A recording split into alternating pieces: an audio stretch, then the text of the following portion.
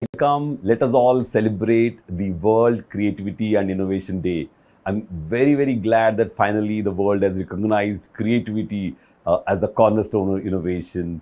And creativity, of course, is very critical for all walks of life. Let it be technology, finance, arts and crafts, everywhere creativity is critical. And that results in innovation, which is the most critical aspect. Fortunately, design education was always focusing on creativity, and our whole education system was such a way that we could actually hone creative endeavors from day one. So today I'm going to take you through this wonderful journey in the design school at IIT Bombay. We were called the IDC School of Design. It was just the IDC earlier. Now it's a full-fledged design school, and we have programs from a minor in design. Then comes the HASMID in design for our BTech students. And then we have the BDES program, which is a 4-year program. And then we have the Master of Design program, which is a 2-year program. A PhD program, which is, of course, 4 to 5 years time. And hence, we are a full-fledged design school with vibrant faculty which teach different aspects of design verticals. So we are very, very glad that we are, celebrating this day, and I'm going to take you through this wonderful journey. So let me quickly tell you this wonderful insights of how we started the design school in IDC, the design school IDC here in IIT Bombay, and we are very, very happy that we are nestled inside a technology school. So technology basically, hones the aspect of, research, hones the aspect of, building theory, hones the aspect of understanding materials and technology to a very high level. Whereas design looks at how these can be converted into usable products and it can improve the livelihoods of people. So in my first section of my videos for you, I'm going to show you how we got our BTech students who are engineering students to become creative. So I'm going to show you this wonderful, small introduction to design story where we improved the creativity of our engineering students by teaching them introduction to design. So in this case, we take them through the 7 concerns of innovation, which I'm going to show you a little later. But let me quickly show you their end project. And of course, today all of us are using AI. So I asked, the ChatGPT, what should I teach my BTech students for their first semester of Introduction to Design? And I got this fabulous answer: make them work with their hands and choose sustainability as a focus. So here I have these wonderful 2 case studies where one batch of students are using old computers to make toys, and the other batch of students are using this bicycle parts to make stools. So you'll see these 2 small videos on both these aspects.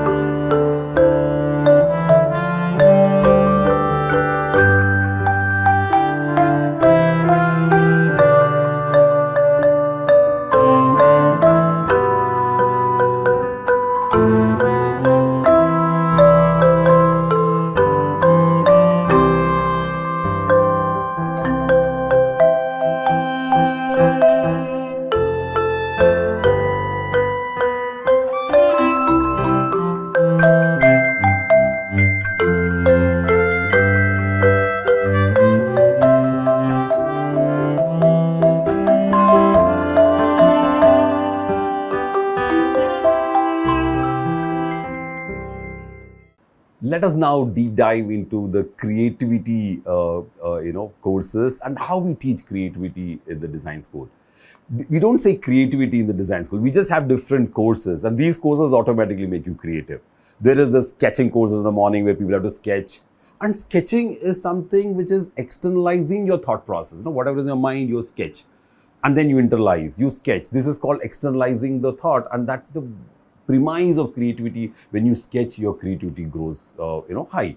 And the second important thing is building mock-ups and models. When you build a model, your creativity jumps 7 times because you're creating this whole artifact which is in front of you. And this artifact, again, sort of helps you to grow these products further.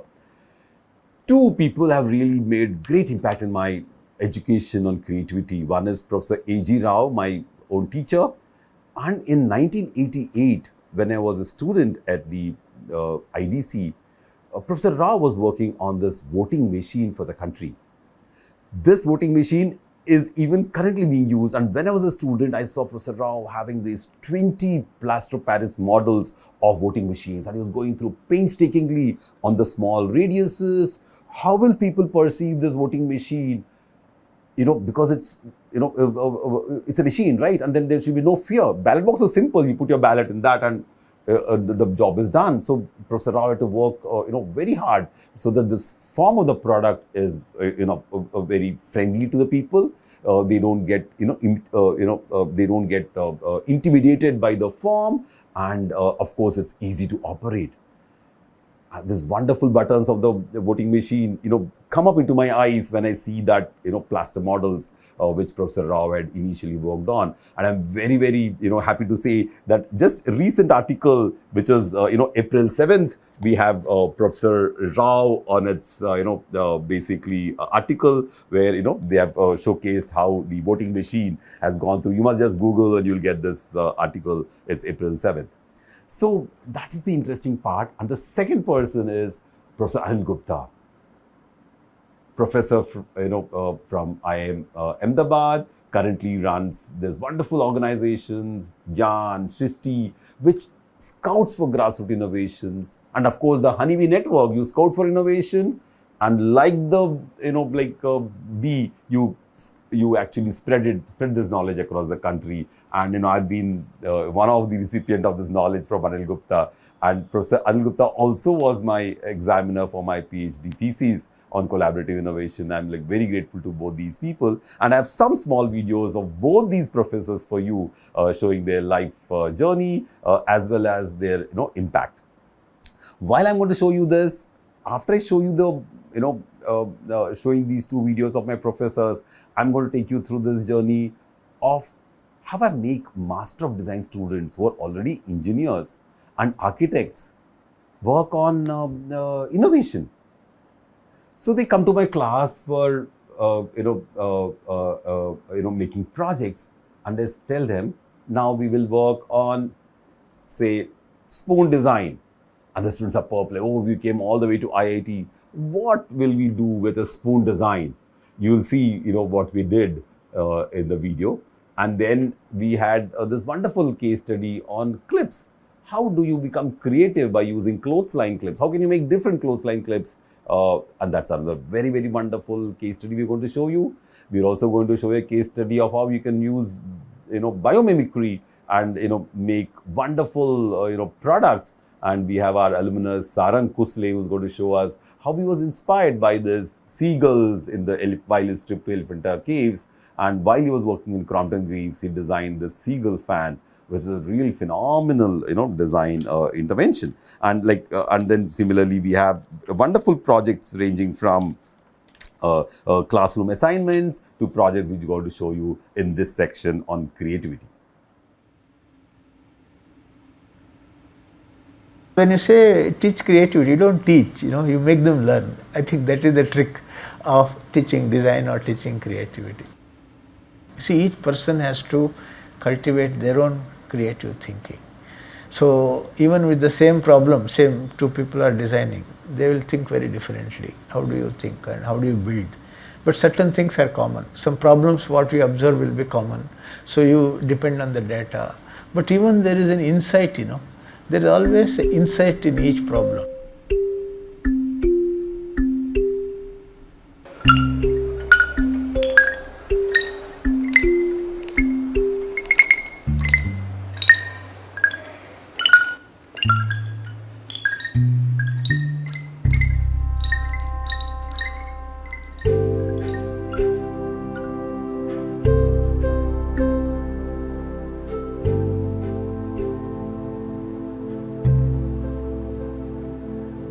I come from a small town, you know. I was very much interested to draw things, and one of my uncles noticed, "Arey, acha, draw kar raha hai uska." Then I thought somehow I should learn cartooning, because there was one famous cartoonist who used to draw in Telugu these things, Bapu. So we thought we should also become cartoonists, you know. So I started looking for information, and I found one postal tuition, Ray-Ban cartooning from Delhi, but it was costing some 30 rupees, which was a very big money for me. And from the house I won't get such things. It's too much of a luxury for us. So somehow I used to save my breakfast and everything and someone collected 6 rupees per month was which we had to send for 5 months. I managed. Then, we started drawing. One of my friend was also there. He also learned from another cartooning school. So we became good friends. Every day we will generate one idea. This was our target, So we will put them and send to the well-known magazines called Andhra Prabha, Andhra Patrika. But we were so persistent. Every week again we will send another set of 5. You see, in the house and all that, they are not bothered. They are only worried whether your studies will be affected. I was already into the college. Just I had finished my PUC. I went to engineering. So only my mother used to say, no, see that you don't lose that merit cum means scholarship. See, I used to get that. But thing is, see, we are in a small town where there is no exposure, nothing, nobody will encourage, nobody will know these things. So that way we were quite entrepreneurial. So we established, as a cartoonist, I made even my pen name from Gopi to Gopu, because Bapu was famous cartoonist at that time.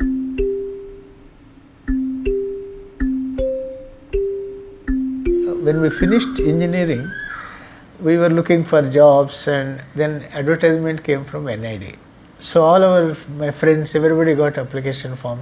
So in that there was big list, do you know cartooning, do you know painting, do you know sculpture, writing stories. So I could tick so many, and my friends all came, it is for you, man, you apply karke. So I applied, and fortunately I was called for interview in Hyderabad itself, and I was selected. One side it was all new things, we learned a lot of new things like typography, basic design. Other side, cartooning itself, you realize, okay, oh God, if I have to be into this, I have to just specialize in this. So let me with design, and of course thinking also changed, I used to draw in Telugu. So I had to think now in English. So all that actually inhibited in some way cartooning, but I realized that it's a serious profession, so my whole heart went into design.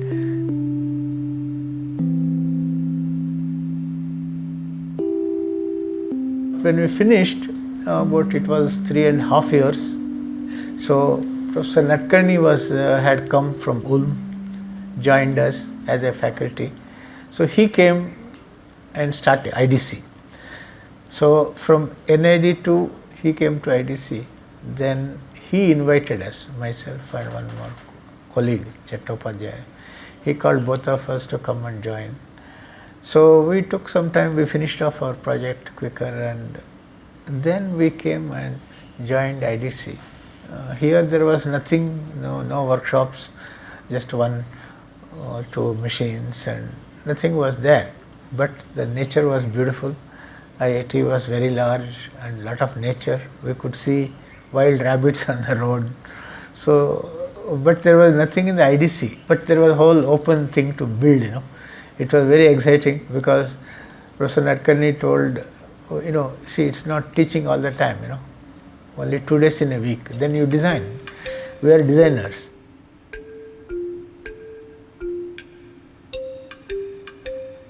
IDC started as a small department, but it had a very large framework of thinking from the beginning. We were very somewhere I would call it a romantic design in the beginning years. We wanted to change the whole country, world. So we took a lot of projects from the rural areas and all that. So a lot of things were designed.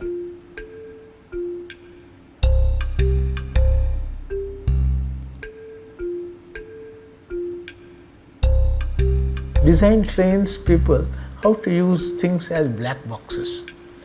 In fact, that is how when you talk about electronic voting machine or any other thing, we understand as a blocks.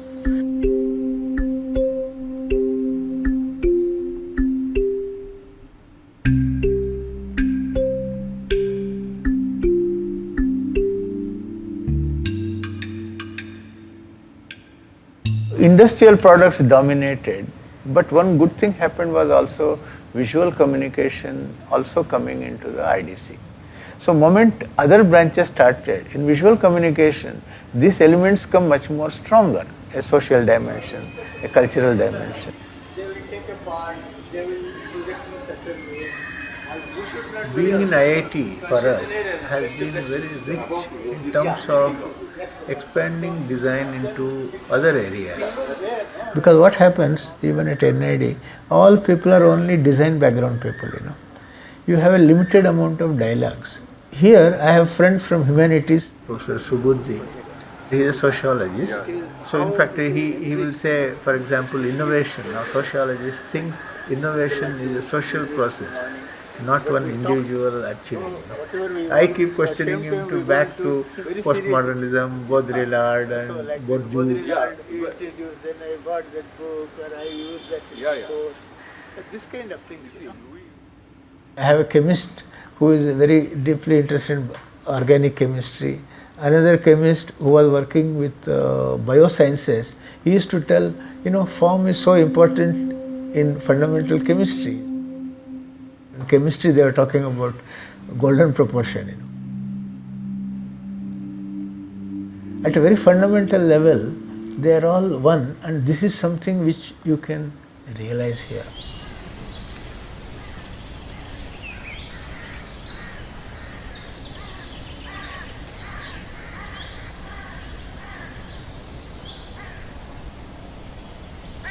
One of my chemist friend, Professor Deb, who is a Bhatnagar Award winner, he was telling, it's so important for our molecules, three-dimensional geometry. We never teach for our students. So, whereas we introduce three-dimensional geometry to the students, now in our new BDES program and all that, these inputs will go into undergraduate level. So, in fact, I think IDC is going to make the whole engineering education richer.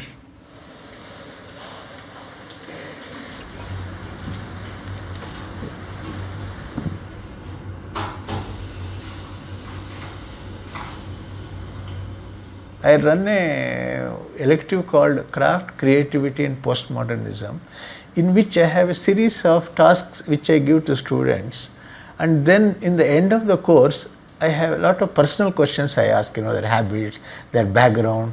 Then I have a whole data, of that person, like a doctor has got all the background. Then I have a nice discussions for the people who are interested. Students come and they have 3 hours, 4 hours discussions. So because somebody is caught with anger, one boy came last time, so I am angry with certain, I get anger, I can't control. So we went into a process, what is anger, why do you get angry, what are you? So it gets into a basic process of kind of spiritual nature, knowing oneself, reflecting. Creative people nurture this right brain, which is also very emotional. So there is a good balance between left brain and right brain is very important.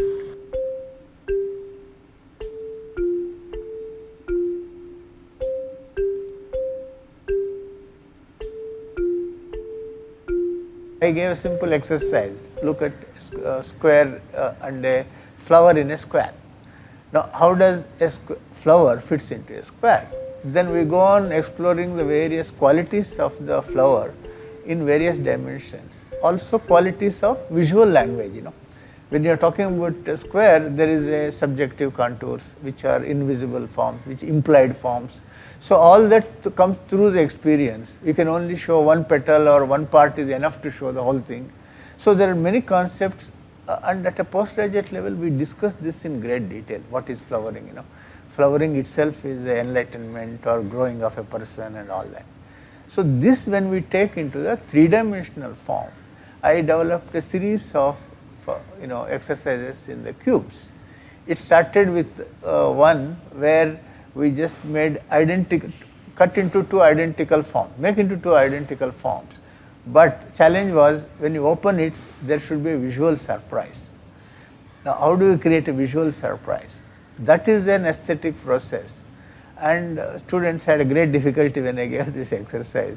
One boy wouldn't budge, and I said, look, what looks beautiful to him? He was a very traditional boy. So he said, I like temples and I sit on the steps. I said, can you bring the steps into the cube? So when you start exploring the steps in the cube, which becomes identical, it becomes very interesting.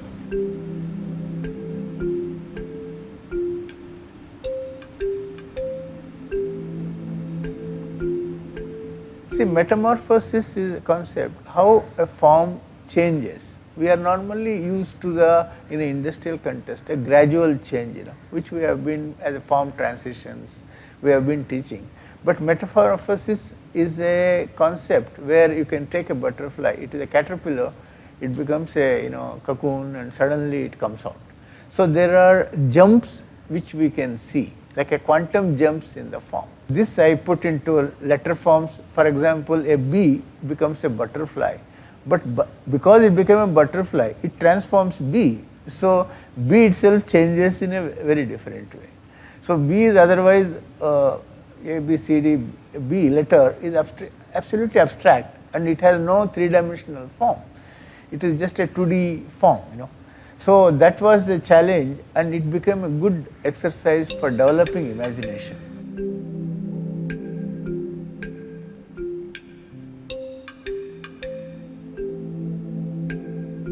See, these are the forms which came out of a basic design exercise, which I developed. When I came back from US, I was charged with many ideas. One of them was Wittgenstein's idea of family of forms. What is a family? He talks a lot about family. Whereas in design, we use family of products in a way that, for example, the set of refrigerators are there. There is a smaller, bigger, a boilers are there. A smaller boiler, bigger boiler. So engineers have a concept of just scaling up, smaller to bigger. It would have a same form, but it will get scaled up. In this also, when I gave an exercise, somewhat something like that happened. But then I demanded, look, you take a concept. So this is a dumbbell. So another concept was peanut. Now if I take a peanut, see the peanut can have a papa peanut, mama peanut, kid peanut, daughter peanut. So how does the form change? So the peanut has a essential form, threeness. And that becomes an essential form of that family. Family resemblance is very interesting because the look is not exactly same, but just maybe a smile is same, or a nose is same in everybody. We immediately recognize, oh, this person belongs to that family. Some features just get distinguished and they remain same. So this concept I took up and asked students to create turn forms as a basis. They are learning also turning and forms in turning. So take any entity and see a kind of essence of form, which will remain, but in a family it can change different forms. So can this concept go into products or somewhere will be a later our thinking.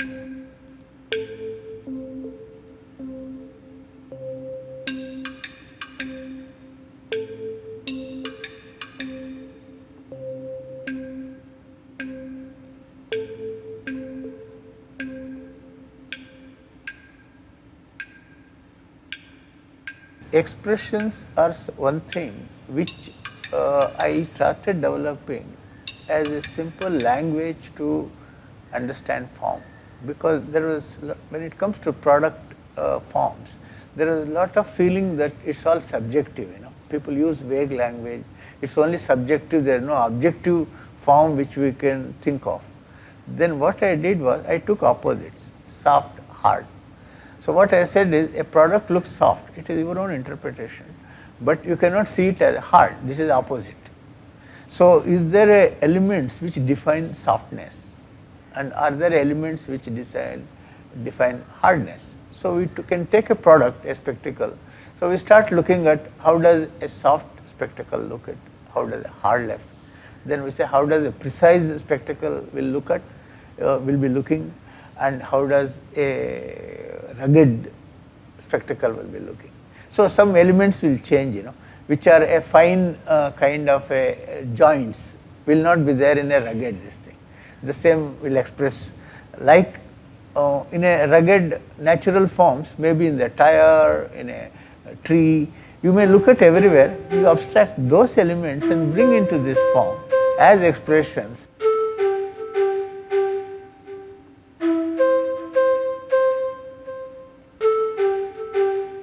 There was a competition from Sony that we want advanced telephone concepts. This was way back in 91, where all these new telephones were not there. They said technology is no problem, but we want a new concepts. So where do you go for new concepts? So 1 week they were working and they could not, they are all similar to the existing concept. Then I put a constraint arbitrary. Let us take letter forms. We have a wealth of forms in our languages, so many languages. So take any letter form and convert into a telephone.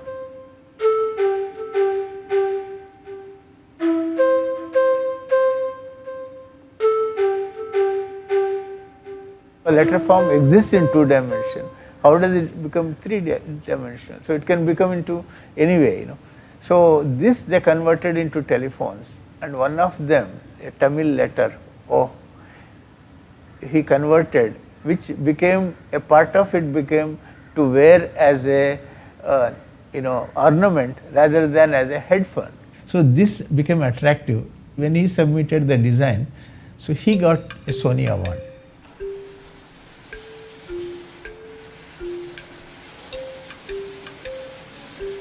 It's a very unique place. It's a bamboo studio, probably one of its kind in the world.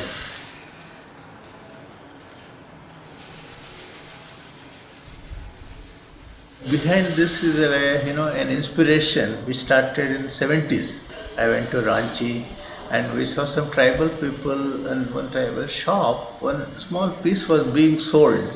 This was a beautiful basket with a tetrahedral shape. We were japped when we saw that, this can be as modern and at the same time made by a tribal person who is considered uneducated. And it's a most advanced form. I see the tetrahedral form with radius. We have not seen such advanced form. Then if you see, this was used for a sieve, but it was only costing ₹1.60. This really mesmerized me. This you can say the starting point into the bamboo entry. So now I see it slowly grew into a interest. See, there are 3 interests if you look at bamboo. One is we have a great tradition, which unlike Western countries, we will be missing if we do not take care of it to how to sustain it. Second is there are something like 13.5 lakh people in the country who practice this and they are slowly leaving it. Somewhere it is not sustainable as a living. Third is bamboo. Bamboo is a eco-friendly material. It should be seen as a new material, not as a past material. Here is a design far superior where a certain order, maybe an implicate order behind thinking and what we call as evolution of design. It has evolved over a time into this, by trial and error into a beautiful design. Now, we need to look at design in a new way. Can we look at the implicate orders which are in the design? Because we have been only looking at mechanistic orders which have come from industrial revolutions. But social order, the order of the material, usage, and culture, this can give lot bigger inspiration to design. That will be the future of design.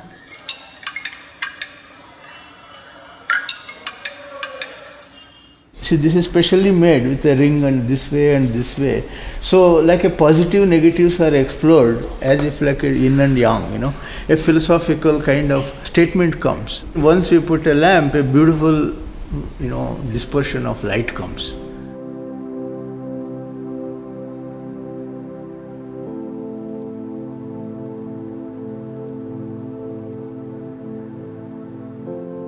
Here is a trade which can give you meaningful living and maybe happy living, plus an advanced design as an inspiration. But can we fit into a modern context where they can also make enough money. This is not been happening today. I think this is one important question for design to address. That is what we have been addressing. Northeast 70% of people work and they have a lot of tradition. So we got a big project for developing tools. Then we went on making trips. I have traveled all over the Northeast, and every time I go, I collect one beautiful basket. Some of these black baskets, these are all picked up from the Naga houses where they make it and hang in the kitchen. So the soot which forms becomes a protective coating. So bamboo has been a traditional basketry and things, products which are used, and they are highly developed in the weave forms. So that's what interested us. And weave forms have not been explored as industrial forms because West never had bamboo craft. So they don't have even bamboo. So these forms itself now can become a new inspiration for industrial forms because it gives us strength. I think it is not just modern, it will go into postmodern design because modern design is based on the industrial revolution. Now postmodern is discovering all the problems of modernization, centralization, the union problem, trade problems, unhappiness of the worker. Now postmodernism is looking at happy working. Is it possible? Creative work, is it possible? Now this craft can produce a postmodern structure where a designer can work with a small group, give them a number of designs. This is another postmodern feature. I can produce a number of designs. My feeling is design has changed in a very interestingly. Designer used to be thinking that I am the designer, I will give. This was the one context earlier. Great designer, Eames will do. But slowly people discovered you are a part of the team. You are a part of the whole team. You are not the designer, dictate everything, So all fields are getting connected in this of design, fundamentals. So as a designer now, you need not think only as a product designer, but you would have your specialty. At the same time, when you go outside, look, you have to understand culture, you have to understand anthropology, because they are all getting encoded into this form. Looking holistically and integrated way, design, that is a must. Now I am seeing it what David Bohm called as implicate order, which will go as a very fundamental thing. Everything manifests, information manifests into the material, products. So it carries on social orders, so on and so forth. So many things get into that. This makes design very rich in terms of profession. It can go into the levels of filmmaking or something like that, where the filmmakers talk about their philosophies, they bring their thought processes into the film, which we were not looking at product that way. See, we were only thinking that okay, material is there, demand is there, consumer survey karo, so you design that, it should be easy to produce and all that. But there are much richer, deeper dimensions of products we need to look at, how people relate. So there are some films where you see, person relates to the vehicle as a spirit or spirited living thing. So for us, each product becomes in some sense a living thing. In fact, David Bohm brings like that. There is a life even in the material things. So we cannot say there is no life, and each product takes its own life.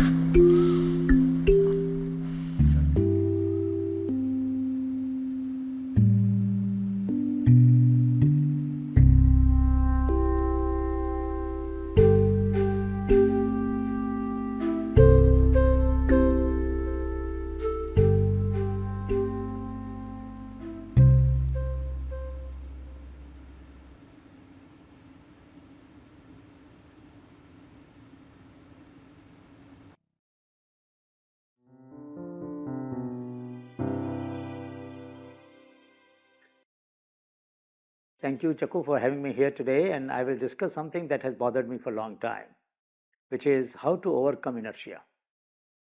Inertia that prevents us from taking one step forward from where we are. just one step forward. That one step, like a first line of an essay or a novel that you write, is always a pain, isn't it? So once a little girl was sitting with her grandmother, and grandmother said, you know, whenever I cook puris, the first puri gets burnt. The little girl said, why do you cook the first puri? Start with second. You know, little girl. So sometimes silly things help us to understand, my God, no, there is, all of us have had that difficulty when we start writing papers. The first paragraph is a tough. Once you write the first paragraph, the flow becomes easier for the remaining. But that first paragraph sometimes wait for years.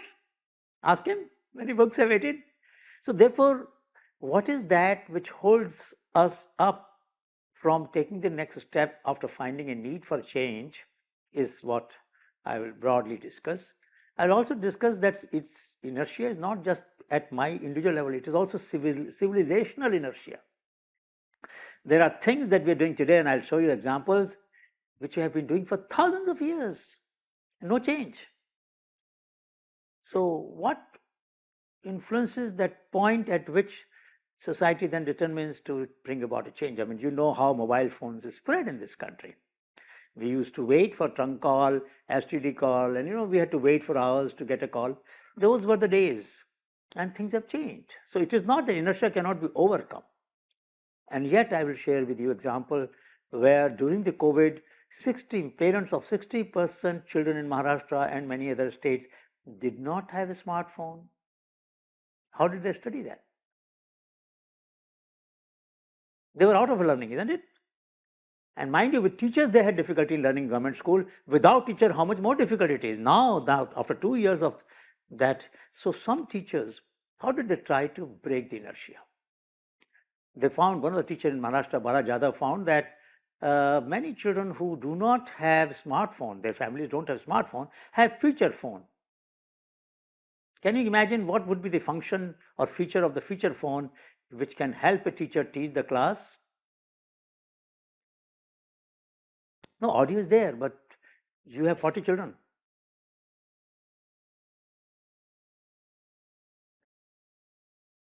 Not messaging, you want to teach using your sound, of course, but how would you do that?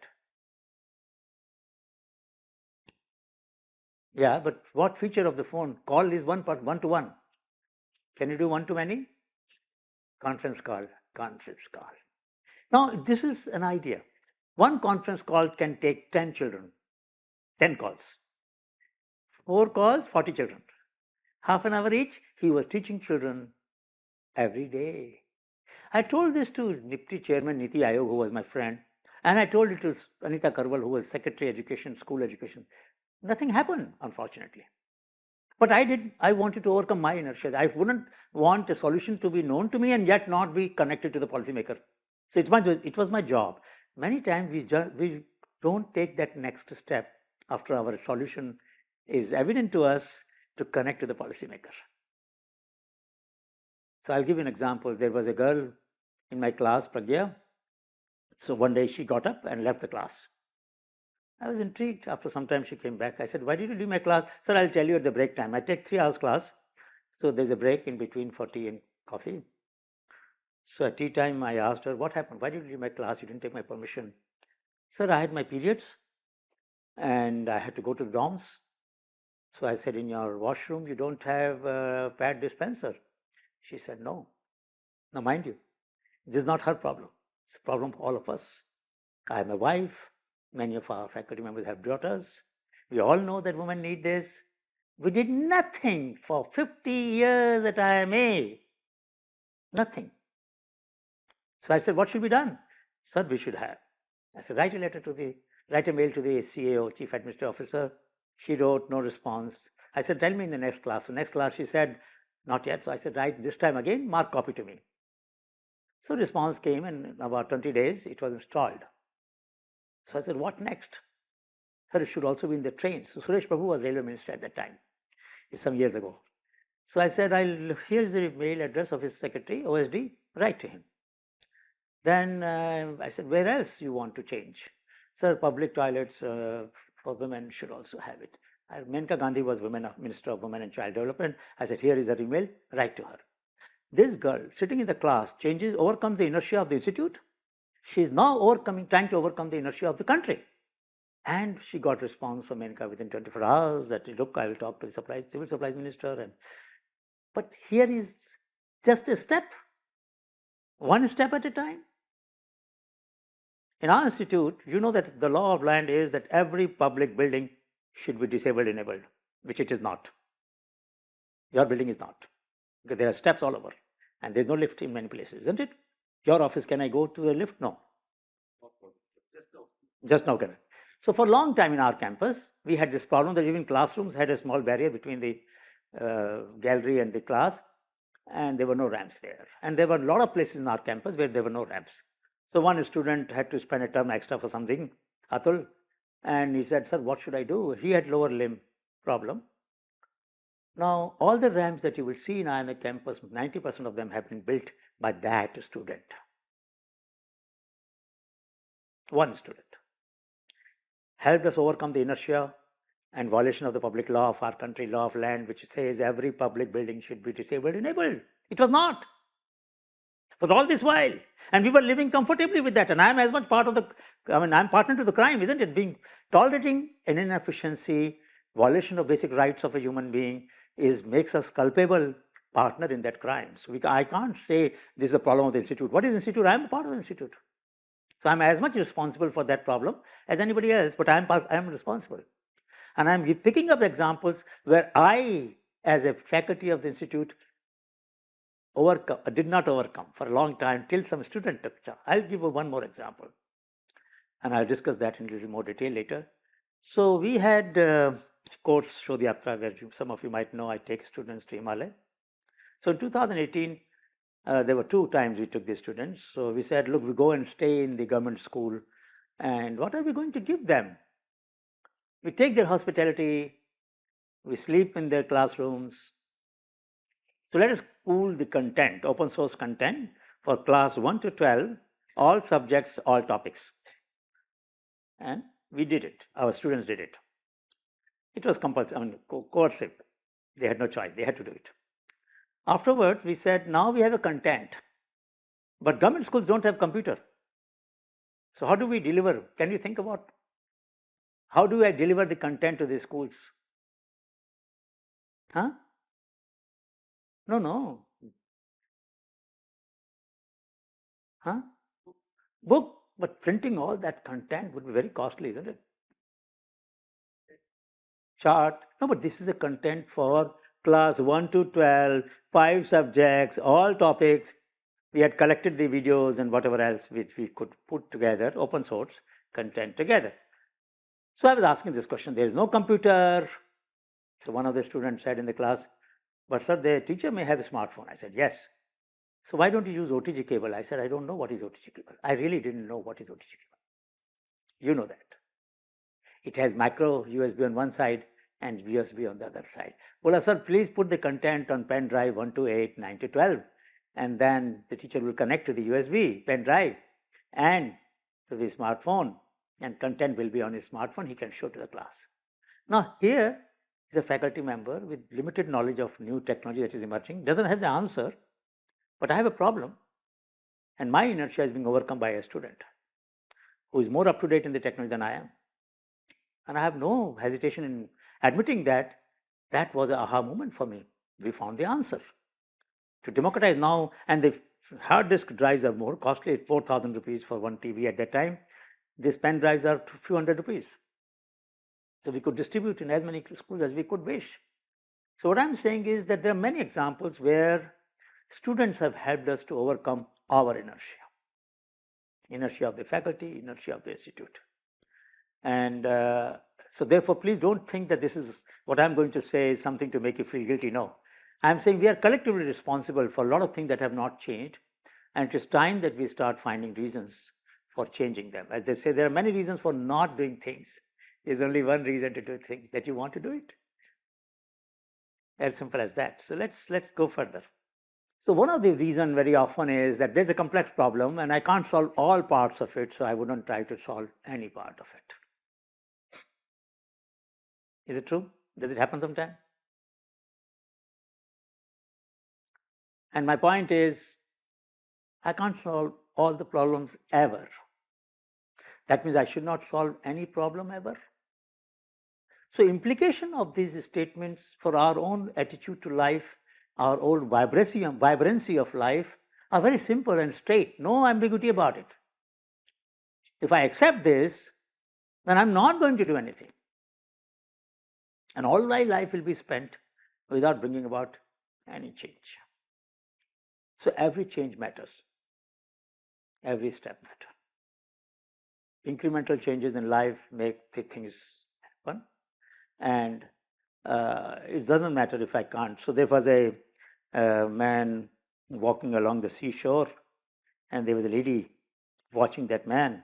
And what he was doing, the sea waves, ocean waves of the sea, were throwing a lot of starfishes on the seashore. Some of you might have heard this story. And he was throwing them back into the sea. So lady said, look, you can't throw these thousands of starfishes on the seashore back into the sea. He picked up one, threw back that one into the sea and said, I can at least save this one. Since I can't save all, should I not try to save any? And I call this saga of the starfish, that these are the reflections that we need to have, that look, if I can't solve all problems, doesn't mean I won't solve any problem. Now here you see a cobbler, Mongolia, China, Afghanistan and India. And you see this one, doesn't matter, you see the iron triangle sort of thing with Indian. He sits outside Niti Aayog, वहाँ भी बैठते हैं यही cobbler. The Krishi Bhavan in Delhi, some of you might have seen. There is Shastri Bhavan, Krishi Bhavan. There also the one shoe mender sits. So you see, this was designed when shoes had nails. Tuck, tuck, tuck. Right? Now our shoes have either stitches or adhesive. If you put adhesive and put hammer, there will be a vacuum and air will rush in. Joint will become weak. What do you need? You need either a clamp or a stitching machine. China has, Mongolia has. Mongolia is poorer than us, China is richer than us. Doesn't matter actually what the economic status is. That's the point I'm trying to make. Once we decide that this has to change, and whose life it affects? Our life. Because we go to get our shoes mended to him, isn't it? And this has not changed. At least in our country it has not changed. In some other countries it has not changed, but many countries it has changed. So obviously the issue is, who will design this? Whose problem it is? As a consumer, it is my problem, isn't it? But then I don't get it done more than a few times a year, so I think it is too small a problem. Too small a problem. So there was a fight between two armies, and both these forces were sitting face to face on the horses, and they were the leaders of both the armies were face to face, and suddenly the horse of one of the commander turned back. So the followers, all the soldiers thought that there is some dialogue that has taken place between them, and he's asking us to go back. The entire force turned back. And then he wondered what happened. One nail in the horseshoe of the commander's horse was loose. और वो हिंदी में बोलते हैं सेना हारी क्यों? क्योंकि कील एक ढीली थी. Every small detail matters. Even a nail in the horseshoe matters. This matters. But it doesn't matter. Because if it mattered by now, somebody would have tried to do a small project and change it. So this inertia that exists in our daily life, where we adapt and adjust to the inefficiency of the system rather than transcending it, is a problem that we need to find answers to. So what he needs a stitching device, low cost. He needs adhesive. He needs a clamp which will keep the adhesive together in its plates for some time so that the joint becomes faster. These are not very difficult solutions actually, very simple one, and can be done. So this is a question I'm asking all of you. Are you not all murderers of your idea at one or the other stage? हैं? ऐसा कोई है इस class में जिसने कभी अपने idea का मर्डर नहीं किया हो? हैं बच्चे? Have you killed? You have killed some of our ideas? Why do we, just face this fact that we are all murderers of our idea. I'm using strong language because it must agitate us. And what was the problem? I could have looked at, the birds don't stay in the nest in which they lay the eggs for too long after hatching them. If I don't have desire to implement my idea, somebody else might have. I won't share and I won't do anything about it. This is the source of inertia. This is very bad for our country and for our society. The countries which have made progress because it is not necessary the one who is good ideator must also be good implementer, isn't it, Jaipur? Some people are good in ideating, some are good in implementing, some are good in diffusing those solutions. And these are skills which are all the three skills may not be in one person. That's why the societies which have progressed have really, and you talk it connection, in your 7 C's, this is connection. Connection. See, now, because we are not making these connections, we're killing our ideas. And I think we need to reflect on this. So how do we recognize, first of all, accept it? Write a letter to ourselves, a mail to ourselves. And I wish all of you will do that tonight. Send a mail to yourself saying that I have killed so many my ideas. These are the ideas that I killed. Now, out of these 5 ideas, I'm not going to work on these 4. Let me upload these 4, change my upload to download ratio, and let somebody else work on it. Share them in the class, share it on a blog, share with anybody. Tweet them, link them, post the Facebook, कहीं भी डाल दो.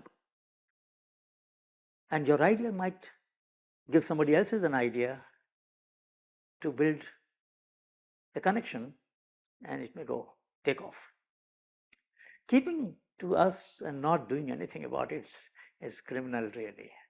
Idea deserves its place under the sun, not necessarily under the shade of your own palm or your own body or your own home. ठीक है ना? This is important, very important. Now, this is my favorite. Anamika took this photograph. My colleague, she knows her, in Thol Lake. And I love this photograph because it brings to my notice immediately something that we don't. What is that? What do you see?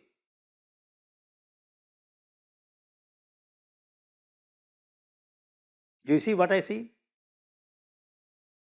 She has the courage to break the trend. सही है ना यार? ये जो अलग जा रही है, she didn't ask what will others say. लोग क्या कहेंगे? कहाँ जा रही है तू अकेली? सारी क्लास तो उधर जा रही है. हैं? तेरे को क्या पड़ी है? अपना रास्ता अलग ढूंढने की. होता है? But I love this duck. If you want my love, you have to be that duck. Simple सी बात है ना भाई? Because I love people who have fortitude. What is fortitude? The capacity to say no or yes when the word wants to hear yes or no. If word wants to hear yes and you say no, that is fortitude. And those who are bringing about change in society, innovators, entrepreneurs, have that capacity to some extent. Because who wouldn't pull you down? Your friend will say, ऐसा कभी होता है? हो गया ना यार, कर दिया. तो ऐसा भी नहीं है कि चेंज आया है, but there's hardly any change maker who has not been pulled down by the peers in the early stages. ऐसा भी नहीं होता. हमारी सोसाइटी में थोड़ा ज़्यादा है और सोसाइटीज में थोड़ा कम होगा शायद. Because we always begin with the no. नहीं हो सकता ऐसा. The first reaction is ऐसा कैसे होगा? We are doubters. We suspect. We are not believers. We don't want to give a chance as easily because we are conformist society. We are a compliant society. Sometimes we were also very congruent society. And all the 3 are enemies of innovation. Compliance, congruence, and continuity. So now that's very paradoxical statement. You get a message, you try to reply it. If you didn't reply for next 10 hours, I think the other person wouldn't die. But we reply. We make urgent as important, but not important as urgent. And that's one of the source of inertia. We are busy, we're tired, but we have spent time in doing things that could have waited. But there are things that cannot wait. Change in society, improving quality of life for people, reducing pollution in our society, improving efficiency in our system, designing new solutions that's disabled. Today it was such a wonderful thing to hear so many ideas about elderly people. Some of them need to be done. I mean, I would wish some of them should be done tomorrow or yesterday, but I'm sure after 3 weeks some of them might move. Will they just leave them at the mock stage and or continue with them? Take it forward, put it online, send to the mainstream possible. So somebody can take it forward. Correct. Please don't hold on to your idea if you're not going to take them forward. Because with your idea, somebody's life will improve. And you never know, a good act comes back always. So your grandparents might benefit from an idea implemented by somebody else.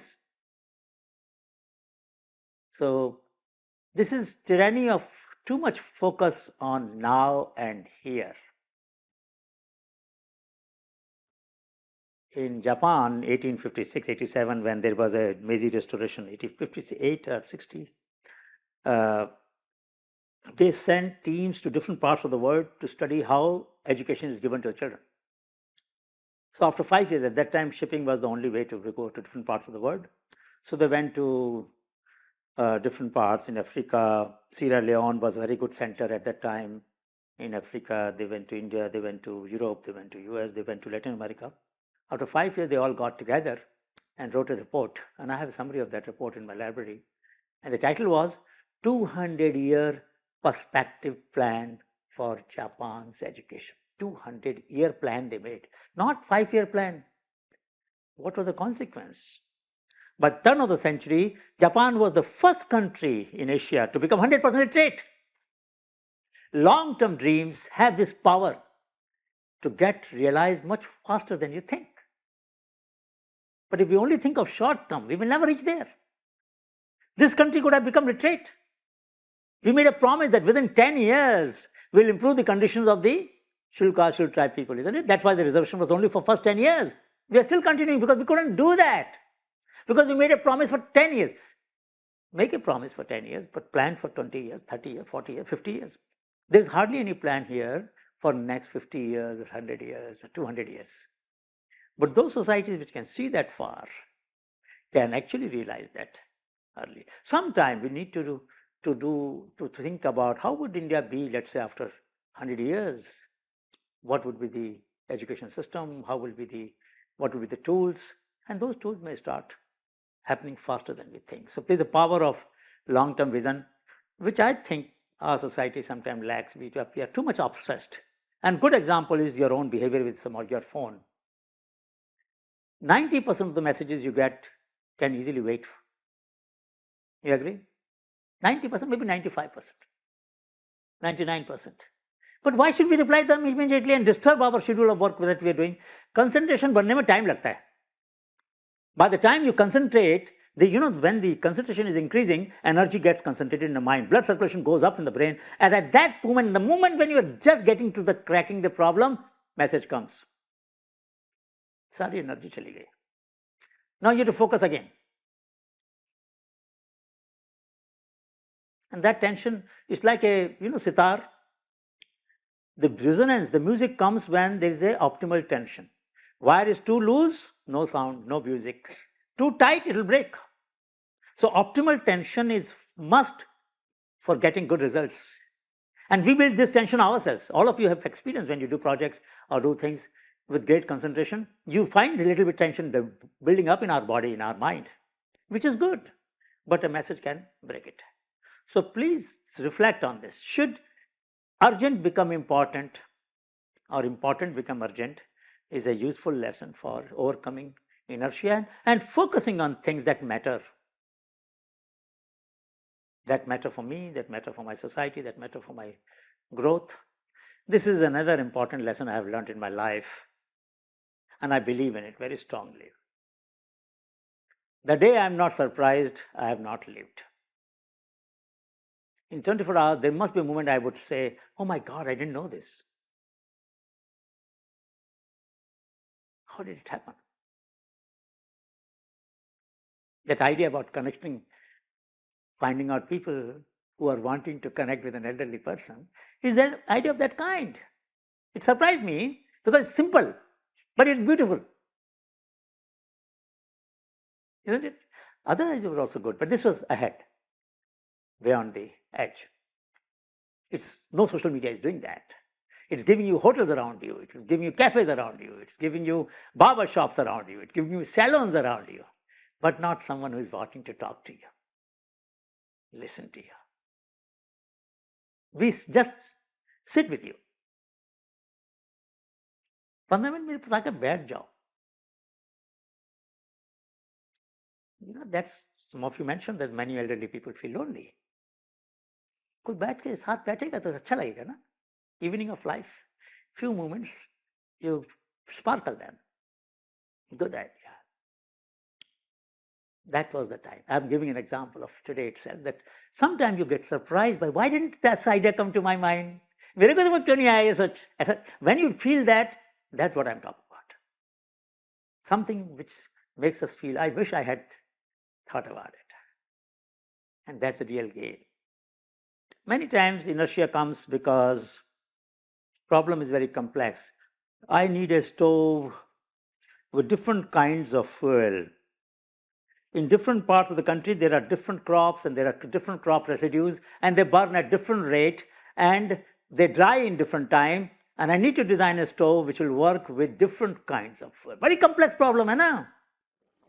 In fact, there's one scientist from BRC. He says that it is more complex than designing a nuclear reactor. And he's now only working on stoves across the country. Yes, Sab naam yaad hoga sabko. He's the scientist from BRC, like currently the guy who's like going across the We country. have to meet him together. We'll jayenge uske paas. So you understand that? It looks like a simple problem. 250 million households or people in this country are using this kind of stove, which was used 10,000, 15,000 years ago when the use of cooking was developed, practice of cooking was developed. 3 stones must have been put, firewood between the stone and a vessel on the top, or hanging meat or cheese or whatever on the top, without, even when vessels were not there, before metallurgy developed. And if you also make out this, that like a single solution will not work. Will not work. Problem is everybody is looking for a single solution. And even in nuclear reactor, they have fixed notions. But here the raw material is different, the ingredients are different, the way of method of cooking. Cooking is different, duration of cooking is different. You know, sometimes a worker goes for the work and he would like the dish to be cooked by the time they come back for lunch, 4 hours. Slow cooking चाहिए भाई, जल्दी नहीं करना है उसको, खाना ठंडा हो जाएगा फिर दोबारा गर्म करना पड़ेगा ना. You need more energy. Why can't I have a variety of rice which will take 4 hours to cook instead of 20 minutes or 5 minutes to cook? You look at the problem. He changes the breeding goals of the crop varieties, so that he will put on a smoldering fire. धीरे धीरे आग जल रही है, उसके ऊपर रख दिया. 4 घंटे में बाद में जब खाना खाने का टाइम होगा, I'll get hot rice cooked. You must have heard about slow food movement all over the world. Italy में शुरू हुआ. Many countries have this. More nutritious, less protein degradation, and food much more nutritious and tasteful also. But then this is just one problem. There could be many other problems of keeping, modulating fire, modulating time, modulating different vessels, using the waste heat. I'll show you some examples of that, how people in Meghalaya have 4 layers of heat gradient being used after the cooking. The smoke that is emitted, how they use, as it goes up, it is losing heat, but it is carrying carbon dioxide. Can that carbon dioxide be useful? Yes. For what? Where I don't need temperature. Where? Bag of seed on the top. There I don't need heat, I need only carbon dioxide. To keep the bag of seed away from the pest or pest away from the seed. You look at that? How? And then I'll show you the example in a minute. So, should I not handle this problem which is complex? Okay, I'll say I will not solve it for the entire country. I'll solve it for Rayalaseema. I know what crops are grown there. I know what residues are available. I know what kind of food they eat. So we break a complex problem into its part and make it solvable. At least some part is solvable. But the moment I say it's so complex and I cannot solve it, I really don't solve it. And inertia continues and the people continue to suffer and we're not able to solve it. Another example of 200-year-old inertia. आपने अभी चाय P थी ना? You didn't realize the pain of the lady who picks up the leaves. कितनी बार उठाती होगी दिन में? Guess any number? How many leaves? Buds, 2 leaves and a bud. 1,000, 2,000 times, 3,000 times. अभी 5 बार करोगे ना, 10 बार भी मेरे साथ करोगे तो यहाँ पर पेन होगा, यहाँ पेन होगा. ठीक है? उसको नहीं होता होगा. But we don't feel that pain when we take a cup of tea. Maybe that's the reason why she continues to do this. So I took this problem to a class in SEPT. One of my students was teaching their Ustad. And 2 students came out with 2 ideas. One was, you have a bowl here. You keep the leaves here. There's a pipe attached to that. Ball goes up, through the pipe, leaves go back. By gravity. Simple. At least this idea broke the inertia in mind that uska problem ka solution ही कोई नहीं है. Other side, you have a small motor from the transistor, from tape recorder or somewhere. Press the button here and it will suck back. I was in Jimand. Anirudh की conference में मिला था मैं उनसे, professor से. जिमंड यूनिवर्सिटी है Germany में, वहाँ से एक पार्टिसिपेंट आए थे आप. हाँ, right. So I didn't know that. हाँ, गवर्नमेंट. तो वहाँ पर मैं गया उनके डिजाइन स्टूडेंट से. And I give this problem to them. And I said you have to find a solution. So one group of girls came out with beautiful solution. They made a अंग वस्त्रम होता है ना जैसे. They designed that with lot of pockets. The whole stall was full of pockets. Fill up one pocket, move it up. Second pocket, third pocket, fourth pocket, fifth pocket, sixth pocket. Fill up all the 20 pockets, then go and empty them in the basket. And looks beautiful, you know. Germany में बैठकर हमारी सिलीगुड़ी की problem को solve कर रहा था मैं. You know the point, you understand? चाय तो सभी लोग पीते हैं, फिर उनको क्यों नहीं तकलीफ होनी चाहिए? So what I'm trying to say, this problem, how long will it remain like this? Tea workers, the lady who collect, and these are women generally, all the 3 problems I've given, chose deliberately are affecting women. There is so much concern for women. उनकी problem तो solve नहीं हो रही है. In fact, I have argued that the things that women do, rate of technological change is very slow. Singer machine for swing was designed about 70, 80 years ago. When you change, some of you have used that machine. Anybody has used that machine? Shuttle change किया कभी? Mummy करती थी, किसी ने किया shuttle change? तो उसको उठाते हैं ना, बहुत कास्ट आयरन क्या होता है ना. अच्छा, वो क्या करता है? It blocks the light. It becomes dark inside. LED नहीं लगा वहां पर 50, 100 साल, 70 साल तक. अब लगा है. सुन लिया होगा उन्होंने मेरे किसी टॉक में. पर सवाल ये है कि 70 साल लगते हैं क्या इस बात को सोचने के लिए? You see the inertia even in the large corporations, large multinational corporations, designing products for our people, there can be an inertia for that long. Simple थी बात, बड़ी simple सी थी. Now look at the needle where you have to put the thread. Again there is a shade. Correct? Block करता है light को वो. Light नहीं चाहिए वहां पर. And already you are hard of seeing. अगर एजिड लेडी है थोड़ा सा दिक्कत होती है ना. Threader which has a spring kind of a, हमने डेवलप नहीं किया वो थ्रेडर, बाहर से आया हमारे यहाँ. You put the threader inside the needle hole, eye of the needle, put the thread inside, pull it out, and then.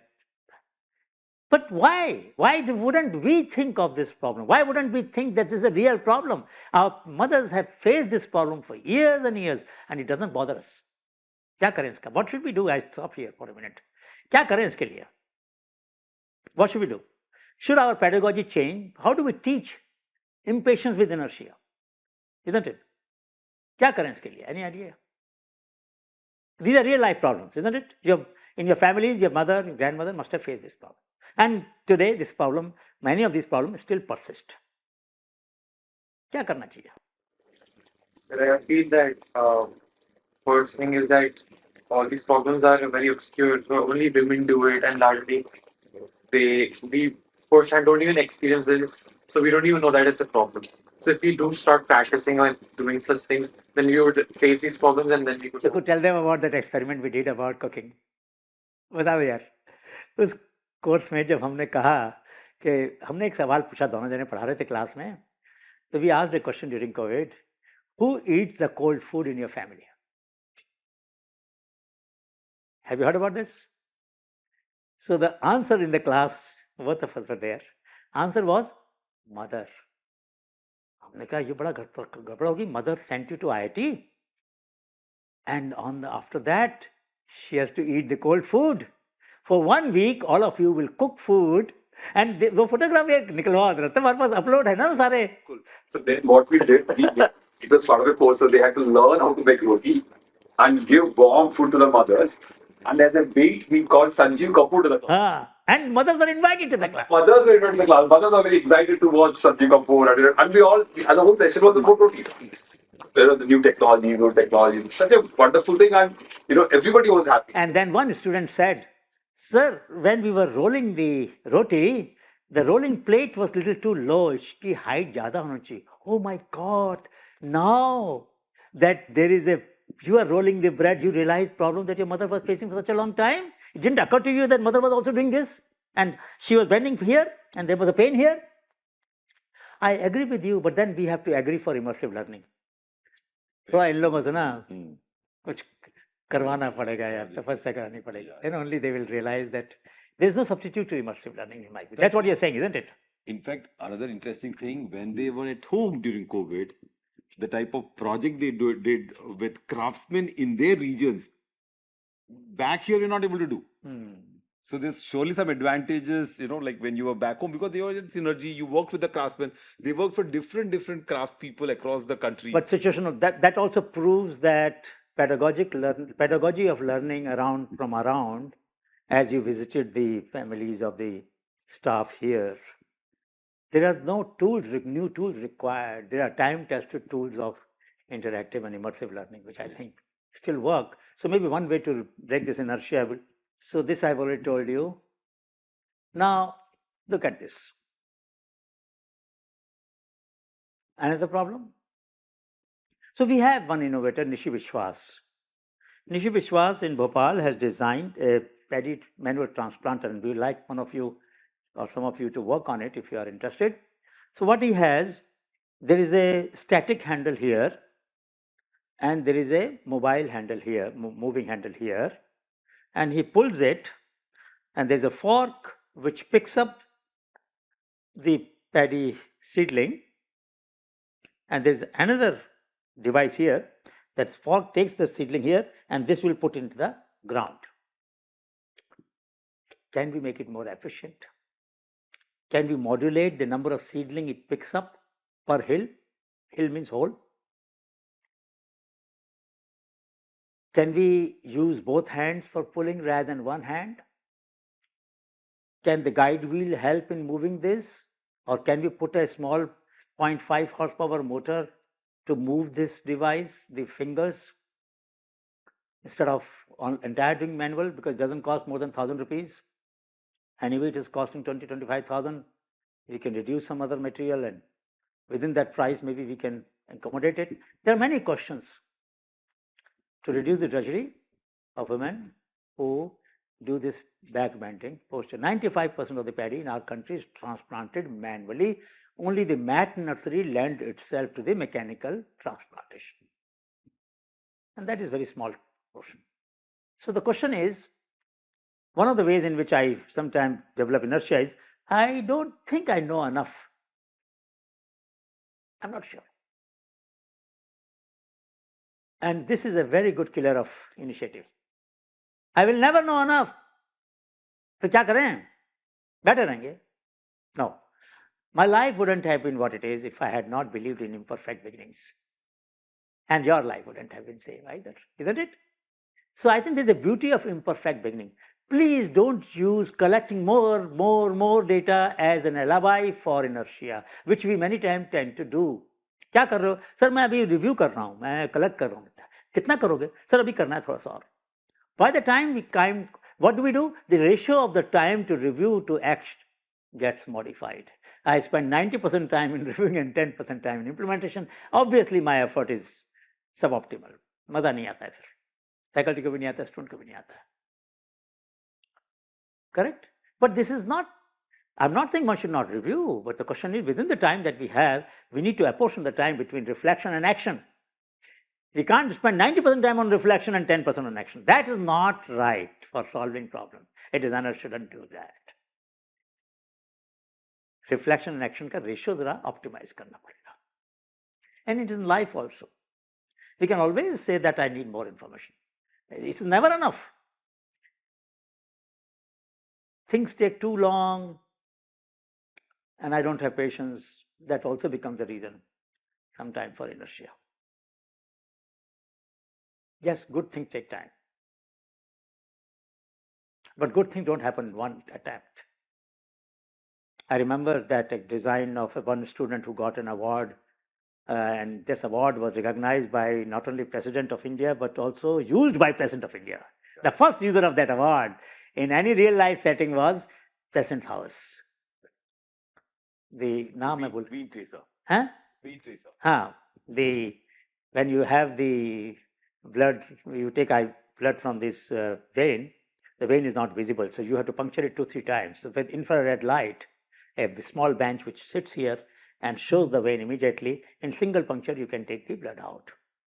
So when President saw that and he was walking with his medical officer in the morning, he said, "Did you remember that?" He said, "Yes, sir. But we should have in our dispensary." And immediately he supplied that. Now, you can make it better, you can make the stand better, you can do all of those things. And it may take another 10 years maybe. अभी भी बहुत सारे hospital में नहीं use होता है. जो blood sample लेने आता है उसके बाद नहीं है यार मेरे पास, जो आता है ना पैथोलॉजी लैब से, उसके पास नहीं है अभी. So it has not become a practice. But it needs to become a practice. Because all of us who have given blood sample have suffered from this multiple punctures many times. है ना? हमारे parents, हमारे family members have suffered. So this is an example. Something very nice, very useful. But if we had not shared it at that stage, it wouldn't have got the attention of President of our country. So I would say that yes, perfection is good, but trying it out is better, even with imperfect design. Maybe through that process we'll get more feedback and improve it further. So taking too long is necessary. I will not deny that. I'm a great believer in perfectionism. But that should not become enemy of trying things out and getting feedback and designing things. So this is, I gave you example of last two, but one example I didn't. You all have a steel almirah in your home. दरवाजा बंद करने में दिक्कत आती है? क्यों आती है? Why do you face problem? But why? No. 35 degree centigrade में क्या थर्मल एक्सपेंशन होगा? क्या बात करते हो शेड के अंदर? Uneven floor.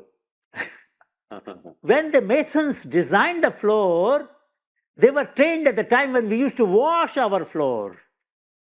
हम धोते थे पानी से घरों को. So they give a small slope. Like a fridge, if you put little padding of 0.5 centimeter below the front legs, बड़े आराम से दरवाजे 25 साल तक हम जूझते रहते हैं. We keep on fighting with it and blaming the manufacturer, blaming everybody in the world, but we don't add this small pegging under the front legs of the almirah so that it closes properly. Nothing to do with latches, nothing to do with the hinges, nothing to do with that. So the fridge door closes automatically. Because of that, because you raise there is a screw there, you do that. But same principle, एक ही घर के अंदर दोनों चीजें हैं. And still the analogic learning is not moving from one room to another. I'm saying this is something to reflect on. These are attitudes to life as a conscious being who wants to bring efficiency in everything around me, I have to reflect on it. Why do I live with these problems unsolved for that long? Why? Why shouldn't I become impatient and ask myself the question, ये क्यों हो रहा है ऐसा? And how can I overcome it? What is the design defect here that can be improved? So sometimes teachers are responsible, sometimes regulators are responsible. Our standards sometimes are copied from European standards, and we have not created modern standards for our own needs, our tropical conditions, our dusty environment, all of that, high SPM. We have not designed standards for our gadgets, for our products suitable for our conditions, and then somebody has to do that. I would suggest add an element of regulatory standards. They should review the standard for the product they're developing. Very true. They should review the BIS standards and suggest changes and write to the BIS that please change. We have done this study on the basis of my project. I would say the standard should have this clause different. Whether they do or not is a matter of detail. But as a scholar, as a student, we should challenge the standards that are holding back our progress because they're not contemporary enough. They've been just copied from a temperate environment for a country which is tropical and have very different challenges. In fact, I take this example of the helmet, which is actually meant for racing Correct. in the UK, and we're using it for our conditions, hot conditions. And you've done so much work on that. And so I'm saying that this should be an element added to the course where they should review standards in the domain in which you're working and write a mail to the BIS telling them what you think should be the standard. Doesn't matter whether it is right, wrong, or acceptable or not. As a professional, I should do my job well only when I challenge the contemporary regulatory standards of that domain. Then I will realize that, look, sometimes the standards themselves are barrier. And obviously for an innovative product, standard will not be there. We recently got standards built for motorcycle paint flying machine. Took such a long time. But hua. But if we had not tried, nothing would change. So therefore I would suggest that we should bring in this issue. And of course, we are all as a teacher responsible for not challenging your inertia when we accept your reasons for not doing things. So that is important. This is just one matrix and then I close. Here there are 4 dimensions of anything we call as innovation. Very simple: method, material, application, and way of delivery. Each can be dichotomized into old, new, old, new, old, new. One of the 4 should be at least new. So in case of Uber, neither material was new, nor method was new, nor application was new. Just the way of delivery was new. You can have azididactin is a compound from neem, well known for pesticide control, old material, old application. But you can make it storage stable by extracting differently.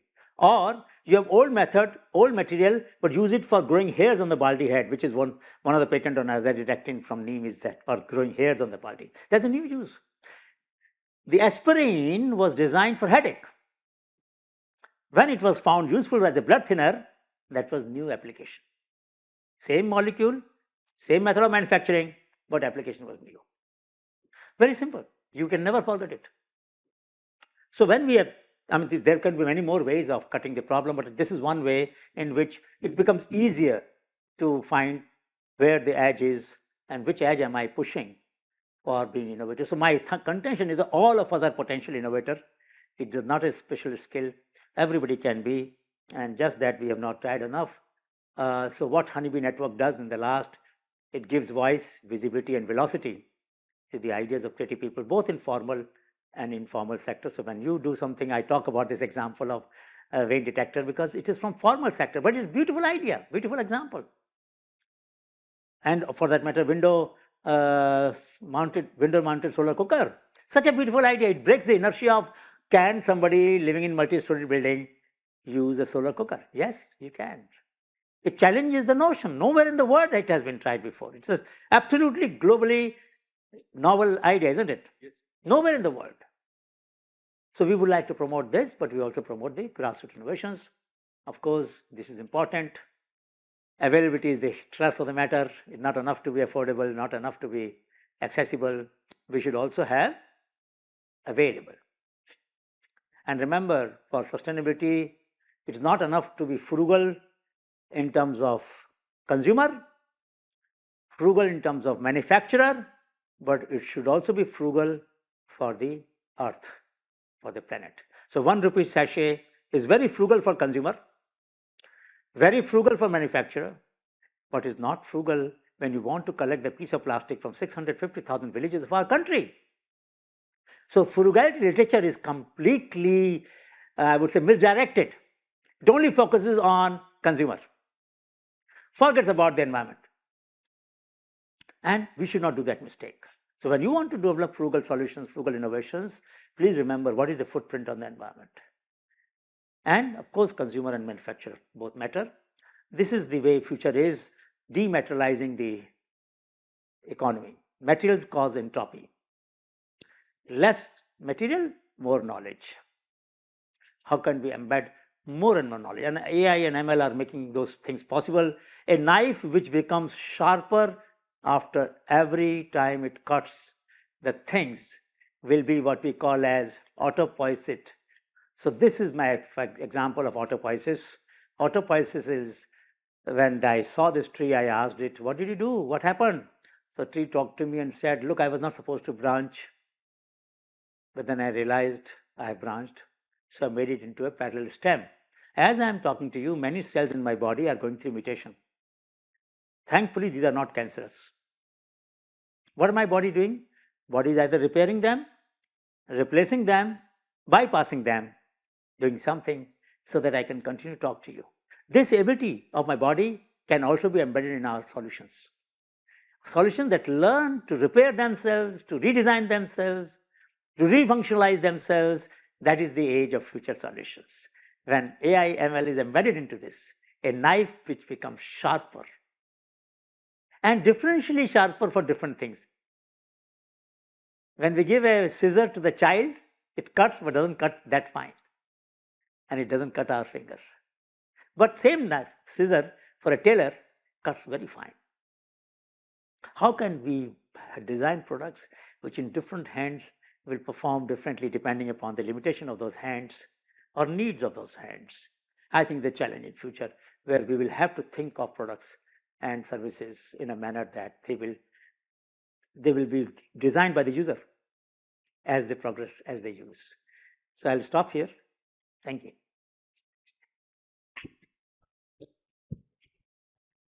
We have time for some questions.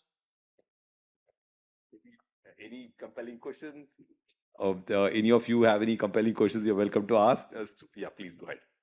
I had a question when you mentioned that we should, reflect on such problems with the steel almirah, and so it's a problem we all face. And but after so many years, even now, I didn't realize that there is a slope in the, floor. How does one even, reflect on such things that maybe there's something wrong with surroundings and not the problem itself? You said that we should reflect on such things, but is there any way we could develop such sort of? Yes, absolutely, we can develop this sensitivity. So there were two friends walking on a street, crowded street, and one of them said, "Did you hear the sound of manna, the birds?" The first one said, "Are you crazy? In this crowded street, how can I hear the sound of the bird?" "Oh, I'm sorry." He walked for a few steps, dropped a 5 rupee coin. The other friend immediately heard it. "How could you hear now? You couldn't hear the sound of the bird, but you could hear this sound of the coin in the same crowded street." Antenna was tuned differently. We have to change the orientation of our antenna. We have to become sensitive. The ability to see sensitive. For example, when there is a page layout, and if there is a 0.5 millimeter difference in the alignment, can your eyes observe it? If they can, you are sensitive. So Bharat is so sensitive that I made a poster and he pointed out, "Sir, what is this? How could you approve this?" He's so sensitive to that. So you see the point. I'm happy that I took an example of that kind. So the question is, but you are sensitive in one aspect and you are dumb. Sorry for saying that. All of us are dumb or blind in some ways in other aspect. And it's okay sometimes to accept that I'm handicapped. All of us are handicapped. Please remember that. All of us are insensitive to certain sounds, certain features, certain functionalities, certain pains of our mother, our sister. We were insensitive for 50 years in IMA. We didn't have centipede dispenser in our washrooms of women. 50 years it takes you to realize that it isn't needed. Recently we were in Shodhyatra in Sikkim, and one girl said, "Sir, you know that in our school we don't have a room to change the pads." Alright? And when I met the Chief Secretary, Mr. Pathak, in Sikkim, after the Shodhyatra we do debriefing, we try to share our thoughts. So I told this example of this girl, Diksha, and he said, "Look, we were going to install the dispensing machines in all these schools, but we never asked ourselves this question, where would they change it? Hopefully it will change."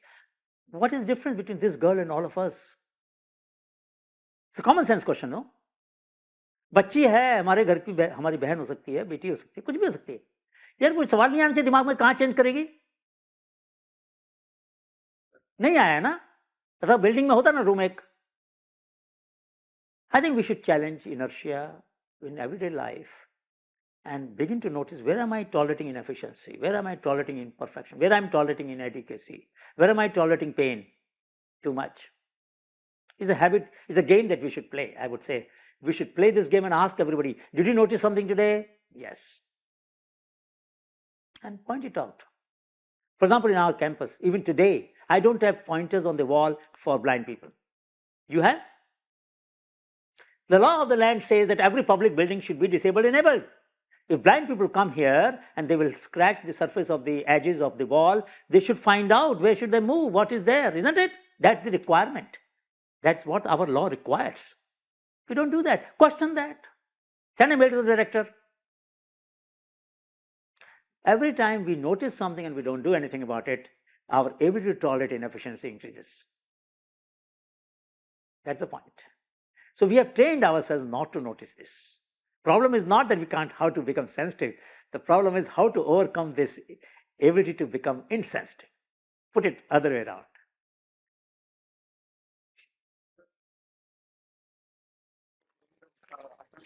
Discussed that the elderly people, they have experienced all these inconveniences that have made them such tough people, right?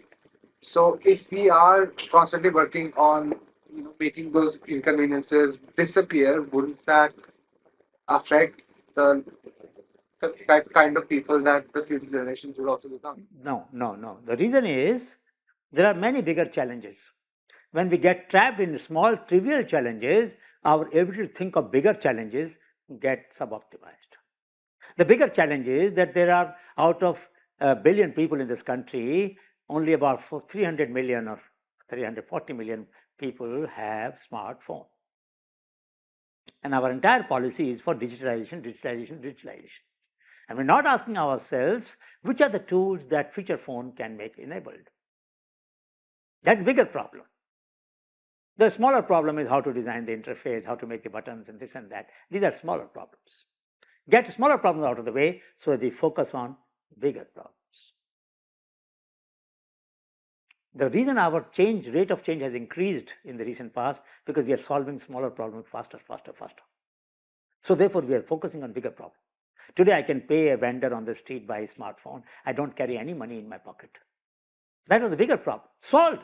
Real time solved. We are advanced, more advanced than European countries in this regard. So it is not that this country has not brought about change. There are changes which we have brought about, but people with smartphone can do that.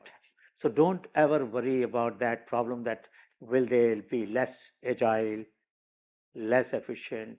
No, they will have more time to do bigger things. And there are always bigger challenges about recyclability, about repurposing things, about reducing our footprint, about arresting the climate change, and so many bigger problems are there. We have not even started solving them.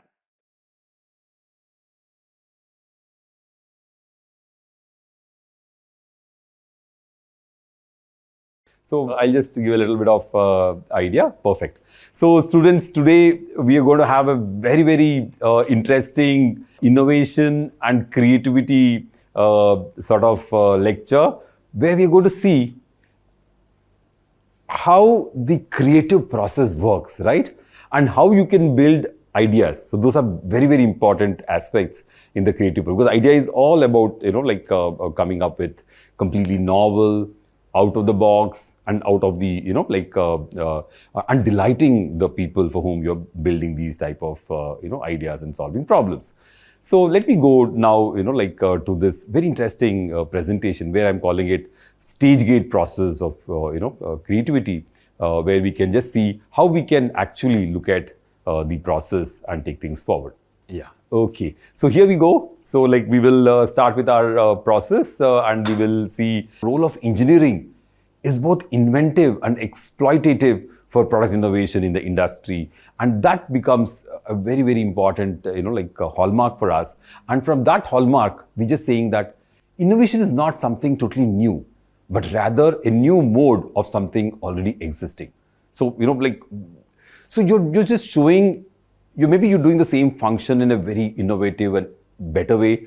You're actually using some other material to do the same job. And I've got great examples on this. For example, I was just telling you that I built this palki for Vaishno Devi, and they were using galvanized iron pipes which were easily available, the water lines, but the pipes were very heavy and they were not long lasting. So we just converted that by using stainless steel pipes and then made it lightweight and easy to carry and long lasting. But then came this very interesting issue of sustainable practices. I said, why stainless steel? Can't I use cane? And then we used cane, and that took us longer to design. Students, I must tell you this, any challenging assignment takes us much, much longer, but it is much, much more innovative and beneficial to the people at large. So those are the challenges which we, will address. So that next palki I made was made out of cane. And when I made out of cane, it became more lighter by 10 more kilos. So from 54, we came down to 34. From 34, we came down to 24. And now, we're planning to implement that, palki there, which is made out of natural materials and will be as long lasting as the stainless steel. So that's the beauty of design, creativity, and innovation. So here we are, doing every time trying to do something which is more comfortable for the people, more useful for the community at large, and of course, more, good for the environment at large. So today, I got this very interesting assignment from my own class, Master of Design students at IDC School of Design. And we said, let us look at spoons as an expression of creativity and innovation. In fact, students, please remember, I did talk about this whole big conference and exhibition which the Italian embassy had put up in Delhi, from spoon to car. And I did mention that in my first class, where the aspects of the spoon is as complex as the aspects of car. So when I said spoons, my students were not very excited. They felt, what is there in a spoon, right? You use that every day.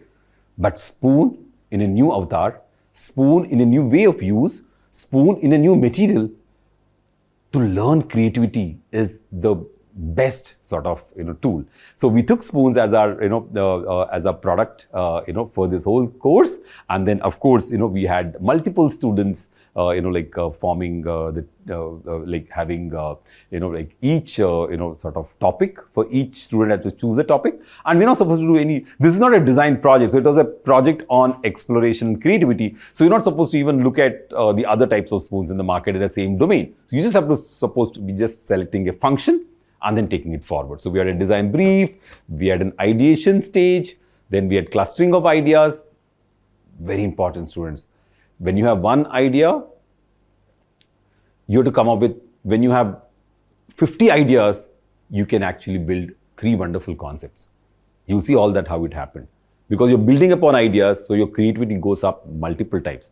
Similarly, concept generation, where you build 3 concepts and then go to models.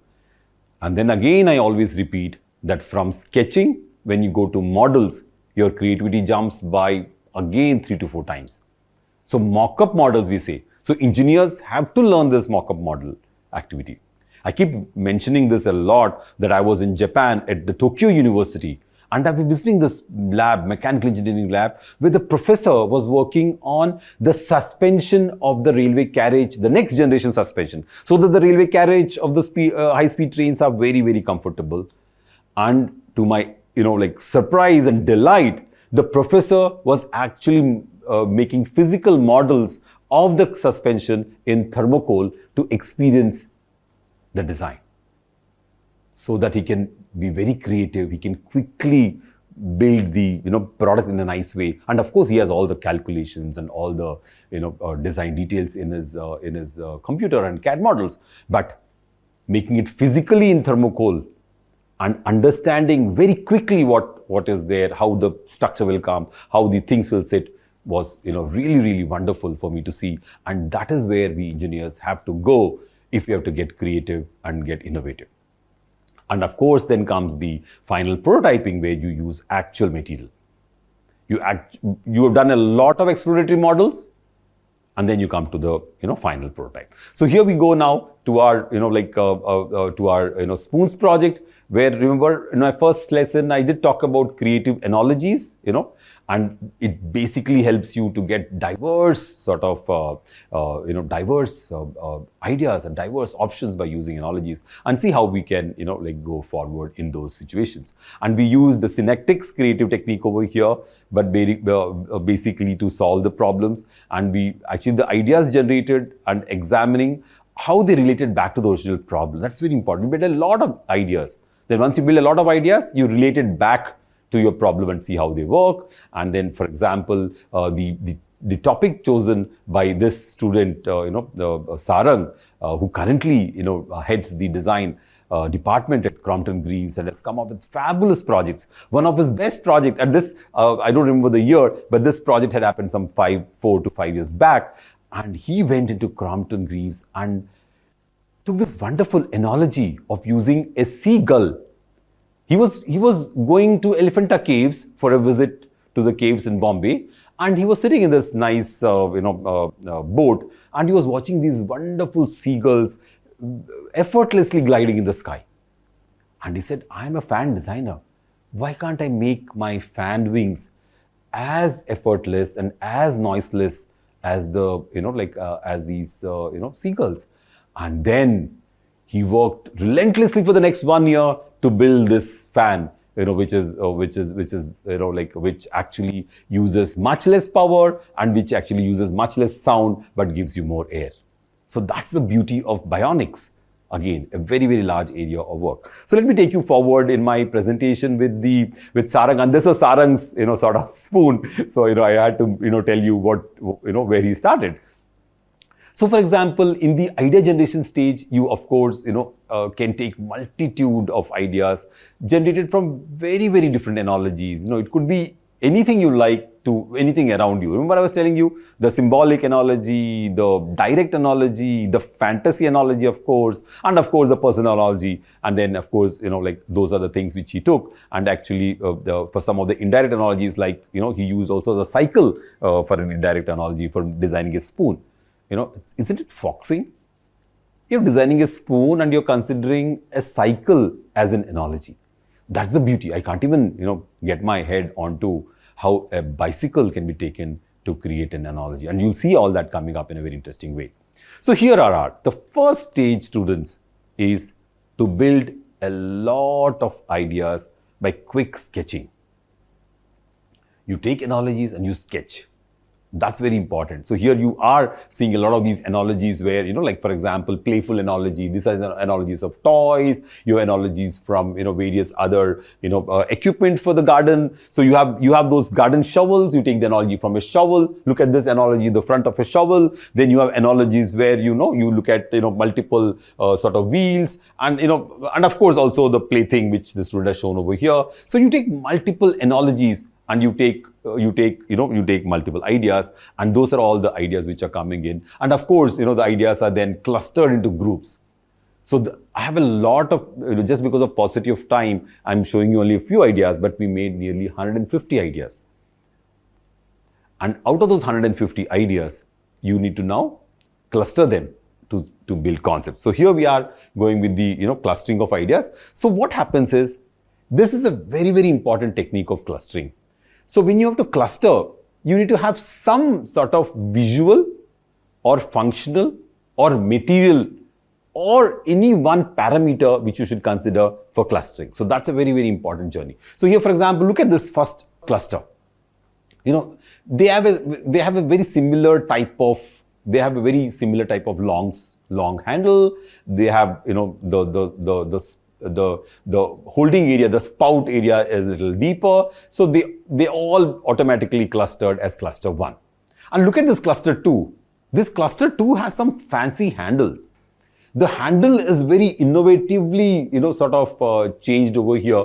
Hence, all these became the, different handle cluster, right? And look at the third one. In the third one, for example, you have some very interesting features in the spout and the handle. So this become a feature-ridden group. So you basically can cluster, you know, the ideas as groups, and this is not a very, very critical, like बहुत जैसे hard rule नहीं होता है. You don't need to have very hard rules, but you cluster by card sorting, so that you feel, oh, it can go to this group, you can go. For example, this particular thing could easily go into that group, for example. It doesn't matter that much.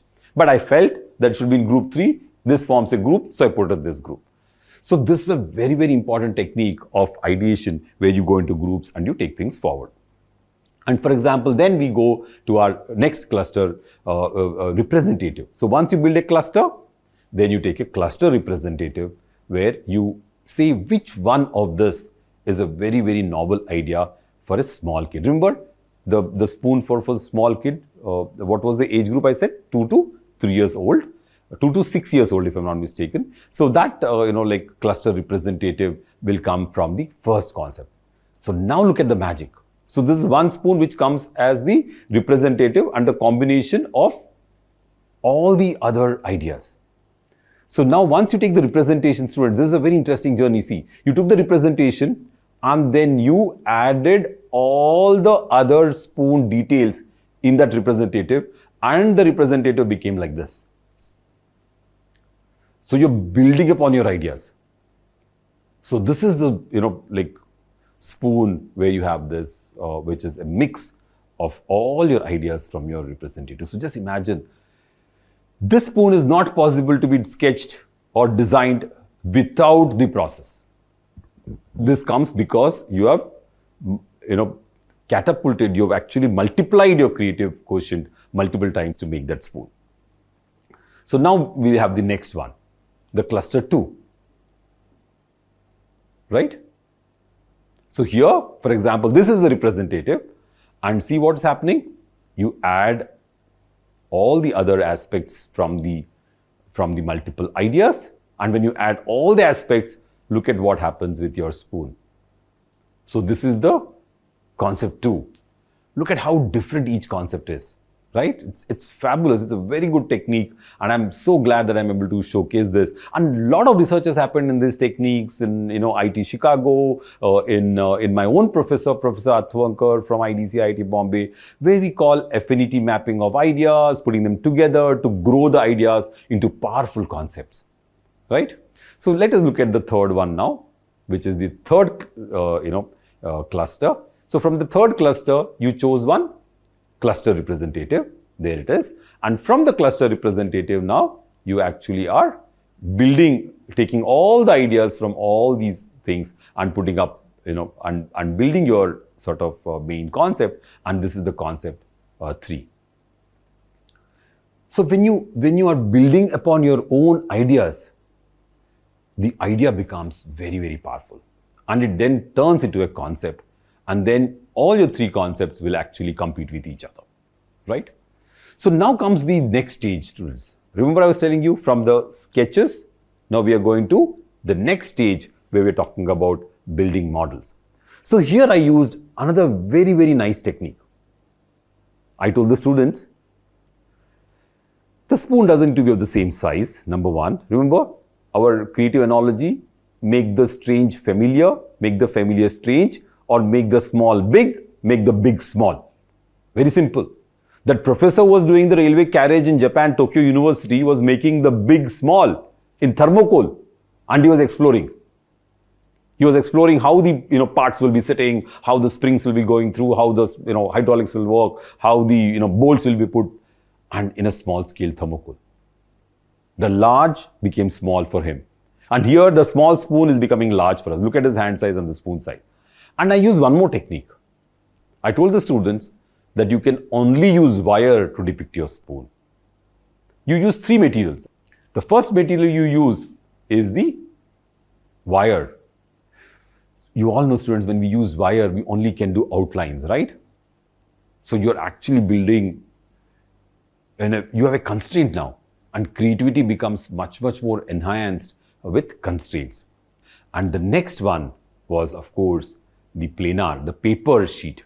You use paper or aluminum sheet to build your spoon.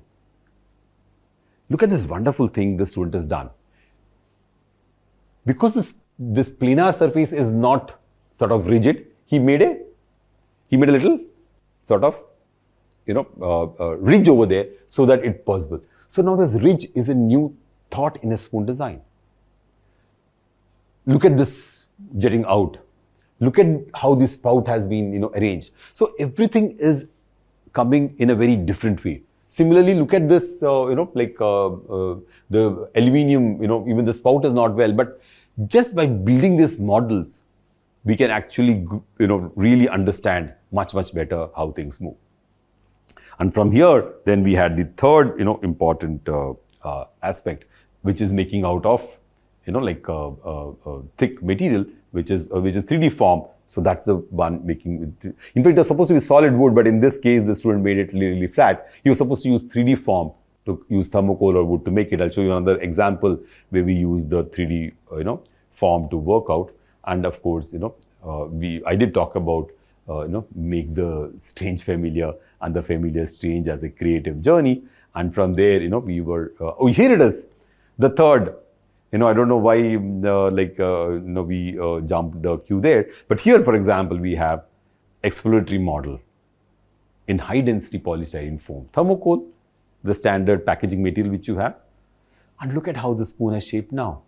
The same spoon, you saw the wire, you saw the paper, metal and wood, and then you now are seeing a 3D form over here. And look at the angles and look at the radiuses, look at all the details of how it works. And actually this makes you, feel and, the spoon in a very different way. And from here, we have this very interesting assignment. He made his friend enact with the spoon, right? They also made a paper ball. This boy, Sarang, is very good at origami. Look at that bowl. I just remember, he makes origami animals. He conducts workshops in airports on building origami, animals with paper. And after seeing that, bowl which he made in paper, I just wanted to mention to you this wonderful, images he creates. But look at that spoon now of, how how he's enacting and, feeling for it, just to see what the spoon looks like and feels like. And then, of course, we have the concept 2, the wire model, the paper plane model, same type of exploration, and of course the solid exploration in thermocol, the 3D form. So we are doing the linear, the planar, and the form and the 3D. And here we go, and again the enacting and feeling and how the angle, orientation. Very interesting. This spoon has to be directed, right? It's got, it's one-way traffic. You have to really aim, to sort of have in your mouth, and children love it. And and your food is not going here and there. Look at each spoon has its own, own advantages and of course disadvantages. So that's the beauty of multiple concepts. You build multiple concepts and each concept will have its own advantages and disadvantages. Then you weigh all those advantages, disadvantages and consider your final concept. We'll show you how that also happens. So here we are, the third model in wire. Isn't it wonderful to see how the the wire is giving you those multiple places for the children to play. These are the places where the children can put their fingers and play and hold the handle. And of course, then we have the paper model, which is also next to it. And then we have the next wonderful model in thermocol in 2 different materials. And look at this interesting thing. The 3D solid model doesn't even have a cavity for the spoon. It's not needed. It's a mock-up model. It is for action. I can imagine the cavity there because that's not very difficult to do. But if I do the cavity, maybe the thermocol will break. So it doesn't matter at all how we take things forward. Yes, so that's the wonderful aspect of how you take these multiple material challenges to come up with innovative shapes. And we have the next important component of how you work out on all the details. And again, you go back to sketching. Oh, how will the hole for the finger work? How will the transition between this surface and this surface happen? How will the bend work? And multiple things, and detailing and the sketching is a very important task. And out of all those sketchings, again, you finalize because the student did choose as that age group of children are very playful. So he chose this third concept as his main concept because it was playful. Children can use it in different locations and different ways, and he used this as his main main design. And he further refined the model, and now you can see the model he's used is PU foam, a little bit more refined, better foam. And this is the foam model. And look at how you can hold this spoon in multiple ways. And from this, you can see his friend playing with the spoon and, poking with it, turning it. And children like to play, children like to work with the spoon in their own way. And that was the paramount reason why, Sarang chose this, concept. And of course, then he said, oh, it looks very complex. Can I make it simplistic? So one more refinement. And then with testing with the people, I said, oh no, this refinement is making it more serious. So go back. So making multiple iterations is a very, very important aspect again. And after those multiple iterations, you actually do enacting with the product, and then you actually do evaluation of which one would you choose. As I told you that concept 3 was chosen, and some of the parameters of evaluation were very straight. This was a straightforward innovation course. So here the spoon had to be very innovative. It had to have innovative form. Form and aesthetics play a very vital role for a designer. It had to be using material in a very innovative way. New materials will have to be come in. It had to have an innovative interaction. Today it's a world of interaction. Interaction with the kid had to be phenomenally innovative, and innovation in the manufacturing process too. If I use the same manufacturing process, there's not much fun. So we need to innovate on the manufacturing, and of course, there should be some technology which needs to be, coming in. So these are the parameters which we gave so that they can choose the out-of-the-box ideas for their projects. And finally, the selected concept was taken forward, and the students studied various aspects of the processes. For example, the innovative form was good. It was playful. You saw how they actually, the student played with the form, and how it was so easy to handle and so wonderful for anybody to hold. And at the innovative interaction, you saw more deeper level of interaction with the user. The user was involved in it. I'm very sorry that we didn't have kids to play with, but ideally we should have taken the thermocol models to kids and shown them. But our students enacted like kids and worked on it. And of course, we tried to use thermoset plastic material as food grade, hygienic, and then we also specified the type of weight needed. And of course, manufacturing process could be, ranging from, very interesting, very large processes, like rotomolding was not the right process, where the students mentioned, but the processes can be, where you could use very simple techniques like, high pressure injection molding using air assisted method, which is novel at that time. And of course, you have to understand different materials and things like that. So this is a final prototype the student made, which is exactly like the intention. So there we go. So it's a lovely journey for us to see this spoon, and I'm very, very happy, students, to tell you that this spoon also won a design award later on, and Sarang had presented it. We also made a research paper on this spoon. It is called the Stage Gate Process of Innovation as a research paper. I'll share that paper also with you, and It's again had all those wonderful interactions, and it had that type of feel as a children's spoon, and of course it had a very playful, interactive sort of feel to it, as well as to activity to it. And so each of my student did different spoons in these type of genres. So I'll quickly show you the other journey from various, various spoons, where I won't, go in depth into each of the activities, but I'll quickly show you.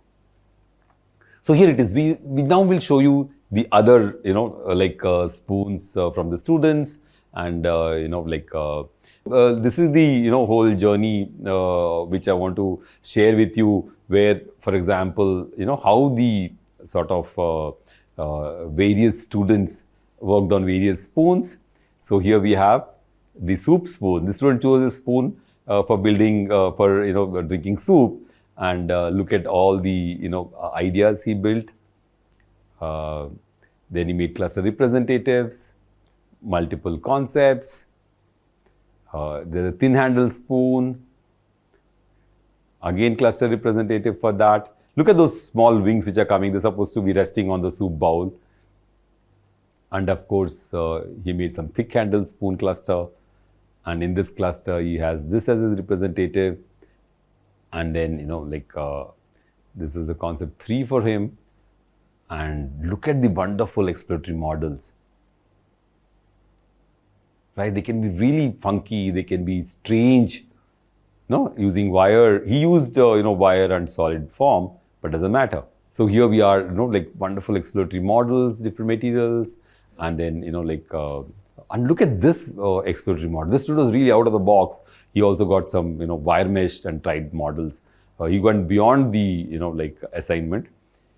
And I really like this exploratory model because he used wire to build the body of the spoon. See how nicely he used the wire to build the body. That is very, very interesting. And here we are, multiple models. And then that was the selected idea, and this is the final spoon prototype he built. He also built a receptacle for the spoon. So here we are, the final spoon prototype, where we have this wonderful spoon which can rest on the soup bowl and take things forward. This next topic was Naik spoon, which was spoons for the elderly, and this is also very, very interesting again, where he came up with multiple ideas. There's a combination of a spoon and a fork in this idea. And then, there is this exploratory models which he built, paper models, wire models, and, 3D foam models, clay models. And students, this is the whole process of design thinking, building models. So please get this into your habit, that as soon as you think of something, you can actually build using rough materials. And your mind will talk to it. You don't need to show it to anybody. For example, if you show this as a spoon to anybody, they'll laugh. They'll say, "Ye to diya hai, spoon kidhar hai," for example. But you know it's a spoon and you're building it, and that is the cognitive process of creativity which we are talking about. And here we have the exploratory models again, and detailing. Concept 1. Concept 2 here, look at the handle design, and of course concept 3, and this is the final prototype they built.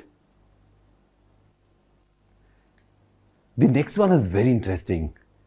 This student Naksen wanted to build a spoon which is used for Gujarati weddings, and the bridegroom's side tastes the food when they come in. And that is the whole for tasting of Gujarati weddings. And and then he, of course, he built all the ideas, like the same process we followed. I will go fast over here. He made clusters of the ideas. Cluster 1, he made each cluster, he has the representatives and the final concept. And cluster 2, here also you can see the different types of spoons inspired by various analogies, and you have the representative and the final concept here. And look at this wonderful flow of lines and cavities. And then, of course, we have the cluster 3, which also has the very different angular handles, and you can see how the whole sort of representative was chosen, and from the representative now we have chosen the concept 3. And what is interesting is in the representative 2, he built this as the representative, and this was actually finally selected as the concept 4, which was chosen. And he of course built all the exploratory models of all the concepts to play and interact and work with it. And it looks very exciting to see the type of variations which come because of the form. And look at this beautiful variations of concept 4, where you have the wire model, the paper model, and how the wire is bending and the paper is bending, and you'll be very happy to see how it is being used. And this is the final selected concept, and you'll be surprised to see the beautiful, you can actually wear it on your hand, you can hold it. And the best part is, you have the importance, right? You lift your hand and you're tasting. You're the bridegroom side. There's an emotion in it. There is a stance in it, and there's a personality in it. So that's the beauty of design, that if you could choose the right type of analogies and the right type of design process, you can come up with fabulous designs and take this forward. And let me show Darshan Nerkar's spoon here. If you want to work on a traveling spoon, you're on a train, and maybe it has to be compact, it has to be folded, it has to be should not shake. So multiple ideas were chosen, as we talked about in the other designs. Look at the options, students. And then how would you actually work? How would you actually use it? And there's all solid, and they're seeing as if they're using it, right, on the train. Look at that flank, students, very interesting, right? On the train, the food will not spill out, right? There's a flank at the edge of the spoon so that the food will not run away. And of course, then, you have multiple ideas and refined concepts. And here, finally, the person, his classmate is trying out these spoons, and he selected the final spoon as this one, and finally the final model was made a very lightweight, easy to hold. Look at the slot in the middle.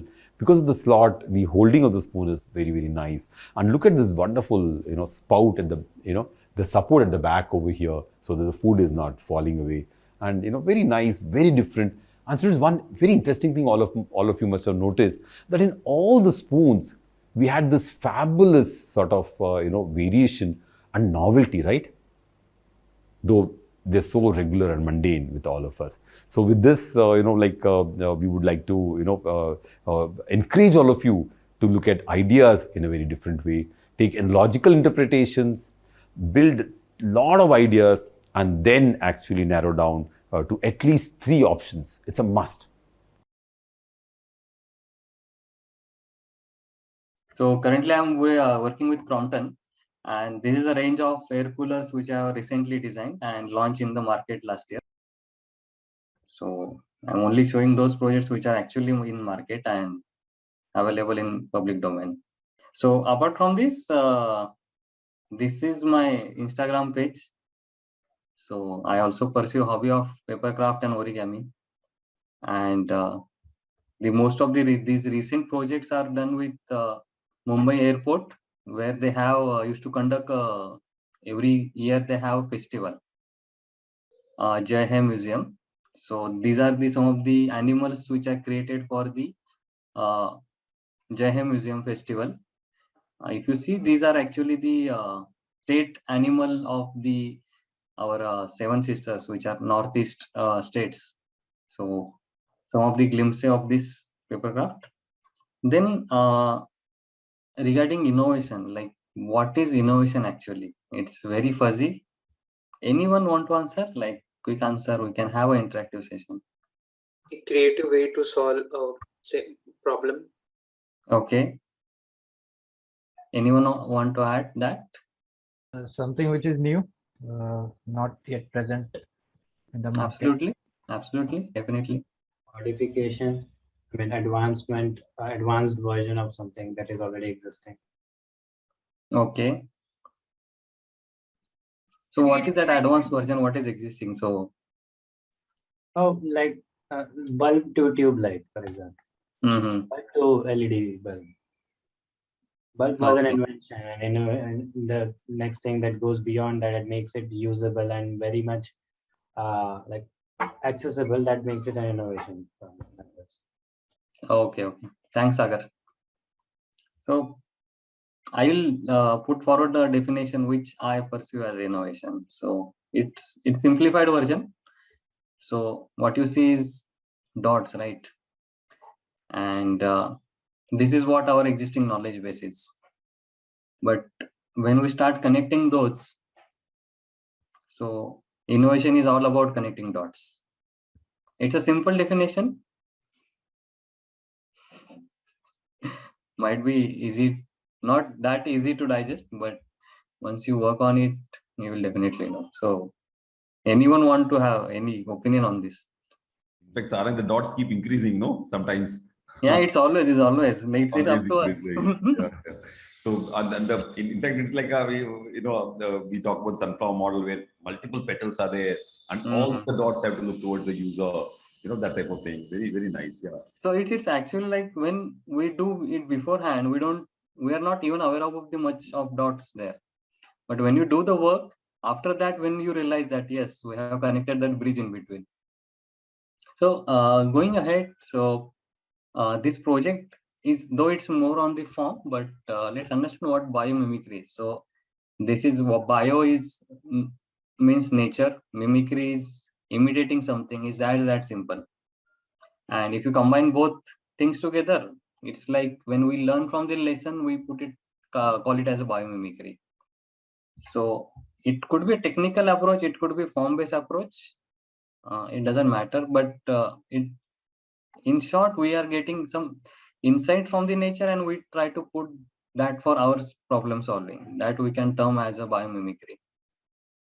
So the biggest inspiration for us is a nature. So when we solve the human problems by mimicking the nature. So nature has done already find out so many optimum solutions for it. So this project is about a Seagull ceiling fan. It's commercialized it's launched in 2014, and if you see there is a form relation to it, but apart from that form, the form is not only for the aesthetics purpose, but it also has a very functional nature as well. So going ahead, how this project started, I'll just throw some light on it.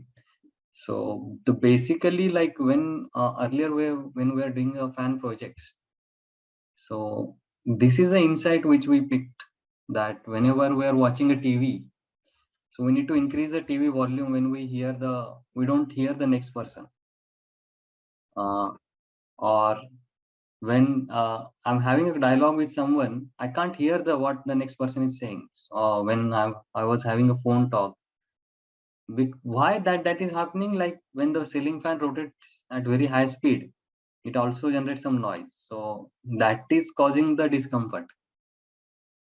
So this was the insight which was picked up. It looks very simplified here, but it takes a lot of time to arrive at this. So a lot of actual user research were there. So, and then when going ahead with this insight in mind, I was having a ferry ride, and then I encountered the seagull bird. I was photographing it. So that really took my attention, because that bird, when you see, they don't flap their wings often. There is a very interesting things about seagull, that it's the only bird which you spot inside the ocean, because they use the wind current, and they don't flap their wings very often. That's why they can conserve their energy, and they can glide hours and hours in the oceans. So I also had then after I when came back on desk, I searched on the technical papers. I actually got hold of some actual wing profiles and then took it ahead. So this is how the project started. So it's actually kind of this start was not like a normal projects which starts with marketing brief, but this is kind of the hobby projects which we do. So once those projects at a certain level, at the proof of concept level, then we showcase them to the marketing. So then we discuss this about the Seagull bird, and then like doing a technical study about the wing profiles. Then lot of iterations I did with digital model, actual paper models, actual 3D printed models. So a lot of refinement has done. So every revision is upgraded version of the earlier one. And when we are doing this, so then while doing a concept around this seagull's bird profile, then we need, when we are making a commercial project, we need to bridge this gap. So, and we are the best person who can bridge this gap about the business need and the user need. So we are well versed about the user need, because what's happened in the, what faced by the user and what ideas when we get, but that has to be commercialized into a successful product. So we have to study the other hand also. I think in Chakravarti sir might have covered in their innovation lecture about this, the business side of the design. So this is initial concept where it is started. And when that time, this was the current product portfolio of the Crompton. And when, how the product will stand in this portfolio, how the price segment will should be for this product. If you see, there were some decorative fans which were having lesser performance. But if you see this fan will offer premiumness as well as it will have better technical performance. So this segment was not there earlier. And noise as a comfort parameter was not considered, because only people they were worrying about is about the having a high speed fan which will give higher delivery. So I need to struggle a lot here with the marketing team, that or business team, that okay, having that certain amount of airflow on your skin is required, but that doesn't necessarily mean that you should have that high speed of RPM. So that's an interesting way. And there are also paradigms in the people's mind, that because whenever you want to change something which is not a part of the existing scenario, so people feel it is easy or very difficult to digest. So that's why what we did, so we did the basic concept of this. These are concept renders, and we did actual prototype of the fan in 1:1 scale. And we have also done, if you see this kind of detailing, so the 1:1 scale will give them the exact idea how the fan will look like. And there was also a question that will this fan provide the sufficient air which is needed. So for that we have to made a 1:1 actual prototype mounted with motor, and we have rotated it, and that air filling is delivered to the business people, so they can take the better decisions. And that's where the power of prototyping lies. Like even like whenever you're working with Chakku sir, he will also always insist on having prototypes, mock-up models, and he will not satisfy with one mock-up model. That I know that, sure. So when you are building more prototypes, that you helps, but when you are demonstrating a concept which are out of the box, prototype is the tool, a very powerful tool, which can provide you the product experience for the target audience and the business people as well. So what we did this actual prototype. We have made one a raw tool of this blade, and then we actually did simulation also. So this, what you see is the simulations to understand what is the airflow, will it deliver the same amount of air. And this way we were successful in providing the amount of air, but at very low speed. So the existing fan which runs at 400 plus RPM, this fan will run at only 280 RPM. So, and this is having very considerable saving in decibels, that is the noise levels. So later on that, so this is what the blade profile which we have developed. And if you see these this is the later on we have filed a patent on this also. So this blade has this profile which is continuously varying from hub to tip and from the leading edge to trailing edge. So it's a continuously varying profile. Patent is also granted on this blade profile. So form, if you consider here, it's a very functional because it's, and that's functionality of this form is helped us to get this patent. Then we have then further commercialized with the range of possible trends which are available, and we have mapped this fan in different themes. And this is a concept for the ceiling fan with actual proposed colors. So we took the same color scheme of the Seagull, which is gray and white, which is merging in modern interiors. And so finally the experience of the comfort. So though this fan is giving a high air delivery, it is operating at very low speed. And that's the key for the silent operation for this fan. And later on that, we also find out that this fan air has a texture. So when we are designing a product, we are only thinking about the product design, but actual when the user experience the product, he does not see only the product, but actual the experience, that is how the air thrown to the user, what is that air texture providing comfortness to the user, that also matters. So this is a side profile of this fan. So any question on this? I kept it very simple because there are a lot of details which I can't show. I can only show. We want to, see all the details. It's very nicely captured, Sarang. But we will, open it to the students. Those students, in fact, Sarang, today we were discussing the students of where we were taking not biomimicry, not even formal analogy. We were taking emotional analogy of the animals. Like for example, the horse. Okay. It is the power of the horse. Even that we were doing today because they already did Form 1 course. But anyway, Great. students, please go ahead and Sarah, you can keep the fan on for us. You can keep the fan on. So yeah, the other view also. Yeah, this is a good view,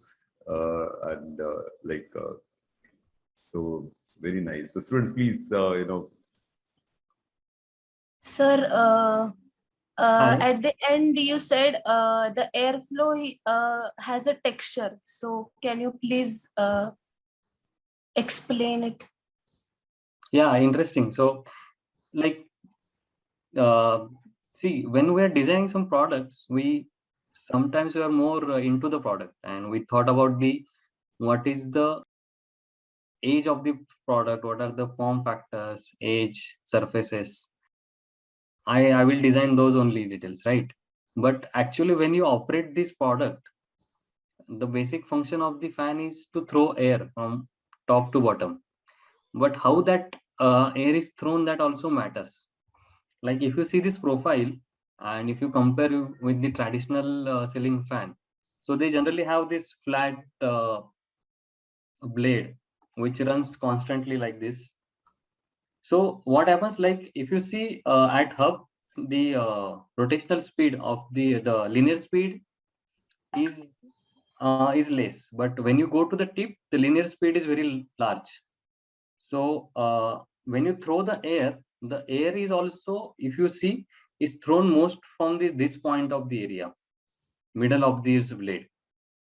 And this profile helps you to throw more air. And because there are three blades which are rotating in circular direction, it creates a texture of the air. So if you that you have to feel. So when you operate a ceiling fan, different types of blades of the ceiling fan, you will feel the texture of the air.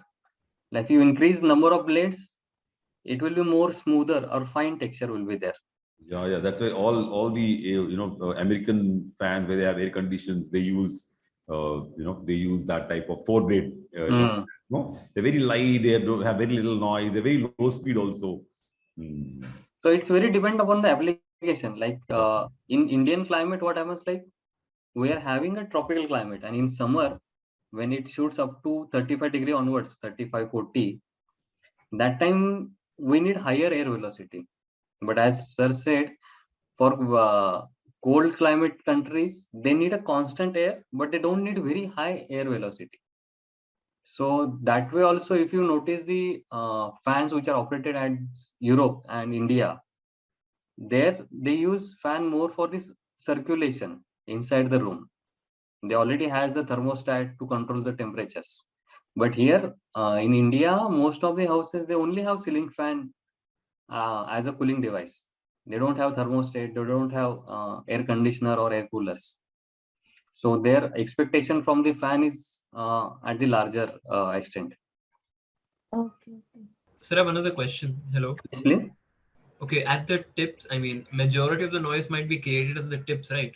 Because like the same effect is seen in airplanes. The tips of the airplane's wings create the most air vortices. That's where the noise and drag comes in. So even could the same result be achieved with like a normal fan blade, but with like raised tips, like you see in aircrafts? Same silent operation. Those called the winglets actually. Yes. So the winglet, this is like when you see this called a leading edge. Yes, sir. And this is a trailing edge. So whenever the trailing edge and leading edge meets, so it actually separates the air in two streams, top stream and bottom streams. So at end, what happens? There is a vertex formation happens at the tip. So if you see, this blade has a backward curved blade with a smaller tip. So the vertex formation is very less. In normal ceiling fan, it is very high. And as you rightly pointed, so as you rightly pointed that when airplane winglets, they have the vertical section, which actually reduces that turbulence at the tip.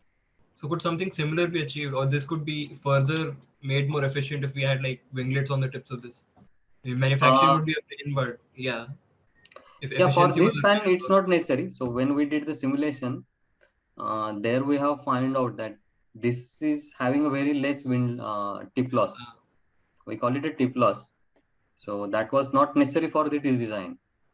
Because it's very similar to nature, right? So nature, it has efficient forms. If you try to mimic the natures, so even when bird flap their wings, their wing profile at the tip, it goes very narrow. So they don't have that much surface area at their tip. Yes, sir. And this is how they reduce their the turbulence occur at the tip. But when we do design an aircraft, that still at the tip, it's having a certain section there. That's why they need the winglet over there. But if you see the triangular wing profiles like Concorde or Blackbird, they don't have these vertical winglets there. Yeah, especially fast aerial vehicles. Yeah, that's the form. So it's very functional. Oh, okay. Thank you, sir. That's my doubt. It's a variable cross section, isn't it? It's a. Yeah, it's variable cross section, correct. Doesn't it make it heavy? Must be heavy. Yeah, it's heavy. But actually, the heaviness came. If there is an interesting thing that the weight of blade and the profile of the blade, these are two different parameters actually. So what contributes to your airflow is not your weight of the blade, but it's actually your profile of the blade. Right. Yeah. So there are also restrictions like considering the motor wattage, you have to maintain at certain levels of the wattage. So that exercise we done. We have done a lot of iterations and optimizations over it. So this is not metal, right? It must be. It's molded. It's a molded plastic. In fact, Injection molded. Yeah, in fact, I was talking to other competitors of Sarang's product, and they were saying that Sarang was very, very early in the field, and they were the first ones to introduce plastic, and they were all still thinking, and now a lot of plastic blades are there. But when Sarang made this innovation, it's very interesting. He was very early in the market, and it made everybody look up and stand up on possibilities, and so it was like one of the very early designs. Sarang, tell us a little bit more about the form refinements. How why did you think about again this issue of training of perception and tiredness of perception? See, people are used to seeing a fan in a particular way, and you talked about the texture of wind. People are used to get that hard wind. The very large number of people want that hard hit of the wind. Fan डाला तो हूँ करके आवाज आएगा तो खुश हो जाता हूँ. ठीक है? That type of thing. So that's a big challenge. I know you have been facing also with your marketing team and all. So how do we circumvent that? What type of education should we do? What are your experiences in that area?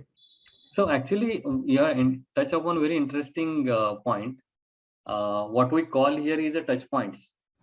So what are the touch points? Is that the fan, it does its function, right? So it also need to connect psychologically with the people. So as you rightly said, the noise made by the fan, it is some people they associate with the directly proportional with the air delivery. The more the noise, the more the air delivery. Though the technically both fan will operate at the same speed, but people pursue the fan which will be more noisier is giving more air delivery.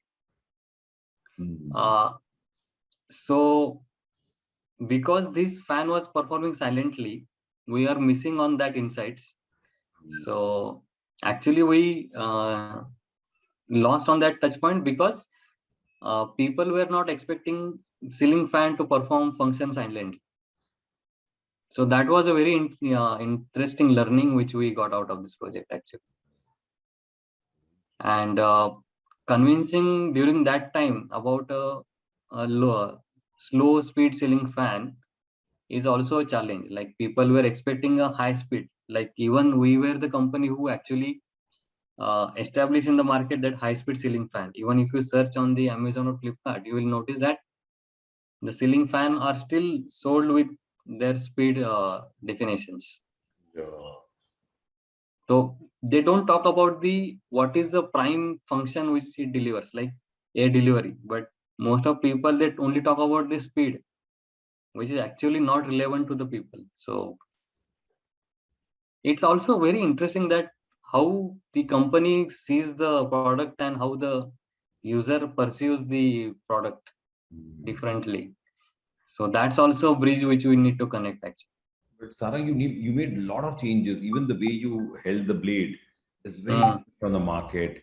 You have so many different things in a fan, which is so generic a product in the country. The way you put the pipe on the top, the covering for the for the mount is also very novel. So you extended out of the box a lot in this product, right? Yeah, and I can absolutely, just imagine how much effort that would take for sure within the company. The challenge is pretty strong. Students, any more questions from your side? In fact, Sarang has not, in fact, Sarang, what was very exciting is to see all your testing on the wind tunnel. Those slides became a little smaller for the online audience because we're no longer using projectors. No, we're all watching on our computers or mobile. So we could, I myself would like to see that wind flow one, if you have a little larger slide on how you did the flow analysis and how the form and that work together, and your final refinement, how you refined the form to come to this stage.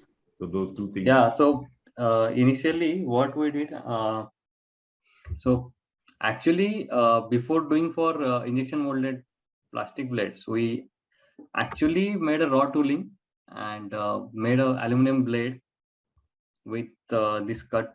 So this was the actual raw tooling which we made. This is tool made for only prototyping, where we have done this blade. So then with this fan, we actually did the testing, which gave us the result and confidence both.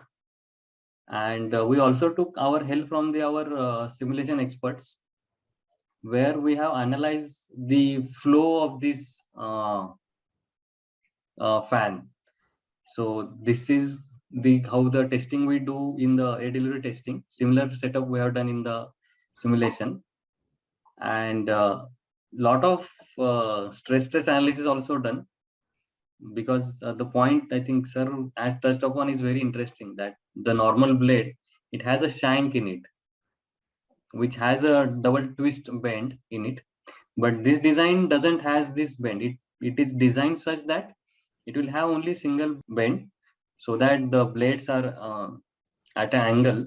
But because the blades itself has a curvature continuous profile, it doesn't need the other angle here. So that this is how this is also simplified.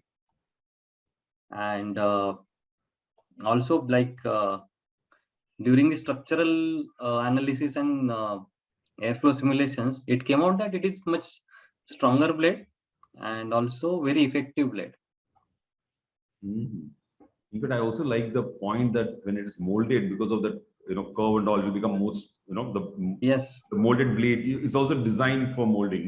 That type of feeling is there. The flat blade will be very flexible.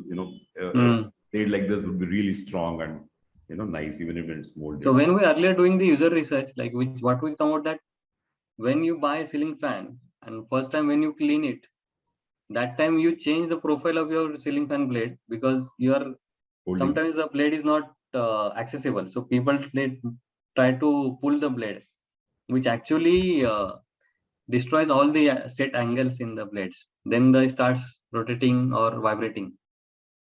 Yeah. And even this blade, I have this ceiling fan mounted in my house.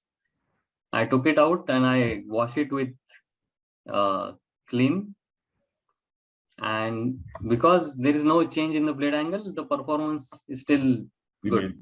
So very good point. Yeah. Sarang, so it's fascinating to see how you were able to translate those inspirations from biomimicry. And I have a couple of questions. One is, the idea of noise, right? You mentioned about we will get performance of more than noise, the more the performance. So were you able to capture those? How many decibels? It is interesting to know. So is there any decibels that you were able to capture vis-a-vis current fan versus this one? How much of a reduction? And in terms of the technology also, we are seeing a lot of these new age brushless DC, BLDC motors coming in, and a lot of efficiency parameters and that have been talked about, right, in terms of bringing in more greener products and things like that.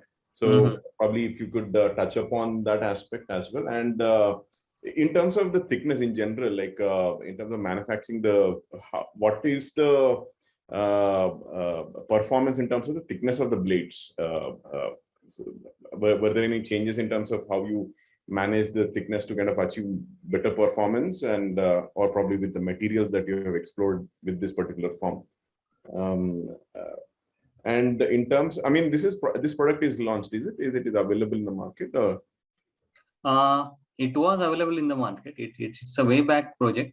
Oh, okay. You have to go back to 2014. Oh, is it? Okay. So it was quite ahead of the time project. Okay. And so the first point which you have mentioned about the noise level. So the normal ceiling fan which operates at 75 decibel, whereas this ceiling fan operates at 64 to 65 decibel. Okay. So you can consider 10 decibel is a quite a huge number. Okay. And that's why the people perceptions what we faced that time was about if it is not having that air cutting noise, it will not provide that much of air delivery. So that was the perceptions which we faced that time. I think your another question regarding the thickness of the blade. So if you see at the hub side and the leading edge, it is having higher thickness. That was about about 2.5 something, and at the tip it goes narrowing.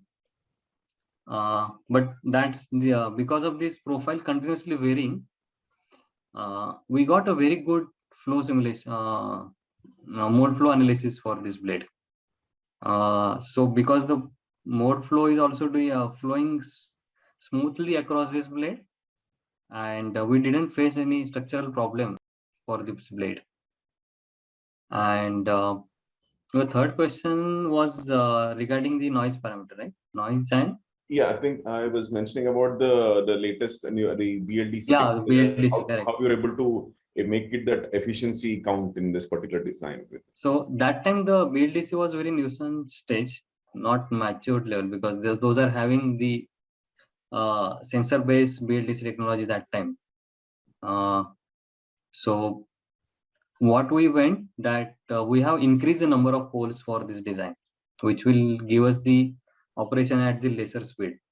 And probably this is another question which is very nuanced. Yes, yes, I mean, generally I am in charge of upkeep of the house, so I tend to clean the fans. So there is always the dust accumulated on the top, and we tend to see the dustless kind of a blades or things like that. Those new technologies are coming in. So were there any new things that are applied in this? Maybe does the form ensure that dust doesn't get accumulated, or which is like a flatter blades, you might have issue, right? So the dust accumulates because of the static which is generated there. So whatever your fan profile is there, it doesn't matter actually, but the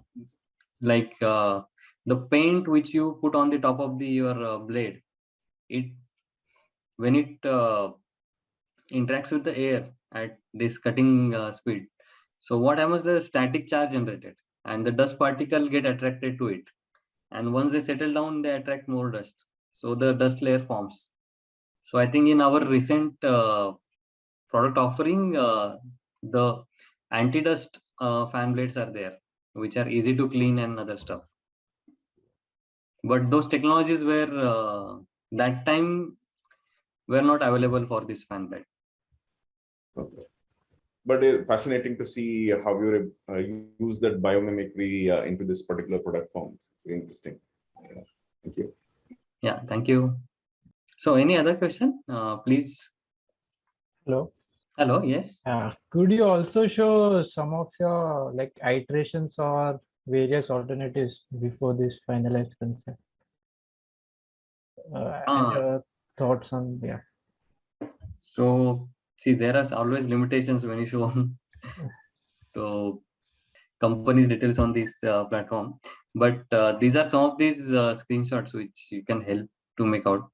So though this is looks a simplified 3D 1:1 prototype, there are a lot of prototyping done beforehand to arrive at this stage. So what we did did the hand mockups. We also used wireframes to generate this profile, and then scan those profiles, get it in Rhino, then develop the surface, go back into the other software to refine the surface, come back into the Rhino. So a lot of iterations were done because the edge has to be seamless. When you work with the network point surfaces, you have to really be assured like the flow should be smooth. So a lot of digital iterations are done, prototype iterations are done. So paper prototyping, wireframing, 3D printing, all types of 3D printing, PDM, SLS, and then also actual aluminum blade tooled up samples, then actual molded samples of existing parts, which helps us to define the parameters which we should go for. What is the minimum thickness? What is the maximum thickness? So it needs a lot of iterations. In fact, you didn't talk about inspiration, Sarang, how you were traveling to Elephanta. This time you didn't mention that story. you have our students, you have to mention all the stories, so like basically, like the companies work on a efficiency and low risk, activity. So the whole ethos of a company runs on that level. So what happens when you come with something which is disruptive like this? There's like a disruptive fan, nothing has happened to the fans for ages other than a little bit of technology now from to DC, BLDC, which is a great disruption on a technology level. But formal disruption, I call this a formal disruption in the fan segment, which never happened like the way it happened for my Z-line petrol pump. So that type of disruption, it's very, very difficult within an organized company to bring. So, so I'm like very, very proud of what Sarang has done. And, and that's why we want to, really see the journey. And, that is fabulous. Any other questions, students? Or like we can then, anybody else who's having compelling questions, students? From the innovation point of view, anybody from IIT Hyderabad? Sir, I had a question. Like recently, I'd seen one video of that how owl makes the least noise when it flies. So it is because of its larger wingspan. So can you explain, like here it appears to be like little thicker in the middle part. So how that can point be applied here? Like how does that work? I mean, because of there is for longer period of time there is air contacts. Is it because of that we are getting a lesser voice, or how is that working? Okay, so first what you touched upon is the owl's wings, right? Yeah. So owl's wings, they are not very smooth. They have feathers which occupy all their wings, and they trap air inside it. So whenever they move, there is very the airflow is not disturbed. So similarly, when eagle flies, it disturbs a lot of airs. So it's when eagle flies, it's like more like a, say, your jet which carries your bomber kind of aeroplane. So it needs more thrust. But when owl flies, it doesn't make any noise because the air flows smoothly without the layers when they're separated, when it goes from the top of the layer and bottom of the layer. Those, when they merge back at the end of the trailing edge, there is very less turbulent flow for owl. And that's why it makes very less noise. What is the noise basically? If you go back into the basics of the noise, it's a vibration. And why the vibrations are caused? Because of the like when you whistle, right? What does whistle do? It creates that air layers which vibrates with each others. That's the similar analogy when you took for the fan blade. When your wing profile moves in the air, it creates layers, and when the air layers they interact with each other, they create a noise. So if you have a very sharp blade, like when you have a, say, water current, try putting a blade inside it. If it doesn't disturb the water flow, it's very smooth, right? So that way, when blade moves in the air, if it's not creating a vibration, but it is moving the air, then it is more efficient because some of your energy goes in creating that noise, which is not present here. So I think SAVR also consider this point, right, about these efficiency of the fan blade. The fan blade efficiency is keeping more prominent function as prominent, that moving air from one point to another, and reducing the other losses like noise, vibrations, whatever they are. Those are actually the energy losses. So when you do the explorations or you do multiple iterations, you will have learning from each iterations, which we refine into the next stage. Thank you, sir. Because there are some manufacturing limitations as well. Like when we do the metal blade, so it is cut, it is punched. So it has even at the leading edge, it has 2 edges. Even at trailing edges, it has 2 edges of that 1 mm apart. So actually it is when it's moving in the air, that point, which is a very small edge, it causes that noise. Yeah, very nice. So again, students, if there are any more questions, we can take that, or otherwise we saw the journey. Excellent, Savan. Thanks for again sharing this wonderful journey. So now we'll talk about form. How do you build 3D form, which is extremely critical? Like I was telling you about the form of the voting machine, which is so critical. I was always intrigued by this, and you all know my story of how I, from my introduction video where I talked about my Z-line pump. So here in this particular case, I'm going to show you how students learn form and how we actually use design methods to build excellent form in a very, very short time.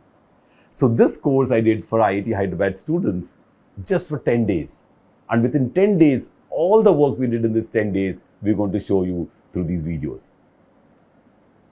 These are completely, inspired by Professor Rao's, courses and his video and his methodology of how we start with working on making the understanding metamorphosis, which you'll see in one of these assignments over there. Then the best assignment you will see is abstraction of animals, which is fabulous. And then finally, we build sculptures with waste to show you how we could have sculptures talking to you about aspiration. Like how can a sculpture tell you, that it is signifying aspiration? So these are the three, videos we'll show you. And after that, I'm going to show you, 4 presentations of students of IIT Hyderabad. I've selected these presentations to show you what they go through in the total journey. It's like a summary. The assignment called Metamorphosis of Form is an excellent assignment built by Professor A.G. Rao. Professor A.G. Rao was my teacher, and he had this wonderful assignment which as a student I did in 1988, where I made in 5 steps from E to elephant. So this is a fabulous assignment because here the students learn form transition, they learn radial manipulation, they learn volumes of form, and also they learn evolution of form. So it's a wonderful assignment. Well, all the things are combined together. So here the students actually start with the alphabet. I tell them that don't be very creative with the alphabet. Have a simple 3-dimensional Helvetica alphabet, and from the alphabet they first have to build that 3D model using equal amount of clay. So you take 5 lumps of clay.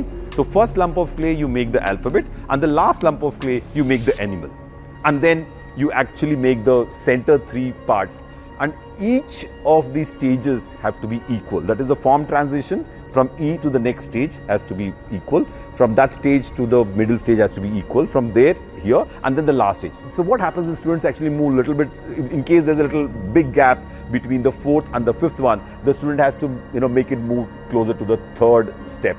So that actually ups and downs, discussion with the students is actually the learning outcome of this metamorphosis assignment, and it's a wonderful starting assignment for students who are learning form and aesthetics.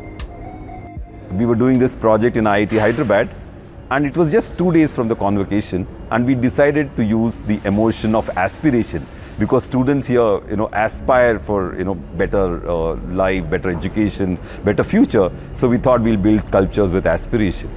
So the first step involves students selecting a photo of their choice from magazines, old magazines, and pick up that photograph and bring it to the class. From this photograph of whether it could be the photograph of people celebrating, people looking up for something, it could be any of these things. And from this photograph, the first task is to decipher the grammar of the photograph. In this grammar, we find out what is the primary element which actually brings out this emotion of aspiration. Then we check out what is the secondary element which is supporting this primary element. So after the students actually picked up the grammar was specifically, talking about the primary and the secondary elements, which are the 2 main elements in the photograph.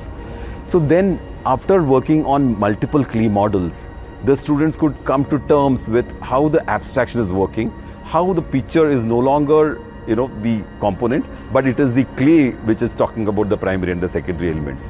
So now, once they did the clay models, they had to now come up with one single statement of what the relationship between the primary and the secondary is.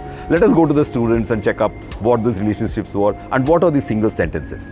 Primary is pushing down secondary. That's very interesting. In this case, the primary was pushing down the secondary and actually moving up.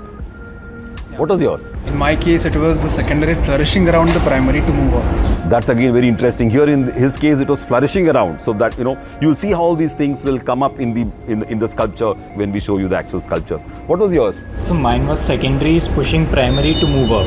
It's very interesting when the primary is pushing the secondary to move up. How are you going to show this push in your sculpture is a very interesting component. And what was yours? Mine was primary forcefully moving upwards supported by the secondary. That's again very interesting. When you say forcefully, how do you show this forceful in the sculpture is the most interesting part. So taking these single statements, the students then made small cardboard models. Now here we did a very interesting thing. We said we want to use whatever scrap is available, and we looked around and we found this interesting material which earlier student has used to make some furniture, and she had actually drilled holes and created multiple beads out of that, and the beads she used for her furniture, and these planks of wood were available. We said now we'll build the sculpture out of these wooden planks.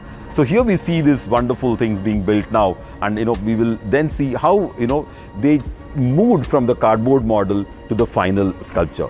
So what I did here was I made groups of 3 to 4 students form a group, and they would combine all the three champion statements they made. So when they combined the statements, the aspirational value became much more higher, and the sculpture became much more intricate and much more beautiful and much more simplistic.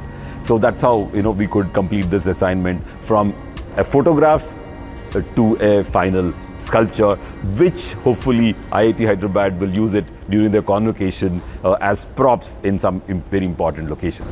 The final assignment in the form course, nature and form course, was animal abstraction. So here the students had to abstract one expression of the animal, and they had to choose an animal of their choice. We had to do this assignment very quick because we had to finish this in 3 days time, and hence we said let us now look at what is available online. The students went to this very nice site called Super Coloring, where you had templates of animal sort of drawings, where they could just cut and then they can fold and they can build these wonderful animals what we see around. There's an interesting learning in this. When the students actually started building this animal forms, it was already an abstract form using facets. So you see these wonderful small facets. We found out that when the students build these sort of abstract animals out of this paper form using facets, the expression which was there in these animals and reptiles were actually more powerful. Here, for example, in the snake case, the hood, for example, is actually more powerful. The body is small, and the most powerful element in the snake actually is its hood and its attack. So this, this whole thing was shown much more effectively in the abstract. So this actually triggered us to then look at one expression in each animal form. So now, like after making these animal forms, and once we decided that we could look at one expression, either which is there in this abstract form or in the abstract form I want the students to make, we then planned that we will come up with one strong expression in each case. Then what I did was, I wanted the students to use a different type of abstraction, so they had to use flat planes to build the abstraction. So that was the constraint given to them, and each of them chose one expression. So we'll start from Akanksha. So I wanted to focus on the reaching out factor in the giraffe. So she focused out on the reaching out, so she'll only show how the giraffe can reach out to the tallest of the branches in the forest. I focused on the speedy leap of the horse. So this is wonderful. Here in this case, the horse is quite relaxed in this sort of animal form, but he chose to show the leap of the horse, like leaping and moving forward. I focused on the furious attack by the horns of a bull. So that's very interesting. So this also is the furious attack, and he also wanted to do the furious attack of the bull. Yeah. So in this, it's shown the ferociousness of the snake, but in the final version, I've made the slithering of the snake. So the movements, the snake, the movement should be shown in the sculpture. What was yours? I tried to depict the pride of the lion. That's wonderful. Actually, this lion also is very, beautiful, and that pride is seen quite nicely here. So we'll see how well you will do the job. So mine was the elegance of the deal. Yeah, I think it's looking elegant, right? It's still looking elegant, but we'll see how much more elegance you can make. So after this finalization of what expressions their animals will show, the students had to quickly work with paper. So they actually took paper and made very quick, rough and dirty, models. And an interesting situation came up over here. As soon as the student turned the horns horizontal of the bull actually became more ferocious. So here we are seeing that the bullness of the bull is not there, whereas the aggression of the bull is captured. So we were saying that how we can remove the animal from the sculpture and only have the expression. Similarly, then we had this wonderful giraffe here. Look at the paper model. The body of the giraffe was not important. The reaching out of the giraffe to the heights in the forest was very important. And then finally, when it further refinement of the giraffe is how the whole reaching out is happening, and we see that the giraffeness has now reduced to hardly 10%, whereas in this still there is some 30% giraffeness. So that is the whole beauty way of understanding sculpture in a very interesting way of how we can change various aspects. So similarly, for example, look at this various aspects of how this elegance of the deer was captured. This student very quickly made this wonderful sort of curvature sort of paper model. From this paper model, he quickly built this final model of his elegant, deer. And I can say that it's reached around 20% of the deer and 80% of the elegance and the grace with which the deer moves. So that is the aspect which is captured. So that's how we could actually, within a short span of 3 days, we could build all these models and everything. And extremely grateful to all the team in IIT Hyderabad, the support team, Akanksha, my teaching assistant, who's been supporting us on the Innovation Studio activity. We have Vivek and Jagdish from our wood studio, who helped with all the sculpture making, and of course Darshan from the lab where laser cutting was done. So we worked as a team, so that's how the students could get very quick sort of resources, and because of that we could finish this assignment very quickly. So metamorphosis, alphabet to animal, it was about learning smooth transition from one form into another. We had to use clay and had to depict a controlled transition, and we had to do it in 5 steps. So I chose B for bat, and getting an Helvetica font and turning B into bat. First of all, we had to create an alphabet of Helvetica font. Then furthermore, we had to create a detailed bat. Then we had to make a form in between which depicts the alphabet and has some characteristics of your final animal. So these are my 5 steps. So here we had to convert an alphabet, a Helvetica alphabet R, was to be transformed into an animal, that is the rabbit. So R for rabbit. Then this transformation was to be achieved in 5 stages. That is so that the amount of transition between each step should be equal. So what I did is, first I made the first stage, the final stage, and then I made the middle stage, that is the 3rd step. Then I made the 2nd step and the 4th step. So after doing that, what I did is I started adding small details in each step, so that to reduce the gap of the transition or the amount of transition between each step. So as you can see, the ears are popping up in the 2nd step, and the back side of the R is getting bigger, and a bit of it is becoming narrow, so that it just broke down in the 3rd step, and then it completely converted into ears, and his back got fully covered. Then what are the learnings and difficulties in the process? So basically it's a Bombay clay. So the first difficulty was quick drying of the clay. As you can see, our models were constantly they were breaking, and we were continuously sticking them up again and again. The brittle nature of the clay. Then there was we had to maintain the exact volume of the clay in each step. So we just made equal volumes of clay balls, and we had to make the models in that only. This is animal abstract form. So using templates from a website called Super Coloring, we had to create paper crafts animals, but in geometric abstraction. So while creating each animal, it had an highlighted emotion in itself, and even if it was geometrically abstract, the shape and the form of the animal was distinct enough to make out what the emotion was. So the most challenging part was to figure out the complex folds and the order of them to minimize the structural complexity while joining the paper crafts and its parts. So I chose bull as my abstract animal, and his nature and emotion was of a charging and furious one. So his horns were horizontal, not in a vertical way, showing elegance. So this is my animal that I created from geometric abstraction. Further moving into process, so animal abstraction, we had to create a fully abstract depicting only emotion in it.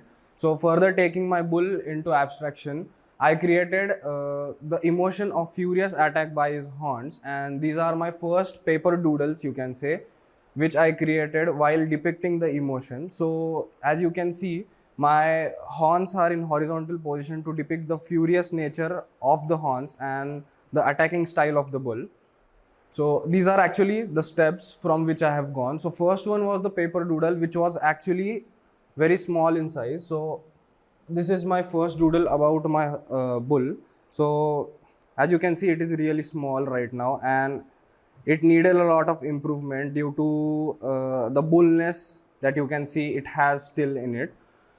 So furthermore, moving into process, I created the larger form of it, which is like minimizing the elements which I had added in the paper doodle. The horns were slightly tilted downwards to show more furiousness, but further moving into process, I figured out that the horizontal one would depict like a moderate amount and the bullness would be reduced down. So after this, we had to do laser cutting in MDF sheet and had to do an structure from it. So the main complexity behind doing this was we had to only use plates and we had to intersect them. We can't fold them. So this was the first laser cutting that I did, and as you can see, the behind elements are a little smaller. Then the horns are a little tilted inward. So this was the first. Actually, it was a first experiment doing how we can depict more furiousness in this bull. So further moving into process, I did this by increasing the behind elements. It shows like it's attacking forward, the furiousness towards forward, and the horns were a little tilted inwards to show the straightness of them. So these were my explorations for the course. The next assignment was the abstraction of an animal. So we started by making a low poly model from paper of the animal. I chose giraffe, and I had to analyze the form of a giraffe. So a giraffe is basically, it's tall, tawny, with long legs and long neck. So I had to focus on how what part of giraffe, what element of giraffe I wanted to capture. So by doing this assignment, I had a better understanding of how it got converted from 2D to 3D. We took templates and folded them to make into a 3D form, and how organic structure of the giraffe, the curves of the giraffe were converting into a geometric part. I could understand the volume of the giraffe, the proportion of the giraffe, like how the body, the height of the length, how the lengths are proportionate to the neck, the face, the ears and the eyes, and the tail at the back, and the whole volume. So by doing this assignment, I understood the proportions of the animal and converting it into, simplifying it more and yet containing the emotion that the giraffe has to express. I started by making some rough sketches to understand the important lines, the important forms and shapes that the giraffe should capture.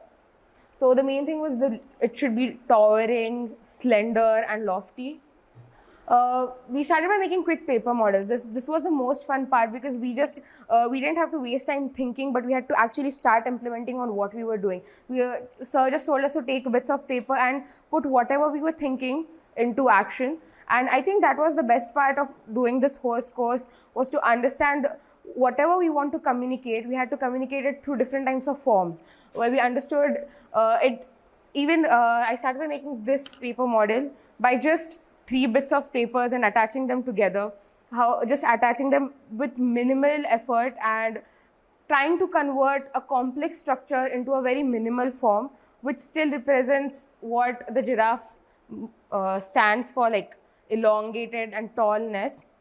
So initially I started with 4 legs, but I didn't feel that it was necessary. Even 2 legs conveyed what I was trying to say. So the whole concept of abstraction was to take as minimal effort and lower the percentage of the exactness and the originalness of the animal, and just to bring out the emotion that we intend to.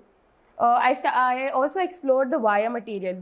I initially planned to have planes like here, circular discs that I wanted to show the long neck of the neck, but I understood by doing this that the wire is not working for my form. What I want to express, the sleekness, the wire was not supporting and enhancing that. So I had to skip that and I switched to cardboards. So these are the different forms that I tried from cardboard. We can see here that even changing the tilt, changing the angle, having a little cut here makes a huge difference. It changes the whole, when we look at the form together, it changes the whole aspect of the form. So I started by making cardboard models, and this was the piece that I ended up concluding on. I understood that even if you see the difference between two, they're almost the same. But by making the small cut, I enhanced the reaching out element that the giraffe is supposed to express.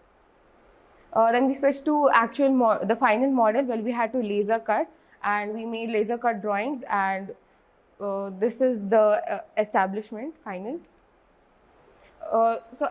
After all this, the main thing I want to convey was the reaching out of the giraffe. The model is, I have kept it sleek with less volume, and there are minimal joints that are not protruding outwards. It's very plain and sleek from the outside, and it's very slender also. So horizontally, it's not that wide, so it enhances the fact of the height. We can focus on the height and the stretching out. And I have kept the edges sharp, because blunting them will reduce the stretching out part that I wanted to express. We were also taught about how there are different, we can take a small element and have different behaviors to it. Like a same element can be shown as hard or soft.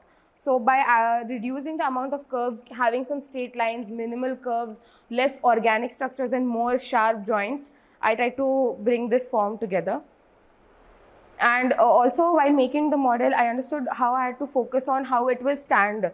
I had to understand the center of mass. If the height was there, I had to understand how much broadness I should keep so it balances and doesn't fall forward.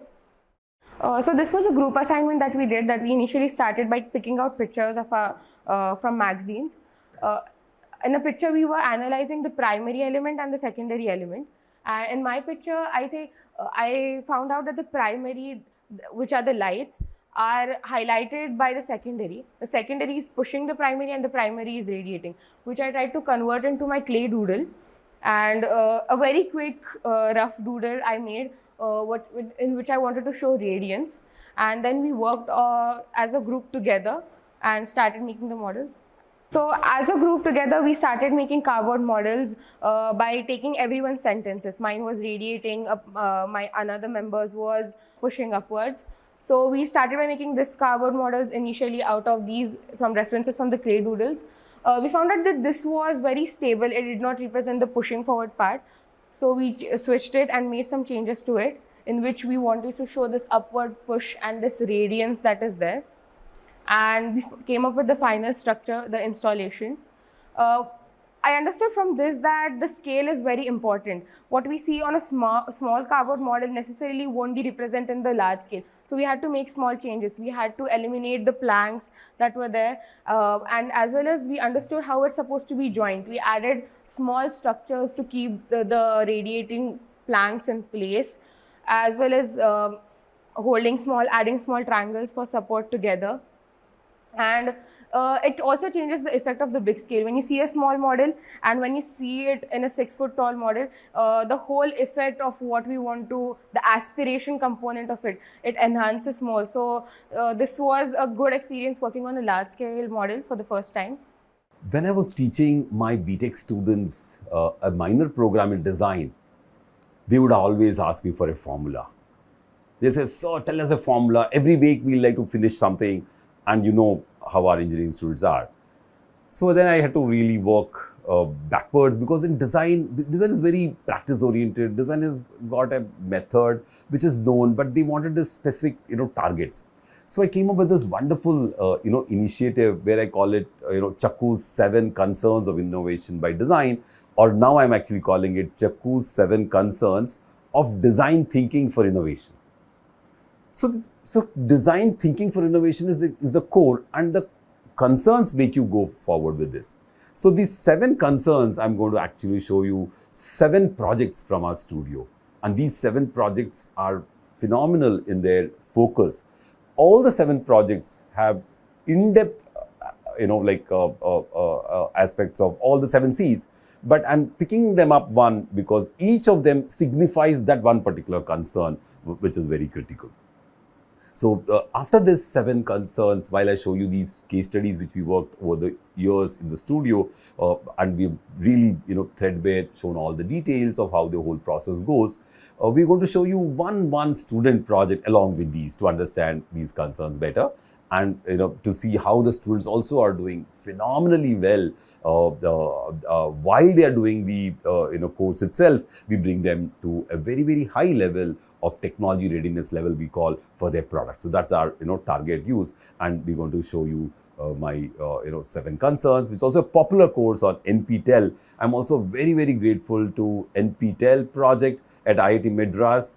I'm very, very happy to tell you that I got around 1,50,000 students registered for my courses till now on NPTEL platform, and they get course credits, and some of them have already done these courses which are called the Innovation by Design courses, where I showcase these 7 concerns.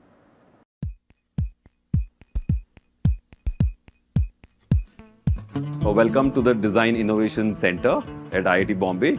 I'm extremely glad to present all the facilities over here at the Design Innovation Center, as well as the type of activities we are doing just to showcase how innovation can happen. We start with our conference room, where we display all our projects which we have been working all along. I've been working in Larsen & Toubro earlier, and you can see these petrol pumps, which we call serial innovation, ranging from like the Z-line petrol pump to the bullet dispensers. We use the conference room very extensively for both our online courses as well as discussions. The current discussion which is happening in the conference room is on the scripts and the animation needed for the Open Design School activity. The Innovation Studio needs to display all its projects, so we've displayed most of our projects on our display stands over here. So from the mock-up models to the prototypes and manufacturing is the innovation cycle, which is very critical. Design school at IDC IIT Bombay was known for making mock-up models and good designs, but we could never translate them into real-life products. And the Design Innovation Center project gave us this opportunity to move from concepts to the market in a very big way. So I will like to now take you around the studio to explain what all we're doing. We've been working on various projects ranging from post boxes to helmets to water bottles for CRPF Jawans. I'll take you along and first introduce you to my project manager. This is Prakash, who's been with us for nearly 15 years now, and he handles all the project management as well as the project accounting. We have senior designers, both like Avinash and Chari. Both of them have nearly 8 to 9 years of experience in the field. Chari is working on one confidential project ranging from prosthesis to helmets. Avinash has been doing this work, which is his student project when he was in IDC here.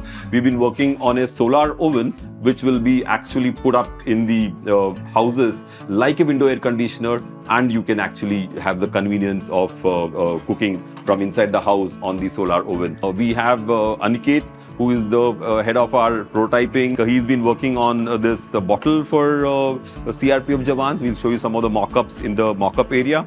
I have Ashish, who has been working on the helmets for CRPF as well as the helmets for riot police. You can see a lot of 3D printed models and design details there. We have our engineers like Ashwati, who has been working on filtration technology, looking at arsenic filters per Balia at Varanasi, and a team of 2 people are already in Balia testing our domestic arsenic filter over there. we have the project on a dental chair, where Arun's chair has won the award for the Dubai Design Fest, where this dental chair, which is a portable dental chair, we're going to take to Dubai for display.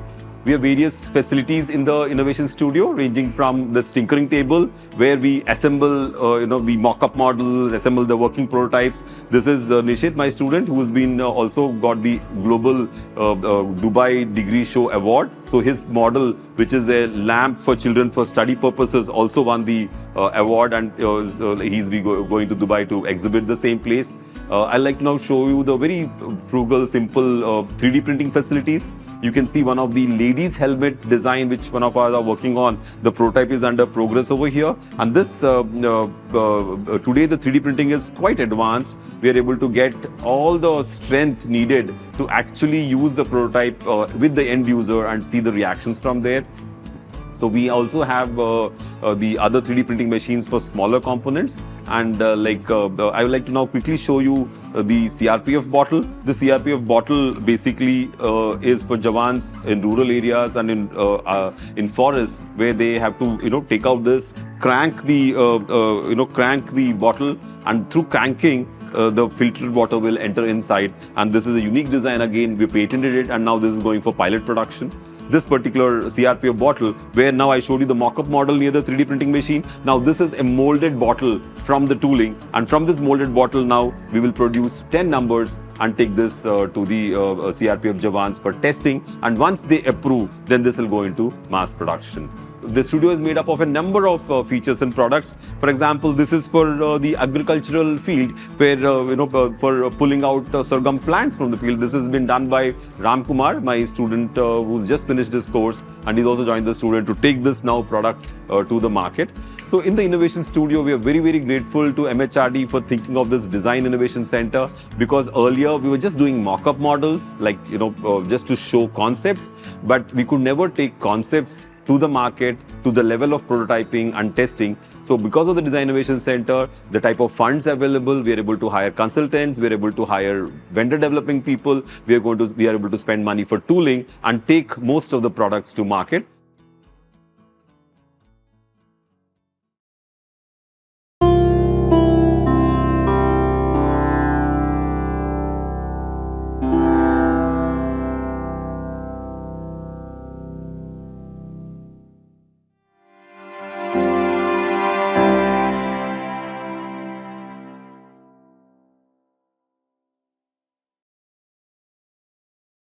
Hello all of you. Welcome to the course Designing User-Friendly Wean Racer.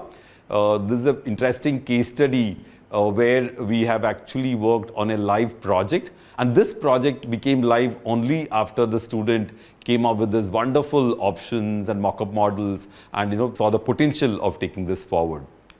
So the major aspect in this is that the users form a very, very important feedback loop in the total design process. It's iterative at multiple levels, and that iteration at multiple levels is actually supported by various prototypes, mock-up models, and multiple stages, and we will show you through the complete journey. So the user-centered aspect of the whole design process is extremely critical in this case. The story started wherein Trivikram, our first year MDes student, undertook a course which was Innovation by Design elective, and the whole batch of students went to the blood bank to find out what type of problems are there in the blood bank. In the sense, like they said, okay, each of you have to go see the place, and then you to capture what problems could be. So each student came up with different problems. What's interesting is that Trivikram said, like a lot of people came back and said they had to go through a lot of pain as the doctors could not sense their location of the vein, and that was a very, very serious issue. And here it's a very interesting paradigm that people have come to donate blood and they're going back with pain, and they could not even donate blood in some cases where it was very difficult to get the veins. So that became the cause, of our project, because I keep talking about the 7 concerns of innovation. The first concern in the design innovation process is the cause, where you stand for a cause. So this cause for Trivikram was that he wants to make this process painless. And in the journey, he wants to see to it that the doctors or the caregivers are actually able to see the vein more effectively before they are doing the prick.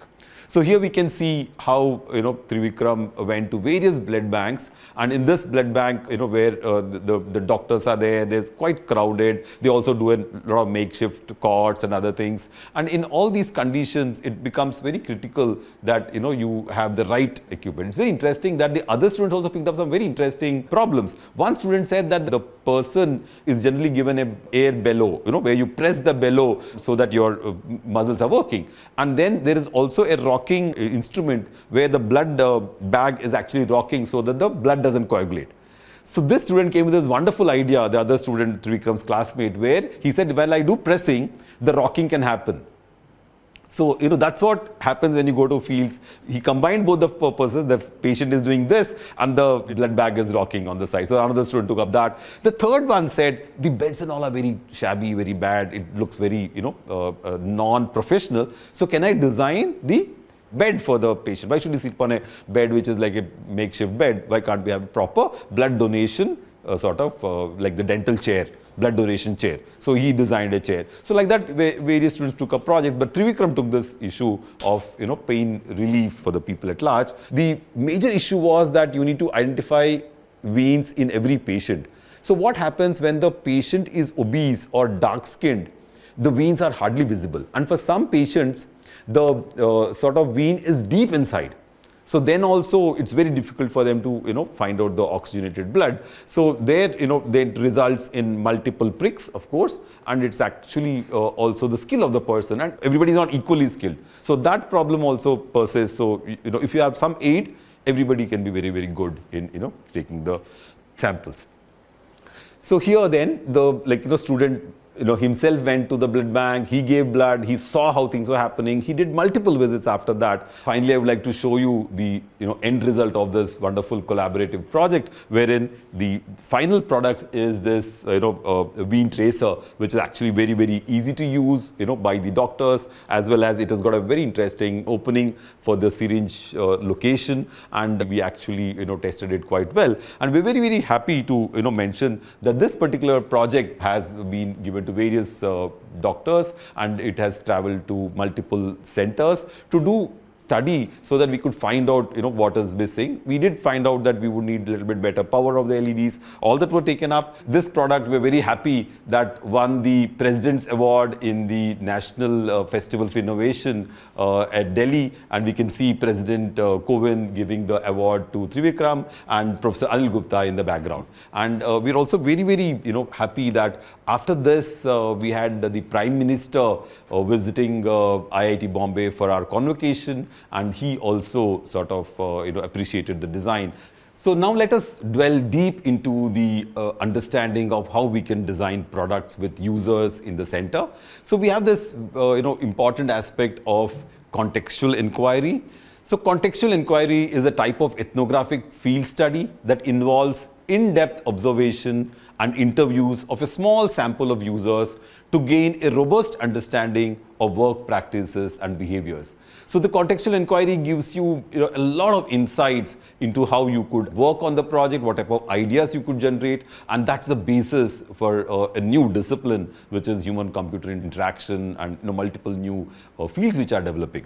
For the inquiry, of course, as I mentioned earlier, Trivikram went to various blood banks. We can see Trivikram here, donating blood in a makeshift blood bank. Most of the blood banks are makeshift. They put up in various, colonies or in schools and colleges, and hence we see that most of the equipment is very makeshift. And of course, we can see that we would surely need a device so that the veins can be traced more effectively. So the first step in any design journey is to see what all is available in the market. This was the vein tracer already available. But this vein tracer was using old technology of LEDs, and it was actually quite expensive, as well as the veins were not very, very clearly visible. So we can see that always we have multiple products in the market, like the AccuVein is a display type of vein tracer. There is Vein EZ, which is an LED, infrared LED type of vein tracer. And of course, like as I mentioned, they are extremely expensive. And especially the AccuVein, which is a projection-based vein tracer, is very, very good. But when we went to the hospitals during the interview process, it's told that it's too cumbersome for a simple thing like a blood donation camp. It's very intricate and very large. It can only happen in large hospitals. So those are the challenges which you face. So now here another very important thing is coming from contextual inquiry is that you need to understand very, very clearly where your product is being used. The product use scenario is also very, very important. So what was the cost of the one issue and what would be the pricing of this device? Yeah, very good question. This, like the costs become very contextual. The non-contact ones go into the hospitals, so the cost is around 2.5 lakhs. And the ones which are contact ones like the Viniscope, which are more advanced, the cost is as high as 10,000 rupees. And the one which is in my hand, this was actually costing around 4,500. And we were targeting our cost for the vein tracer at around 2,000 or 1,500. And it's very interesting that when we went again into the market, then we found out that if I'm going to do it for blood banks, the cost is still fine because, they sell blood, right? Later on in the hospital, sometimes it's sold. So it's still okay. But then when we went to locations where it was supposed to be used more effectively for free, they were saying that they want the cost as low as 400 rupees. So now I want to tell you that it's possible to generate a product for 400 rupees, a product for 2,500 rupees, and a product for 5,000, and a product for 2.5 lakhs. So it's possible to do all that, but it'll have different affordances. That's again coming from contextual inquiry. Which context, what you're using. For example, the home use vein tracer, which one of our IIT Hyderabad students were mentioning, was that if you want to use for personal use, it has to go down to as much as 400 rupees. Yeah, tell me. So what about that? Here, most of the vein tracers are, accurate. It totally depends upon the technology you use. In this particular case, for example, our PCB and all is, international standard. The battery pack is, lithium-ion for rechargeable for long-time use because it's for blood banks which are doing blood donation for the whole day. But whereas for a personal vein tracer, for a, if you have your parent who's got this problem of vein tracing, and if you consider for them, the cost can come down to as low as 400 because you will use a pencil cell in that. You will not use a lithium-ion battery. See, the price can immediately drop to as low as 400 to 600 rupees.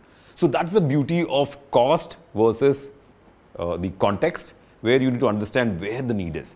That's where the new term in entrepreneurship has come up, where they call customer discovery.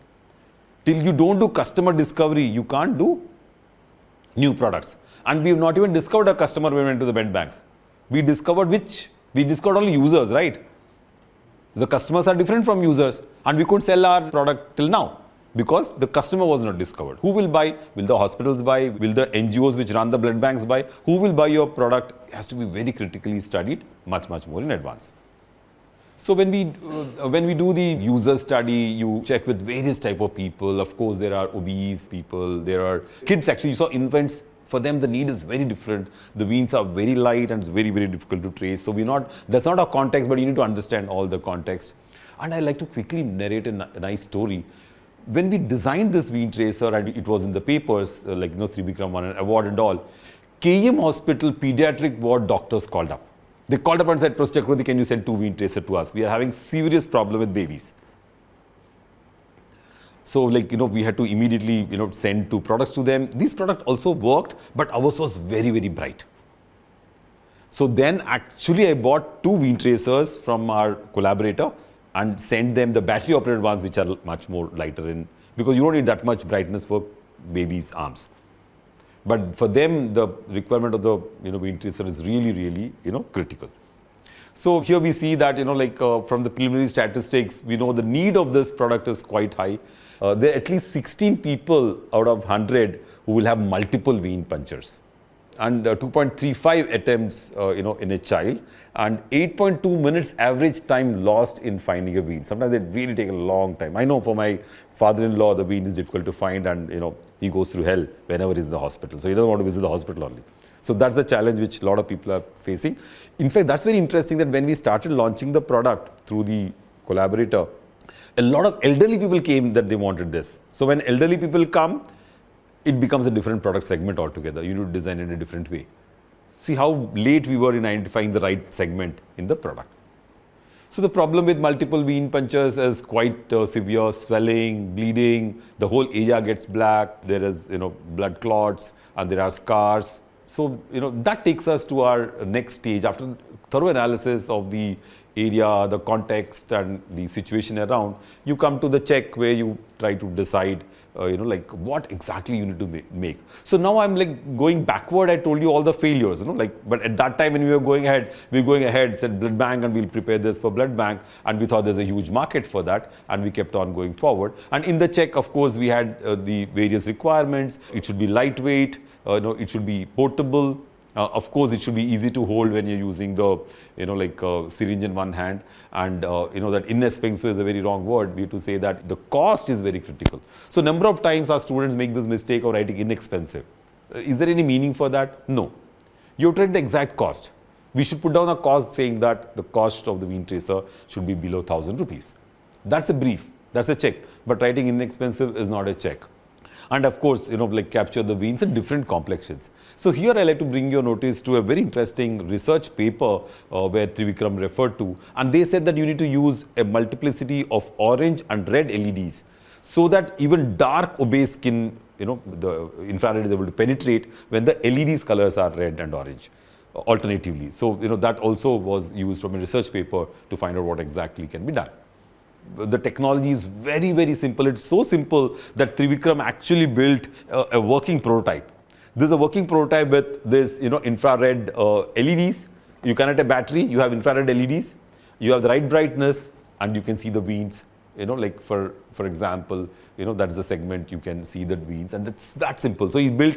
But what's interesting, it looks very simple, but the type of LED, the type of angle the LED has, LEDs have lenses, right? The type of lens the LED will have, and of course the type of power you give to the LED, what type of power and wattage it is, all become very critical. It's not that simple as I said, but then Trivikram went multiple times to Lamington Road and getting all the things. But today, for example, it doesn't matter where you are because the online presence is so well ingrained that the people in these shops actually ship it to you when you pay through WhatsApp.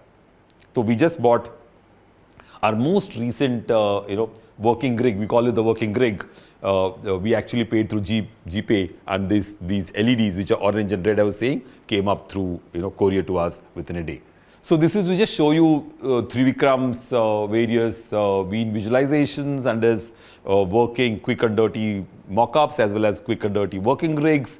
And then he was very, very happy that he could identify the veins very effectively. And he built this working rig to check. And after that, he came up with multiple ideas. This is the most interesting stage for any design student. He wants to build multiple ideas. We say that you come up with multiple ideas for your product. And like Trivikram, of course, did a lot of sketches. And here I like to bring your attention to a very interesting situation in the design process. This is the pitfalls of innovation. So here, for example, a lot of design student projects actually. So this is a design, project where you start with, and then you have an idea, and you make a quick mock-up. You saw those mock-ups which are available, which don't work, and then if you don't, cross this first pitfall and build a working prototype, your product is no longer, it's gone. So 99% of IDC student projects, or 99.9% of IDC student projects are here. They're just in reports and they're in the labs. So that's what triggered, triggered my interest of why can't I take student projects to market? So I went to the ministry, asked them for a grant, saying that if I have to take student projects to market, we need to get additional resources so that we can take the student to market. So that's what we started our actual journey of the innovation journey. So here, for example, Trivikram made this working mock-up, and we went after the working mock-up, we had to make a working prototype. then actually here it could fail multiple times. Our product failed, as I showed you. It failed over here, and we will show you how it failed. And if the user testing and it succeeds, then it is it's a much more bigger jump, which is crossing the second pitfall to product planning and generating a pilot production. I'm also very glad to mention that this particular product went through the pilot production also, and then it's an aeroplane. It's very tough to cross the next pitfall, which is taking it to final production, which we did. Because when it goes to final production, all aspects of finance, supply chain, product investments, entrepreneurship comes in. And you need to be very vigilant with that. And if the whole ecosystem of enterprise doesn't work, then the final situation doesn't happen. So that's the whole journey I want to show you. And I'll also show you quickly where all we went and how many times we went back and forth in this whole journey. So here again, fabulous ideas were built by Vikram. So here you can see this beautiful idea where the syringe is actually part of the LEDs. So the LEDs are focusing and the syringe is working. Then you have a gooseneck LED design with this. Here, you're not bothered much about how the technology will be used, but you have to be very creative in your ideation. This is of course 2 ideas over here, and this is my most favorite idea. You have LEDs as finger props.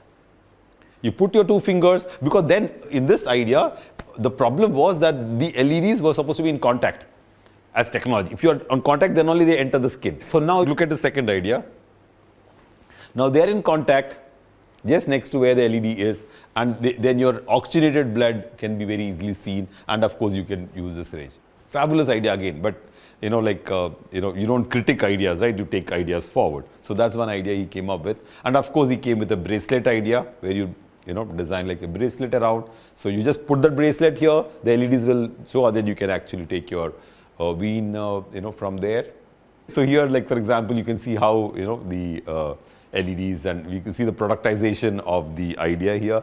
And then of course the renders look very fancy. It's very easy to imagine something on a CAD model and a render, and that's a very interesting stage which all designers like to follow. And that's also a big pitfall where my designers think that their product is ready, but actually the product, a lot of things are left for the product to take things forward. You can see this interesting design where you could have a flappable LED like a detector. Then you have the concentric ones. Then you have the full clamping ones, and you have different ways of clamping, so it's easier. And of course the last one, which Trivikram had used as his final concept, took this forward. But then at that time we thought this is a great idea that it was holding. But when we did user studies, as I told you, it really didn't do well. When there was obese patients, it was not even going on top of the hand, and the power was not enough. So then of course we realized our mistake, but I'll show you how the things felt. So various concepts were built. You can see some of the concepts which are straps are different. There are batteries on the side, and also we have the final concept, which is the concept 5. So what is the need of so many concepts at this stage? Actually, it's very important for us to make multiple concepts, because you don't know which one would actually address the need in the right way. So concept evaluation becomes a very important aspect of any design journey. So here we need to map the concepts with the actual product brief. The check which was there talked about various aspects of portability, ease of use, and the cost. So on these parameters, you need to evaluate the concept. So here Trivikram evaluated the concepts and he selected this as the final concept. How many concepts should one build? Basically, you build maybe 50 or 100 ideas, and then make around 3 to 5 concepts. It's not a fixed rule, but minimum 3 and a maximum 6. Because you have too many concepts, then you can't evaluate them well. So then you also merge concepts together to build design solutions which are multiple things put together. So for example, the new design which we have is actually a merger between the merger between this one and this one maybe. The new one which is there, because it doesn't have a side flap, right? The concept 2 and the final concept. See, it's a merger of those two. So you can actually merge also the ideas to take things forward. So as I mentioned earlier, like Trivikram built a prototype out of the whole, like mock-up models and the working rigs he built. And this is the prototype he built. Trivikram actually built this prototype by actually fabricating out of plastic himself. So here we have special fabrication machines like the vacuum forming machine. And of course, he went to the PCB labs in electrical engineering and built his PCB or his particular prototype. And this is an interesting situation where Trivikram was actually enacting and finding out what would be the best concept for the wean tracer. Here you can see him and his friends actually demonstrating some quick and dirty mock-ups on their hands. And here we can see that by building this prototype, now we have crossed the first valley of death where the working prototype is there, and you actually can trace the veins very effectively in this design. So after the final concept selection, the next stage is crafting, where Trivikram came up with a lot of multiple foam models, and this is the foam model of his final design. And this particular design he took forward into building a working prototype also. So now we come down to our pitfalls of innovation. We just crossed the first pitfall, which is from mock-up to prototype. Here, as I showed you the prototype multiple times, this is a prototype which actually can be targeted on the arm like this, and then you can actually get at an angle you can pierce the vein. So this has LEDs and everything. At this stage, the student graduated from IDC IIT Bombay and got a job in Samsung, and he was actually doing very well. And of course, he forgot about the project. Then what happened was that we got this wonderful project from the Ministry of Education, which is the Design Innovation Center, where we can actually sort of hire experienced engineers, experienced designers to take the project forward to market. So here, for example, all our next stages of development are very critical in taking the product to a pilot production stage, and that happened in the Innovation Studio. For a medical product, there are a lot of challenges. One of the major challenges is about safety. So actually 1/3 of the product cost goes into safety in case of a medical product. And of course, the the manufacturing of the circuit becomes very, very critical here, where the manufacturing has to be of international standards. And of course, the battery and charging is very critical here, because if you're looking at blood banks, the battery charge should remain for the total journey of the day, so that around 200 patients can be serviced with that. So we went to this expert consultants who are I2R.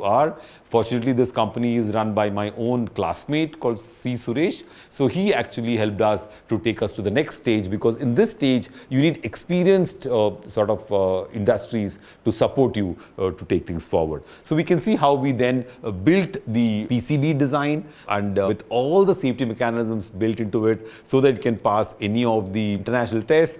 So Tronics Zone is the company which built the whole PCB, and we also use silicon molds, like this, to build these pilot production. You can see this pilot production over here, where all of them came out of silicon molds. So we had 10 pilot production which was built, from this, and we could take it to market to test. So here, for example, during the testing, of course, we found out various problems while testing, and these problems had to be solved. The usability issue was also very critical, where we need to understand ease of use very effectively. So my team at the Design Innovation Center, mainly led by Avinash Prabhune, and our engineering team were led by Ashwati Kaimal. Both of them then said that we need to change the form of the product. So Avinash went and worked on the form of the product after multiple trials with various caregivers and various activities. So this is the pilot production of 10 pieces, where the product was used at the IIT hospital, and we can see that the caregiver was having multiple issues of actually extracting the blood for testing. The distance between the LEDs were very large. The device was coming in the way of the syringe. It was also very, very bulky to hold. So with these type of factors, we had to go back to the drawing board. So in the pitfalls of innovation, we can see that even after crossing the first pitfall, when you do user testing, you can actually fall back into the design phase. So here, the design phase again started with experienced designers this time, and this happened in the studio environment. So the major challenge was not having the wean tracer's arm coming in way of the needle of the syringe, and maintaining an array of LEDs in such a way that your wean search can become easy. So the array of LEDs can be along the wean. In our case, in the earlier case, as you see, in this case, the array of LEDs were perpendicular to the weans. So that way, your search is not very effective. But when they are along the wean, the search will be very effective, and you'll also have a pathway for the weans to enter. So then comes the interesting stage of crafting again. So, Avinash, a senior designer who already passed out 3 years before Trivikram, came back to the studio as a design head, and he did this multiple ideas for easy to hold, easy to use thermocol mock-ups, as well as plastic formed sort of pieces for study. So this is some of his, very interesting, like mock-ups he made. This is made out of plastic. So what happens in this case is your hold is much better. It actually get a feel of a real product. So he built multiple of these mock-ups to test what will happen with the users. Again, like the way we built multiple concepts, you inform also, you need to meet multiple variations and give it to users to test, so that you can really find out which shape is more conducive for that operation in hand. After the study with the users, finally the concept was selected, which was very simple. It was, it also had to match the semantics of a medical product. Like, it can't have too many details like this. For example, this also is a good product, but it had too many details and too much of exposure of where the LED is coming, where the battery is sitting. Actually, it's very interesting that this is a battery actually, and he really enveloped that exactly there. And like, this is the final sort of render which Avinash had made.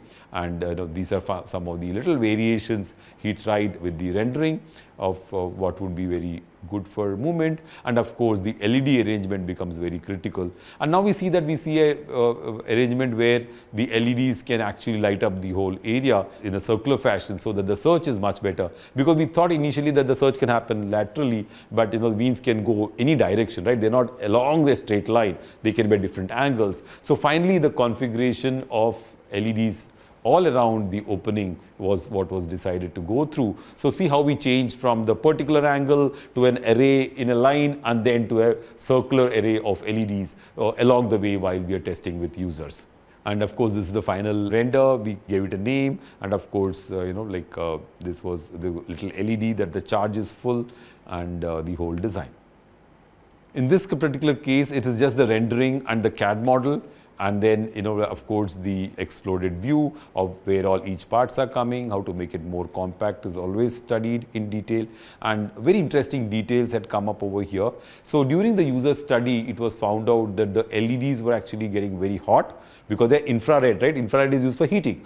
And then you can see this very interesting acrylic filter. So this acrylic filter actually sits on top of the LED and actually pipes the infrared light down. So that was added later on after the users complained that when you keep a long time on their hand, it can start burning. A lot of interesting work happened on the usability. Form and usability was a very important issue. So like in this case, you can see that we thought that the switch can be added at the location where the thumb is, so that when you press the thumb, the switch can switch on and you can remove thumb from there. We thought initially that would be a good idea. We started with that. We tried out various locations. This is the sort of, again, vacuum cast 10 pieces. So now we are again going to pilot production of 10 pieces. These are the vacuum cast pieces. So in vacuum casting, what we do is we take one 3D print. That 3D print, they make a silicon mold. And from the silicon mold, they make vacuum cast of as many pieces as you want. So the vacuum cast pieces are very strong. So they are like real products. So you can actually use it to try out and test. So this is actually a vacuum cast product. And after that, it is painted. So when you paint it, becomes further strong. So here you can see the details of the LEDs and details of the switches. So then finally it was decided that we will not use any of the other details. We like to actually use the touch as a capacitance design. So you actually take the beam tracer and you actually tap on the hand, it should start. So like, it'll start like this, and when you tap, so that was the idea. So it had two switches on either side. This again thanks to this wonderful, engineers who created these interested capacitance switches. So when it touches both the sides of the thing, it'll activate like the way I showed you. And that activation was a very interesting thing because infrared is very bad for the eye. If somebody switches on and looks at it, it can be bad for the eyes. So this was an added safety feature in this product, that you could always, the LED will switch on only when you place it. Yeah. I would like to know how exactly this is being used. Yeah, this is actually designed very well from point of view of usability. This again thanks to Avinash who worked on this.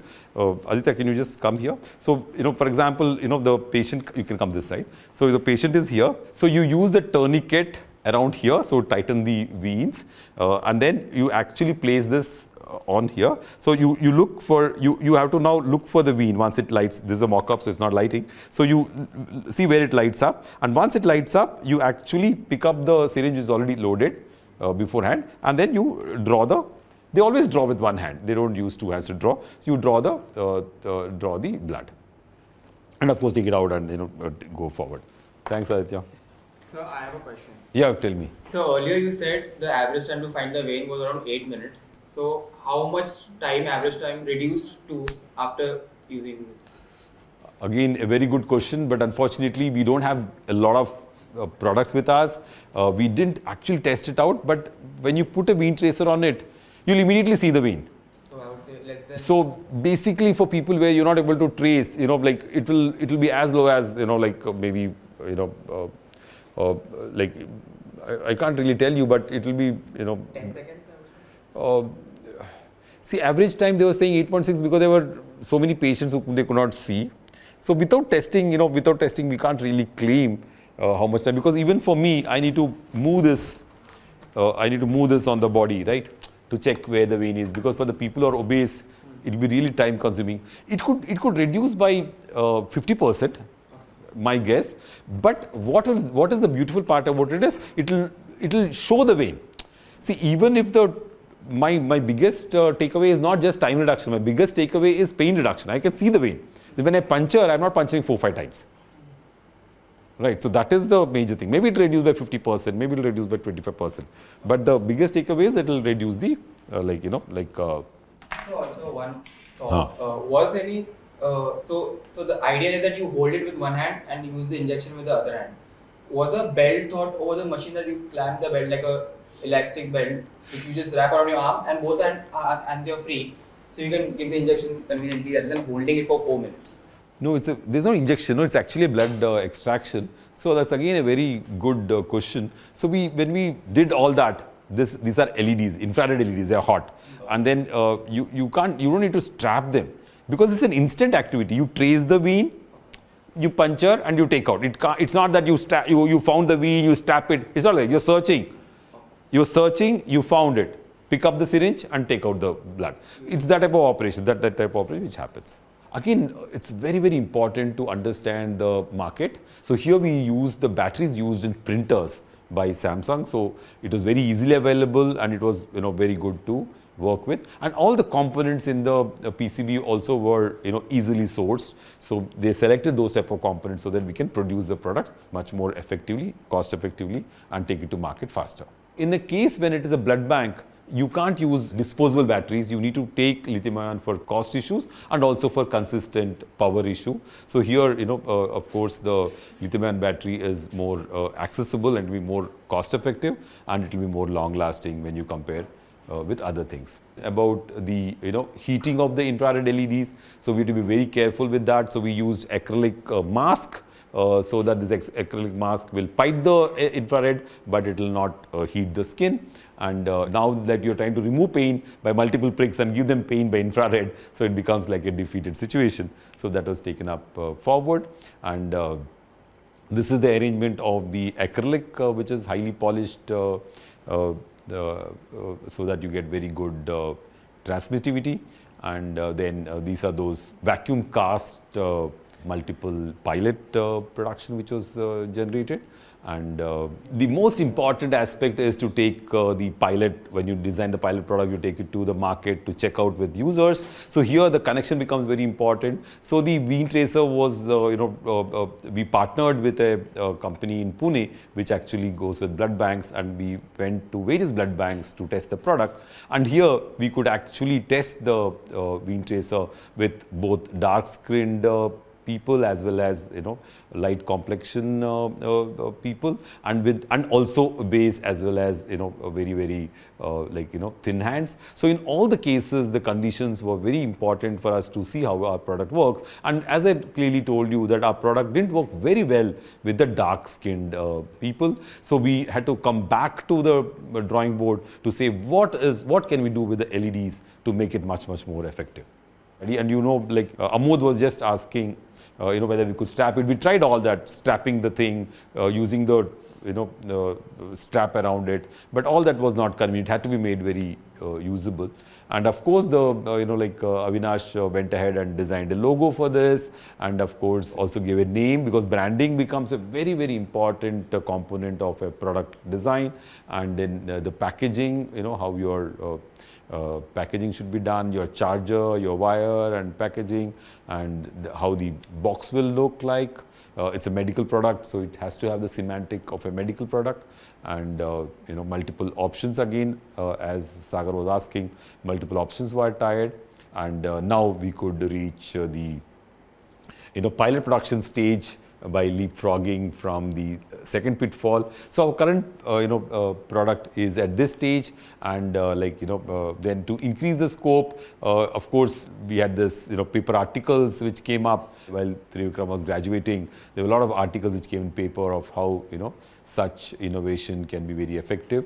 So when we design a product, and it has to go to market, it has to have a lot of traction. It has to go to multiple use scenarios. So we were actually building the product for both the blood banks, and now the product can be used in other scenarios of blood testing and even hospital blood extraction, and even injection, for example, when you can't when they do injection in the veins. So it can be used in multiple conditions. In these conditions, it's very important for us to do different type of intensities of LEDs. So here we need to understand how to manufacture multiple intensities. So here we requested the manufacturer again to provide us with different sets of PCBs where we could have different LED power, and with that we did testing to find out what type of power would be very effective. So that is where our large scale industry support becomes very important to take a design idea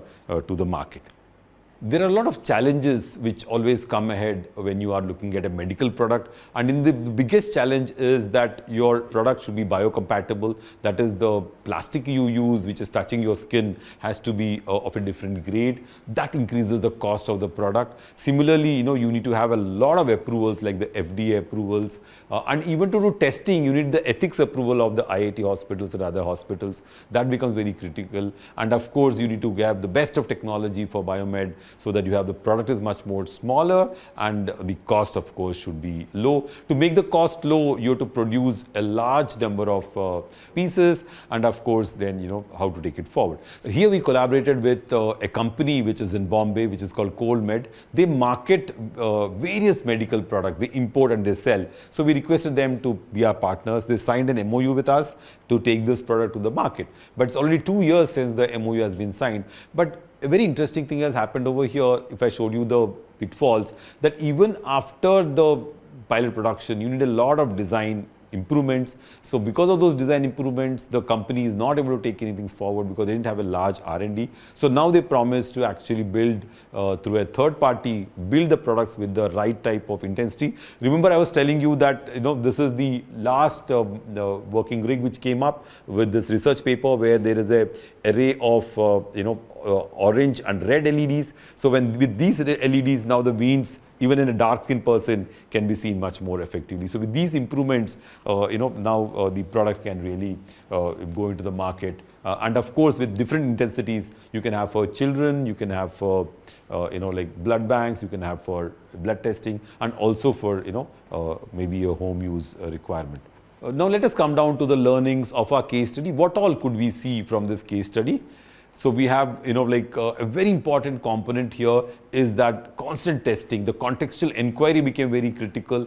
A small number of users were rigorously, tested to find out what will work, and feedback from the users, both the primary and the secondary, helped us at every stage of the design. And sometimes we need to go back a few steps. Not sometimes, the iterative process of design is where, as soon as you find a problem, we notice that we need to go back and, improve and solve that problem and come forward in the design process. And the most critical and important one is that if you don't collaborate with industry, small scale as well as large scale, your products can't be built and you can't test them out. So you need strength and synergy of the electronics industry in such case, or the biomed industry in another case, to take the product to the final stages. So that is the total understanding that we need to have. With these learnings, we conclude our lecture where the user focus, as we saw, was very critical in various stages in the innovation journey. And then thank you so much for the session.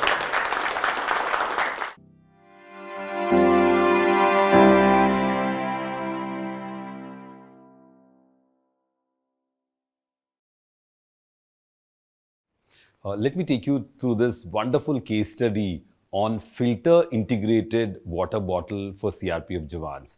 This title is very interesting. You generally have water bottles, but why should the filter be integrated in such a bottle? Let us go through the story of how this happened. We at the Design Innovation Center at IDC IIT Bombay have a mandate to take student projects to market. So we have this wonderful student of our MDes program called Devanshi. She was interested in working on a live project. So while she was working on this project, my team at the Design Innovation Center, both senior designers, engineers, environmental scientists, all would work together with her to see to it that while she works on the project, we also take it to the market. In the sense, the idea is that while the student is working on the project, we also support her so that she understands all the nuances of how the project can, really be realized in the field. So here, I'm extremely glad to show you this picture of our innovation studio where we're displaying this product for all the visitors to see, and also, give a clear, direction of what needs to be done when student projects have to go to the market. It all started with this wonderful initiative of the commandant of the CRPF forces who came to IIT Bombay and said, "Professors, you must come to our barracks, you must come to our site to see how difficult our conditions are. Then you decide what type of projects you want to work on." Professor Hemendra Arya from our aeronautical department went for such a visit with 4 other colleagues, and they were taken to the remotest of the CRPF camps. In this camp, Professor Arya was quite intrigued to see that the CRPF Jawans were actually starving for water, which is very unheard of. We always thought people would starve for food, but here they were starving for water. Let us see what he has to say. Hello, I'm Hemendra Arya, faculty in Aerospacing Department, IIT Bombay. I work in the area of mini aerial vehicles. Those are called as drones, and these can also be used for internal security.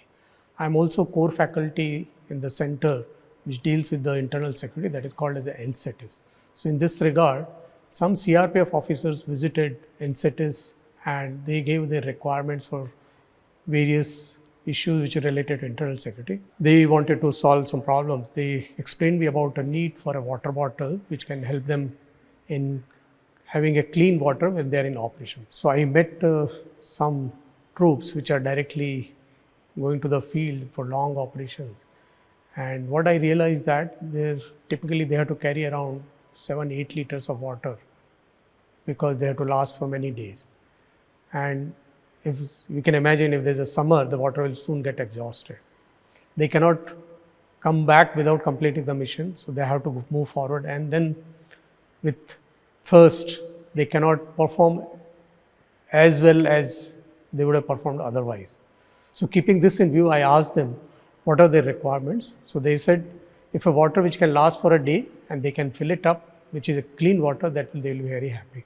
I came back and told Professor Chakravarti to take it forward. And then Professor Chakravarti, along with me, we worked on this project with one student and we developed a CRPF bottle, which I feel it's a good product which will help them in having a clean water whenever they have a long operations. Who are the CRPF Jawans? The CRPF is the Central Reserve Police Force, which actually goes to very stringent operations across the country, both from the borders and counterinsurgency. These counterinsurgency operations are really, really challenging. They also don't have any time limit. For example, when the Jawans set out to go for an operation, they think they're going to spend around 2 weeks, but finally sometimes they spend around 8 to 10 weeks in the field. So they have to do that type of planning so that they can really do the operation as well as come back safe. Central reserve police force या CRPF आज भारत की सबसे बड़ी paramilitary force है। जब भी हम किसी ऑपरेशन में निकलते हैं तो उस समय जनरली वो अपने साथ 7 से 8 लीटर पानी लेते हैं, या तकरीबन हमारे जो चलते हैं उनका मिनिमम एक्स्ट्रा वेट कैरी करते हैं 20 से 25 केजी वाला। जिन सीजन्स में ऑपरेशंस होते हैं वो काफ़ी ह्यूमिड वाला होता है, स्वेटिंग से परेशान हो जाते हैं, लिक्विड्स की कमी हो जाती है। तो अगर इस लिहाज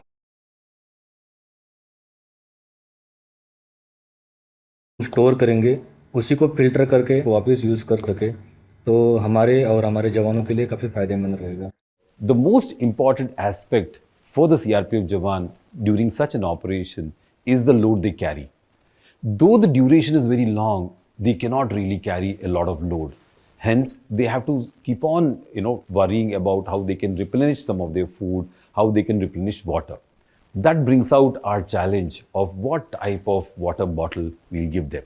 The total weight they have to carry amounts to 25 kilos, which involves their rifle, the rucksack with dry fruits, camp rations, and first aid. They have a bulletproof vest. Sometimes they carry the rucksack depending upon the situation, but they need to wear it most of the time. And 3 to 4 liters of water. And currently, unfortunately, they carry in, standard disposable water bottles, which are also upcycled, which is very unfortunate. When we teach design to students, we also encourage them to consider the worst possible scenario and start designing. In that particular condition, the student is actually working out very creatively, coming up with very, very out-of-the-box solutions. And also, for example, they empathize with the users the most. This leads us to an interesting situation which I encountered during my 2 decades of teaching at IIT Bombay. To make the students understand all the nuances of innovation, I created these 7 concerns of innovation. I call it the Chakku's 7 C's. And in these 7 C's, the first concern happens to be the cause. The cause, for example, is the resolve to solve a problem. In this case, with the CRPF Jawans, we wanted to take a resolve that we will actually give them clean, filtered water so that these Jawans will not starve for water. The challenging environment which our Jawan faces is that they have a very, very hostile environment. Sometimes the water bodies are even poisoned. Sometimes they can't even drink from regular sources of water because even the insurgents know that the Jawans are going to come there to pick up water and they could lay a trap there. So the Jawans have to really go to very, very remote corners, remote areas where even the locals are not drinking water and pick up water. And that water, they have to be sure that it is clean. So that is the basic premise of our cause, where we have considered that we will provide, filtered clean water for the Jawans, for their safety and for their longevity. How do you think Jawans filter water currently? The Jawans, of course, use a lot of ingenious methods. They also use, special techniques which they are taught to them. They use cotton cloth for filtration. They use chlorine tablets, which expires in 2 to 3 months. So it's very safe for them to keep them good stock. And of course, they use water filter bottle where, currently what they use is AquaGuard on the go, which has a filter inside the bottle. And the biggest challenge they've told us was this filter starts smelling because the filter is already inside and the filtration is happening while you're drinking by pressing the bottle. This brings us to the second concern for innovation, which is the context. We all know that without understanding the context, there is no design. In case if there is design without understanding context, the design fails miserably. The context becomes extremely critical, and in this case, the context is paramount because here the Jawans are in very hostile environment and they are in very difficult situations. So understanding the problem space and the environment become very, very critical. I'm very glad that we could get this original pictures from our CRPF Jawans from their mobile phones. And here we can see the type of diverse areas they go to, from crossing water bodies to being on roads waiting for people, or for being in the jungles, as well as cordoning off areas. So their operations are wide and like everything under what happens in an operation. The current solutions in the market which are available for filtration for our study purposes are many. But will it suit our Jawans? The one which is shown here second, which is the AquaGuard on the go, is what the CRPF commandant bought for the Jawans, but the Jawans were very unhappy, so they actually are not using that, and they are falling back on the upcycled disposable water bottles. So here we have a very challenging problem. When we looked at these filtration mechanisms and the type of bottles available in the market, after looking at all the bottles, we found out that this particular AquaGuard on the go, for example, was using a phenomenally good filter inside, for example. This filter was very high tech that when I squeeze the bottle, the water which is already inside gets pushed through this filter and I can drink, directly from the top.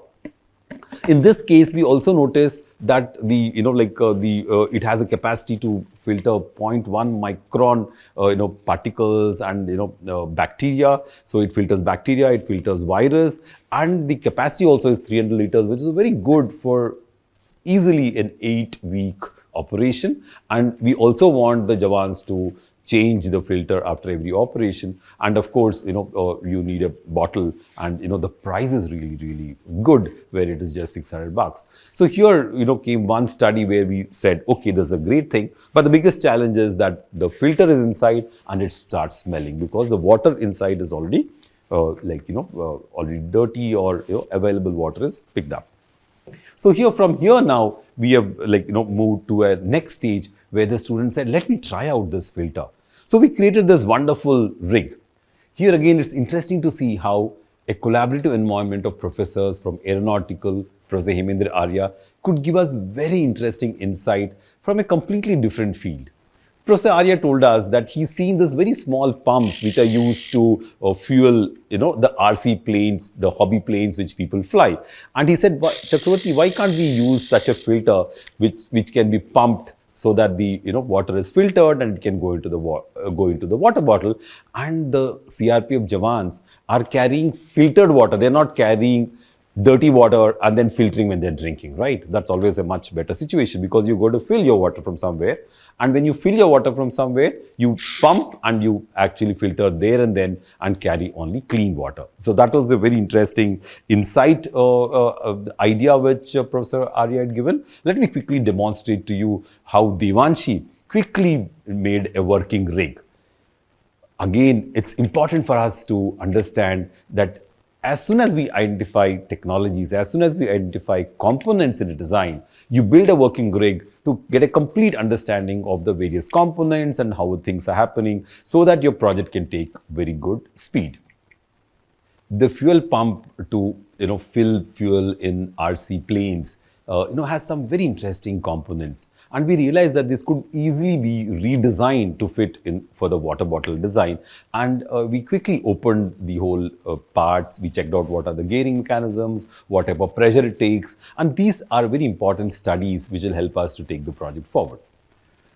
From here, we move on to our next C, the comprehension, arriving at design insights. This stage is very critical because we have done a lot of study. We have understood the Javans, we understood the technology, we understood the problem, we understood the problem space, we understood the environment. After all this, it becomes very critical that we sort of get all the insights together and create a list for ourselves to understand and use these insights and effectively come with design brief, which will become the next C, which is the check. So in the check, Devanshi created this wonderful small, simple points where we said the bottle should be easy to operate, the bottle should be easy to carry, and some very interesting insights which she had were that the bottle should also, be easy to maintain, in the sense like, when you keep going to multiple operations, it should be, possible to maintain. So Devanshi, with this very minimal brief, Devanshi started building ideas. So she came up with this wonderful multiple ideas of, putting the filter inside the bottle again. Remember, though we had the problem of filter smelling, but some of the ideas are still inside. It's very interesting that though you have these problems, sometimes you think, okay, I can change the filter media so that it does not smell. So those are the new things which can happen. She had this wonderful cranking mechanisms, which are hand cranked, which are cranked before. Some of the ideas which are there could be actually using a bellow. So with all these multiple ideas, we have this very interesting method of affinity mapping. We do clustering of ideas as per the affinity of the ideas. So you may have some 100 ideas, and then we actually make maps of these ideas and bring clusters. So again, there's no hard and fast rule what you name these clusters as, but we consider these clusters as ease of use cluster. Then we also have the easy to carry cluster, and we have the easy to pump cluster. It's very interesting that in this case, we can actually have repeat ideas in some of them. It doesn't matter, because it's a creative process, and how we can merge ideas and take them forward is the most important aspect over here. So once we cluster these ideas, we have to choose one champion idea out of that and create a concept.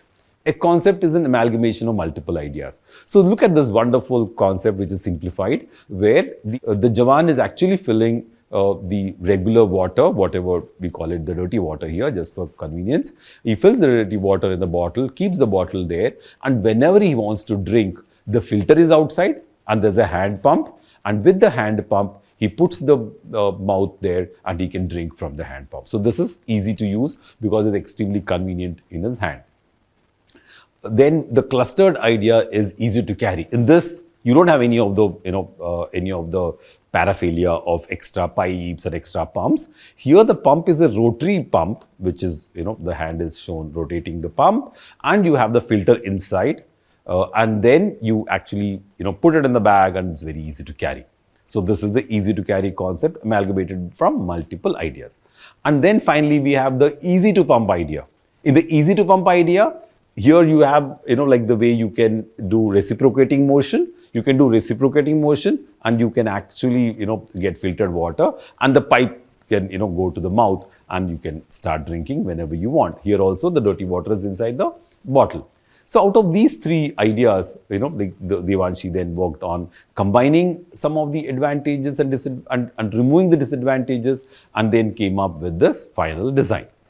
It's very interesting that suddenly she jumped to a rectangular cuboid type of shape, and she kept saying that this shape would actually carry more water, is easy to put in the rucksack, because she wanted it easy to carry as our brief. And she built it, and she also did scenario building, where she went to a water body and she actually tried different ways of how this cuboid would actually be very convenient to use. She was really convinced that this will work really well, and of course then she worked out on the various methods, or we call it the various ways in which you can do the filtration and you can do the cranking. So in this particular case, the filtration, as I mentioned to you, is happening by rotary motion, and the filter is built on the sort of on the bottle. In this case, for example, the filter is inside the bottle, and the cranking is happening on the side of the bottle. This idea she came up after her study of various locations and various cranking. In this idea, she said, okay, the filter is smelling, so let me put the filter in the water and crank with an outside crank and fill clean water into my jar or into my bottle. And that's what you see in this concept, where the filtration happens outside.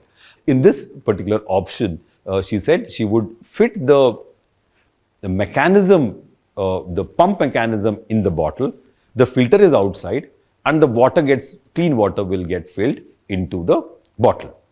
The last option was selected as the final option because there was a lot of advantages in this design, where the filter is outside and the filtered water is inside, and the crank and the pump are well mounted on the bottle itself. And here it's very, very convenient to drink also, because you get only clean water to drink, and the filter is attached to the side outside the bottle, so it can get dried and there's no longer any smell. So from this, the student has to come and make a mock-up model. We encourage all our students to make mock-up models because this makes you very quickly visualize the 3D form of your product. It also lets you, interact with your product. So she built this quick model, and with this quick model, she went and did further studies to find out how this can be used effectively. And in this particular case, you can imagine, because there's a thermocol model, not a working model, but how can she do a trial? But we actually imaginatively do a trial, and it's a very, very important stage of a design process. And then a very interesting thing happened. Devanshi went for the first stage presentation in IDC, and my own colleagues who were there in the presentation asked her very point blank, did you speak to any of the Jawans? And the answer was no. And both the guide, which is me, and the student actually had no face, because in such a critical project like water bottle for a Jawan, we didn't even speak to one user, which is a big no-no in a design school. So that made us go and actually push ourselves and work with the commissioner. Luckily, I knew the commissioner from an earlier project. He was the Force 1 commando from Bombay, and then he actually took a posting to CRPF. So he was known to us. We called him up, and to the everlasting credit of Mr. Sadanand Date, we could actually get 5 CRPF Jawans in the studio with different type of experience. In the sense, the one, Mr. Mahale, who's in the front, is the senior commandant. The Jawans actually had 5 years experience, 10 years experience, 15 years experience, and 30 years experience. That type of Jawans we got in the studio, and it was such a wonderful interaction, and we learned so much in the project with this. Again, to the everlasting credit of our design process and the stage presentations, and the focus of the faculty to understand users as the key became a very important component of learning in the design journey. Water filter है, water filter में इनके nano carbon tubes लगे हुए हैं, जिससे कि water filter होकर के इस बोतल में आएगा। वाटर को सक करने के लिए या बोतल में लाने के लिए एक पंप इस तरफ दिया हुआ है, जिससे हम खींच करके ये पंप से वाटर में मैन्युअली हम वाटर बोतल में लेंगे। तो मुझे एक शेप के रिगार्डिंग इसमें थोड़ा सा डाउट लग रहा है। ऊपर की साइड में रहना ऑलरेडी बोतल ऐसे कड़ी रूप में रहता है, उस समय बॉडी के ऊपर अगर उसको रखने से कहीं लेटना पड़ता है, कहीं ऐसा कहीं डैमेज होने का खतरा है। तो सर इसको टॉप जो ऊपर का जो कैप के साइड में अगर ये फिल्टरिंग सिस्टम होने से और थोड़ा मजबूत रहेगा। या तो इसके नीचे वाले कैप में एक अलग से अटैचमेंट रख सकते हैं, और ये जो ट्यूब लटक रही है उसको हम रोल करके उसमें लगा सकते हैं, ताकि ये कॉम्पैक्ट वाटर बॉटल हमें नजर आए।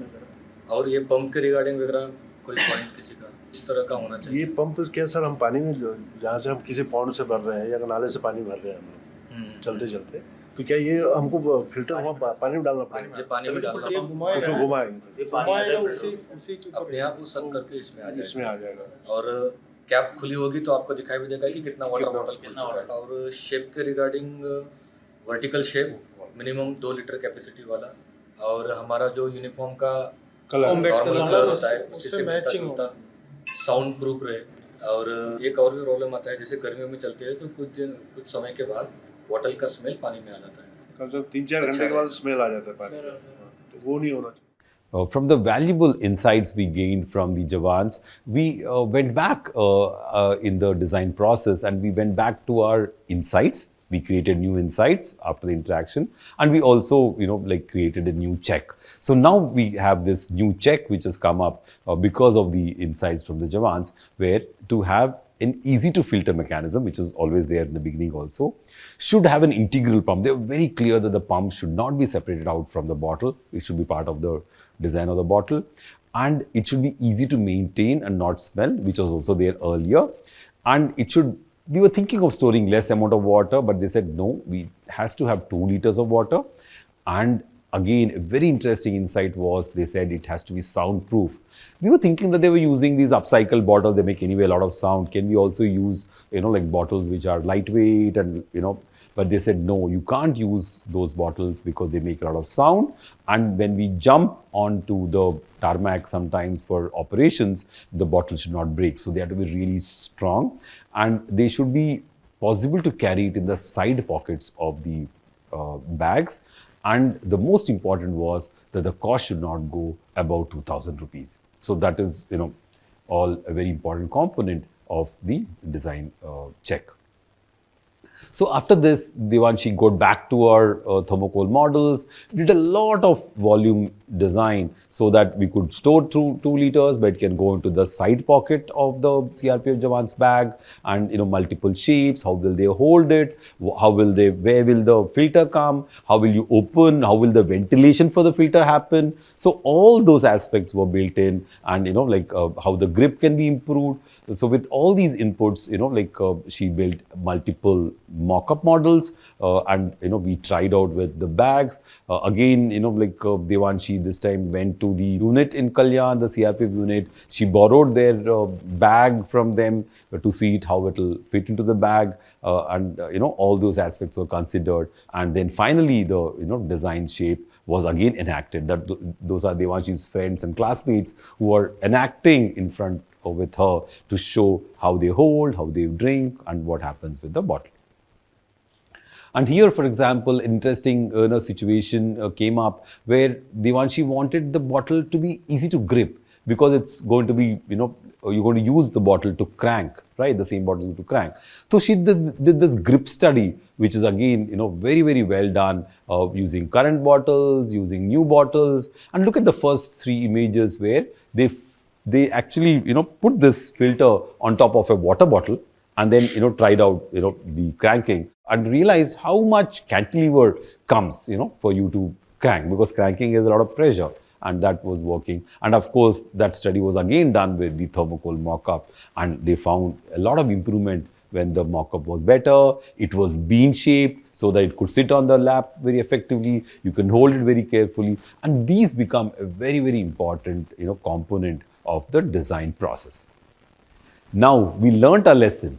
We went back to the CRPF Jawans to even show these thermocol simple mock-up models, and we are very, very glad that they really liked the shape, they liked the size, and they said, wow, this is a good volume for us, and this will really be very helpful, and they approved the size and the shape.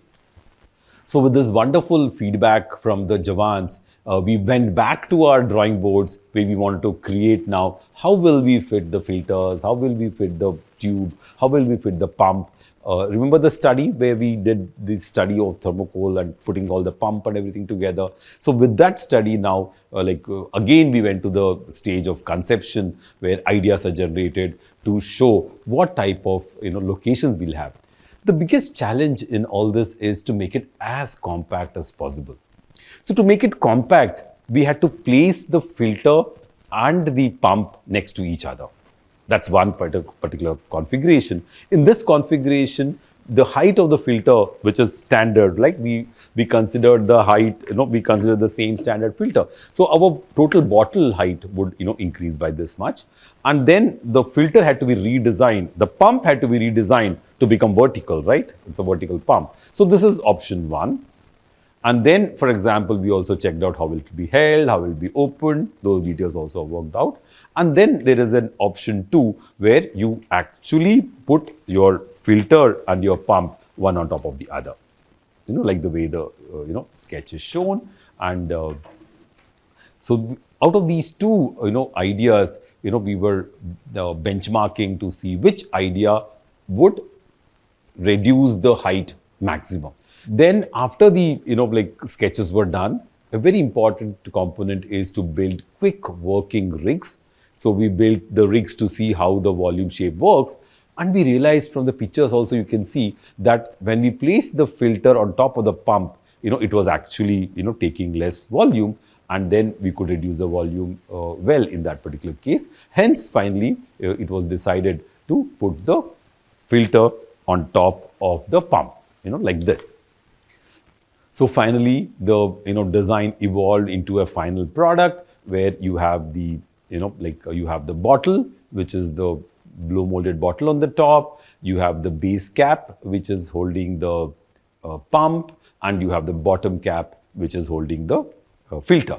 So here you have the open condition to show how the the pipe is wound around the pump so that you could fit all the things in a very compact way. And of course, the filter housing is made in such a way that it has a lot of serrations, so air ventilation can happen and the filter media can dry. And the cap was supposed to be designed in such a way that the cap can never fall out, and even if you open, the cap will retain itself, with that small string along with the body. And look at the small details which are done. The hook is given because they want to hang the bottle sometimes on their back. They would like to, also use it and tie it around on their haversack. Then the body serrations were given for better grip of the bottle. And of course, the perforated base cap, which I mentioned earlier. So this is the CAD model for the design where the filter and the pump are kept on one top of the other. So this is to show you how the actual pump works from inside. But when we improvise it in our design, we may have to change its location and how the whole organization of the gears and the pump is fitted. Now we come to our crafting stage, which is the sixth concern of innovation. Here we actually bring to shape all the ideas and the final concepts which we have considered.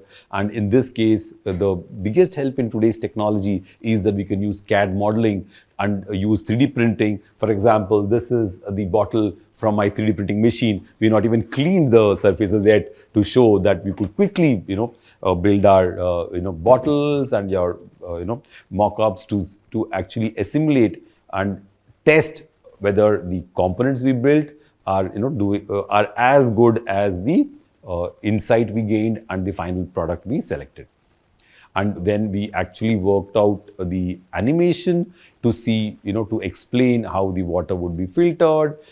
An interesting situation is that when you start crafting, your creativity is much, much better on sizing and proportions. Here, for example, remember, we were saying that this would occupy the least volume. But then when we were crafting, we realized that if you could place this next to each other, it is very low volume, much less than all the other options where we kept the pump vertical and we, this option was there. Then we had this, option, and now there's the third option, which is an amalgamation where you have the pump, and the pump actually goes around this to make the volume low because this volume is very large. If I have to fit in the bottle volume, it has to become less. So in this case, for example, you can see how we now integrated the pump and the filter so that we can actually have much less volume than the volume which is placing the filter on top of the pump. So that's what is a very interesting situation, which I keep telling all the design students, that when you start crafting, your ideas and your creativity actually grows much more than when you actually do just sketching and taking things to a final concept. So here we have the final product renderings with all the details. You can see the bean-shaped design. You can see the hooks. The hooks are, my students are all formally very sensitive. You can see here that Devanshi used the collars of the CRPF Jawans, which are the shoulder flaps, which have become the bottle holders. These small formal cues are very, very important when you're designing customized products. And of course, the color is, the camouflage color of green. And then you have the ribs to hold, and you have the whole bottle, which is very compact, but still holds 2 liters of water. This is the image to show you how the filter and the pump are nested into one another.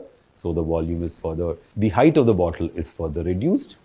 And this is just to show the internal mechanism of the pump, how it has been completely redesigned so that it can fit in a very small volume.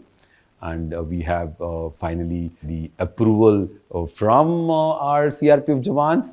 So it's interesting now that after our first debacle, we are able to go to our CRPF Jawans again and again and talk to them. They are extremely happy to give us feedback. And we are also very, very happy to get this feedback, especially because we wanted to take this project to the market and we wanted to see that the Jawans use this product when it is finally delivered. तो इसमें filter unit नीचे आ गया, ये body के साथ आ गया, इसमें पानी स्टोरेज होगा। ट्यूब का जो अटैचमेंट है फिल्टर के साथ, फिल्टर अपना पंप के साथ, उसको भी थोड़ा और मजबूत करने की ज़रूरत है, क्योंकि निकलने के चांसेस है। अगर दोनों साइड में क्लिप होती है तो पकड़ के रखेंगे, ग्रिप दो साइड में 2 ग्रिप हो जाता है। हाँ, मतलब ये जो लॉकिंग मैकेनिज्म आपने किए हैं, इसको थोड़ा इम्प्रोवाइज करने की ज़रूरत है।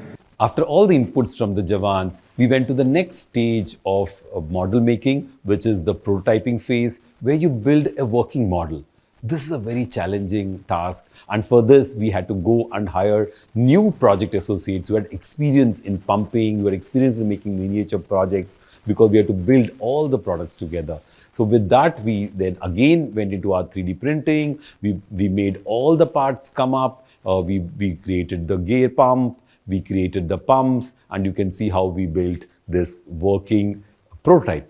In the working prototype, the shape and size has to be same as your final product. So that's the challenge. Remember, we did a working rig, where the filter, we just attached the filter on top of a plastic jar and we cranked. Here, we created a working prototype where the shape and size of the bottle is exactly the same as the shape of the original design. So here, for example, I can show you this, this prototype. It's not even, the bottom is not painted yet. And this prototype has the crank. So you can crank, you can try it out. And then an interesting situation happened. When we actually tested the prototype, we realized that without priming, everybody knows that, when you need to pump water, even in a regular pump, you need to prime the pipe. The pipe has to have water so that when you crank, it will fill the bottle. So we had to create the priming mechanism. So this is the priming mechanism which is there. So you actually prime the pump 4 times like this, and the water actually comes into the pipe, and then you start cranking, and then all your filtered water is inside the bottle. This is the working prototype we built, and we tested it out to see how all the things we thought about can work. In the design process, packaging plays a very vital role. Packaging also gives you information both about the product and how it has to be used and how it should not be misused. So here, I'm very happy for the support of our project designer, Dattaram Chari. By this time, Devanshi had graduated. So Dattaram Chari helped us with designing the packaging, and of course the bulk packaging box also, so that this bottle can really be cost effective when CRP Jawans will buy in bulk. We don't want to use, printed packaging, which could be expensive. So all these options were worked out, and then finally one was selected. So our most important component of multiple connections, remember, every time we were connecting with the user, we were going the iterative process. The 7 concerns were being met. Again, we went back to our conception, and again now we are connecting back with the user. Now with this prototype, we connected back with the user, and here, for example, we went to our Jawans again. This time our connection happened with the Jawans online, and we actually showed them our prototype, and again took a lot of inputs from the Jawans. But a very interesting input was that they were asking us for 5 working prototypes. And now we made one prototype which was not as robust as 5. So now for making a pilot, so that I call a pilot production. So for going for a pilot production, I need to go to manufacturers who can actually build tools and build this pilot production for us. So I quickly went to manufacturers, and luckily we contacted a manufacturer who's the largest bottle manufacturer in the country called Premsons, and Mr. Rambia was very, very supportive in this journey, and he quickly built the first blow molded bottle.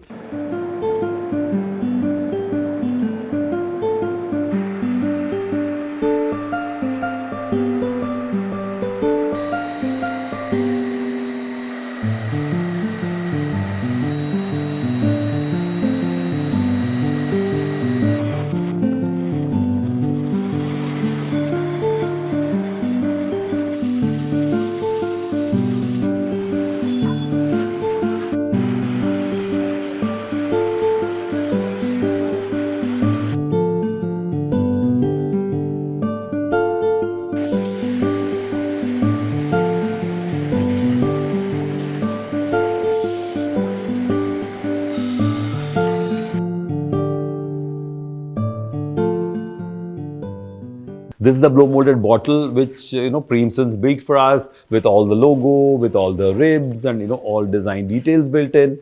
And from here on, we could go to our next phases of the pumps and the like filter and the caps, which go for another process which the Premsons didn't have experience in. So we had to go to another small scale manufacturer to build all the other parts. So then a very important component of any design product is to have the specification sheet. So this is talking about all the specifications of the bottle. We are using the toughest material in plastics, which is a polycarbonate. This will not break, when you take it to the field, and it's going to last very, very long. And polycarbonate also is incidentally used for baby feeding bottles. And there the purpose is to have, sort of sterilize it. So you can also sterilize these bottles once in a year so that the Jawans are always safe. I'm glad to mention that this project gave a lot of satisfaction to all of us, both at the Design Innovation Center as well as, for Devanshi. For her, it was her thesis project. The students at the end of their tenure have a design degree show. We got a lot of traction there where Devanshi presented her product, and a lot of people showed a lot of interest. And we're very happy that the Design Innovation Center team, we can see Aniket here who helped with the CAD modeling, Dattaramchari who was there with the complete design process, Ashwati in the yellow kurta, she's our environmental engineer who looked at the filtration, filter media and filter technologies, who all helped as a collaborative team to take this product forward. The design process of designing the filter integrated water bottle has been a very inspirational one, especially because of the sort of involvement of Devanshi as a student and the team at the Design Innovation Center, where we actually built multiple levels of mock-up, then the prototype, and then the working prototype, and finally it is going for mass production.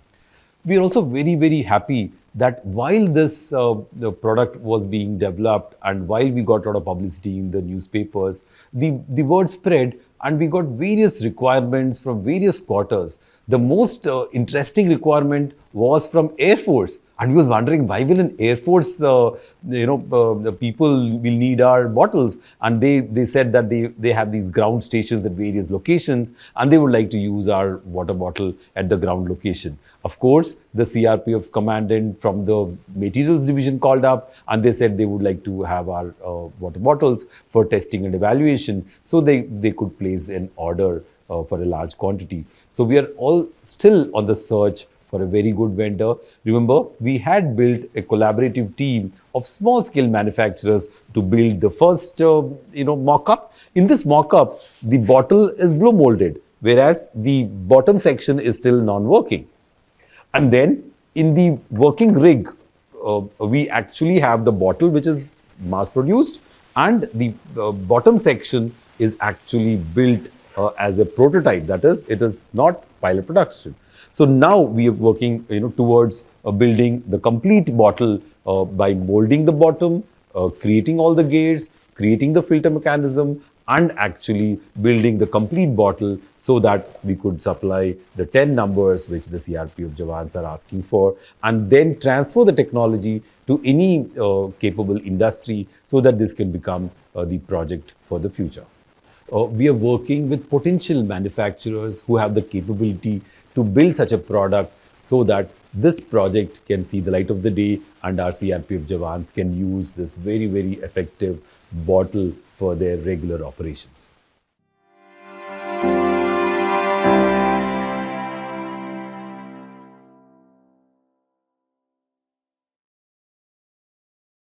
We are going to discuss this wonderful project done by one of our MDes students, Avinash Prabhune.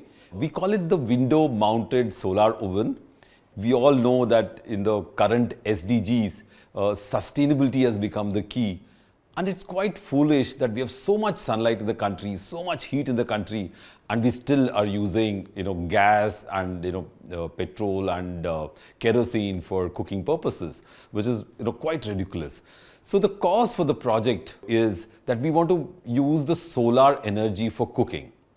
And then the challenge was how to find out why people don't use it, right?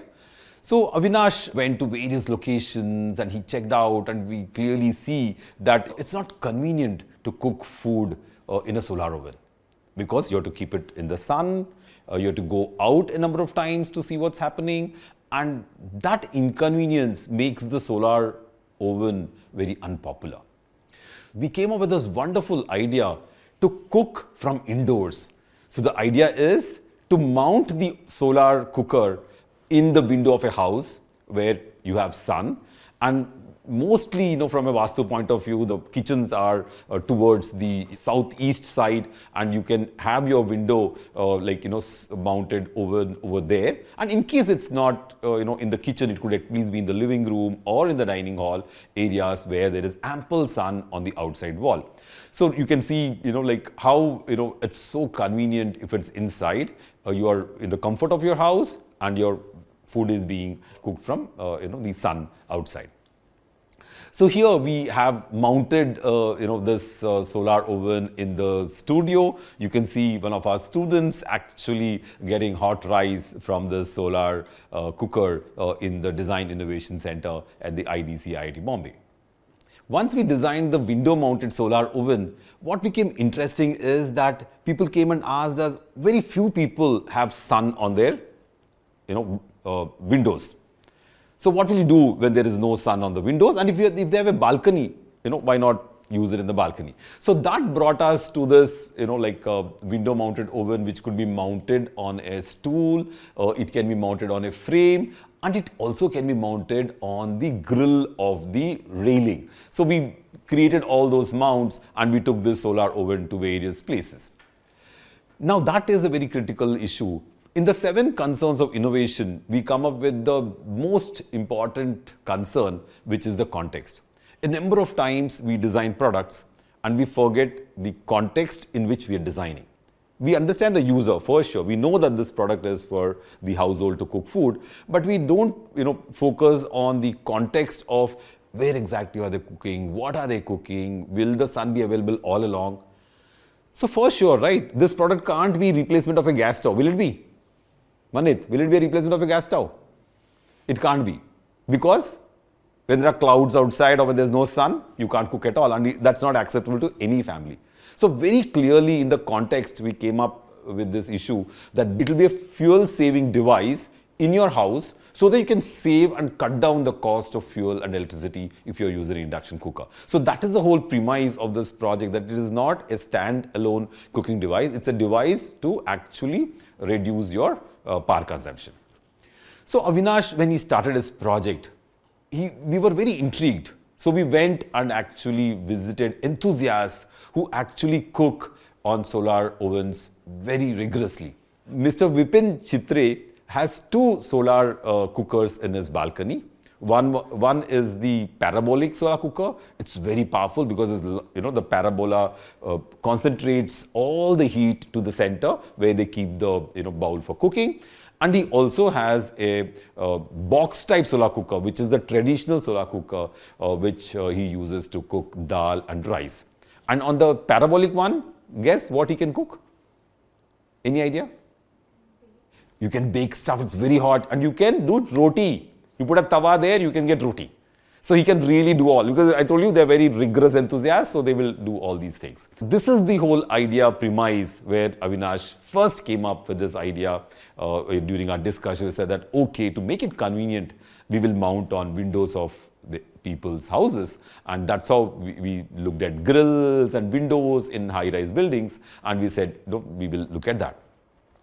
And then, as always, in the design methodology, you need to understand what all types of cookers are available in the market currently.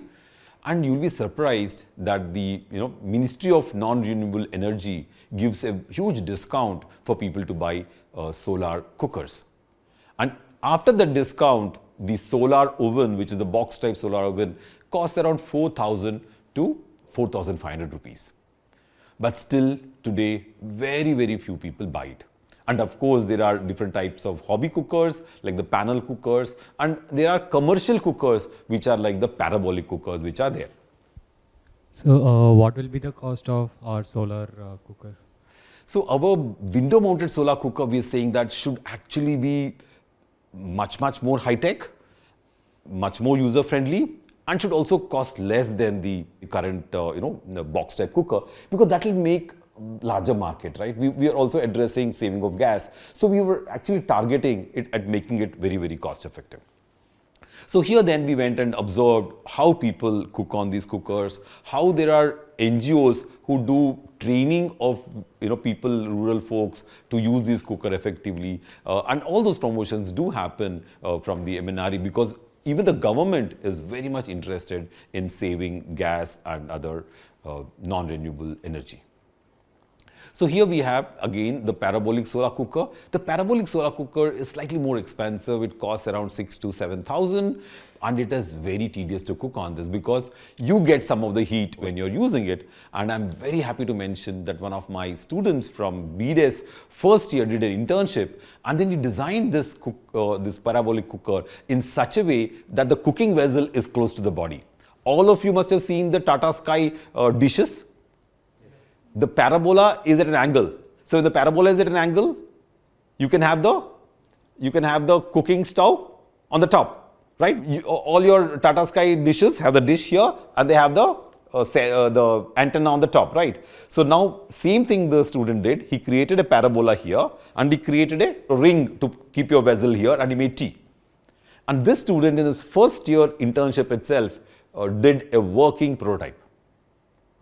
So that's the beauty of how we can make every product user-friendly so that it can have much, much better impact. And see how, I was mentioning that when they're making roti, it's pretty hot and it's very difficult to use it. And there's a different type of cooker where there are panel mirrors which they're using. And of course, industrially, it is really popular. In fact, most of the kitchens in large hostels and in large spiritual organizations, they're using panels and energy from the parabolic mirrors quite effectively to both cook as well as heat water. So here, for example, now we will go to a methodology of the third concern for innovation, which is understanding all these insights. I already told you that we're working on this product, and I told you all the advantages of the product, but I need to take you through this direction of how we went about reaching this wonderful idea of the window mounted oven. The biggest challenge in the box type cooker was that it was large volume and you had to store it somewhere in the house. So people who had small houses had a lot of difficulty keeping it somewhere, and also the problem was that during rainy season it is not effective, so you need to store it somewhere on the top, and then there's a lot of resistance to bring it down and use it. So some of the key insights were people prefer cooking from indoors, right? Placement and handling inconvenience had to be addressed. Existing cookers occupy a lot of space and difficult to store. Mirror needs to be moved every half an hour. So actually, if you want to be very efficient, you have to adjust the mirror really every minute. And outdoor cooking isn't completely hygienic. In this case, I can say that the parabolic one is not hygienic, but if you put a lid on it, that also can get hygienic. But for example, cooking rotis and all in the outdoor may not be very good for the parabolic mirror. Now we've got a very good differentiation in the product. You have a lot of these high-rise buildings in the cities and they have no option to use a solar oven. But our solar oven gives you an option to use it in the balcony or to use it in the windows of your house. So that's a very big segment of users who can use the oven effectively. So you can see that the balconies could get the heat. Geographically, we are placed on the equatorial sun belt, and that's a real advantage, and we got enough temperature in our country. So students, we went on one of the surveys in Jaipur, and we found out that our solar oven could actually compete with a gas stove to cook rice around half a kilo. The same time, you spend 45 minutes on the gas and you can, same 45 minutes, we were able to cook rice, and the outside temperature was 48 degrees that day. Even at 46, it's possible to do that. So now we can say that we can really match the gas stove's heat, and that's the beauty of our country, that we have so much heat available in most of our belts, and that's the map to see. The fourth concern of innovation is the check. We can all have some great ideas, but how can we take these ideas forward if you don't have the right direction? So here, for example, we came up with the checklist for ourselves that we said we need to make it convenient to use location-wise. We should make it easy to maintain, and it should be hygienic. It should cook for at least 4 people in a family. See, students, you should realize that a brief has to be very critical. If I just say convenient for use, it can have multiple conveniences, right? Door opening, door closing. But we are saying convenience from location. Where do you keep it? So each of the brief points have to be qualified when you do a design brief. So here we have that type of qualification coming in. Should cook for 4 members at least. So I now know what sort of size I should go for, right? And then should cost less than 3,000 rupees, remember? We were talking about our box type, which is 4,000 to 4,500. We are saying it should cost around 3,000, and it should match the aesthetics of the kitchen. So that's very interesting. Being design students, we're always looking at perception, visual perception, aesthetics, semantics. So my product should not look like a box. It should look like one more microwave or one more kitchen appliance, so that there's less resistance to use such a product. And once I get that type of acclimatization, maybe I'll be able to pick up very interesting situations. And hence we now look at ideas. So this is the most critical phase of a design student. Most of our design students like to build multiple ideas. They want to come up with a lot of creative ideas initially, and we also let them dream and come up with a lot of sketches. So here Avinash, of course, started with the box type oven, relooked at those sketches and said, what can I improve in this? Can I make it lightweight? Can I remove the mirror and put a plastic sort of barrier? So multiple ideas were thought of, and how I can improve the efficiency more by getting much better reflection of the sun onto the boxes. So all that, of course, he started with. Then he started with looking at vacuum tubes. Remember I was telling you, we have these water heaters which uses vacuum tubes, and in those tubes, because of the type of coating, the cooking happens very fast. He said, can I use some of those tubes over here? So he picked up a water heater tube and put some food inside, and it was cooking like nobody's business. And we also have such a product in the market called the GoSun. So these products can roast chicken faster than the gas stove and faster than the roasting electrical roasters. So now see how technology can lead to very convenient and very good solutions. So then, of course, he looked at circulating fans for circulating the heat. And another very interesting insight was that most of the heat was coming because of convection inside. So, he also looked at how we can look at, the circulation, how the airflow will happen, the hot airflow will happen, so that our food can cook faster. And then came his, breakthrough idea. He looked at a round, jar, saying that a round jar, the sun rays can come from all sides, right?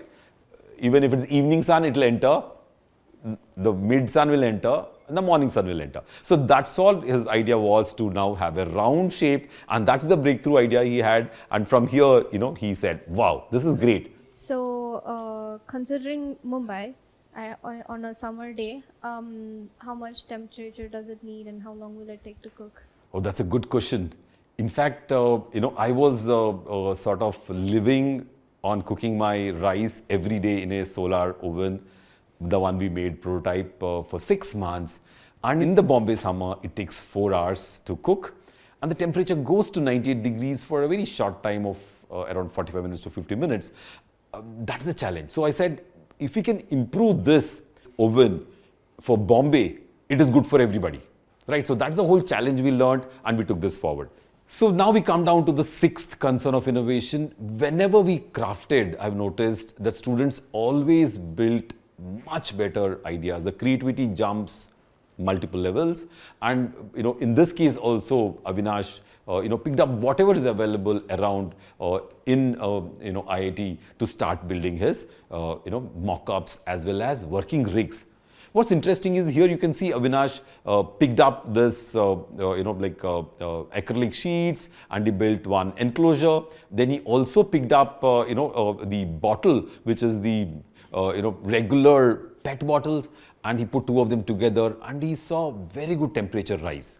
So he had 2 walls. So look at the whole idea of conception. So he started with creating 2 walls. In between the 2 walls, you have insulation, right? Air insulation. So that's how he started, and he was very, very happy that he could get very, very good temperatures of 78 to 80 degrees already. So then from here, actually, we noticed that the temperature remained stagnant, and at 70 degrees, you can't cook. You need a temperature of 90 above to cook. So that's the reason why we went back to multiple ideas. He again copied the box type solar oven to see whether I put a glass on top, a double wall glass, and put the jar inside. Is the cooking better? And he noticed that this mock-up was really working very well. And then we got this bright idea to use the Bisleri large water cans. The large water cans are made up of polycarbonate. We didn't know that polycarbonate has this great property of letting the heat go in and not letting the heat come out because of its basic inherent property of insulation. So here, this was a great learning for us, and that came accidentally. So it was not part of design. We just saw those Bisleri bottles and we did, and we found the temperatures rising phenomenally in this. So it reached 82 degrees within 20 minutes in Bombay. Right, so that was a great lead for us, and they said, wow, this is the in thing to do. Most of the time when you do crafting, you get a lot of these type of wonderful ideas from things around you. And I've noticed this happening every time in all innovation projects. It's not that it's happened only here.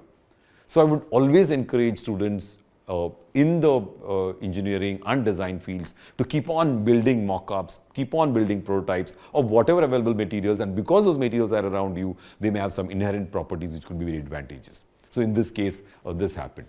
And there, for example, now it was time for Avinash to go for his presentation in IDC, the final presentation, and he built this whole product now, which has a compartment in the middle, and he has the 4 containers so that your dal, rice, and one sabji, boiled sabji, can easily be cooked there, and then he had this round opening to the whole design. So this is Avinash's final model.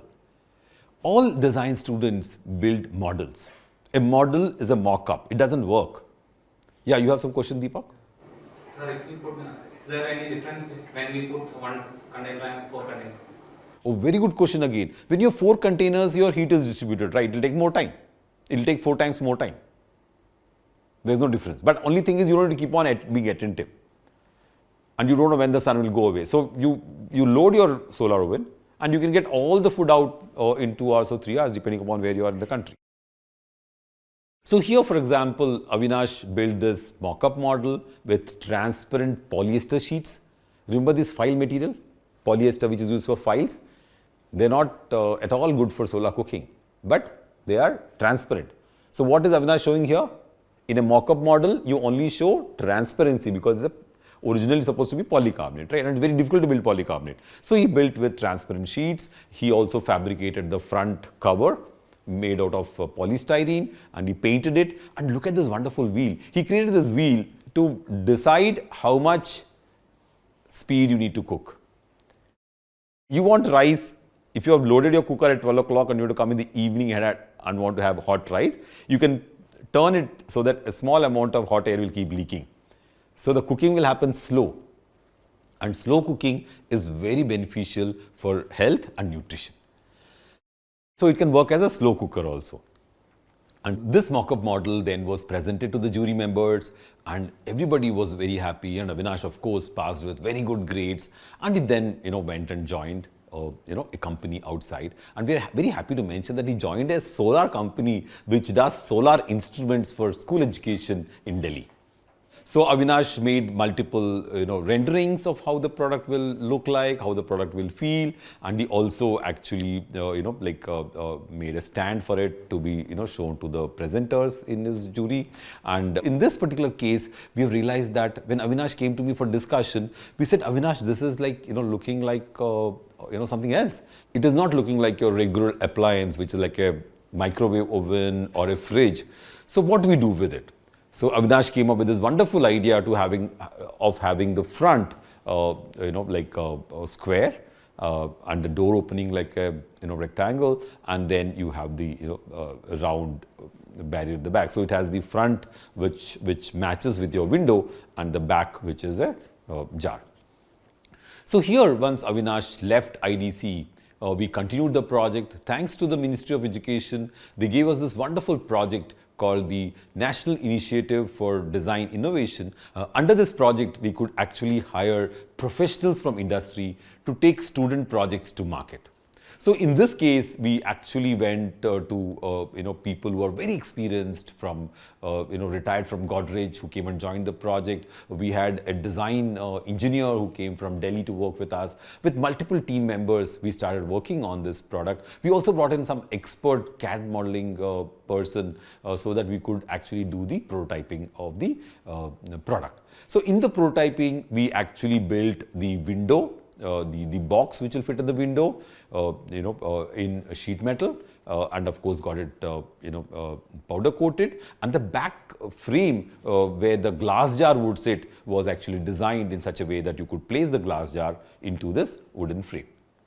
So after Avinash made these wonderful, rectangular shape design, he also told me, can we make it look futuristic?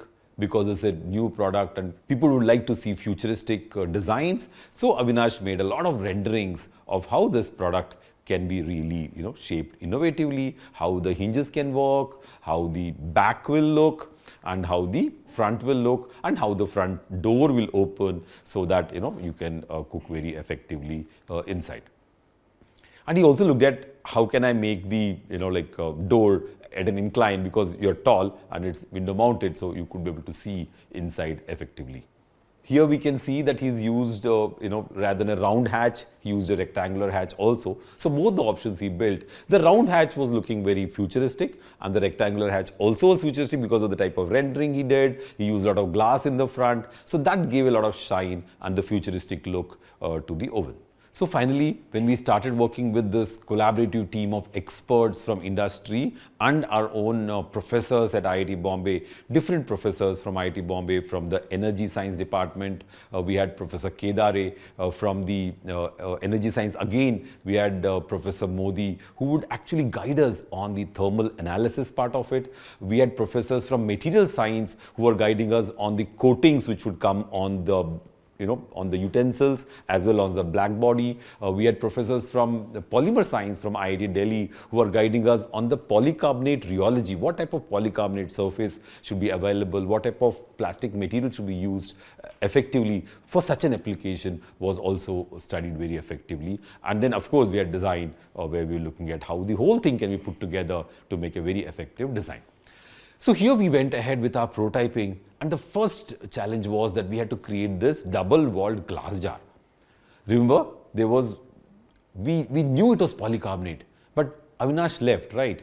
When Avinash left, we said, "Arey, who will make polycarbonate which is so difficult to mold and make?" Whereas these scientific instrument companies already make jars.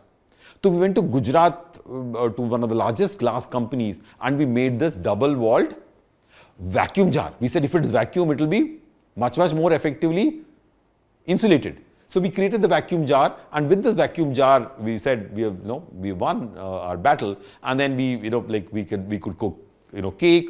But the challenge was the glass was very thick. It itself was taking away all the heat. Remember I was mentioning the glass is not as insulated as a polycarbonate. Polycarbonate will take the heat in and not let any heat go out, whereas the glass jar will take the heat in, absorb the heat in the walls of the glass, and hence it was not very efficient in the Bombay weather. Bombay we could not cook. Then we had to take it to a a place where there is enough sun like Nagpur, and then we tried out that it's working well. But then we all know that our cooker should work in the worst conditions, which is Bombay. So we again said, let us relook at it in a new way of how we can make this cooker more effective. So once we noticed that this window mounted metal body and the glass mounted on this metal body was not very efficient in Bombay. We could not cook even once in this. That is, nothing cooked in the Bombay weather, but we could make cakes in Nagpur. So with this challenge, we said, let us redesign the product to make it more effective to work in the Bombay weather. So that will also help us to make better product. So if it works in Bombay, in any of the other places where the heat is high, it will really work very, very well. We brought in more team members into our project. We had nearly, 2 more engineers who joined from outside. Then we did a brainstorming session and we created multiple products. We said, let us just test the basic principle. So we created this polycarbonate box. We call it the working rig. And then we put it in the sun. And to our great surprise, it was working beautifully. The temperature went to as high as 108 and we couldn't believe ourselves. The transparency was great, the product was perfect, and then the temperatures were very good. 108 is really good. And then we had multiple discussions in the studio of how to productize this product. And then we also said, if you have to productize it, can I use double-walled glazed sheet, which is very commonly available in the market? And then we used this sheet, it was not working.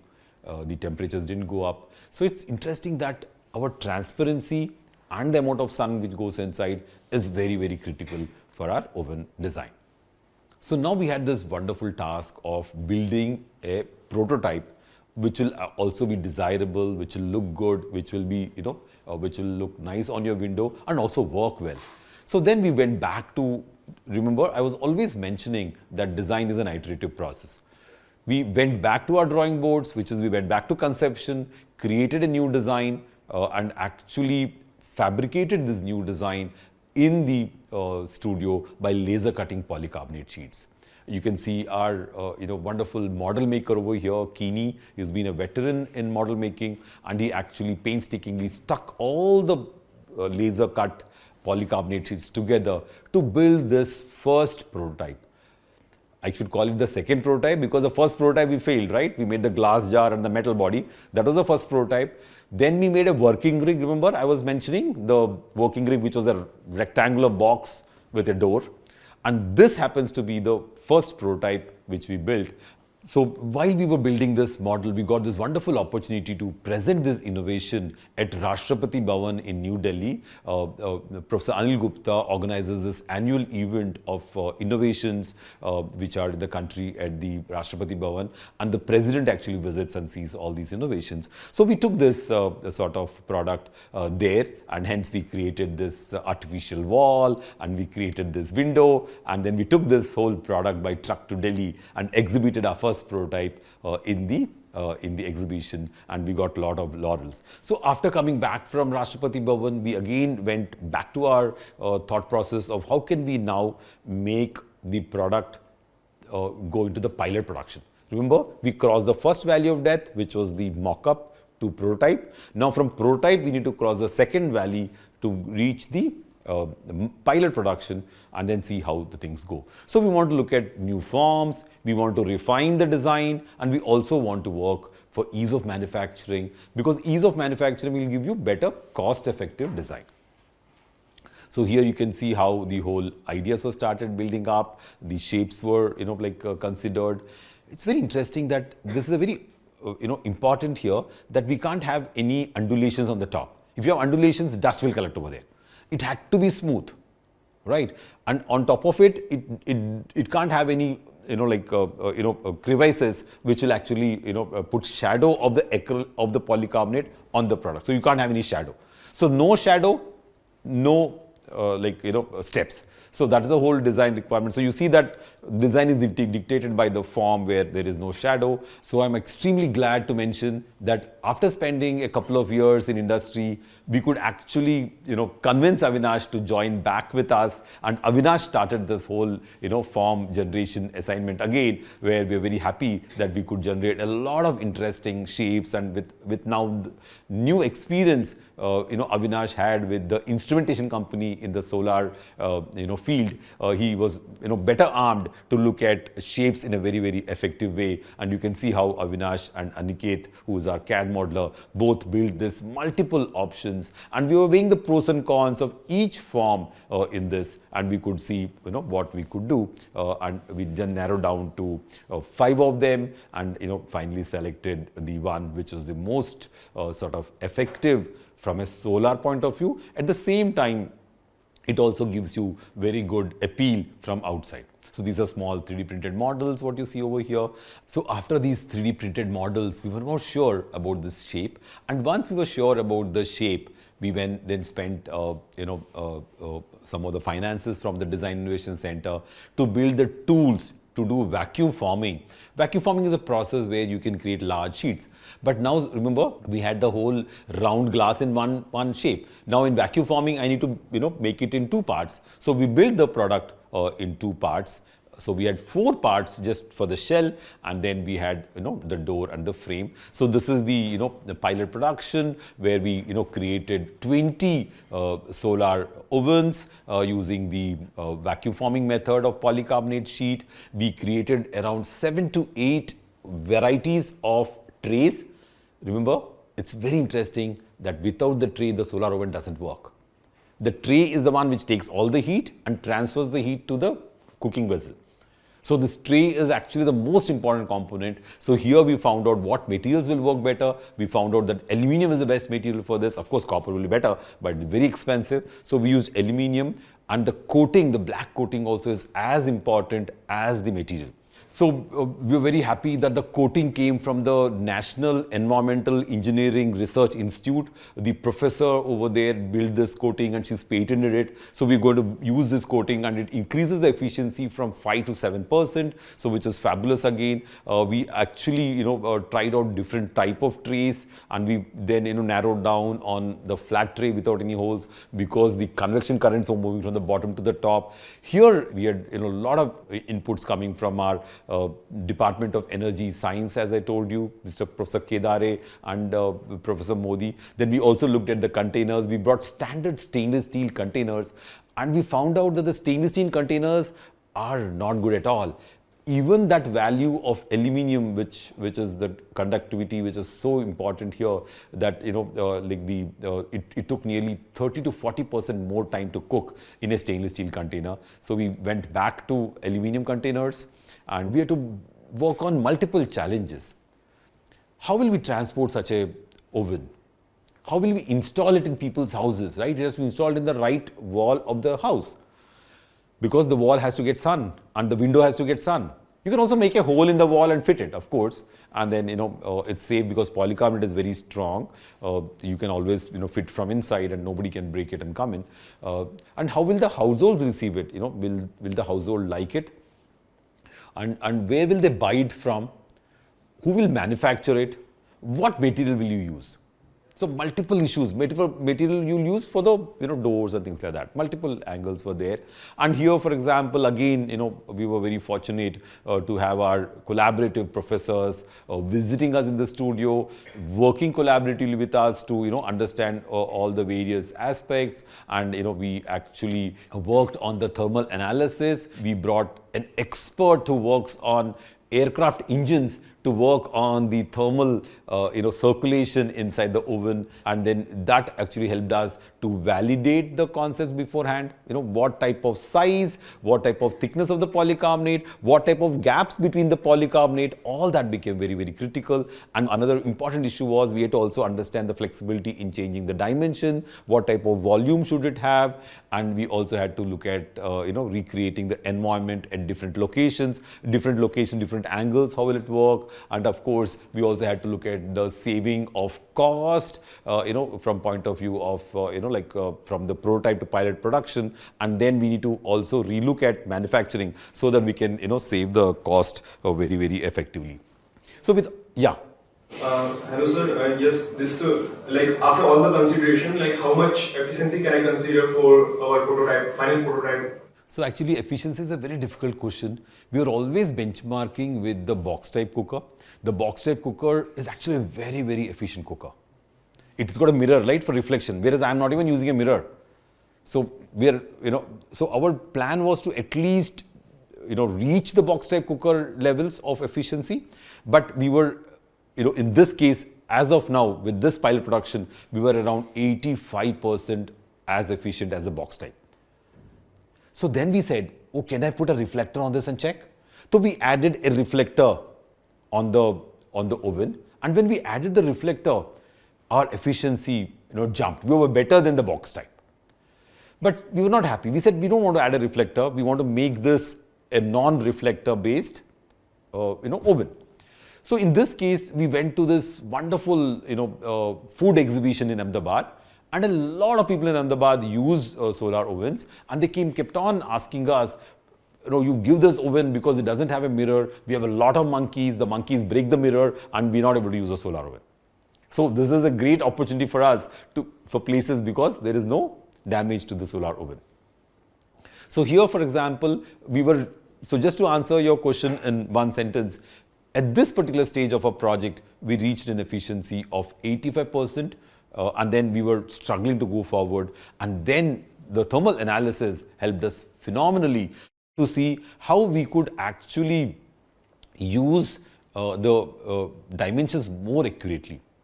We realized that the volume of the air inside was the most critical one. And then these analyses helped us that we need to now, for our next design, we'll have to reduce the total volume and keep the volume as low as possible, only as much as my boxes which are going to cook. So that is a great learning for us.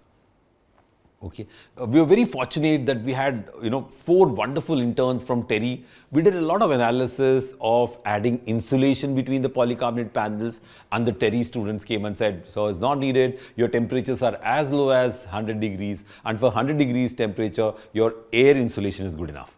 See, you can't even increase your cost, right? So that's a wonderful inputs from them. They did a lot of analysis. They also took our oven to Jaipur to try how the oven will cook, and we're very fortunate that we got very good results in the locations in Jaipur, and they all came back with different options of the foam one, the non-foam one, and the reduced volume one. And finally we reduced the volume, and then by the time the TERI interns were working with us, we were very fortunate that 4 interns from the Dadar Catering College approached us and said, we want to work on a project with you. And these interns were so fabulous that they would come up with recipes for our solar oven. So we created various recipes for solar oven. So they would actually look at the temperature. They would say, okay, we can cook this, we can make pasta, we can make these type of cakes. And they also made a cookbook for us. And with these type of inputs, our project became really very exciting for all of us to take things forward. The material thickness plays a very vital role in this. The polycarbonate is a very expensive material. Here the outer and the inner shell, the wall thickness will have to be as low as possible. At the same time, the wall has to be thick enough so that it doesn't break, right? It's an outdoor thing, so it has to also have good volume. And then, for example, the next important thing is the aluminium. What type of thickness we will use in the aluminium plate? So that is also a very critical thing. So the more the thickness of the aluminium plate, there is an efficiency model. At what thickness will my food cook better? So we did those trials, and we finally settled down a 2 millimeter thick aluminium plate, which will be coated with this special coating from our professor. And then of course the utensils were all made up of aluminium, but we can also use ceramic coating for the aluminium so that it is also safe for consumption, because aluminium with oil people are not preferring nowadays because of the temperature. But we are not doing oil frying in this aluminium, so it's still very hygienic. But at the same time, there's a perception in people about thickness. So volume to surface area became very critical for us, and we had to really then look at look at the volume very closely. So here, for example, we have the solar, window-mounted solar oven, which will save our gas, because the cooking in the Indian households, a lot of cooking is actually boiling, and later on we add all the other processes like tadka and like seasoning, which is done later on. So here, if the cooking can happen in the oven, and then you do your post-processing in the kitchen on the regular gas stove, you'll be saving nearly 80% of your gas stove. If you look at the cost of the gas, for example, if the cost of the gas cylinder is around 700 rupees, you'll be able to retrieve the cost of 700 rupees by 200 hours of cooking. And this 200 hours of cooking can happen in as short as, say, 100 days or 3 months. So it's a great opportunity for us to save gas and use solar oven, and you'll be saving money too. But it's not just saving money.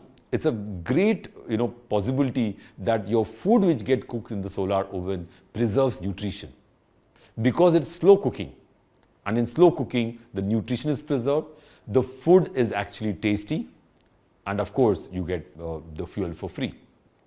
So with these type of things, we actually did multiple tests with various locations. We went to the food festival in Ahmedabad, and in the food festival we got some very, very good results, where the people were also giving us very good ideas of recipes. And to the everlasting credit of a businessman in Surat, he came to me and said, "Professor Chakravarti, what is this product?" I told him this product is a solar oven. It can cook everything. He said, "You professors don't know business. If you sell it as a rice cooker, I will sell 1,000 in 1 month. Why do you want to sell as all cookers, right? You're cooking predominantly rice and dal, right? You sell it as a rice cooker, then people will buy it without any question, right?" So that's very interesting. How do you focus on the customer discovery and then start building? So that's what we called it. Then Avinash came back and called our oven Sunrise. He branded it as Sunrise. We didn't stick to that name, but that's how we went forward. So now in this stage, you can see in the pitfalls of innovation. Now this particular this particular design is at our first pilot production level, and we also know now that our air volume was large.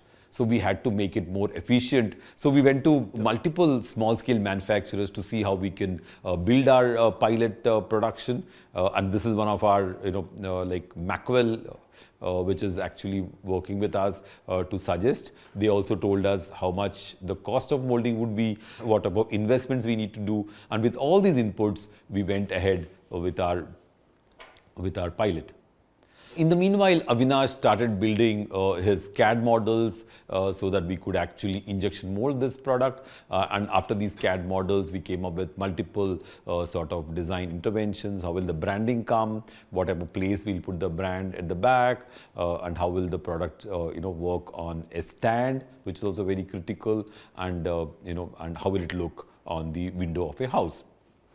So with all these inputs, we went ahead with the patenting process.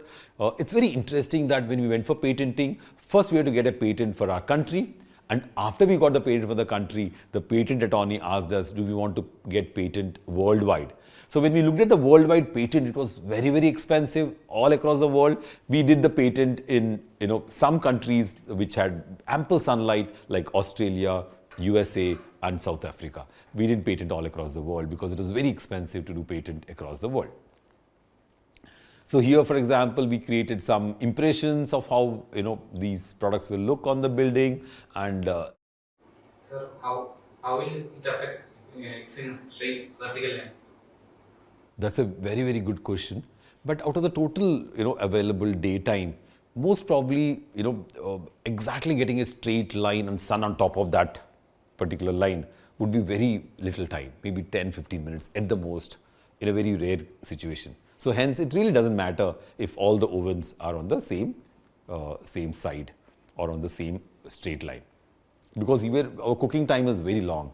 It is 1.5 hours or 1 hour. So for that type of length, it really doesn't matter if it is there. But of course, it's a very good question. We can always stagger it. Each flat can have little bit of staggering of the oven, so that even that one shadow will not happen. So this is the final specification sheet for our product. We have the outer shell in polycarbonate, which will be injection molded. The inner shell also will be made out of polycarbonate, and polycarbonate is a very, very strong material.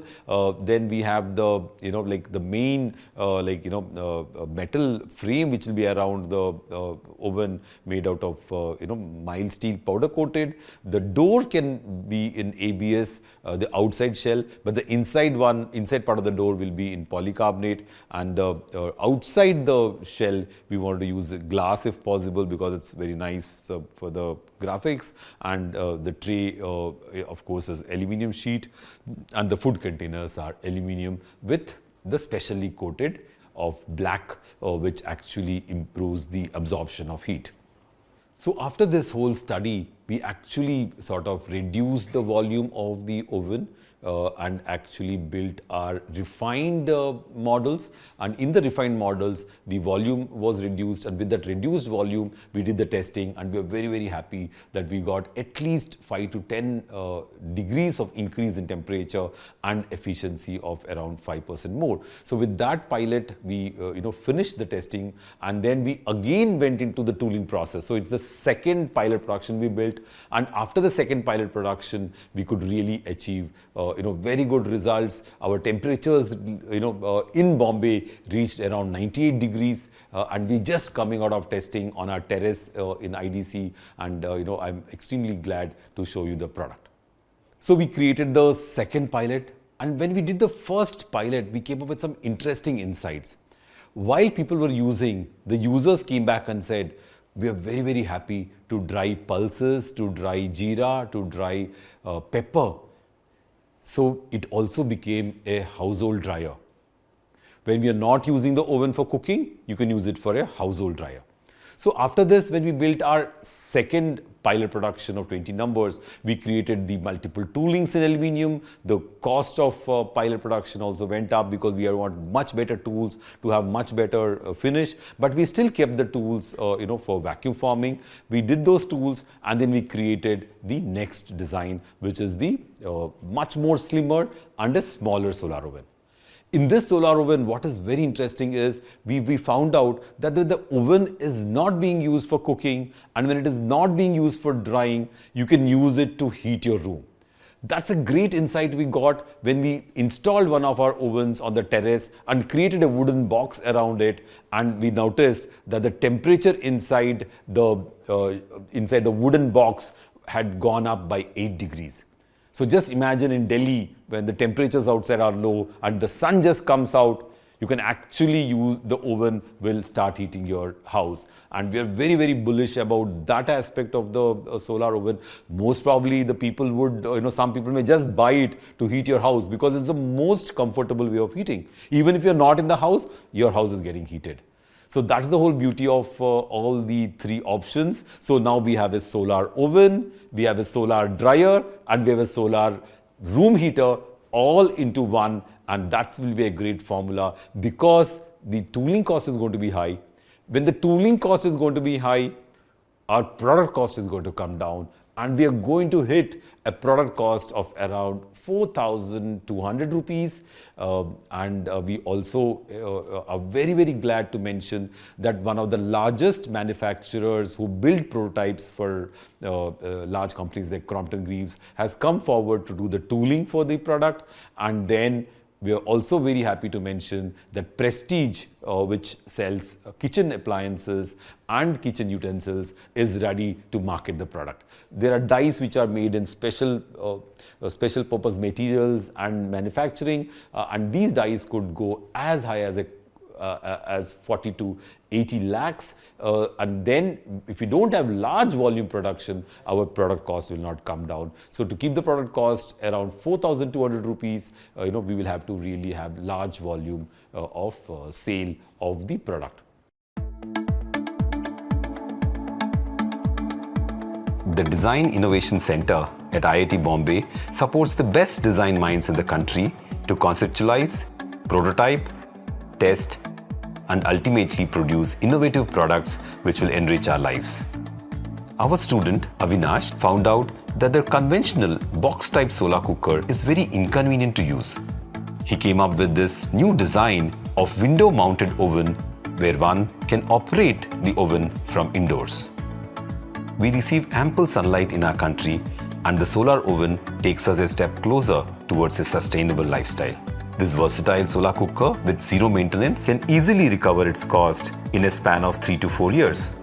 The multiple advantages of our solar oven are that it cooks for free, it cooks nutritious food, and the food is tastier.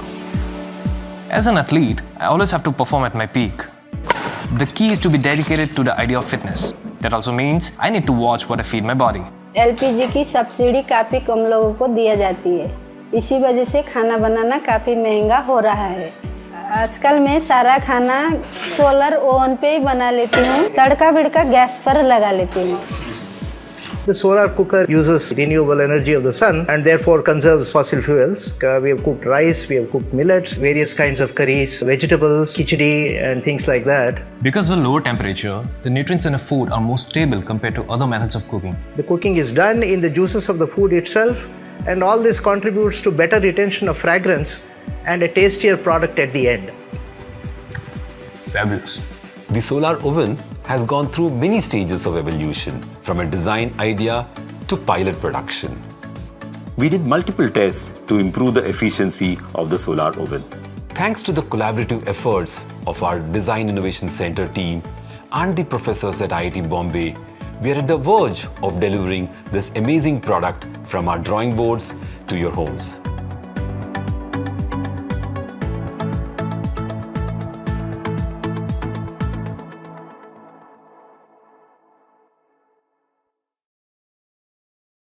So with this, I would like to quickly demonstrate all the three aspects of the product to you. First, let me show you the function of the solar cooking, which now the new pilot has a door which actually drops down, because now the volume has reduced, right? The volume has become smaller, and hence the door is no longer opening like this, like our first pilot production. It drops down, and actually you have the tray which is inside, and you have the sort of container with the black coating where you can cook your food. You also notice that we increase the size from our earlier design. The more the black material inside, the aluminum inside, the production is actually much better. So here now this is our solar cooking. You have the you have to buckle your, the insulation is a very important aspect. The door has to be tightly buckled. You actually buckle the door and then the cooking happens. So when you're doing the drying, you will need a separate tray for drying. This can be larger or smaller. So you add the drying tray, add your fruits or vegetables or jeera on this. And if you're using jeera and pulses, you can always use this with an open lid. When you're drying, you don't close the lid, you keep the lid open, and or you can use for vegetable drying, you can use the tray. And the most important is when you're drying, you don't close the door fully. You actually buckle only a small part, and you have this gap of 5 millimeters here, because of which the hot air would actually escape here slowly, and your drying happens, and the humid air will escape from the top. So this is for the drying method. So now when you're doing your room heating, you actually remove your drying part, and then add the room heating product. This is a very interesting room heater container where it has a fan which is powered by a solar panel.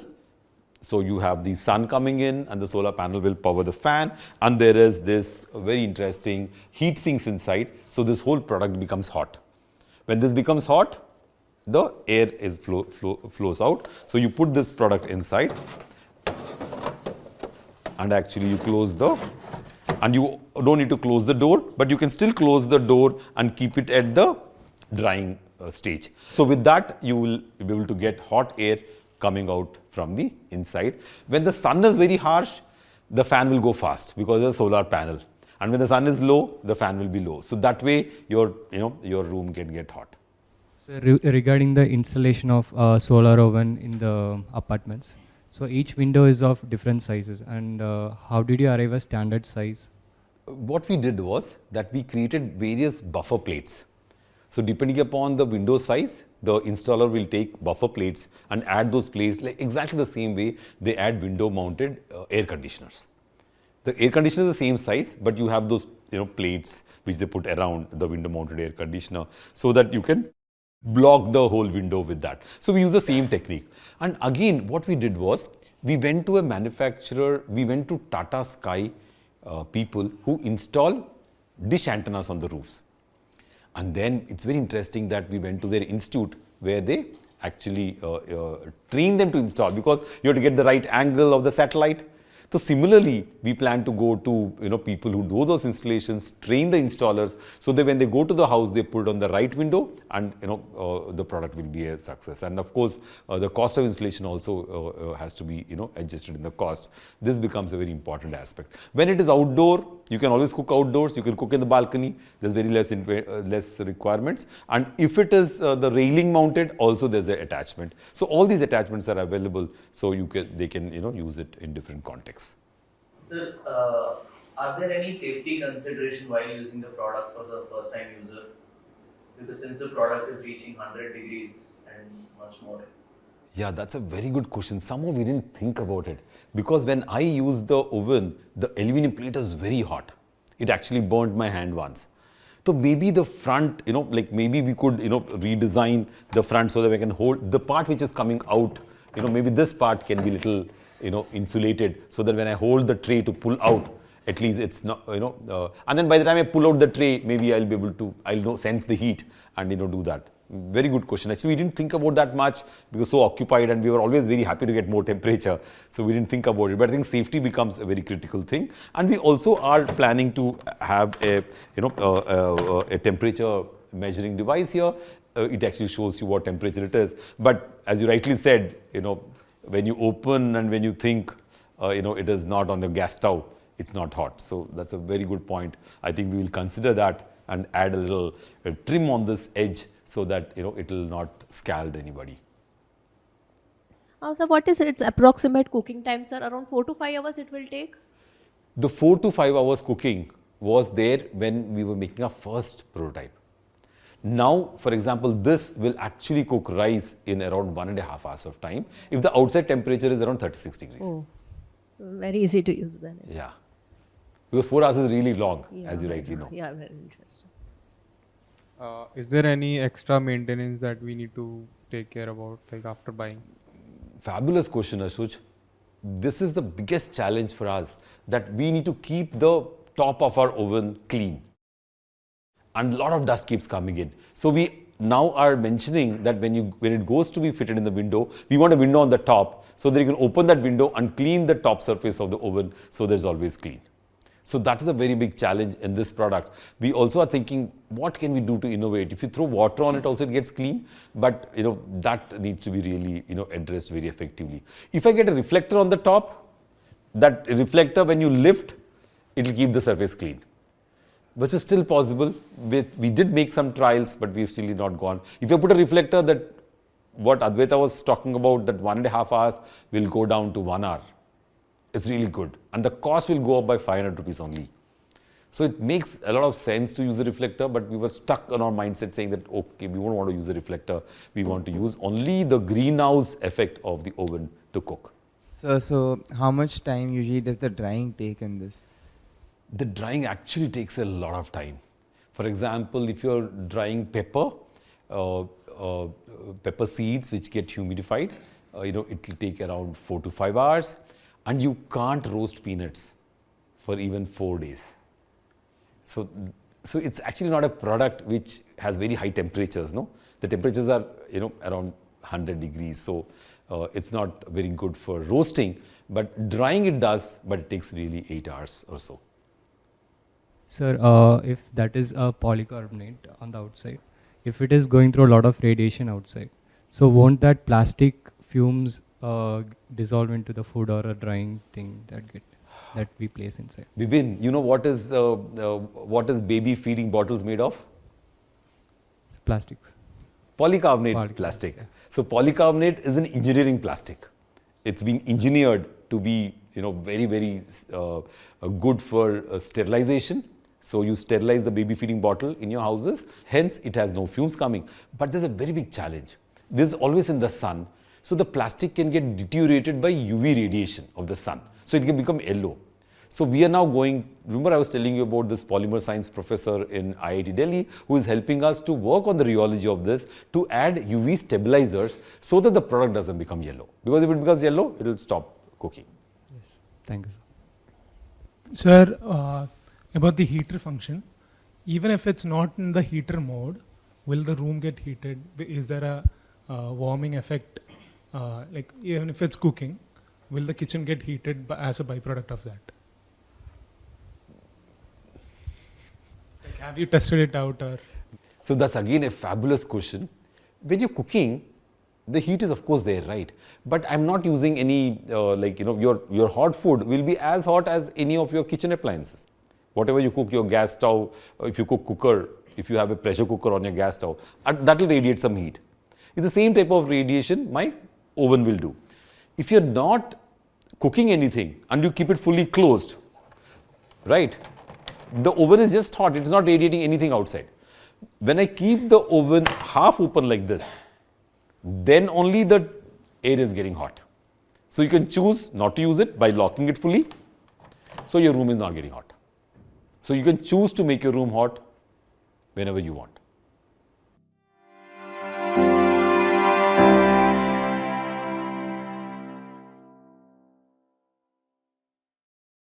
Welcome to the class case study on the compact helmet for a two-wheeler rider. This project has a very interesting background. I will share all that with you. And the major focus of helmet generally should be the user, right? But currently the helmets are all coming from, abroad, in the sense the concepts are borrowed from abroad. From that too, from racing motorcycles. So they're very full face and they're all stuck. So we've seen all that happening. So let us see how we can look at this helmet to be a user-centered helmet. Today, technology has to follow the user, right? Just because you can't do something right, you don't want to design a product, to make the manufacturing possible or to make the materials possible, right? So we have to make the product look towards the user in all points of view. So here we can see that in the user-centered design, look at this wonderful sketch done by Datta Ramchari. We are looking at that there's so many aspects in the user. The user demographic, the demographic will be the total types of users available. Should it be compact? Should it be using great materials? Should it have safety, comfort, and what cost? Everything will So this is just a preamble to begin with what our helmet was. The helmet should be so good that the user should feel like wearing it, without any hesitation. Today, for example, there's too much of issues that people are not wearing helmet just because it's cumbersome, it is difficult to wear, so many reasons. So our helmet, for example, called the compact helmet for two-wheeler riders, you can see here Aniket from our studio wearing the current helmet. This helmet finally has been designed with user in mind fully. So what are the key aspects of this helmet? You can see this on the model here. The key aspects here is that this helmet, the most important thing for a helmet is quick wearability. So in quick wearability, I just have to place like that and I have to pull the elastic, right? And then very interestingly, some of my students in IIT Delhi did a helmet where the ladies could scarf, because ladies are the pillion riders and they don't put the buckle because it's very mechanical for them. They don't like a buckle, they like scarves. So they designed a helmet with scarves. It's possible. But I'm just saying that it's so important for us to look at a helmet from a point of view of user angle, and how good an elastic is. We're all using elastics for our garments and all. It's very common, right? So we need to make that thing very critical. The next important thing is storage, where this particular helmet lets you actually make the helmet collapse and becomes like a flat body, and it's easy to put into your vehicle or wherever you're going. So that whole aspect we built in this helmet, and of course it is like more safe to use. There is a removable visor, And why is this helmet more safer than a full face helmet? Tell me, in your view. Why is this more safer than a full face helmet? You all must have thought that the full face helmet is more safe. Why do you think this is more safer? Anyone? Sir, it blocks mostly the field of vision from sight. Very good. The full face helmets blocks the field of vision, which is the most important priority in a helmet. Field of vision should not go. What else? Very important thing, in a full face helmet, the helmet goes till the neck. And when the people in the road accidents, the people get neck injury because of the helmet when they get an accident. So helmet is actually damaging the neck and breaking the neck of a person rather than protecting it. But why did the full face helmets come into the being? Tell me. Where did the full face helmets come from? They came from racing. They came from racing. And in racing, what happens? Do they have any back-end collision? No. They're actually going front and they're just falling. They have the angle. They're trained to fall in a particular way. And hence, they have a full face helmet. But we being designers, we know people take aspirations from various sports cars and racing and things like that. They're all very aspiring. So hence the helmet which has come today for our commute is actually from a racing background. Okay, so here we go now, and like this is the very compact design. The visor will fold up, and then of course this strip will go in and becomes very flat. You can easily keep it in your house and in the office or wherever it goes. It's very convenient. So we also came up with our whole process of innovation. So why should a design student design a helmet which is not good for the market or which is not good for the implementation? So we came up with the 7 concerns of innovation. We said, okay, we'll go with the 7 concerns so that whatever projects our students do, it will see the light of the day, so that we don't miss any of the important considerations. So in the 7 concerns, the first concern is the resolve to solve a problem. So we have to get the resolve. And the problems can't be many. You have to solve only one problem. I'll tell you what problem we need to solve in this case. Okay, we'll keep that in your mind and we'll ask you what are the issues you are solving. So it's very interesting, Mandar Kale, our student of 2004-2006 batch, was exactly at the stage of 3rd semester project. So in the 3rd semester project, he actually was late. He came 1.5 weeks late to class. And then we asked him what happened, Mandar, and Mandar said, sir, my friend died in a motorcycle accident. So in the motorcycle accident, his friend was driving the motorcycle with the helmet strapped at the back. And he hit a truck in the front and he died. Very, very common thing. You generally strap the helmet at the back and you don't wear it. You just think that you're going a very short distance. He was in Pune. He was going to book a train ticket. He went and he hit a truck for whatever reason and he died. And this was a real big shock for Mandar. And when he came and told me, we also felt very concerned. He said, why should helmets not be designed in such a way that there is less resistance to wear, right? And more comfortable for the user. So that was the whole trigger. So our second important thing is, the second concern for innovation is of course the context. And in the context, we need to really understand the problem space and the environment very effectively. So every helmet you design has to be different, right? We'll discuss how that can happen in the future. On the Indian roads, unfortunately, you can see pipes jetting out, right? On the truck, look at that. He's not even put a red flag on the pipe jetting out of the truck. They can hit you. In fact, I'm very sad to tell you that one of my very close friends' husband was in an auto and the chain of the tempo hit him on his temple and he died. The tempo chain in one of the potholes. So you can have a lot of these projections coming up and it will be very, very, like a serious matter. And of course, we all know no buckling, as you see. Visors are up because the breeze can go in. So and he doesn't even have goggles.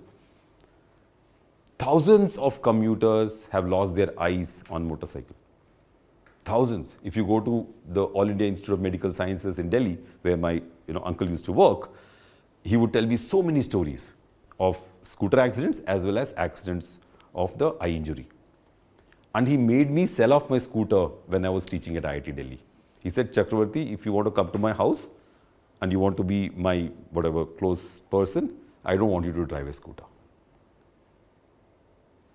Because the trauma of a doctor is so severe. He's seeing that every day. You may not have taken close contact, but that's what's happening. So here, for example, we have our roads which are congested, like, with this very interesting slide our Mandara has picked up from, and but you can see that the motorcycle helmets and all in this hot sun could be very smuggy and huge traffic, and the motorcycle people are going always, so your access has to be good, your breathability has to be good, your pollution control has to be there. Multiple things are happening, in the helmet scenario. So you can see how here, for example, your very, very shortcuts, side angle vision, as one of your friends was saying, could be most critical in these conditions. And of course, sweat and, uncomfortable nature. The type of materials inside the helmet also are very non-breathable. So they really give you a lot of problem. So the current scenario, in India is very, very challenging. India is the second largest manufacturer of two-wheelers in the world. There are 80% of total number of motor vehicles, are two-wheelers in our country.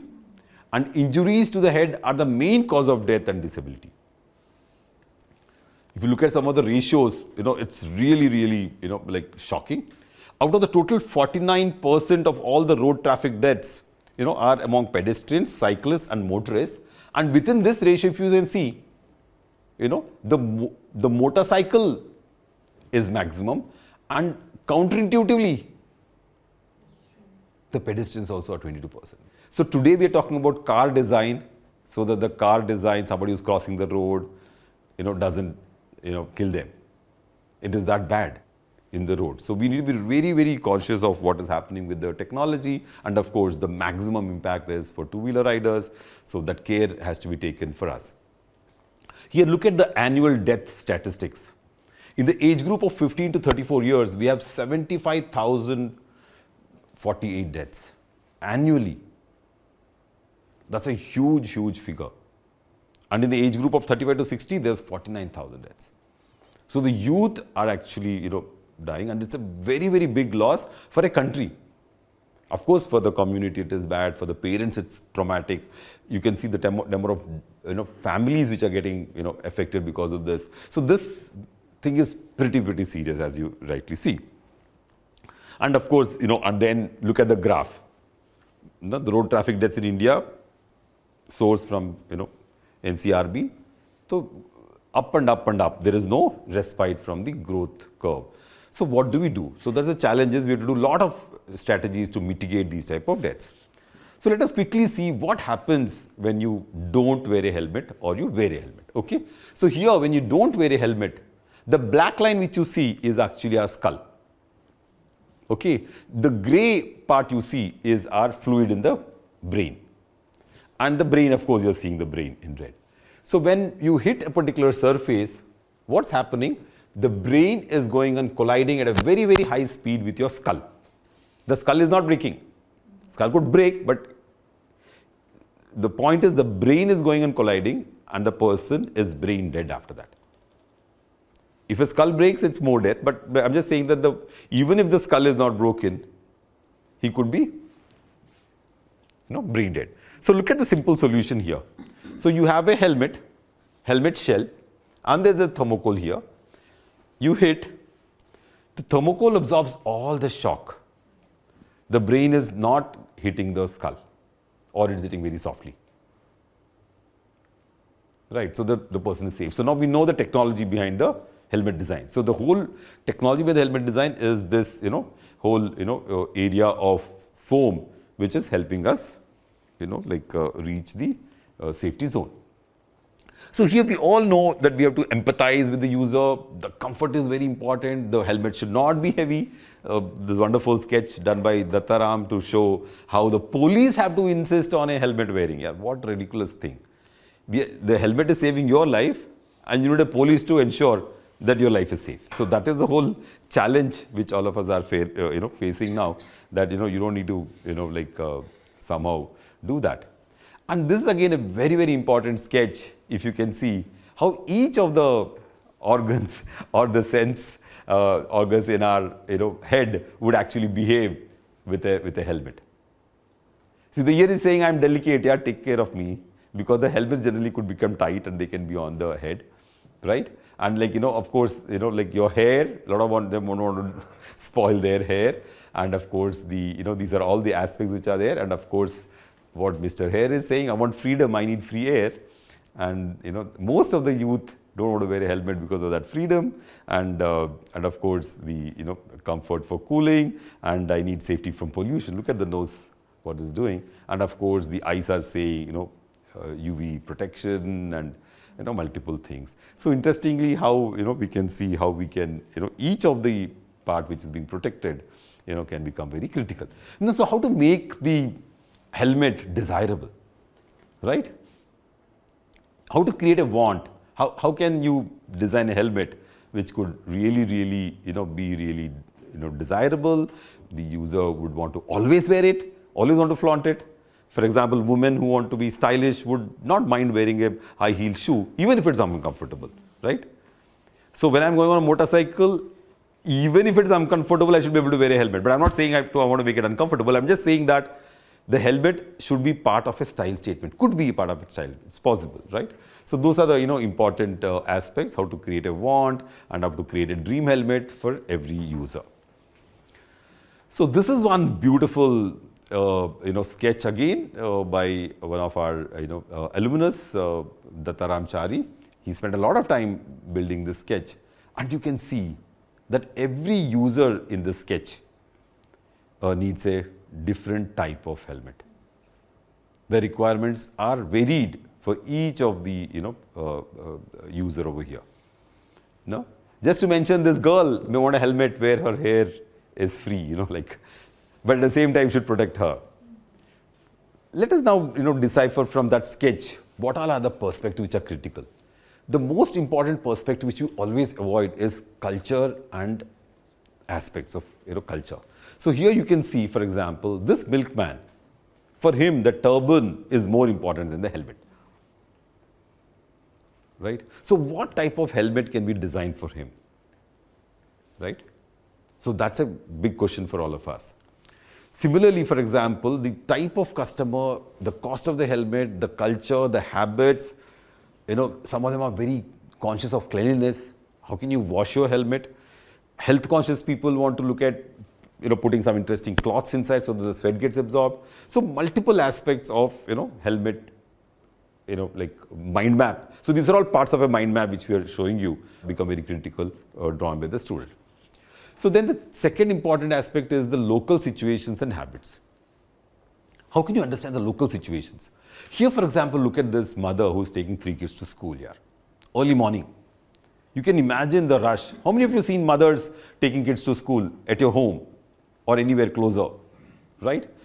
The type of hurry to meet the deadline is so fast that is grab a helmet, wear it like the way she's grabbing the tiffin boxes and the water bottles, right?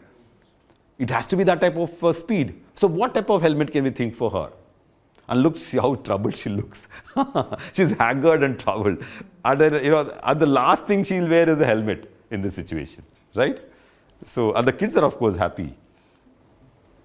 Then, another interesting and very important thing is the socio-economic situation, which is important for every product. Now, how would you look at the angle of what, would the helmets, work for various type of people, like where you're taking the whole family on a motorcycle, where you're having, you're transporting goods on a motorcycle. So in all those conditions, how will you look at balancing your cost and balancing your safety and, working out on various things. So socio-economic aspects, how can you make these, range of customers also, buy a helmet, right? Another interesting thing is that the government thinks that everybody should wear a helmet, they should give a helmet for free, right? Because government is losing a lot of revenue. See, every death is a very big loss for the government. You know that, right? It's a very big loss. So what should we do? Should we have a free helmet? I don't know. It's for you to think. So understanding the materials in use is a very important thing. Here, for example, we're coming on to the design solution because we're understanding the context. What are the materials available, right? So these are all some, interesting names we put, you need to test materials which are strong. you need to test materials which can take impact. You need to test materials which won't take piercing impact. For example, when you fall on the road, maybe a stone can pierce. Leave alone a blunt injury to your brain, you can have a piercing injury. In fact, I remember one of my uncle's younger days, he fell down in a lawn while driving a scooter, and in the lawn there was a pipe for watering the lawn, and the pipe hit his head and he died. So there's like, that is the injury which, of course, could be piercing injury. And then, lot of innovations are happening on sort of material from a comfort point of view, for your comfort on your helmet inside use, as well as from the point of view of the shell. So here we have elastomers to ease of, comfort and things. Your shock absorbers, so that, you don't get your very, very new type of fiber reinforced plastics, which are new generation plastics. Of course, you have a lot of, interesting engineering plastics which can be used for building all your right materials. And then you collect all these materials. These are, helmets for cricket use. This helmet we studied in detail of the netting they used for ventilation, the grill they used, and the plastic detailing they did so that, it's very strong. Look at the ribs in the plastic. They created all those ribs for strength, and look at the netting for breathability, and look at the Velcro pads to put pads for adjustability so that the thing is snug fit. So these are Velcros, and these are pads which can be put, in case you have a smaller head, you can put more of these pads and becomes very snug. Okay, so here we have all those understanding. So now basically all of we should look at the helmet anatomy, very critical. What are the various parts? It's not a big complex product, but it's got very, very simple structure. So we already discussed the outer shell, right, which is molded plastics.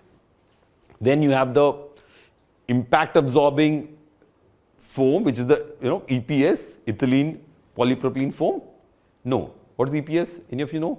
Expanded polystyrene. Expanded polystyrene, very good. Expanded polystyrene is this one, which is the most common thermocol. What you see, what is called thermocol. And then you have the, what is this? Padding, inner lining. What foam this could be? EVA foam. EVA is a little expensive. EVA is used in shoes and all. This could be also PU. PU is also expensive, like, polyester foam, what's used in pillows. So multiple levels of foam. So all of them are used in different grades of helmets. So you can use any of the foam material. And the lining is, of course, Rexine.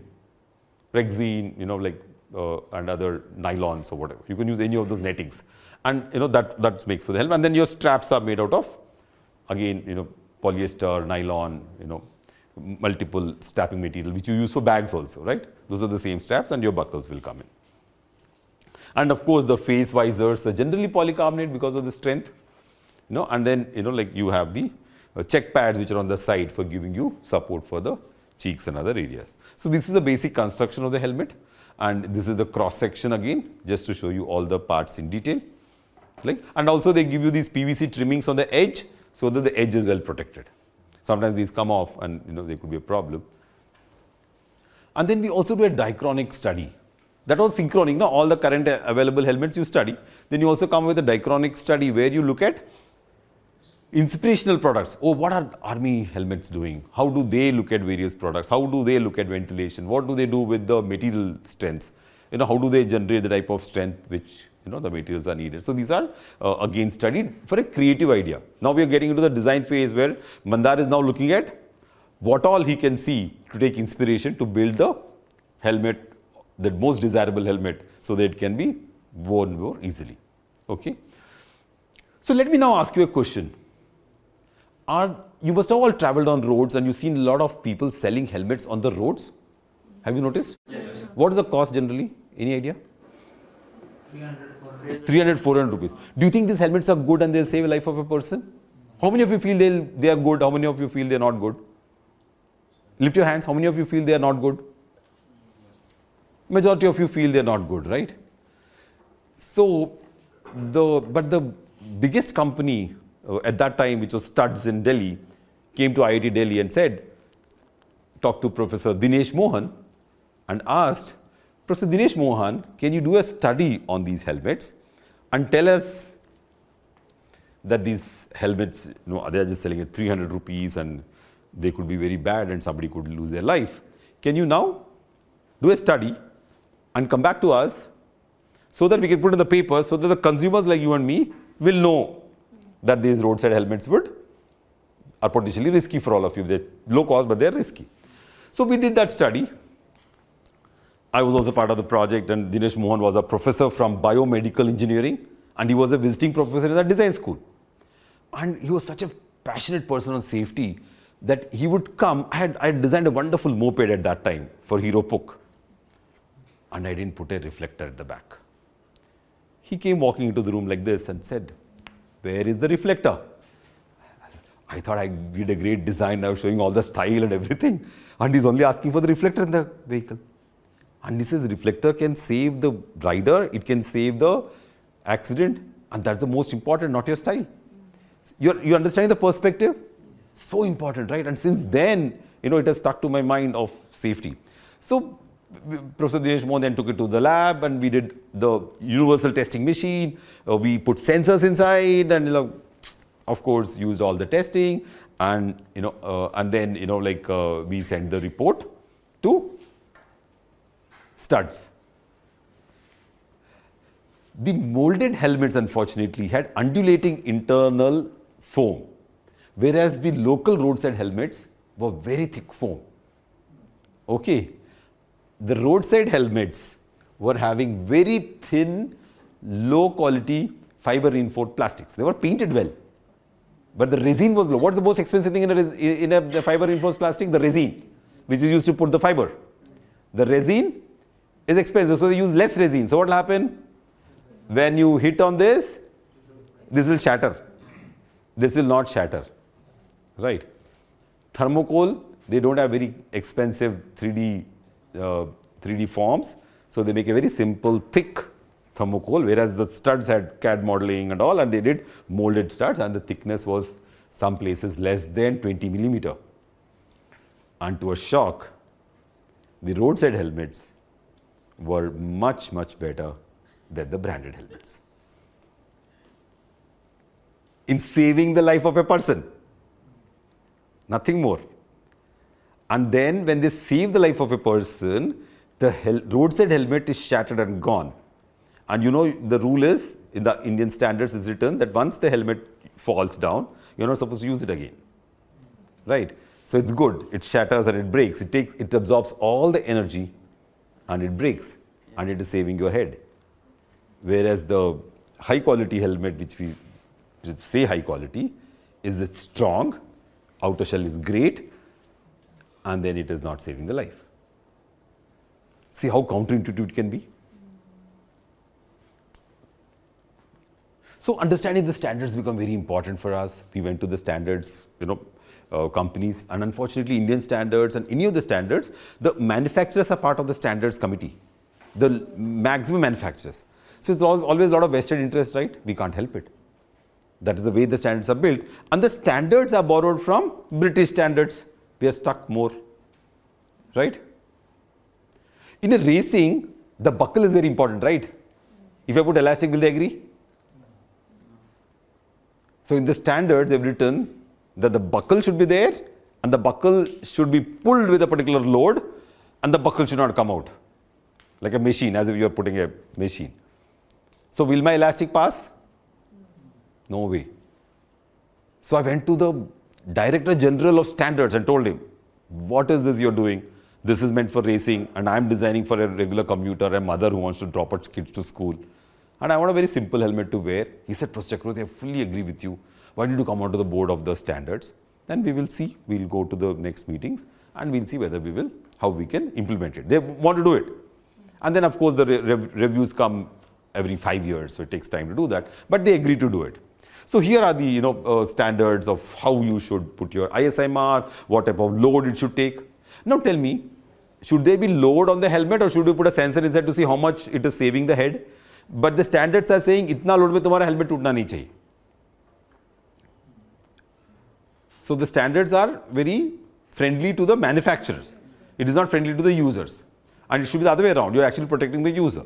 So we mentioned that to the authorities, and of course now they are saying that you always should have a without IS standards you can't manufacture or wear a helmet. And they're very interesting document. We will share the documents with you on the drive. You can see the document. We purchased the document to the standards organization here. It's in Marol, very close to us, just 5 kilometers from IIT Bombay. We went and purchased this one standard for the helmets, and we will share with you. Now let me show you a very simple illustration. When somebody falls from a second floor of a building, the type of speed with which the person is hitting the floor is 45 kilometers an hour. And when you're driving at 45 kilometers an hour, you hardly feel it as high speed, right? And if you hit at that speed, which is your normal speed in IIT also, I go at 45 sometimes. So you need a helmet in that case also. So we did a small animation to show you the speed hitting at 45 kilometers an hour. And of course, it's like, we need to very, very clearly imagine these things, which are the most critical things in a study of the context. Because that 45 kilometers itself is too high. Even if your head if your brain goes at a speed of 25 kilometers an hour and hits the skull, the brain can die. So what happens when there's an accident at that speed? Finally, the resultant speed of hit, the guy will jump up and hit something. The speed reduces, but at the same time, very low aspects. So we understood the context, right? You understood the product. Now you're an expert on helmets, right? All of you know everything about helmets and how good they are, how bad they are, where to buy your next helmet and how to spend money, right? All that we know. So now we'll look for our third important step, which is getting insights. So we need to, this looks very rosy and nice, but how can I build my insights so that I can sort of work with that insights to come up with good design? So field visits and observations, from those visits, we already show you these slides. Very serious matter is securing the helmet, because the helmet is not secure. What happens? The helmet flies off first and then you hit the road. So that's one very serious matter. And then, and of course, there should be no play. How can you give different pads for that is an important thing. The buckle irritates the skin is a very important aspect that should be considered also. And we also know that, the basic aspects of comfort in hot sun is very critical. I know in Delhi, when there are signals and traffic signal, people take out the helmet because it's so hot inside. No, it is that bad, in some of the areas. And of course, there's also a lot of, pollution. And, we did discuss these observations already in our, observation level. But what do I do with a visor? What do I do with a nose cap? How do I look at deteriorating lining in the helmet? What are these, aspects which I need to consider very effectively? And, how can we consider it, not as a barrier? Look at these people, the guys are talking to each other and the helmet is on the hand, because it looks like a barrier for discussion or, interaction. And of course, the biggest aspect is that the perception of the user, where they think that will not happen to them. So what type of design solution will we make for such type of users? Will education be enough, or you need to work out a solution? We really don't know. We need to work on all those aspects. And of course, the biggest challenge is loss of identity for the young ones. Feeling the fresh air on the head is also critical, as we already discussed that. And with all these important observations, we went to our check, where we said, okay, when we design a helmet, this should be our product brief. We'll create this brief and we'll take things forward. So what are the Now let us really see, from your point of view, which will be the most important want in a helmet user on the road? Tell me, what do you think is the most, what would you put as the top point? Huh? Protection. See, protection is saying. Protection is granted. Protection is there. Currently all the helmets are protecting, but nobody is wearing. So what do you think should be the first one? Comfort. But what comfort? Easy taking off. Convenience to use. Easy taking off, very good. Convenience to use. Use means a lot of things. Easy to take off, easy to put on. Price. Vision, very good. You should not block your vision. Price. Price should be affordable. Could be like respecting common what to use scarf or turbine, then also You should use your cultural context, not craft, turbine and all. Any other points? good fit. Good fit is very important. It should be good fit, because if it's not good fit also it's risky, and good fit will make it good. Any of your points? Weight should be lightweight. That's very critical. And any other points? Doesn't create motion sickness. Should not create motion. Will helmet create a motion sickness?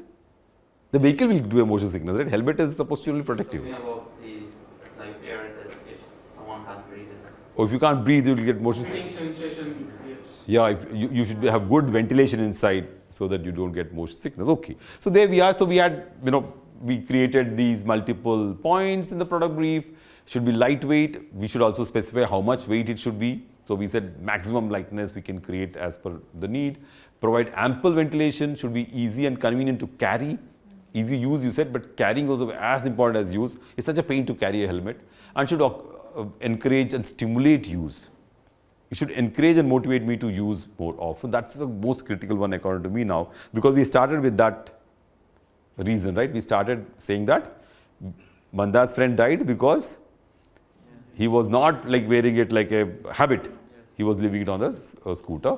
Should fit snugly. Some of you already said that. Have a simple securing operation, which is also you said. Provide clear vision. And then occupy less volume when not in use. We mentioned all this. So this becomes our checklist. So we have a checklist. And now we go for our user-centered design. So now, like, we're not saying that it should protect. Protection and safety is part of the function of the helmet.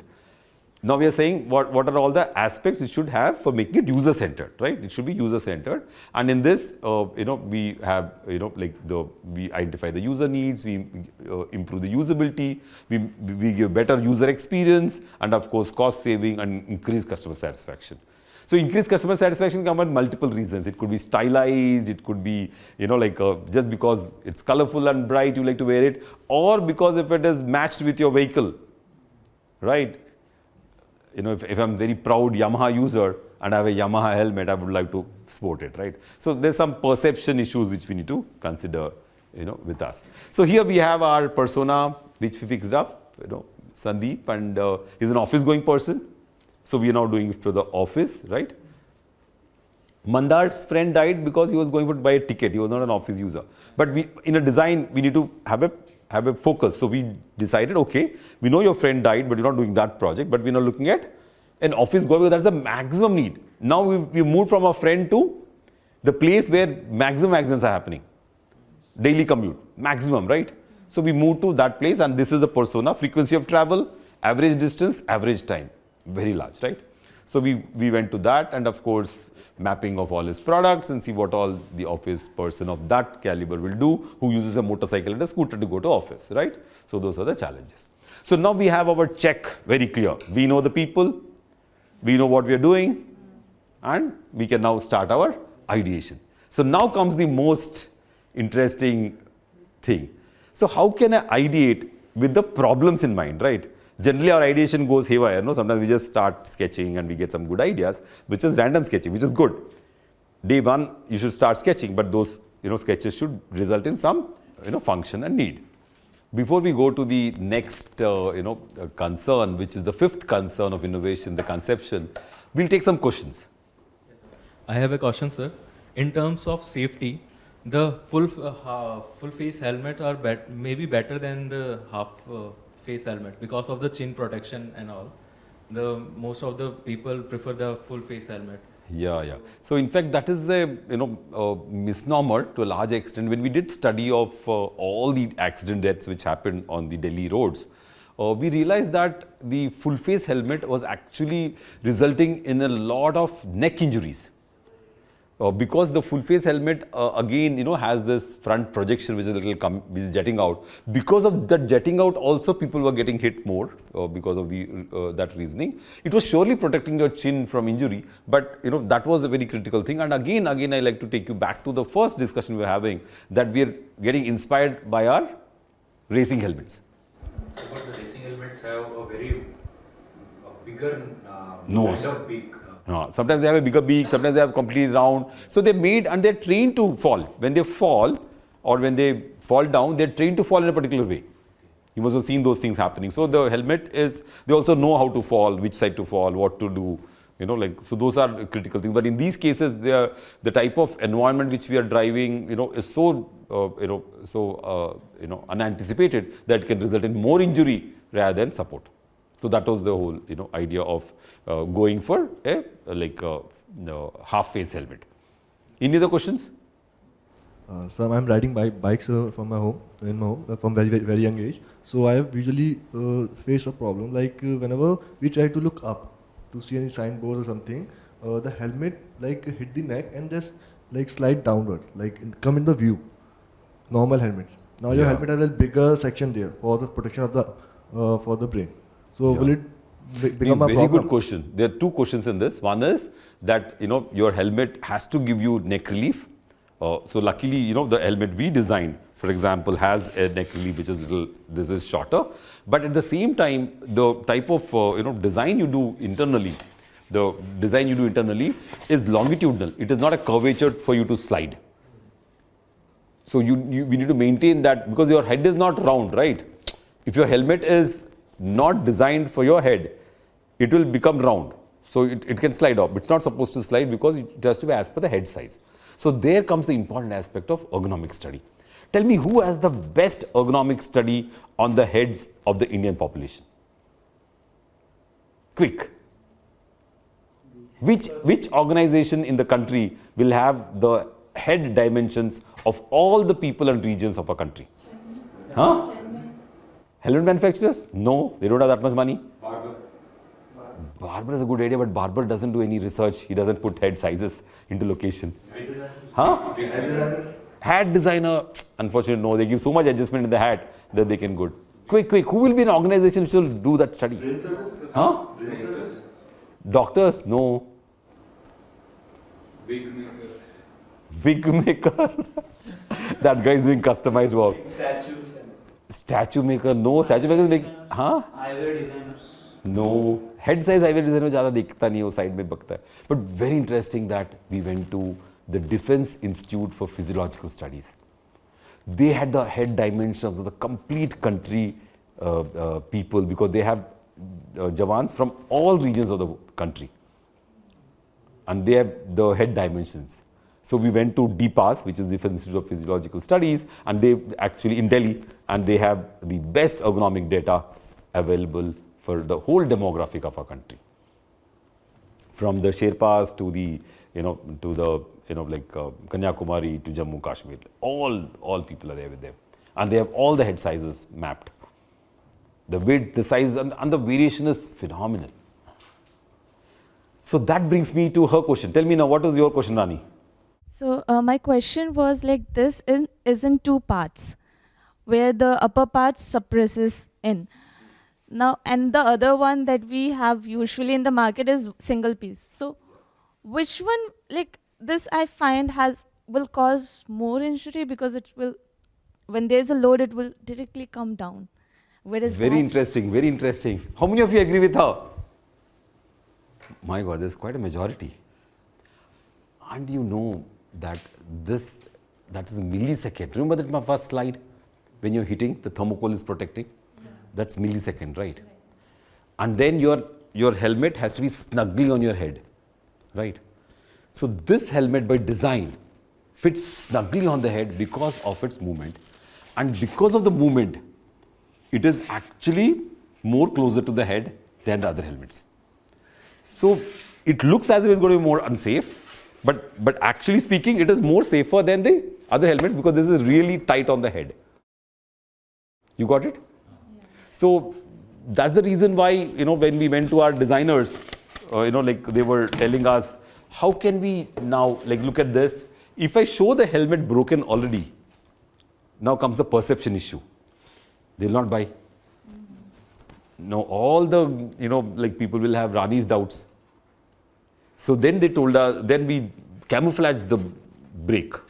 We camouflaged the folding so that the folding is inside. I'm showing the double color, but the folding is camouflaged with a beading and all. So now, but still we have a big sort of, we camouflage the helmet with the gasket and it is not on the edge. Earlier our brake was here. We took the brake inside. Right, so it's not seen as a broken helmet. And that also suggestion was given by Dinesh Mohan, said that you should not have a broken helmet. right? That's a very critical thing. Now we look at our fifth concern of innovation, the conception. Why do we call it a concern? And it's a conception where you have to design, where you have to build new ideas and concepts. But it's a concern because our ideas and concepts have to stem out of our concern for the user and for the context and for the brief which we came up with for the check. So that's the reason why we are still calling it the concern of innovation. So hence, all of you should remember that when we build ideas, we have to build as per our, as per the concerns what we are coming up in the checklist. So here, for example, as soon as we say concerns, like you have a concern of lack of ventilation, right? So you create a idea which is fully ventilatable, right? That's a very nice sketch there. Similarly, you can also have a ventilation inspired by people who take out their helmets in the signals at road junctions. So you open up the helmet so that it gives you air and you put the helmet back, like the flaps, so it can give you, like ventilation then, and while you're driving. See, when you're driving there is breeze, so it's good. But when you're not driving, that's where you have a problem. So this is a place where you can actually ventilate by doing that. And of course, vents from the side, different ideas. And vents, again windows, wow. This is a very good analogy. You have a window on the top, open the windows, so you get breeze, right? And then of course, design in such a way that you can look at venturi, you can look at various ways the air can flow inside, and you design your thermocol in such a way that you can have good ventilation and entry from the front and exit from the back, and also a different method of exits you can plan. And all of you know that when we do ideas, we don't critique it, right? So we just have to come up with various ideas which will help the ventilation function. The next important concern was inconvenience of strapping. So here look at this wonderful idea he's come up with. You just slide on the side and your strap will become tight. You don't need to do anything else. So I have less resistance to strap. So that's the most critical one. And then remember I was already telling you about this wonderful scarf, and I use this regularly. If you come to my office, I have a helmet with a scarf. I'm doing that because my students actually took out my belt and used it in some of the prototypes. So, I had no option. But, but otherwise, I've been using that. I'll show you that helmet. And then, of course, like we also have, of course, elastic strap, which we discussed, through elastic, how you could use it much better way. And, there is also hot climate. How can you have, sweat absorbing bands inside? So there's more ventilation and band absorbing. Then you have heavy and large helmets to wear. How can you fold and unfold helmets, right? This is the folding and unfolding of helmets for ease of storage. And this is an interesting helmet which is telescopic to wear with buckles. And of course you have helmets which can slide out, slide in the middle. See, this is a very interesting helmet, right? You slide down and push it in and fold it. Right? So folding is a very important issue. Here you actually bring this down and bring it closer, it becomes narrow, right? So you can think of various ideas, and this idea is my favorite too, where it unfolds. A lot of students, there's one intern who came to me from some engineering college, and she also did this helmet, but a very big challenge in this is the thermocol. Yes, so it didn't work, right? Because thermocol is a major issue for folding and unfolding, but a great idea, for folding and unfolding. And of course, in this you open the helmet and turn and lock, right? And there's net in the bottom for piercing injury. This is inspired by the Greek soldier's helmet, right? You have nets in the middle and you have 3 sections which will turn. Again, easy to wear. How to make your helmets attractive and desirable, different features. How to make the helmets, very attractive again by giving sections and styling. And of course, how to integrate a pollution mask. And this one is to, basically an open face helmet with side flanks. How can you, use those side flanks for support? And what comes as a very interesting method of ideas is, we have a lot of ideas, right? I've only showed you some ideas because of positive time. We have 100 ideas now. So 100 ideas have to be now made into, some of them are easy to strap, some of them are easy to wear, some of them are easy to sweat, whatever, sweat, no? Protect the sweat. I need all the three in my helmet, no? I can't just do with one. So the best idea method is you cluster ideas and join ideas to build concepts. What's a concept? A concept is an amalgamation of ideas to satisfy all the aspects of your design brief. Whereas those ideas what I showed you were only ideas, but generally, sometimes most of you just show that as your concept. But please remember that concepts are amalgamation of multiple ideas which solve all the issues of the brief. That's very, very critical, and you must remember this always. To make a lot of ideas, for each problem you'll have more ideas, and then you put the ideas together as clusters, and then you take it forward. So let me now quickly show you these wonderful clusters. The first cluster is the ventilation cluster. Why did I choose ventilation cluster? Because of course ventilation is an important concern. All of you said that. Then the next important cluster is storage. A lot of people said storage is a very big pain. How to take it to office, where to keep, how to keep, whatever.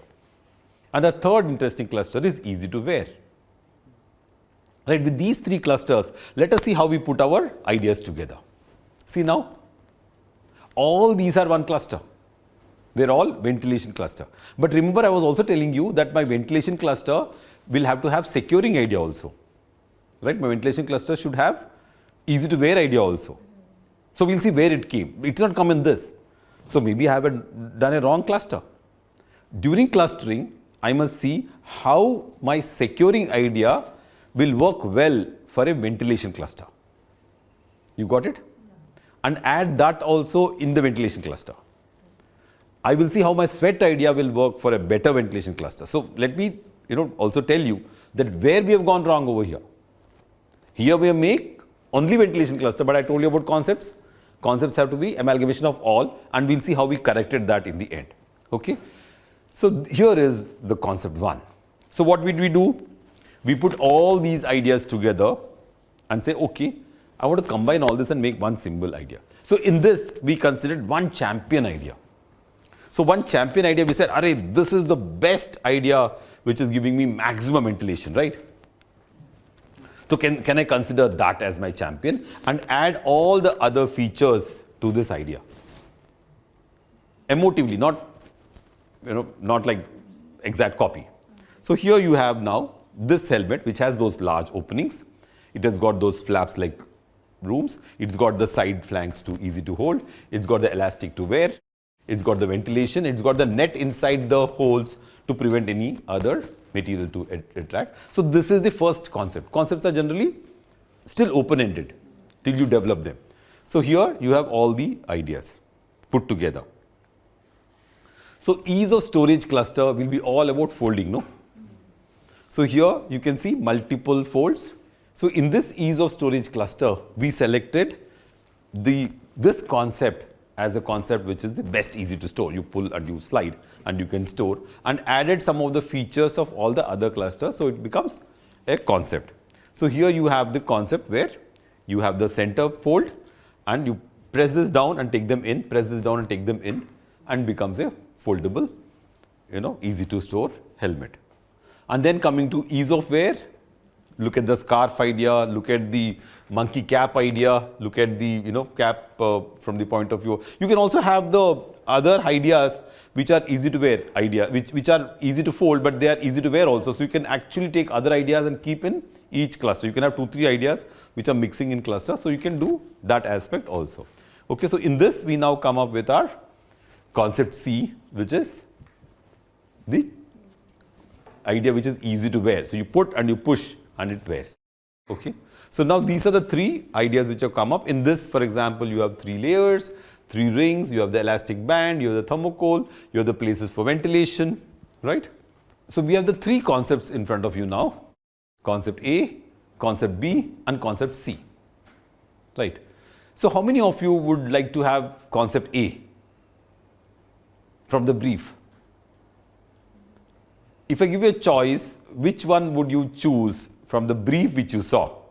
Which one will you choose? So let me, take a poll. So concept A, how many of you would prefer as a first choice? So we have one. Concept B, who will like to have concept B as a choice? Rijesh likes concept B, which is very good. He also likes concept B. Then concept C. So a lot of people like concept C. So concept C became the point of consideration, and it was taken forward. It had a lot of very good advantages of good air circulation, multiple ways of gripping. You can hold here to grip. It is lightweight, and it is of course has a good style statement. You can make better style statement. Not much reduction in volume is a very important aspect. Difficult to manufacture in FRP. But that's not a big consideration, but you mention the disadvantages.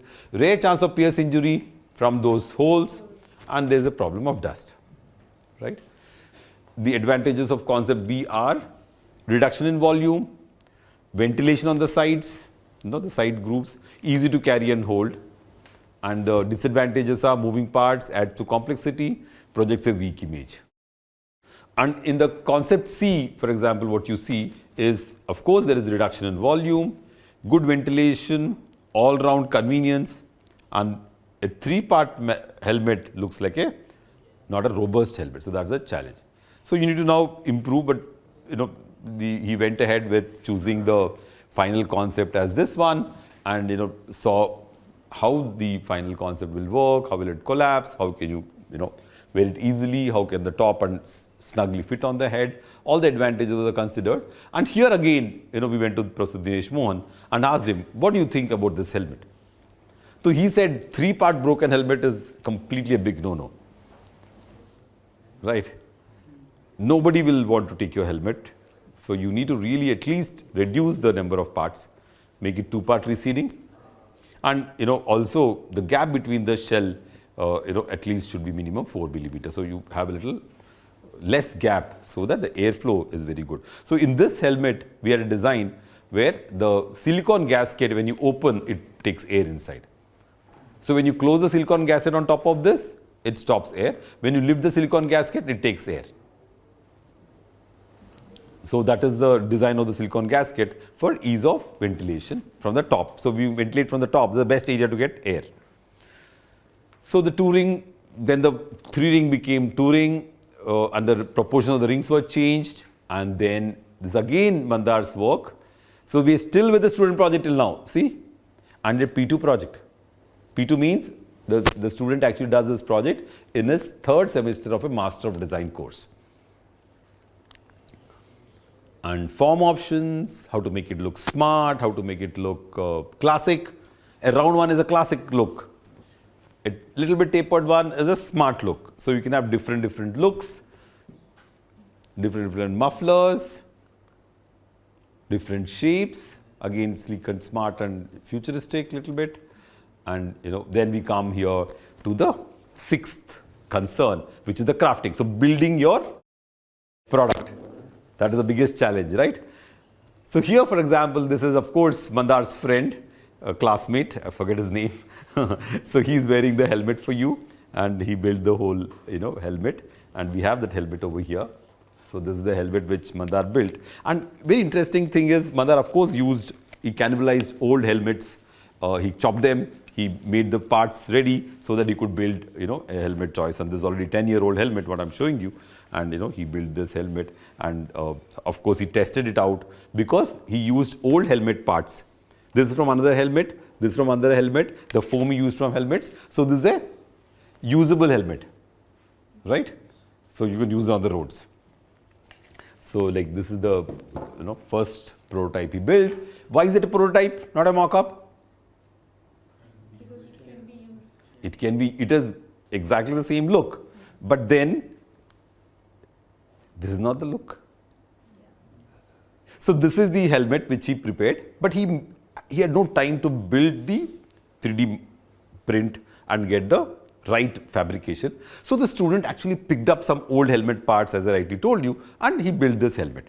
But then when we go back and see, this was the final design he chose, right? So this cannot be called a prototype. This can be called a working rig. Got it? This is a working rig. It is working, but the size and shape is not exactly as desired. So he made the working rig, and then all this project then moved to my innovation studio. Of course, Mandar left and he joined a company and is doing well. Now he's also a professor in Bangalore in a design school.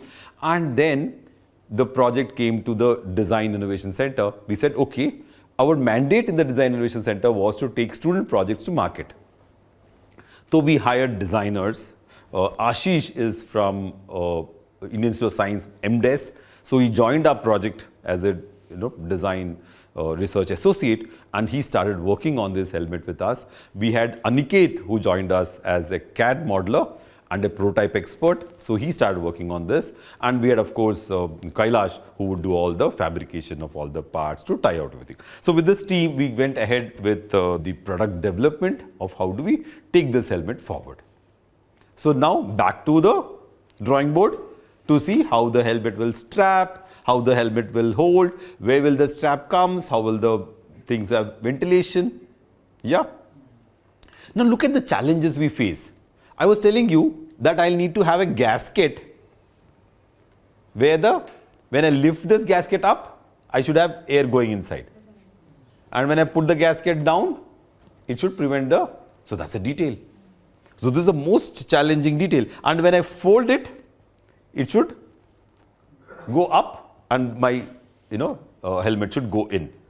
And look at this complexity. And this is all made of EPDM rubber. And that's the same rubber what is used in car door profiles. Use the car door profiles? Yes. The same rubber. So now this is one detail which is most critical. Look at the thickness of the thermocol. 20 mm. I can't delete that. 20 mm. 20 mm. If I reduce this thickness, what will happen? I have potential risk for the injury. Right? So this is the detail which is the most critical detailing aspect. We built the detailing aspect. How will this gasket fit on the helmet structure? We detailed it out very effectively, right? What are these vents for your air to go out? Those vents were built. How will it support on the chin? Your elastic? That was worked out. People have different lengths, so you need to have some buckles so that different people can choose the elastic strength. So you build buckles, and you now see how the detailing has gone to the next level, right? And then a lot of doodles are done.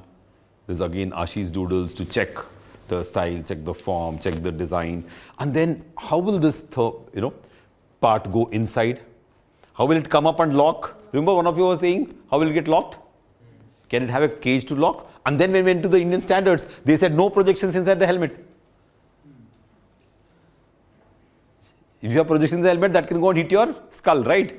Rather than providing a helmet, you are giving injury. So this can't happen. So this is rejected, right? So you do a lot of doodles and go and check up how I can do the design detailing so that it can work better.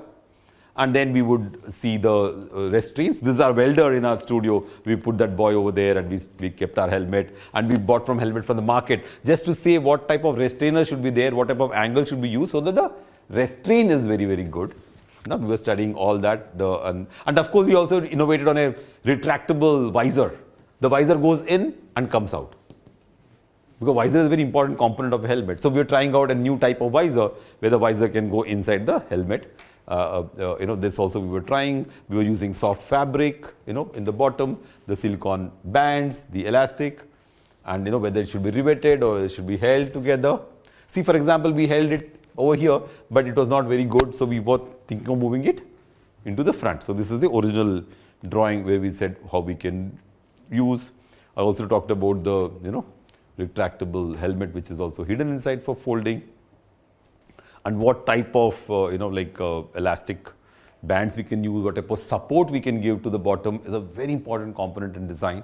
And a lot of thought has to go into that, and even manufacturing thought has to go into that, how you to build it. And of course then you do your digital sculpting. Can you stylize it better? And remember I was saying that you can't take a break in the front, so this was not taken forward. How will your visor move up and close? So that is the rib for the visor. And this is the, then is it possible to create a little bit of a, front, what do you call this? Shroud, the front shroud, so you get a little bit of sun protection. But then we looked at the Indian standards. No protruding parts outside the helmet, as snugly fit on the head as possible, so that if the shroud goes and hits something, it's a potential risk. Right? So it has to be very smooth. So this also was, so when you're doing a product for safety, you have to be very careful with every small detail you build. And of course, then look at this now. After all the inputs, this shroud also was removed, and it became it was supposed to be made much more simple.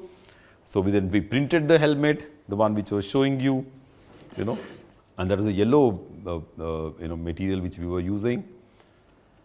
And this model actually broke, but you see this collar for the thermocol for the sliding to happen. This also was rejected later on because this edge can, when the helmet breaks on impact, the edge can go and hit the head. So this also was eliminated. And then we built the thermocol shells. So finally, this is the one. This is the shell, and that's the 20 mm thermocol, and this is the shell, and this is the thermocol. But thermocol is not 20 mm here, right? So we now have increased the shell further so that I can get 25 mm over here. So it's already loose for me. So it's loose. So but I get a foam there. So foam, and then when I get 20 mm thermocol, this will become tight. So that's being done. So that is the study. This is also a 3D printed sample, and we're very happy. Then we had a large workshop. We invited Mandar back after 10 years. No, 2004, yeah, 2004 batch. So we called him back in 2018 before COVID. So he came back again, and then we have got a whole team of people over here, and we're discussing how to take the helmet forward. The helmet you see here is actually an ice hockey helmet, which we brought from Canada. Then this is the cricket helmet, right? And then we are discussing the various aspects of how we can now look at product development. Product development is very important because the major role of innovation happens in the product development phase. Ideas are diamond many. A lot of people can come up with ideas, but taking the idea to the stage of prototype and pilot production is the biggest challenge we are facing.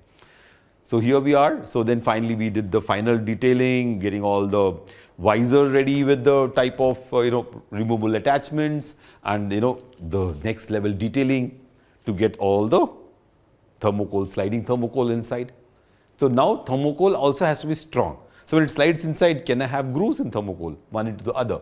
So the top groove enters the inside groove, so it's easily. Remember, one of you was just asking me, how can it slide more effectively? So thermocol can go into one another. The bands can go from the top to bottom. Look at this. So when you're restraining, you're not holding this, you're holding the top. So it is much more protective. Okay.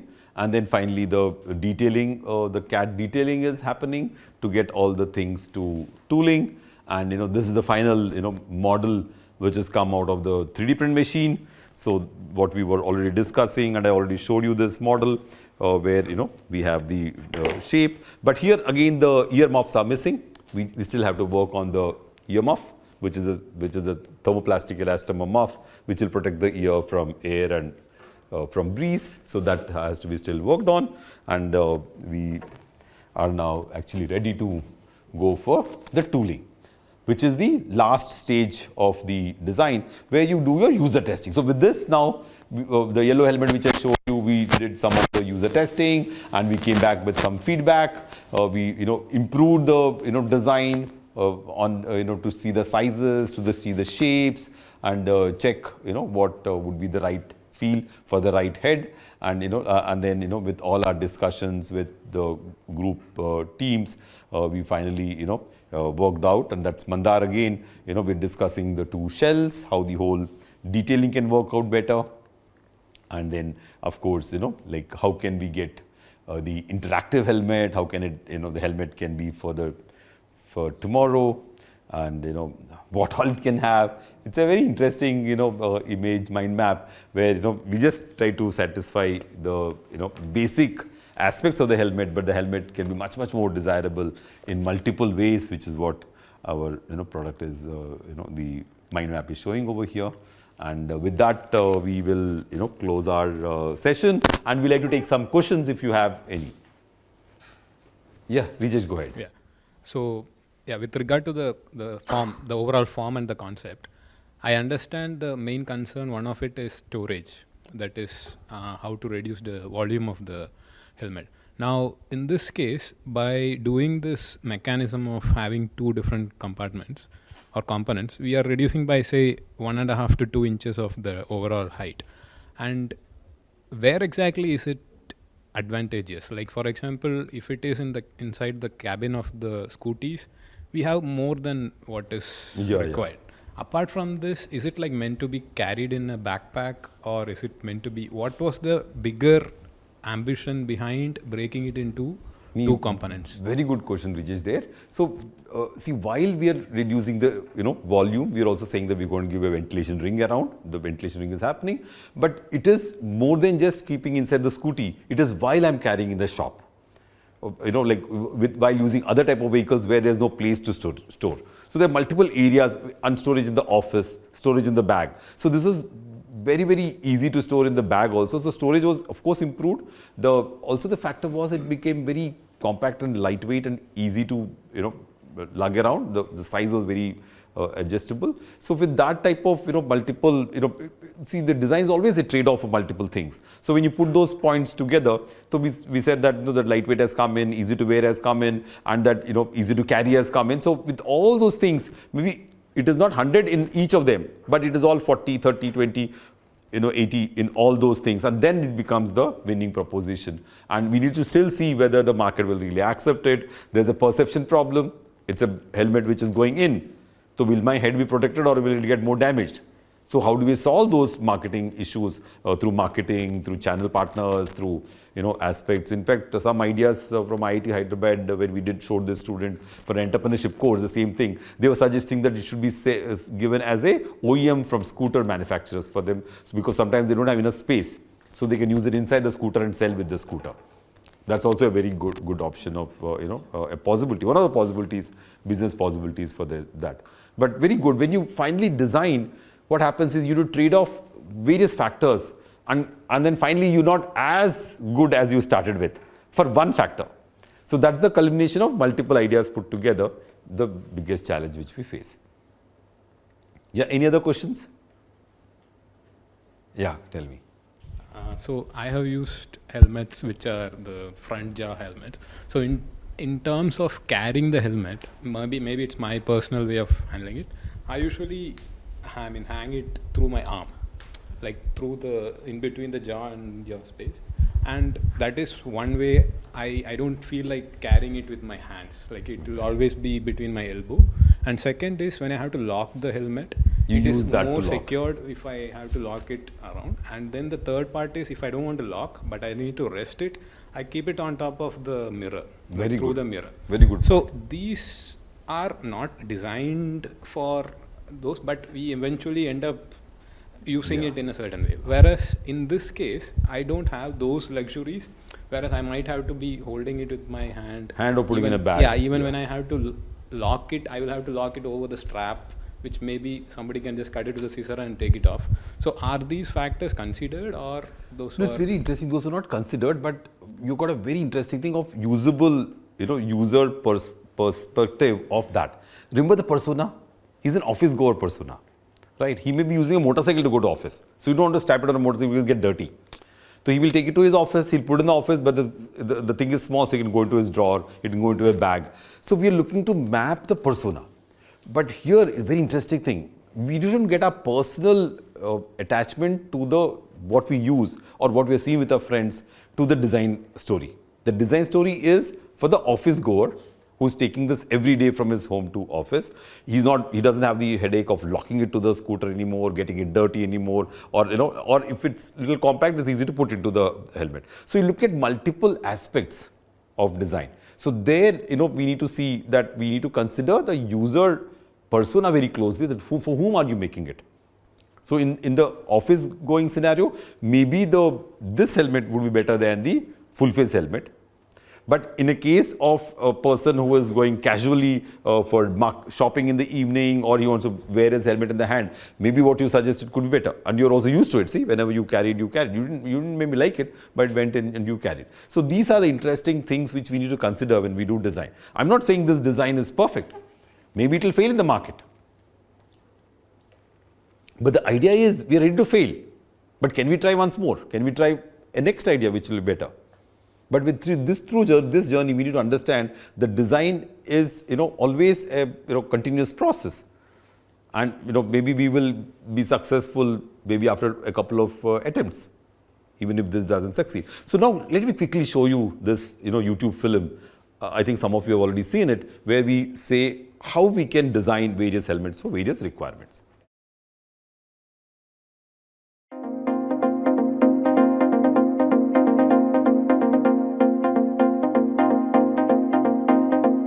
Hi everybody, I'm extremely glad to show you the poster which we have made for understanding all the user requirements which are there for a helmet user in our country. Helmets are no longer only the need of the racing guys. It's now become a everyday activity for our country, especially with so many two-wheelers, and again very challenging because there are so many accidents happening. So let us now quickly look at this wonderful sketch made by Dattaram Chari. Here, for example, we can identify various needs for the helmet, ranging from this mother who's actually picking up these kids and dropping them to school. She would need a very different helmet. She has to just grab the helmet, put it on her head and go. It has to be so quick. Look at this delivery boy. For him, the helmet is extremely critical. It has to be very comfortable because he's wearing the helmet the whole day. So it has to be ventilatable. And look at this girl who is, like on the back of a scooter. She wants her hair to flow. She would not want to be restricted by a helmet. So what type of helmet can be designed for her? And of course, there is this people who have gone for shopping. Oh my God, helmet can't be another add-on. So helmet has to be very easy to store for these guys. And now we can look at, the girl who is taking her pet. The pet is as important as the girl. So he will surely need a helmet for the pet as well as for the girl. And of course, we have this, boy who wants to talk to his girlfriend.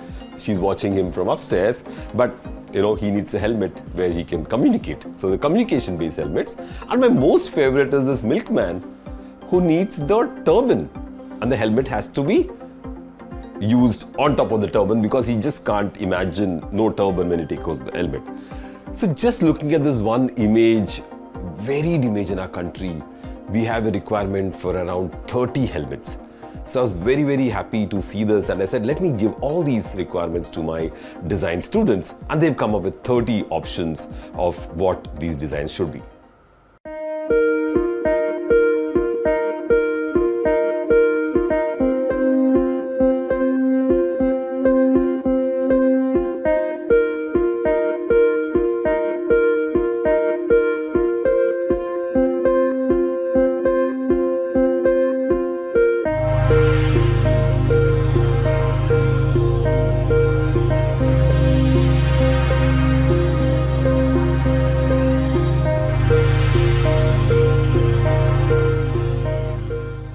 So let me now show you the most favorite helmet, which is the helmet for the milkman. So the milkman helmet should be like this, where he would actually open it and he would wear the helmet and it closes on his head. So this is the helmet which is designed by one of our students, and this becomes the helmet for the milkman, easy to wear. And then we have helmets for the Zomato guy, we have the helmets for the quick, mother to drop in the school. We have helmets for the, people who are traveling on work with, of course, very interesting IoT devices inside, and helmets for the, the access, easy to hold and go for the shopping, and, helmets for easy ventilation. So we have multiple helmets, and then finally students would so from all that, finally, we would then, relook at how the, thermocol will have all the slots so that air can pass through, and of course, how the ventilation can happen better, how the airflow will happen. So this, our major purpose here is to explain sort of to the standard product design people that we have very, very customized requirements in the country, and there are so many options which we need in any of the designs. And another big challenge is that people don't use sort of buckles when they buckle and the helmet falls off. So we came up with this wonderful, elastic, which actually, is very, very easy to wear. We also saw that this girl wanted a helmet for its pet. So this is the helmet which Samidrita made for the pet. And of course, this helmet goes onto the pet's head and the pet also is safe. And we have, I was talking about the elastic for all the helmets. So this is, like very easy to wear, and we all use elastics for our undergarments and most of the things, and they're wearable. Very, very high quality elastics are there nowadays in the country. So those elastics are good to wear. So for example, you can easily wear the helmet, directly like this and actually put the elastic around your body. And then there is no reason for you to buckle and unbuckle.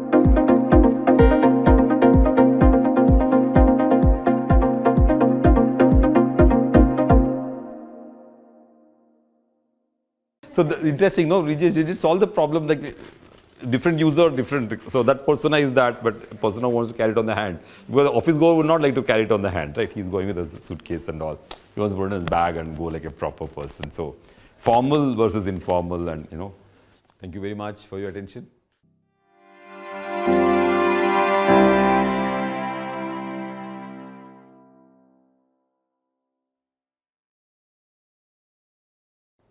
I'm extremely glad to present this most challenging case study of mine, which was designing a palki for Vaishno Devi Yatra at the shrine. A number of people who are elderly would want to visit the shrine, but they can't actually climb the arduous journey of 17 kilometers. So they actually prefer a palki. And the palki also is carried by 4 porters. And for them, it's of course a tough ordeal, but that's also their livelihood. These are the challenging aspects we looked at when we started this journey. This journey of design was a very collaborative one. We had the shrine board officials who were great supporters. We had the secretary of the porter organization, very, very supportive again.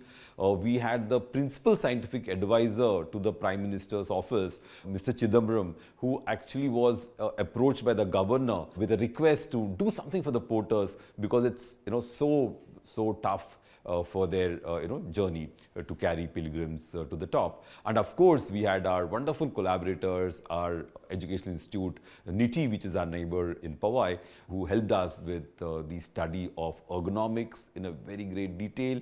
And we are very, very grateful to IIT Bombay and the design school for the wonderful support to take this project forward.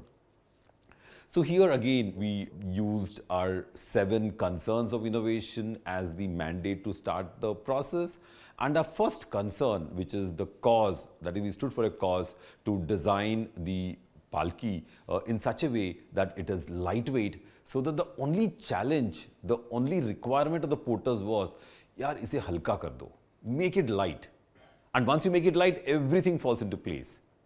They're able to travel easily, they're going to able to take it faster. All their requirements are sorted out just by that one champion cause, which is to make it lightweight. So here, for example, the interesting things are there, how this palki is a phenomenal design. So this particular design, for example, is a design where the porters are in a single file. You don't see these type of single file porters in other locations, but this is very unique to this location.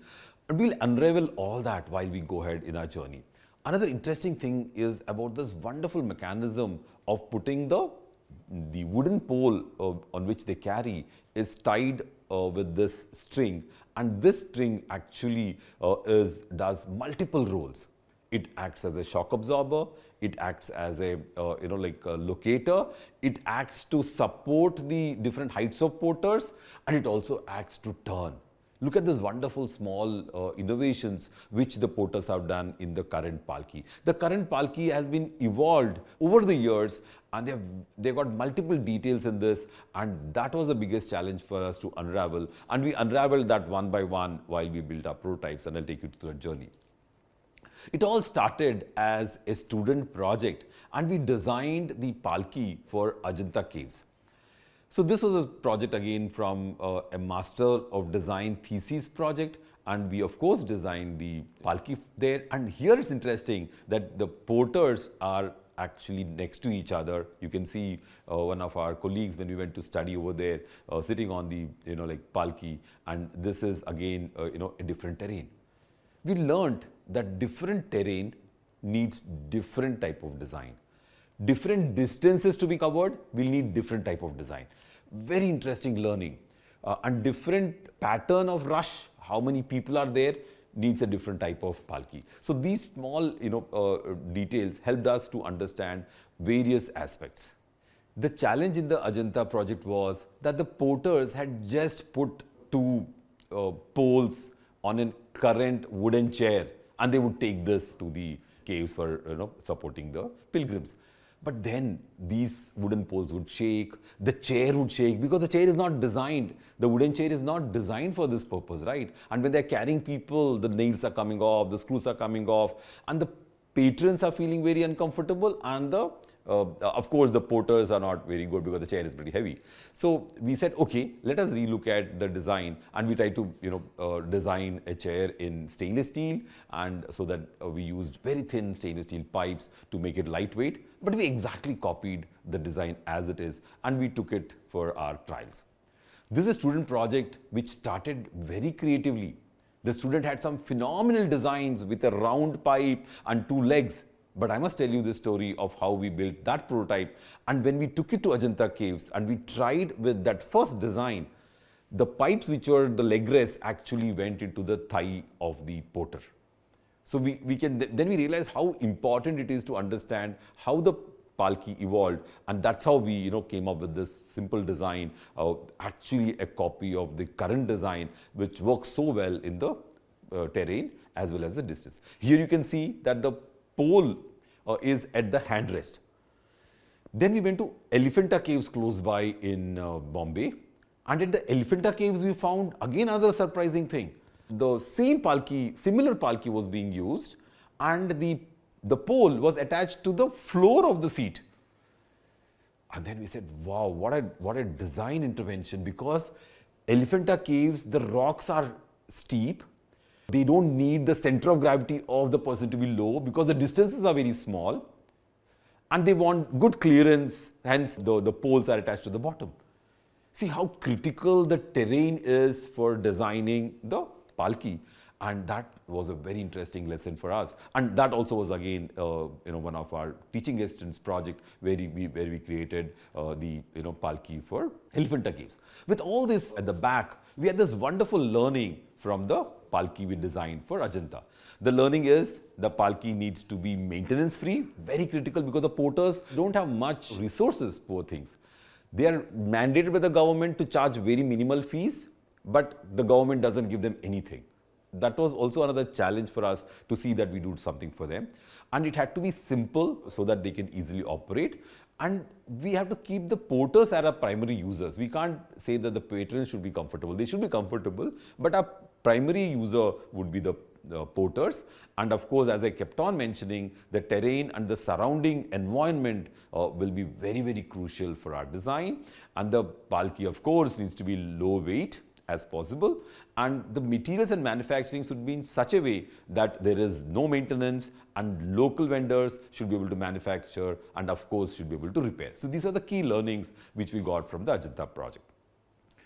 So then we had this wonderful visitor for one of our Tech Fest shows in IIT Bombay. The design school in IIT Bombay always puts up its exhibits during the Tech Fest so that aspiring engineers who like design can come back to our school to study. So it's like a pitch for there in the Tech Fest exhibition, and we put such an exhibition, and we were very fortunate that during that year the organizers of Tech Fest invited Chidambaram, who was the principal scientific advisor to the government of India, and he was known to us earlier on other projects. So he visited us in our stall.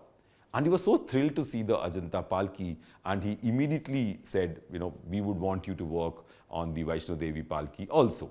So that brings us to our major focus of the project, of the context. And we knew how important the context is for our whole design journey. So here we realized that the Mata Vaishno Devi shrine is, the trek from Katra is around 17 kilometers. So that is a big challenge. We studied the aspects and we studied the current palki very carefully. Every detail and what happens, where it breaks, what happens, all the studies we did. And of course, we also went on multiple trips with the porters. And of course, the porters, dexterity, their movements and their agility and their basic, way of life was very inspiring to us, and we were focusing on that aspect too.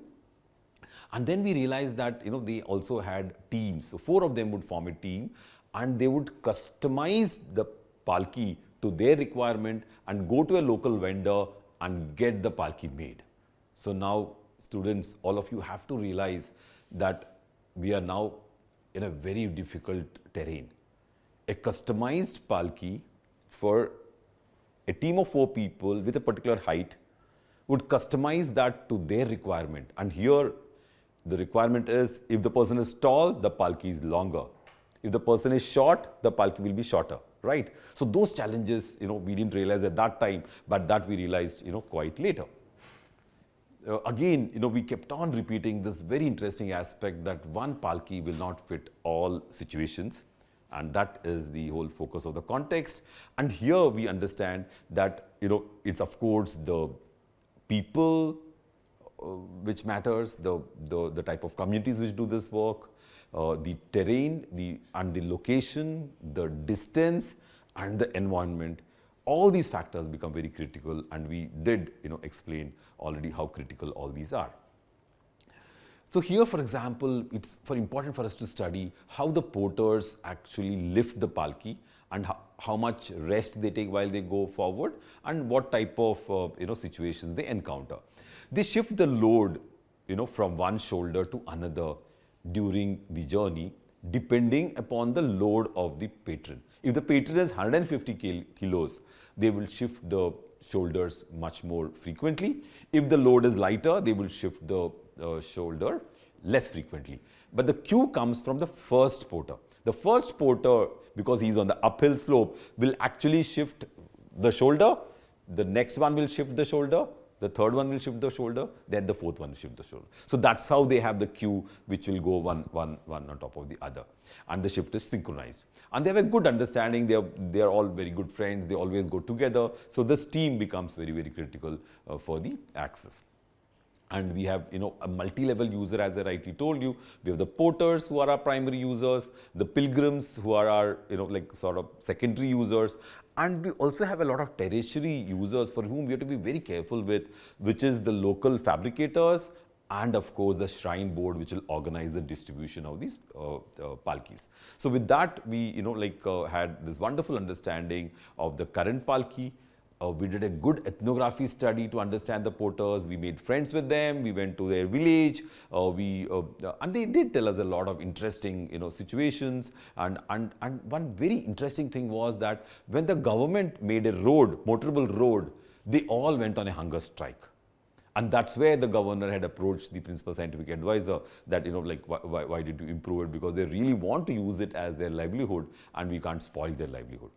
And again, I would like to tell you a very interesting anecdote here, that they work on 6 sigma level of quality. That is, no incident at all of failure. And already one of the helicopter, crashed in Vaishno Devi, and we lost 5 people and the pilot. So you can imagine, the palki has no accident record, no deaths, and the high-tech helicopter which takes porters to Vaishno Devi already had a hit. So we can really see how effective traditional systems are, and we need to understand those aspects also.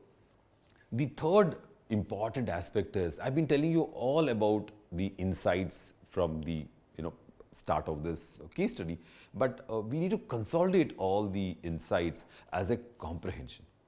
We have to get all the insights right. We just mentioned of how critical it is, the turning radius. You'll be surprised that when we designed our first palki and we failed miserably, we failed at the place where people were turning and they were hitting each other's legs because our distances was not right. So you can imagine how complex the situation is, and the distance between the porters is decided by the height of the porters, and it is their private sort of palki. It's not a public palki. So that's the whole challenge, that they know which palki to take and how to take things forward. Then another important issue about the palki design is I can't make it very high tech or very costly, because their economies is depend upon that, and they will not be able to purchase this palki. So either we give it for free, or we give them at a very good price of their current palki. So current palki is made out of GI pipes, the locally available pipes, locally available welder, local available bending, right? So it's very, very cost effective. So now if I use industrial processes, how can I give them very, very high quality lightweight pipe, use bending in such a way that it is going to last longer, and of course weld it together so that it can really be repaired locally too. So that is a big challenge we learned from our first insight.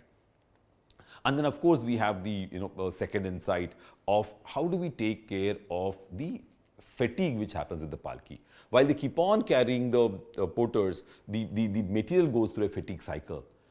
And so we need to choose a material which can be good for fatigue. And I'm very fortunate that I somehow like stainless steel a lot. I've been working with stainless steel earlier. So blindly, it came to my mind that I could use stainless steel. A number of people would complain that why did you choose so early during your insight itself that you like to use stainless steel pipe? But somehow it came to my mind that people use stainless steel for utensils. Even the poorest of the poor would buy a stainless steel bowl, right? So we said that would be a good material choice, and somehow some of these things we do as insights, and we just use ideas from there. And of course I told you about this rope, how beautiful the rope is. And tell me, if the rope fails after 4 years, it's potentially very risky, right? That's the place where the main load is coming. So see how culturally the palki is designed and maintained. The rope is changed annually during the festival time, and at this particular time the porters religiously have to put the new rope, and the shrine board does a ceremony in the temple at the Mata Vaishno Devi temple, and this rope is given to the porters. So look at the level of trust, level of belief, and level of comfort and maintenance proof for such type of interesting rope in the palki. And of course the biggest challenge was the seating posture. We realized that that posture and the height at which they sit is extremely critical for the balance of the palki. If we raise the height, we're going to be making it very unstable, and the porters will have difficulty in maintaining the balance of the palki, because it's high, right? It can topple. So that height of the patron was very critical. The slope of the seats were very critical. So that insight also we gained from there. And of course, we had to also see that it is maintenance free, because they don't want to spend unnecessary money repairing it. So with all these insights, we also studied their musculoskeletal discomfort, the type of problems they get on their shoulders because of the load carrying or constant load carrying. And I'm very fortunate here that we have this wonderful team from NITI, the director of NITI, Professor Karuna Jain, and the senior professor Rauf Iqbal, and his research associates and the students supported us in this study, where they evaluated all the aspects, they measured all the dimensions, body dimensions, as well as the heartbeat and their basic physical fitness, to understand what will be happen when we do a new design. Will this improve? So that study was very effectively done. Sir, so looking at the image, I wanted to ask, do they use any cushioning for their shoulders? Yeah, as per their comfort, they use a towel, they use a shawl, or they sometimes use a large blanket also to cover. But we now know that because of the heavy loads, the load is not a normal load, it's a very heavy load, and because of which the body reacts to that load by small deformities or adding dead skin. So those type of things can happen to the porters. We now can look at the advantages of the palki, the problems the palki poses, so that we now know what is what. The palki, of course, the current palki is extremely heavy. It ranges from 38 to 70 kilos. And that's specifically happening because of the available raw material there. They just pick up the water pipes, which is the GI pipes. And no guidelines for maintaining uniformity of making the palki, which is at that time we didn't know, but it is because it's customized. And why should it be uniform, right? Customized is much better than uniform design. The porters actually take the pilgrims to the top and they have to bring them back. The total journey is about 28 kilometers, and in a day sometimes they do even 2 trips. If there's a lightweight person, but if it's a heavy person, they generally get very tired. So that is the up and down journey, and it generally takes around 4 to 4.5 hours one way. And due to the heavy load on the shoulder, I told you, they shift the load. So you don't need to say that, oh, we want to distribute the load, because if you distribute the load, it's much more difficult to carry. People generally carry loads only on one shoulder, and then every 5 to 6 kilometers, the porters take a break. So generally in a journey, they take at least 3 breaks or 2 breaks, and that's how the issues happen. And now looking at the problems, the heavy weight gives them serious health issues. They have problems in the knee, they have problems in the shoulder, and of course, they go through some pain also. And the seat design, for example, there is, basically from the pilgrim's point of view, it's pretty hard. They just have a thick blanket on it, and hence it is very uncomfortable sometimes for a long journey. And there is mismatch in the dimensions of the existing palki. From the ethnographic study which we did, because they were not very well aware of the seat dimensions. There is of course serious ingress-egress issue, because there was a pipe on which they had to step up and then sit in the palki. That was not very conducive. And then of course there was issues of stability of the palki, because it's pretty hard, and when they would weld, they would have little deformities, and that could be a serious issue. So the critical insights was, of course, to reduce the physical strain by reducing the weight, increase the user comfort as well as the safety, and make it culturally sort of consistent and aesthetically pleasing. This is an interesting check which comes from our design background, and of course a system not to destroy the livelihood of the porters. I was very happy that I worked closely with our humanities department, and we had a sociologist who would work with us and keep on pointing at how important it is to keep people in the project and not look at only technology and solutions which will be only technologically oriented. So here with this, armed with this strong study and the insights, we came up with our 4th C, the check, where to get a clear direction of what we should do. Should be lightweight was of course priority number 1. Should be maintenance free was priority number 2, and should be manufactured locally and should be repairable locally is priority number 3. And of course, to ensure safety and the patrons as well as the porters was priority number 4. With these type of 4 strong checklists, we went forward with our design directions and ideas. So as usual, you'll be surprised that we used a plastic chair in our first design. Why did we do that? It's very interesting that design, when we start design, and here remember my students had already passed out, the Ajanta Palki student. So this project was completely handled by me. The earlier projects I was showing were all done by students, and we take the student project to market. Here the project was being done by me, and I was always fascinated by a plastic chair because comfortable, right? It flexes at the back, there's a good lumbar support. I said, why can't I use the same plastic chair on the Palki? So we use the same plastic chair, and look at the design details. We of course reduce the number of pipes. If you have to reduce the weight, right, you have to reduce the number of pipes. No rocket science here, reduce the number of pipes. And of course, made a stainless steel pipe instead of the wooden log so that it can become lightweight. And this was our prototype number 1. And of course, we did multiple like studies of where they will hold, how they will go. And we made a prototype of the design and then took it to Vaishno Devi. We had 2 prototypes over here. The second prototype was, I call it the helicopter design, where we felt that putting the porters inside the pipes. Remember the second and the third ones are enclosed in pipes didn't look right to us. We said they should be at least feel free. So we used round pipes there so that they are free, and that we call it the helicopter design because it's got a round canopy type of thing. And in that design, we also went ahead and built a prototype for that. So with these two prototypes, we went and met the CEO of the Shrine Board, again a phenomenal bureaucrat, Mr. Sahu. He gave us ample time and we could discuss all the details. And of course, when we met the porters actually were very happy to see the prototypes, but they said, "Ye chalega nahi, this won't work." So both the prototypes failed miserably. The first one which I showed, they said, "Ye kursi to 2 trip mein toot jayega." Because just remember the load which people are carrying, 14 kilometers down the road and so much of movement, the plastic would just break within no time and the screws which are holding the plastic seat would just break, right? And on top of it, some of the pipes which are there, they said these pipes we need very badly for holding on to it while we move the palki from the floor to the top, and you remove that pipe, how are you going to take the palki on the...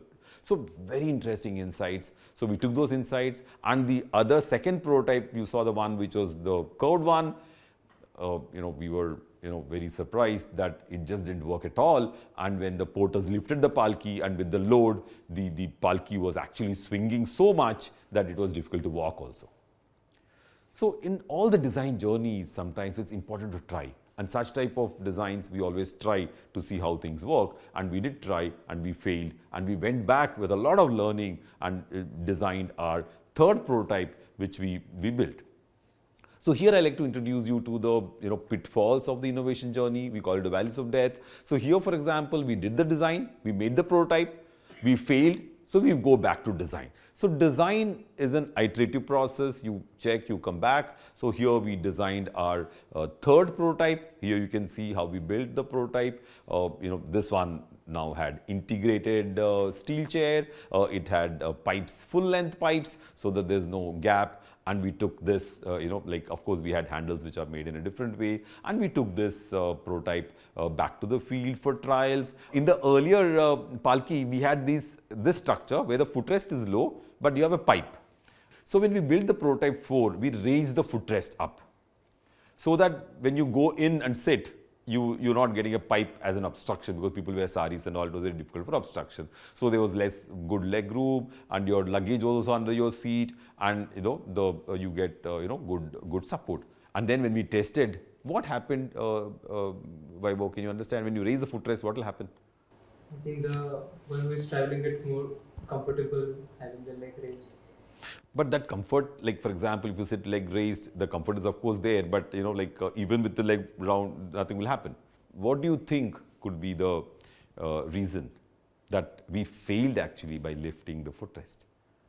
I don't know if it's because the footrest is raised, but it's just a very thin space you're putting your leg on, so all the pressure will be at that one specific region, and that is where the footrest won't be very comfortable if you're just keeping your feet on it for a very long time. That is the whole challenge with all of us. We are only bothered about the person who is actually sitting. We are not bothered about the porters or the safety of the person sitting. When you raise the footrest, the center of gravity went up. When the center of gravity went up, the palki became more unstable. So the porters laughed at us. They said, "This is not going to work. You have to take it back." So that's the interesting story of how each component becomes very, very critical. And of course, we compared some of our own prototypes to see how the heart rate is improving, because we reduced the loads quite a bit, and we also kept on working at every prototype. We kept on checking the heart rate while resting, the heart rate while carrying, and of course the heart rate while recovery. Well, they take rest, right? So during recovery, we tested all that, and we of course compared our prototypes, and we saw how our prototypes are improving. So from here, we then removed the footrest. See, in prototype 5. But then here, my collaborators Niti came and said, "Professor Chakravarti, you must have a headrest for the patron. It is so tedious for him to go, and then he has to get a headrest." So we created this stainless steel headrest, and we went with prototype 5 to the field. When we went with this prototype, the porters were amused with the design, and they actually, told us, "Sir, what are you doing? We actually have to work hard to wake up the people who are sleeping, and you're giving them a headrest. So this is like completely unacceptable. You have to take this off." So we went to a local fabricator there and chopped off the pipe from the top, and then of course it helped us to reduce the weight by another 2 kilos, which was very, very valuable for them. The porters clearly said that the patrons should not sleep and they should not be given a headrest, because headrest can make them sleep, and when they sleep they doze, and when they doze the palki can topple. So very, very interesting insight again. So we went back to our design stage. We told our partners that it's not possible to have a headrest, and we finally designed our palki, and we went for our first pilot production of 10 numbers, right? And this pilot production, of course, the students in IIT were trying out, and we had multiple tests they did with the headrest, without the headrest, in their studios in IIT. They had wonderful machines at their end, and of course we took the prototype to the field, and the 10 prototypes were given to them. We tested the single prototype, then only we made 10. We tested that with the Shrine Board officials. This is the testing of the palki, the final one, and we were quite convinced that it will work. We made 10 palkis with lightweight stainless steel pipes, and we supplied it to the Shrine Board from Delhi. We manufactured in Delhi, so it's easy to transport. And look at those dimensions on circles. These are very, very critical dimensions for us to maintain the heights and the distances between the porters. And with that distances, now I must tell you something which I have not told anybody much, that our palki failed the second day. After 4 trips, the palki broke at the same place where the earlier palki was breaking, and it broke much faster than them. So after all these prototypes and all this learning, we still failed on the strength of the stainless steel. Remember, I was telling you I was very, very happy with stainless steel, and I knew from books that stainless steel is 5 times more stronger. It gets stronger by fatigue. When you keep moving, the stainless steel gets stronger. We know that also. But here, the failure was at the welding joints. Dr. Ketki Bapat, who is from the principal scientific advisor and direct project head for us, she kept on telling us, "Professor Chakravarti, you need to do a structural analysis." But I somehow, was so confident of the stainless steel material that I didn't get it done. So after this failure, I went to my professor, Professor Yogesh Desai from the civil engineering. He gave one of his best PhD students to do the analysis. And when we did the analysis, there it is. All the red members you see are loads which will not work, and they will fail. And our palki exactly failed at those places. See how it's so important that you can't go with your hunch.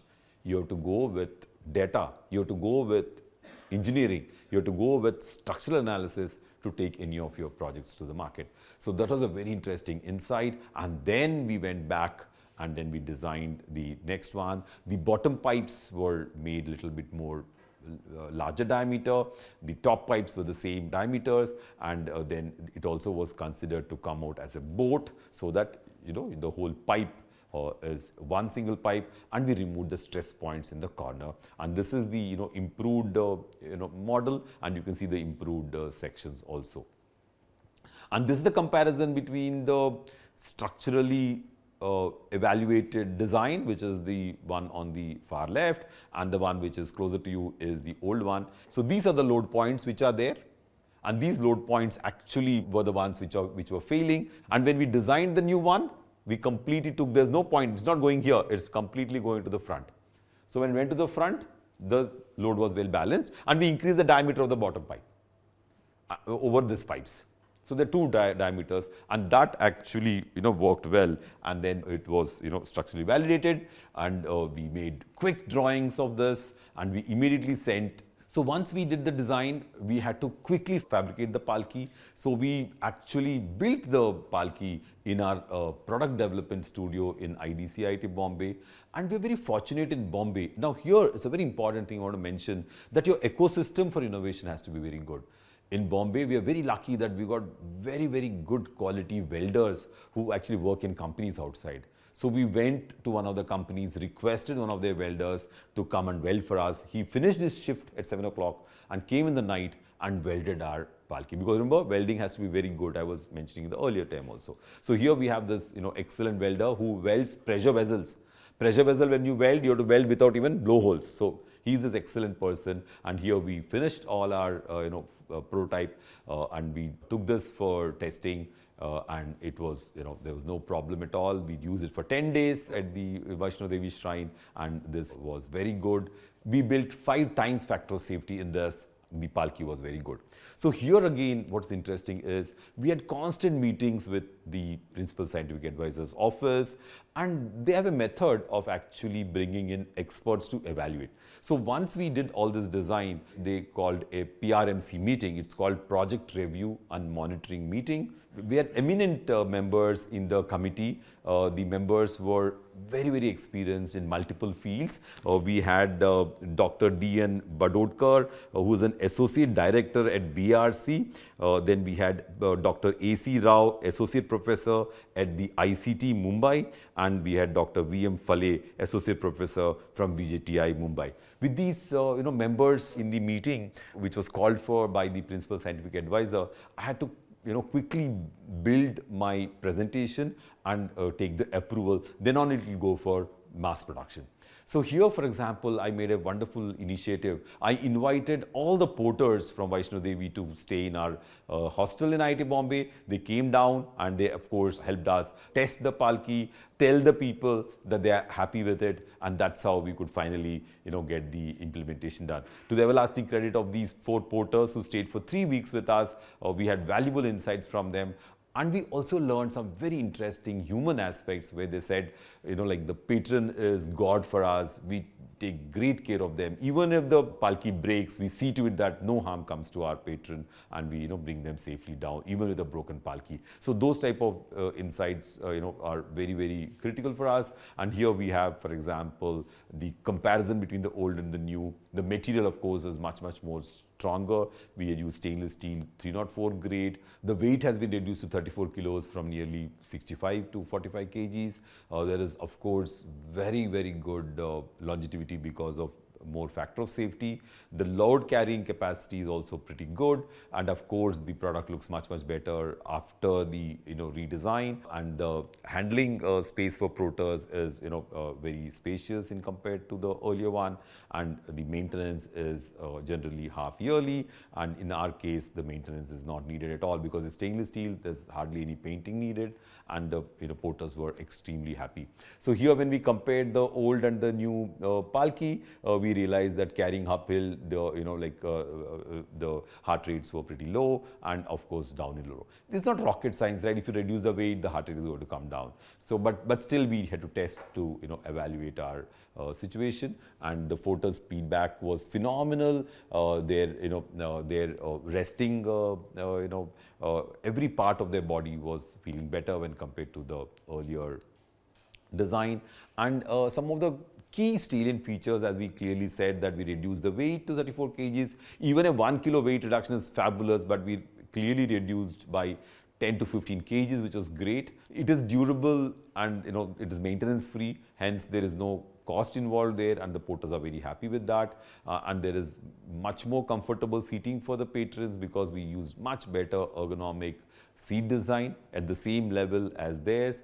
There's a possibility of manufacture by local vendors by training, and of course we had enhanced safety by ergonomics and engineering design. So with this, we are very, very fortunate that how people keep saying that it came in the papers that IIT Bombay and IIT together worked on this project, and it is a fabulous design.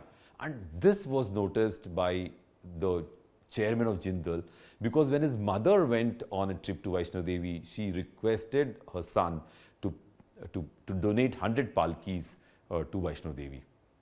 So see how wonderful such a thing can happen. So we immediately got an order to manufacture 100 palkis, and that is our mass production. So we went to Jindal factory, and very interestingly, Jindal CEO was following up regularly with us ki palki jaldi se de do, because the owner of the company wants the palkis. So we created 100 palkis, and look at this wonderful manufacturing excellence in the Jindal factory. They were very, very good machines for bending of the pipe. They were excellent fixtures designed to have the palki in one straight line so that the dimensions don't go haywire. And you can see these well-designed fixtures, because when you do something in mass production, you need to be very careful. This is a slide I'm showing where you have the headrest which was removed. This is the earlier one. This is the first pilot production where we produced 10 numbers, and we sent it to Vaishno Devi for trials. So we are very happy that Jindal produced around 100 palkis, and they shipped the palkis directly to Vaishno Devi. And we come to our seventh concern for innovation, which is the connection. Here, for example, we had this wonderful ceremony at the Shrine Board where they were actually trying to distribute the palkis to the porters, and we have this very, very happy porters sitting over there looking forward to get the lottery, because there were only 100 palkis, and there were around 600 to 800 porters who wanted them. So we so there was a lottery which was drawn, and we gave the palki because it was donated, we gave the palki at half the price, so that we can use that price to manufacture more palkis. And the porters were very, very happy to buy these palkis at 8,000 rupees, and currently they make their palki at 18,000 rupees. So that is the level of comfort. The project was initiated by NN Vora to begin with, but by the time we could design the palki, Mr. Satyapal Malik became the governor, and he was very, very happy to come and actually sort of distribute the palkis to the porters. And we see Mr. Vora, we presented him with a small palki for his office, and of course the porters proudly demonstrated the palki to him, and they could distribute all the 100 palkis, and we can see the porters proudly using the palki in Vaishno Devi Yatra. So now it's a very, very rewarding experience that we could make multiple prototypes, not give up, and finally, the porters are extremely happy. The patrons are very happy to sit in this gleaming stainless steel palki. They feel comfortable, and they feel, sure that, the palki is going to carry them safely. And, and of course, the porters are very happy because it's actually less effort for them, which is their livelihood, and it's a daily activity for them. And, with this, we are very, very grateful for our complete collaborative team, my colleagues from the Design Innovation Center, my colleagues from the IDC School of Design, IIT Bombay, then NITI and the Shrine Board and the PSS office for this wonderful initiative that we could reach the stage of implementation and take the palki to the people at large. So why you prefer to have the shoulder rods to be of wood and not stainless steel? It could have. Gaurav, very good question. When I did the rod in stainless steel and we took it first time, the porters were very uncomfortable. And then in some of our documentation, I noticed that when there is a stainless steel rod, the stainless steel rod material is not soft. The soft is a very different term here. It could be covered with sponges. I tried that. I covered with the PVC, but it has something called a shock absorption built into it, and the whole length also is important. So, so then we said, okay, let us not change too many things, and we kept the log as it is. So it's very interesting that I had this, memory from my design school days where there was this wonderful bullock cart designed in metal, and the pipes were made of metal. And actually, in the traditional bullock cart, there is a rope which puts the wooden log. But in this case, they bolted the steel pipe to the frame, and the bullocks actually died after 3 days. So it is that type of load which can come on this. So keeping that in mind, I said, though using stainless steel pipe with the rope, and I was not bolting it to the structure, I still, with that memory in mind, I said I will not change the wooden rod which will be there. But, we need to really study whether that can, be changed so that the weight can further reduce by 2 to 3 kilos. Can the carrying pole be replaced by bamboo? We didn't try it, but I think bamboo material will be more flexible, so it won't work. Whereas this pole is seasoned wood, which is very good to carry and has got very good stiffness. So we didn't think about it. So, have you ever thought of other sustainable options that you can use instead of the wood, or have you thought about it? Yeah, again, very good question, Sneha. So, when I actually started, you remember I was very focused on maintenance. And then also what happens is when you have industrial processes, it's very easy to take it to market. So that actually prevented me by thinking. But once my product became successful and I told everybody, a lot of people kept on asking me, like, why did you use cane? Why did you use bamboo? And then it kept me thinking. So I went back to my drawing board, brought cane from all across the country, tested cane on the universal testing machines to find out the right cane for this product, and then we built a palki with cane. And I'm extremely happy to mention that our weight reduced by another 10 kilos. So now we have a palki which is as good as a stainless steel palki, but the weight is 24 kilos, and we have now sent it for testing to Vaishno Devi. So, sir, what factors were you thought of to decide the diameter of the log? So here, Gaurav, I was very sort of naive there. I just used the same log what they use, because I noticed that even if the palki is broken or it is destroyed or it is removed from service, they keep the log. The log lives longer than the palki. So I use the same diameter what they used. But I also noticed that in some locations they had an elliptical log. So we tried that elliptical log also, and it also always came with the convenience of the porters. So then I found out that the porters actually give logs from generation to generation. So the logs are available with them, and even the elliptical log, which has much wider location on the shoulder, is a personal choice of theirs. So they will choose what they want. So that's the reason I left it at that. So we didn't even specify what log to give. But when we manufactured the palkis, we didn't supply with the logs. We just sent them the plain stainless steel palkis. They got the rope and they got the logs, and we left it to them. Thank you very much for your attention.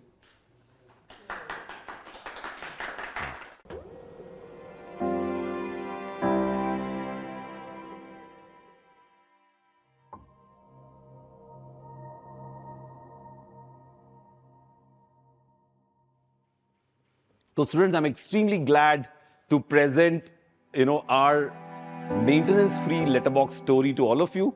And this is a story which is nearly 8 to 10 years old, but it is still live with the ministry. You know India Post very well. I finished my PhD in IIT Delhi, and of course I'm a graduate of IDC IIT Bombay 1988. And then when I came back from my PhD and joined IIT Bombay in the year 2001, I saw this rusted box under the tree next to IDC. The box was rusting, it's dilapidated. And even the door was falling apart. I said, I'm going to change this condition in the country. I've done PhD in innovation, I'm a professor in the design school. What the hell, yeah, can't I change one thing in the country? Like that is the whole, mandate with which we started. And of course, I felt as if the letterbox was teasing me. Right? Arey, kuch nahi kar sakta yaar, tu kya karega? Right? So we said we took the challenge, and that was our first C. So students, today I'm going to take you through the 7 concerns of innovation. Thanks to all your seniors in the BTech program who did minor course. They kept on telling me, Professor Chakravarti, you have to make a formula for us.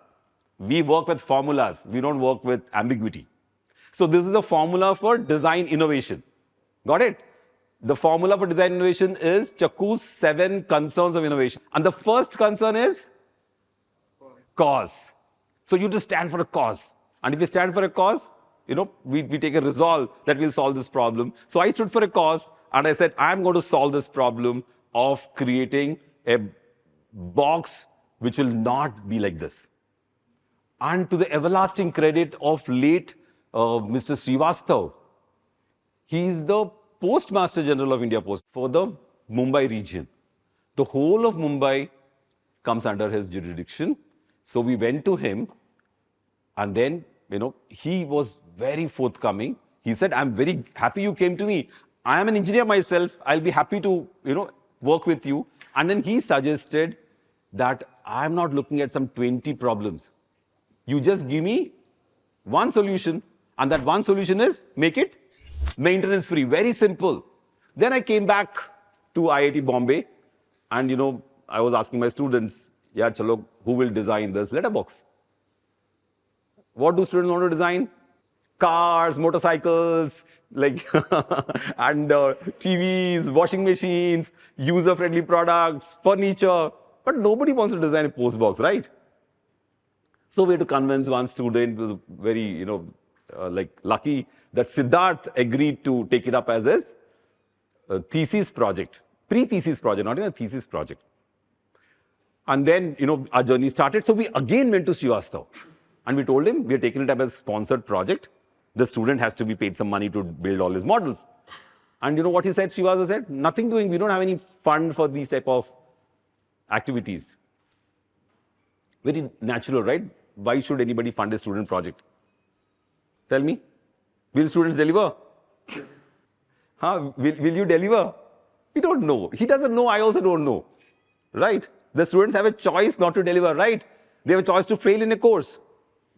They have a choice to not do a project. It's their wish. They have a choice to take a semester drop, right? So we're not sure. So he's also not sure. He said, I'm sorry, for our commitments, student projects are not welcome. So we will go and take, the situation, and we will consider what to do. So then we said, Arey yaar, abhi to student ko project diya. So can I go back now? Academics, you can't go back once you selected a project, right, in IIT. So the student Siddharth started working on this. And he was a phenomenal, hardworking, very, very good student. He did complete contextual study. Students, the second C is what? Context. Are design karna hai to context samajhna padta hai. You have to know where you're going to design, for what you're going to design. So context study was phenomenal. He went and saw that India Post was very people-centered. A lot of people working, sorting letters, of course, picking up letters. And students, there are somewhere around 21, sections. So when a letter comes into a box, it goes to a central sorting station. And look at that bags. Like that, there are some, 20 stations of bags like this. And the guy is standing far off and is actually, they're so good at aiming that they put the letters in the right boxes like a juggler. And then we have those type of people working. And India Post also bought a jet. They said, we are a modern organization. We would like to transport our own letters like how the FedEx does, right? They show their private jets. I said, we also have a private jet. So they also invested and they made a private jet. They have speed post coming in. And then they also said, why should we only have sorting manually? They went to the best company in the world and bought a sorting machine. So they have high technology and low technology working together. Because you can't do sorting at all locations, right? You have large volume. So what happens?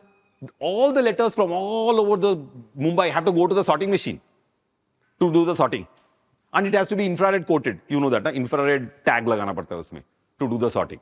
So somebody has to manually do it. So it's not really great advantage. Sometimes technology is not a great advantage. You do more work to make technology work for you, right? But still they bought all these fabulous sorting machines. And you know how much time does the sorting machine work in a day?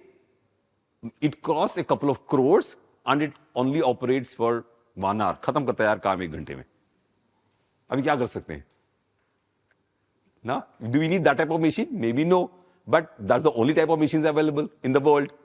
So the biggest challenge in the new design was to remove all the manufacturing defects because of one blind brief, introduce new materials to solve the problem, and change in user needs and aspirations. Things are changing quite a bit. So how do you understand all that?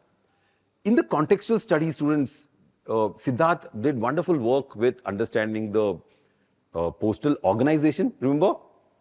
You design for postal organizations, your design is different. You design for a small shop, your design is different. You design for a courier service, your design is going to be different. So please remember that. And then we said we will study the history of letterboxes. Look at this wonderful lineup of the history of letterboxes. So where did our letterbox come from? UK, yaar.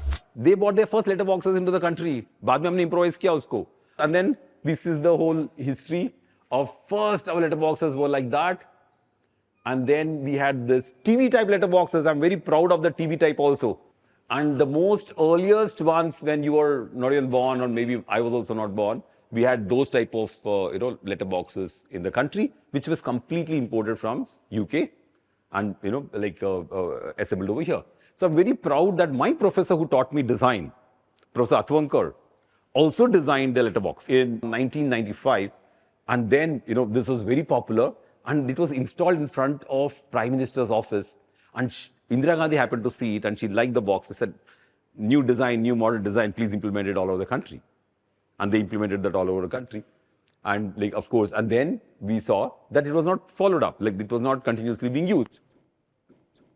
And then, of course, we had to see what type of structure the company is. They have got fabulous old buildings, heritage structures. We were realizing that India Post is a mammoth organization. They have huge services. And from that organization, we said, let us also check out what is happening with the boxes in the world. Students, it's interesting to note that the country's prosperity is shown through the type of letterboxes you have. Because if you're using high-end engineering materials, your country is more prosperous. Then you have gone, to industrialization. If you're not industrialized, for example, for Nepal, we have a concrete box. For Germany, we have a resin box. So we have various countries' aspirations, and the level of industrialization depends upon the type of box we can see for them. See, UK has gone to stainless steel box, whereas they were the one who started with cast iron red boxes. So this is the level of involvement, of understanding of why every box for every country is different. Is it interesting? So none of the boxes of each one country, is similar to other country, other than our country, because we were ruled by UK.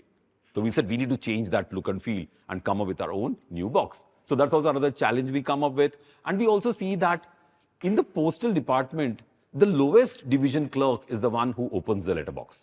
And of course, he's a serious problem. So study of the user, study of the end user, study of the primary user, study of the secondary user becomes extremely critical for your context study, right? So when you study this person who's collecting the letters, he is my primary user for collection. Whereas for posting the letters, who's my primary user? The writer.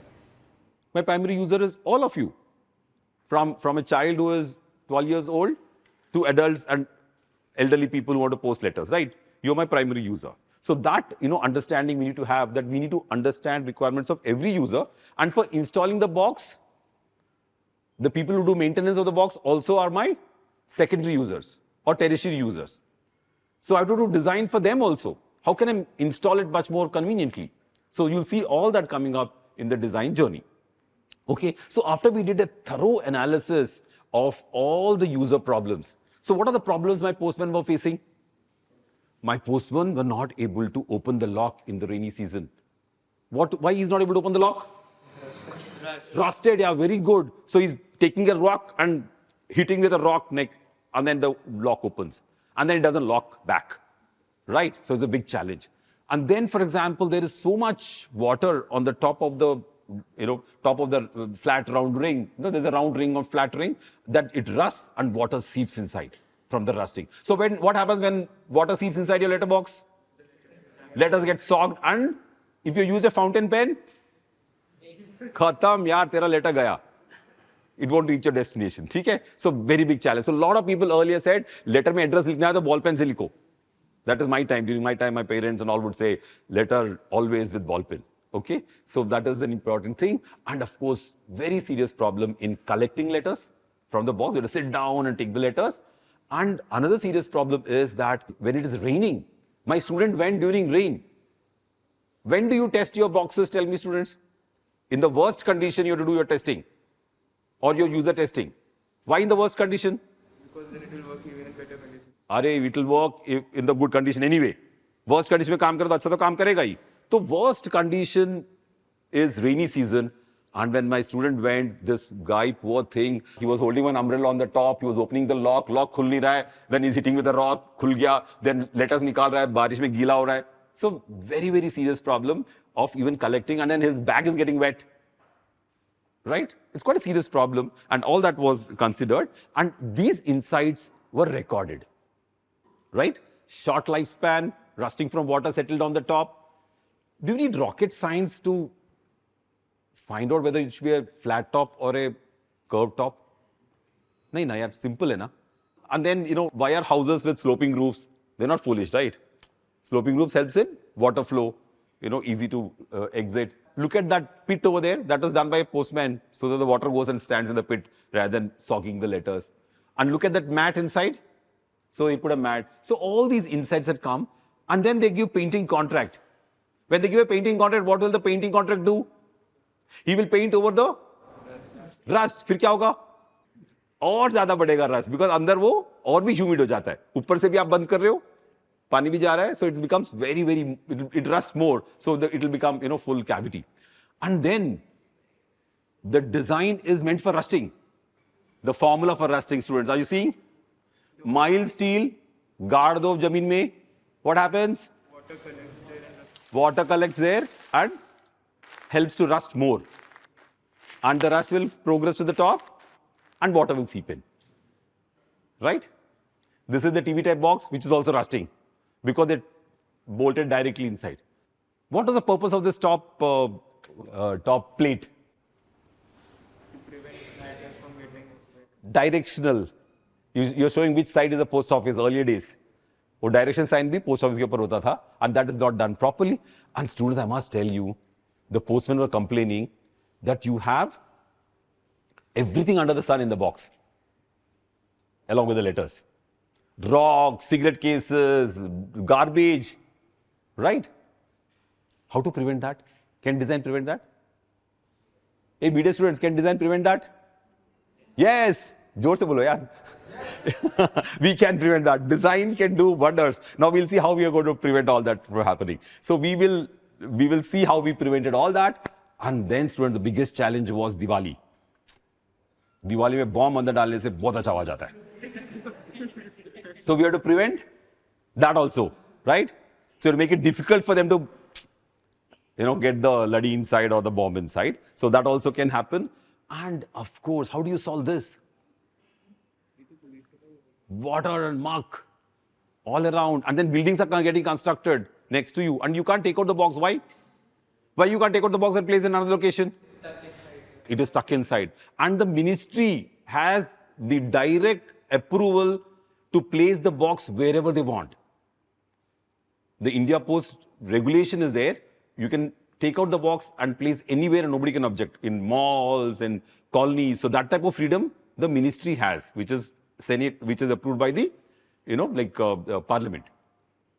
And of course, look at this problems I was mentioning, and we have all the problems we said. We added all in the insights of how the locks can't open, and how multiple keys is an issue, timeline, putting up time stamps is an issue, and then we created the product brief. Students, the check is which C?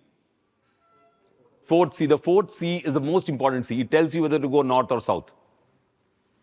It tells you exactly where to go in a design direction. So the C actually, what is the most important consideration here? Students, you have to be very attentive here because we failed miserably. और आपको ये सब देखना है. After all this, you will realize that something happened to us. We'll tell you that a little later. So you have to be very vigilant with the check, right? Maintenance free, good check, right? One line brief, no problem. Long life and durability, good check, no issue. Modular design, good check, no issue. Robust manufacturing, no issue. But we added one interesting point. We said the design should be contemporary and should look good. Contemporary aesthetics was added into the brief as a fifth point. So then what happened? We, of course, went on to look at various conveniences. What should happen with the user convenience for collecting the letters from the bag? We look at the unique identity for India Post. This was the thing we added, a unique identity. Why did we add this? Because when we went back to Srivastav, he said, we are a growing organization. We also want to have an identity and our letterbox should look good. First brief क्या बताया उन्होंने? Maintenance free. After 2 months, while the project is going on, he's saying, we are also a growing organization, we're a big organization, हमको भी थोड़ा अच्छा दिखना मांगता है. We need to also have an identity, which is, and we also bought planes and everything, so you better do something good, so that we look contemporary in the field. So he mentioned that to us, and of course we went with our idea generation. How do you identify the problems and come up with ideas? Students, imagine you have to build ideas for each problem. And you all saw how many problems we had? We had rusted and damaged post boxes, and then we have solutions where you can use plastic rotomolded boxes which are very robust. You've seen some electrical boxes which are very good, and we can also use stainless steel, right students? It will not rust. So these are the two solutions. You make your problem, you make ideas. And we made 10 ideas for each. I'm just showing two for you. Then the next one is rusty, non-functional, missing locks. You come up with ideas like use special key. Where do they use these keys? In electrical junction boxes. There's a special key. You push that key in and turn, the box will open. Right? There's no lock and key. It's a special nut key. And then there is seepage of water into the box. What are the ideas? No rocket science. Make the surface rounded, tapered. Multiple ideas. Difficult in gathering letters. Put a cage inside, right? You pull the cage and empty the cage into your box. Have a stackable, when you put letters inside, they stack on their own, so easy to put the stack and put. And this is done in check collection boxes. And then your whole box can open up like this. Why not? Right? Idea 3. Difficulty with multiple keys for locks. One common key for one region. Students, you know there are common keys, right? One common key, whole building can have a common key. There's a society key which can open all the doors of all the flats in a building. And Godrej makes this laws with a common key. So you can have a common key for one region of 100 boxes. So that's possible. So common key. Cumbersome and time-consuming installation. Remember, you have to dig a large pit and bury the letterbox inside, half bury it. So we said, how can you solve that problem? You can install them on poles. You can install them on, of course, people have installed them on trees. And you can also install them with bolts onto concrete surfaces. You've seen electrical poles, students? Electrical poles are installed by bolts onto concrete structure. They're not embedded inside to prevent rusting. So we borrowed from, so students, every time we borrow from what we see around, modern technology. It's no rocket science. And of course, you can mount on a wall. Limited space inside the box, what will you do? Make it large. Have an add-on box for festivals. Students, you will be surprised. Even today at VT station during festivals, the box overflows and letters are coming out. And they have to clear the letters every half an hour. Every half an hour they go to take out the letter because it's full. Even today, that's the whole situation that, you know, another important thing I want to tell all of you, that if you think you're not posting letters, you think nobody's posting letters, it's not right. The population is very large and people are using a lot of letters. So that's a very critical thing for our understanding. So different volume requirements. So you have a small and a large, two different designs. And this is a very interesting thing. Importance of the letterbox is not recognized. How do you will handle this? How to make the box look important, yeah? Make it really grand, make it big, make it very unique, right? Then people will not park their scooter in front, people will not put baji in front, they're selling bajis in front of the boxes, right? And you can't even access the box. So make it look important. And difficulty in bending and collecting letters, this is my favorite, students. Look at this wonderful idea. You just open the bottom and then you got all the letters in your bag. And then you also have a stand on which you can add the letterbox and you can collect the, you know, like letters easily. Poor maintenance makes box look dirty. So what do you do for this? If the box looks dirty, you need to make smooth surfaces. So very simple idea, smooth surfaces, rounded surfaces will not make it dirty. So are you following me? Every problem there are different ideas. We are still not gone to a concept, remember students. Concepts will come now. Concept means solving all the problems together, and it becomes a concept. But now we are only with the ideas. Provide advertisement space for revenue generation. How will you do that? If you have flat surface on the side, you can put advertisements. And you know what the cost of advertisement is? 1 month, 2,000 rupees you can get if you can put an advertisement. Your cost of the box is 8,000 rupees. 4 months mein tumhara cost of the box can be retrieved if you allow people to advertise on the box. So it's a very interesting business proposition for you to understand. And of course, putting garbage, stones and crackers for fun. What will you do for that? Make the opening narrow, make it difficult to access. Look at the right side idea 2. You can push your letter inside, but you can't push the lighted, Diwali bomb inside. Because it's got a channel inside, so it can't drop. वो बंद होके drop होएगा अंदर, तो चलेगा. It won't give the sound, and they'll no longer use it that way. Okay? And this is the important part of the design. Students, all of you, please pay attention. We build this type of technology and design methodology over the years, and thanks to my professors in IDC, Professor Athwankar, Professor A.G. Rao, and his professors in the US, both in Stanford and MIT. They both had various interactions in MIT and Institute of Chicago, and then we came up with this affinity modeling. So how do you build? You have 1,000 ideas. How can you build a concept which will work together? Very challenging, and I'm very grateful to my team at the Open Design School to make these wonderful videos for you, where you will see how the clustering of ideas happen. You put the ideas together as a cluster and then join them to make a concept, and these concepts also are varied. Each concept is different from each other, and you at least build 3 concepts, and from the 3 concepts you can choose one. So you're always very, very good with your idea. When you have 3 concepts, students, what's the advantage? Tell me. You will choose one, right, out of 3. If you have only one, there could be a failure, right? If you have 3, there's a chance of you rejecting 2 and making one successful. So you have thousands of ideas, you put them together and you cluster them with their affinity. And the bunching of ideas is done depending on their affinity towards the common aspect of a group, because the problems are all in a concept. All the problems have to be addressed, students. But the problems have to be addressed in which way? In the hierarchy. But in the hierarchy, what is the top hierarchy for me? Students, hierarchy of design, check.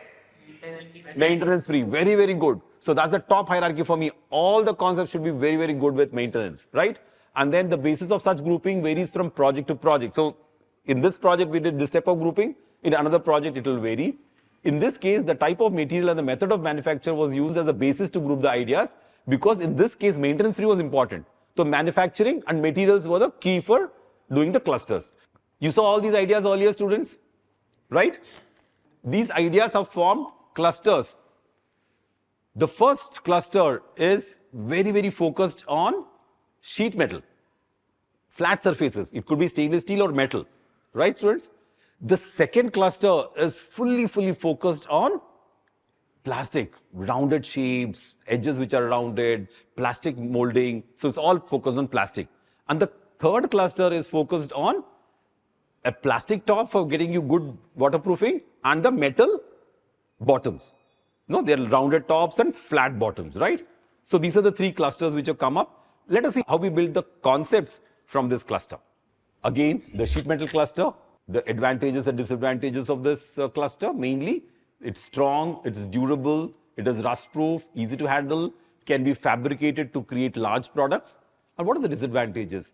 It restricts its shape. Shapes are restricted, and from the folds, water can leak because it's sheet metal, right? When you fold sheet metal, water can leak from the corners. What's the advantages and disadvantages of the plastic molded cluster? It is elegant because it looks modern. It is rust proof. It's got rounded edges, so even if you're going next to it, you won't get hurt, and it looks good. And it can be molded in different colors, in your red colors. Disadvantages, students? It is not strong. Where do people vent their anger? Hockey player will go and play hockey and come back and thak karke marega post box ko. Just to vent out his anger. So public product has to be strong and robust, can easily break, and then prone to vandalism. When somebody wants to strike, what will they break? Letterboxes and buses. color can fade in the sunlight. When it's plastic, it will fade. But students, I must tell you, I'll tell you a little later about the secret. When we used plastic top, people actually put a bamboo pole inside this, the bamboo pole inside, whacked it so that they can sell the plastic.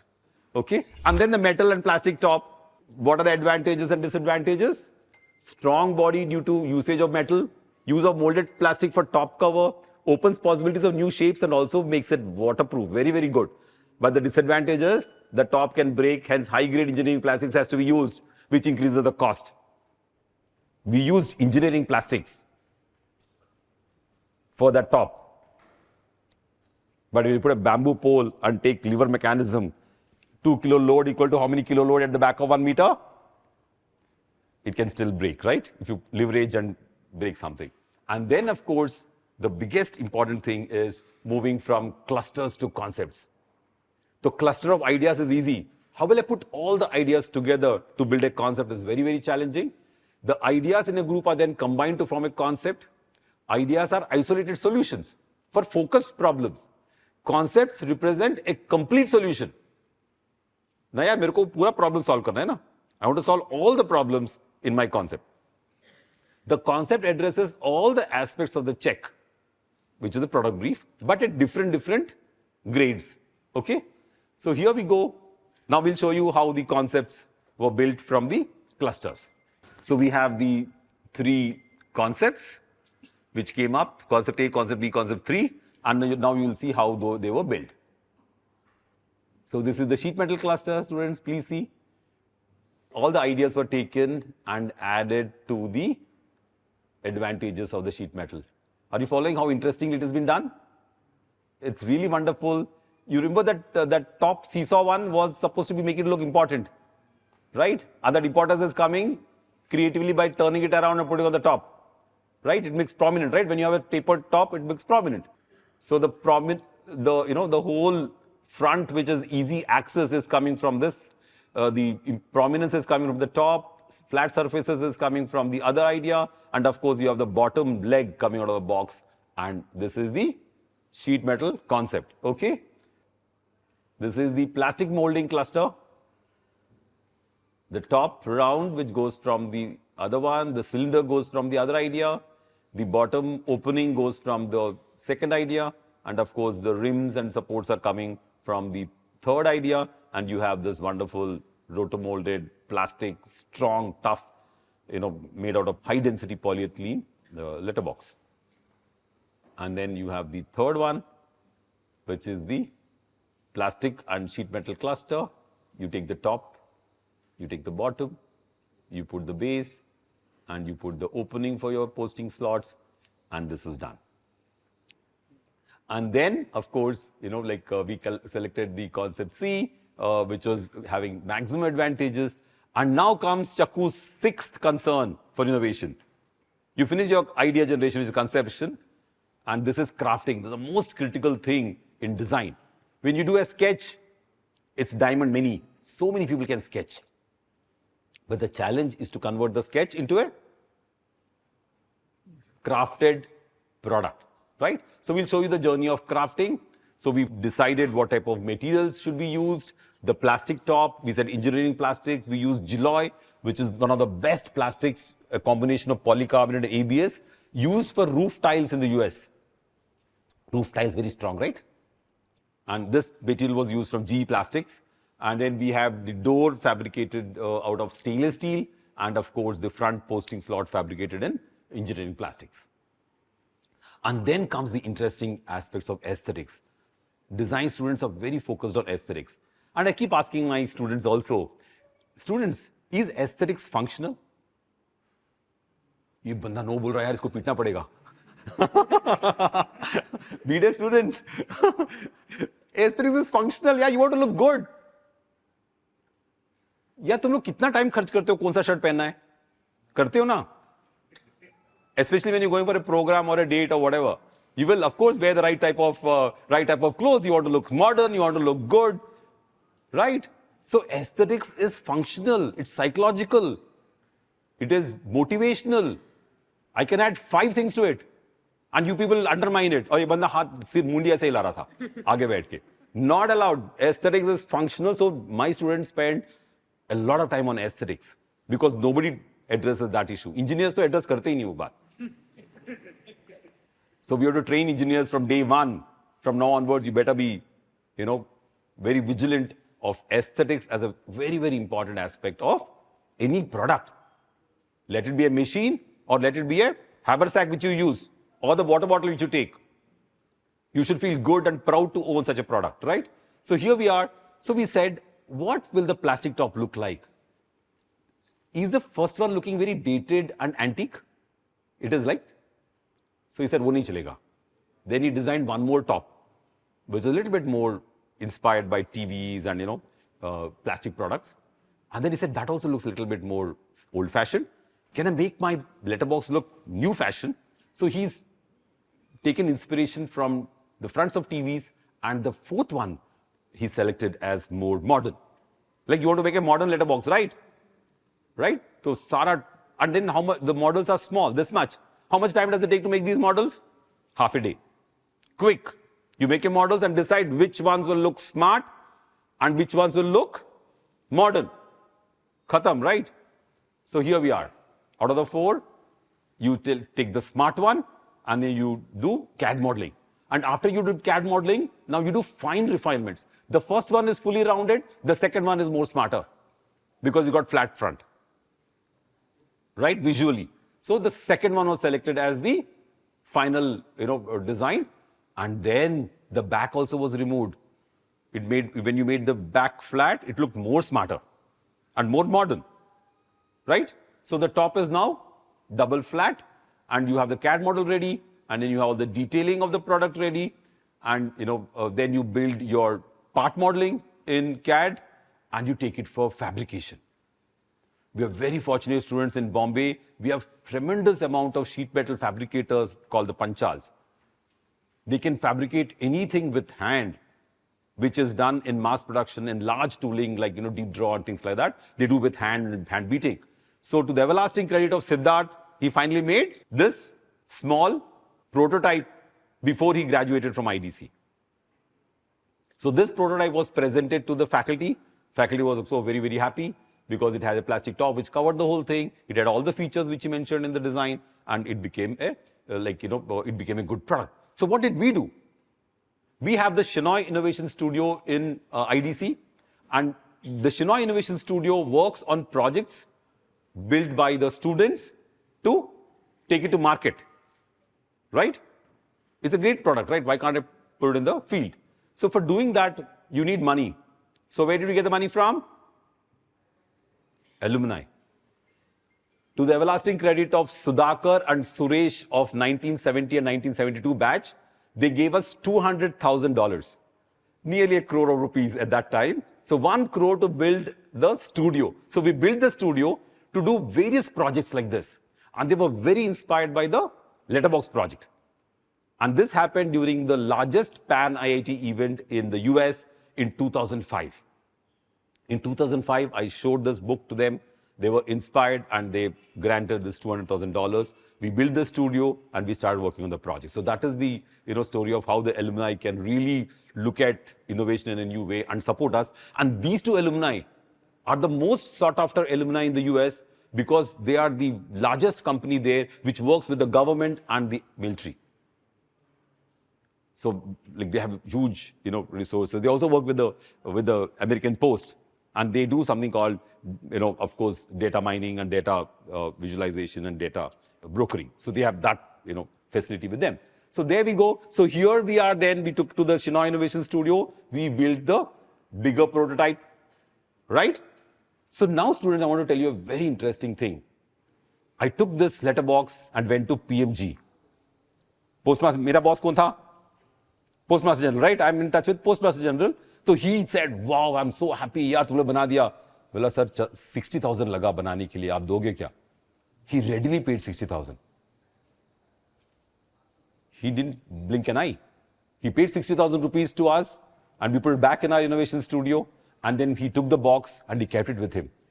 And the Chief Postmaster General also saw it, And she's one of the very, very good officers from India Post called Noor Jahan. And she immediately informed the secretary in Delhi. And when the secretary came visiting to Bombay, he saw the box. He was so happy with the box, he flew that box with him to the minister in Chennai. And that was Marsoli Maran. You remember Marsoli Maran? At that time, Marsoli Maran, 2008-2009, was the Minister for Telecom and Postal Services. And Marsoli Maran is a Harvard-educated minister. He said, wow, this is an excellent design. We will take it forward. Got it? So we got all the approvals, one after the other. Directly because it's a good product there in the field. And of course, then when we launched the box, they wanted a bag inside. All that happened very interestingly. And that is Mrs. Noor Jahan. We installed the box at the airport. The first box, a lighted box was installed at the airport. And you can see the Chief Postmaster General, Mrs. Noor Jahan, inaugurating the box at the airport. And then, within a week, we got an order to make 20 letterboxes.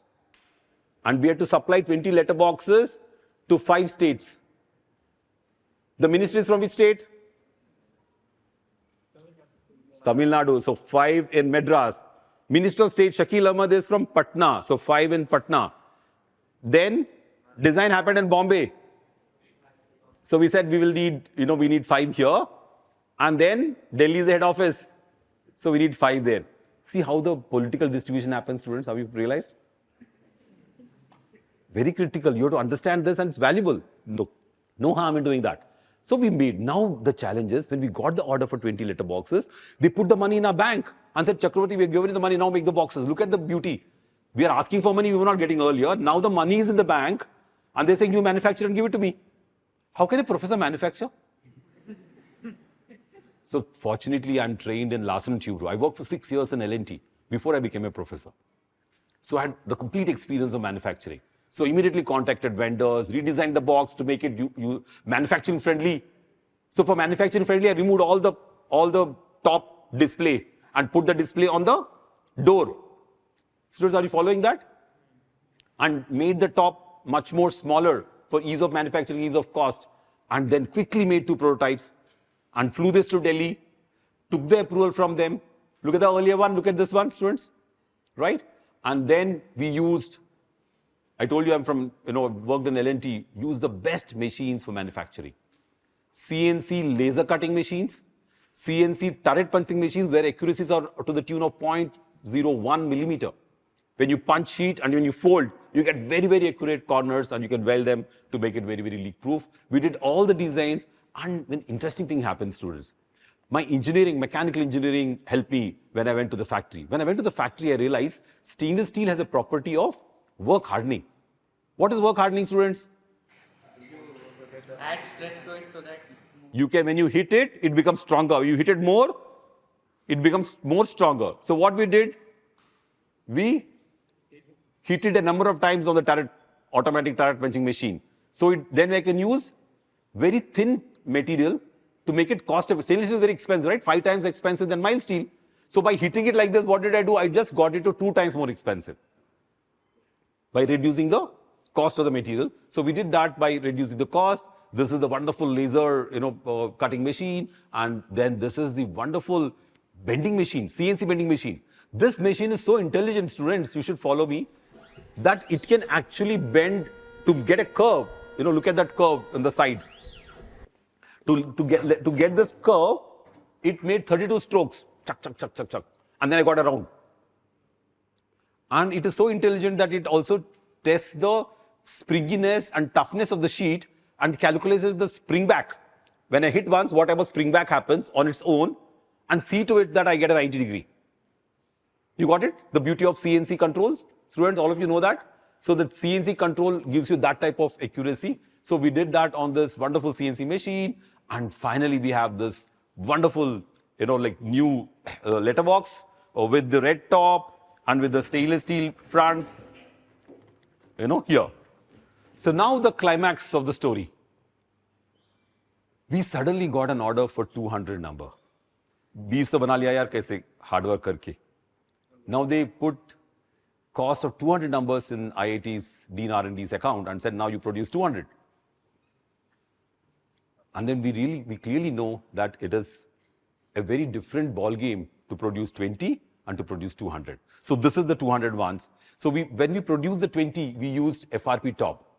But when you had to produce the 200, we had to go for engineering materials and vacuum forming. So I'll show you those processes a little later. So here we have this interesting slide with all the features: easy posting slot, good place for advertisements, common key, like a slider for the time slots and all that. And then I have this wonderful animation students of mine who created these animations to make you understand better what all the product can do. Modern design, long lasting,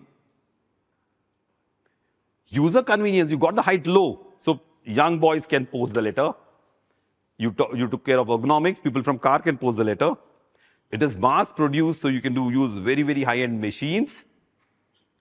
You can have wonderful advertisement on the site, so the cost of the product can be back in 6 months. You have robust design. It's extremely strong. Look at all the armor around the letterbox. And you have a common key. All letterboxes open with one key. Then you have a large slot to post A4 envelopes. Earlier it was not possible.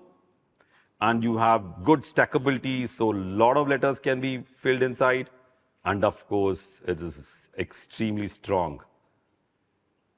And then you can have a little ledge, so you can easily collect all the letters from the bottom ledge. And then it is rainproof and rust-proof locks. And we went to Godrej to get the best rust-proof locks, which are made in stainless steel again.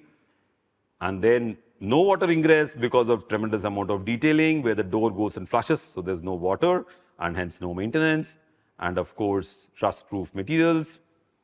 And then we have image building for India Post with a retail visual identity can happen through good advertisements on the site. And of course, I mentioned all the salient features to you and how how this box is phenomenal in all these features.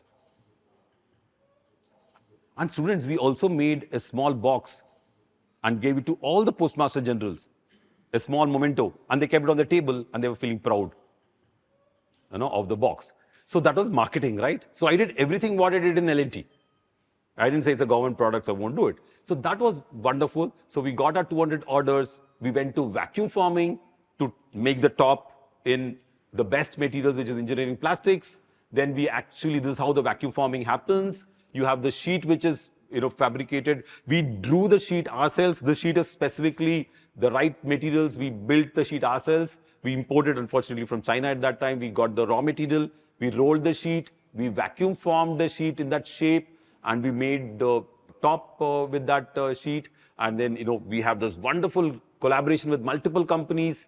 Matte finish stainless steel from Jindal Steel. Gilloy plastics from GE Plastics. Rust-proof locks from Godrej. CNC manufacturing from Jindal Architecture. High quality manufacturing. We had adhesives from Huntsman. This box is made of multiple parts. So we joined them together with aircraft adhesive students. The wings of the aircraft are stuck with adhesives. Do you know that? And that adhesives are extremely strong. We use the same adhesive to stick our letterbox top. And then we use anchor bolts. So all the bottom are fitted with an anchor bolt from Hilti, one of the best companies in the world, to fit the anchor bolts. And then, we have the best thing. And we did one very interesting thing, students. We planned packaging also. So students, once I designed this, I took 2 letterboxes. The bottom base goes from the top. The top goes into the door. So it becomes this size. I carried 2 when I went to Delhi to get it approved as my luggage. Earlier, you needed a truck to transport 1 letterbox. It was so tall and very heavy. Now my letterbox is light, and I carried them like that and installed them. This is while I was installing in the secretary's office in Delhi. And then we were very, very happy. India Post was celebrating its 150 years celebration, and they invited me for that, the festival. And I was very, very glad that launched the letterbox in that celebration with the minister, with the chief postmaster generals and all the dignitaries there. So they launched the box, and of course, then we, got our 200 boxes installed at various locations. So students, that was a challenge. Once we installed the 20 boxes, remember, in all the cities, we got great reviews. Past imperfect, future perfect. Reviews in the newspaper. Various newspaper articles were there, and we put our collar up and said, wow, kya baat ban gaya. When we sent 200 boxes, they went to different regions in the country. They went to different regions in the country, and we got the feedback after 200 boxes that people are not able to recognize this. People, general public, uneducated, or farmers, or whoever, they are our people, right? So 80% of the people are not able to recognize the box. And I'm a professor of design. I failed miserably. Why are they not able to recognize? Because the old box was round, right? How can you change quickly the shape to a new design? So that was a big challenge. So we failed miserably in the connection. When the mass production happened, when it was pilot production, we did very well. So they're not able to recognize, people are pushing garbage into it. They thought it was a garbage bin. We put all sign of letterbox, India Post, all this. Kuch fark nahi padta hai. We could see packaging wrappers, we could see cigarette cases, we could see bottles, all went into the box. And then the secretary called me and they really grilled me and said, what professor you are, you can't design a letterbox which people can accept. Right? So somewhere we lost our mind in getting user feedback at the level which matters. We got feedback from the city and we got great reviews, newspaper clippings. And then this happened. And then we were back to, remember my cause. I'm going to design this product, whatever happens. Even if I fail, I'm going to go back. So we went back, and this is the Shenoy Innovation Studio. So then, thanks to the alumni, they gave us a lot of funding. So now we didn't get any money from India Post. Fail ho gaya na, to paise nahi dete log. It's not like a startup. In startup, when you fail, you get more money because you got experience, right? But here, we then worked in the studio. We created a new box with all the features. What is this one? Round and flat front. They said nothing doing, full round. Then we said, okay, we'll satisfy you. We made a full round one and exhibited that in their Commonwealth Games. They were also happy because I had to slowly move. But I was not happy with round because some of the features will be lost. Here it's interesting, I must tell you, the secretaries change every 2 years.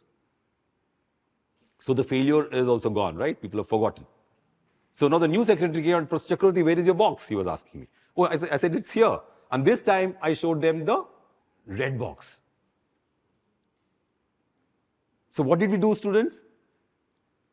We married the aesthetics of the old box with the new box, right? We brought the round top, right?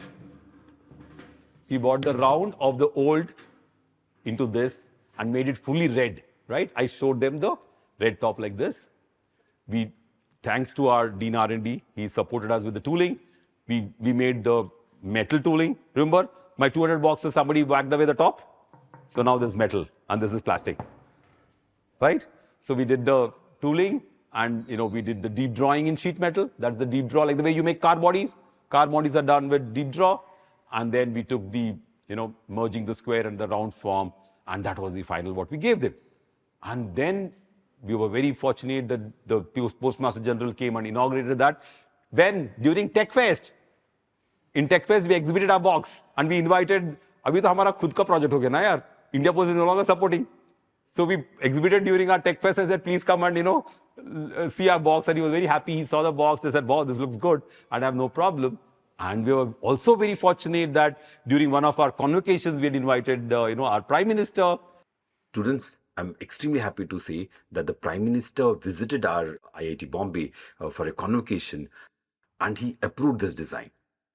So now our Ministry of Education is sponsoring our project and the Design Innovation Center is taken up the postbox design. So here you can see our secretary, Mr. Oberoi, inaugurating the first prototype at our main gate of IIT Bombay. And then we went back and redesigned the product and now we have a black top with a red body. Now we are very, we want to learn from our mistakes and say what we wanted. And we last week, 2 weeks back, I was in Delhi with my whole team.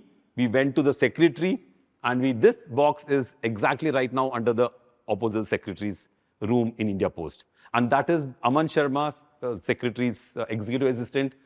He is now approving this to be installed all over the country. So that is the story, students. Thank you so much for your patience.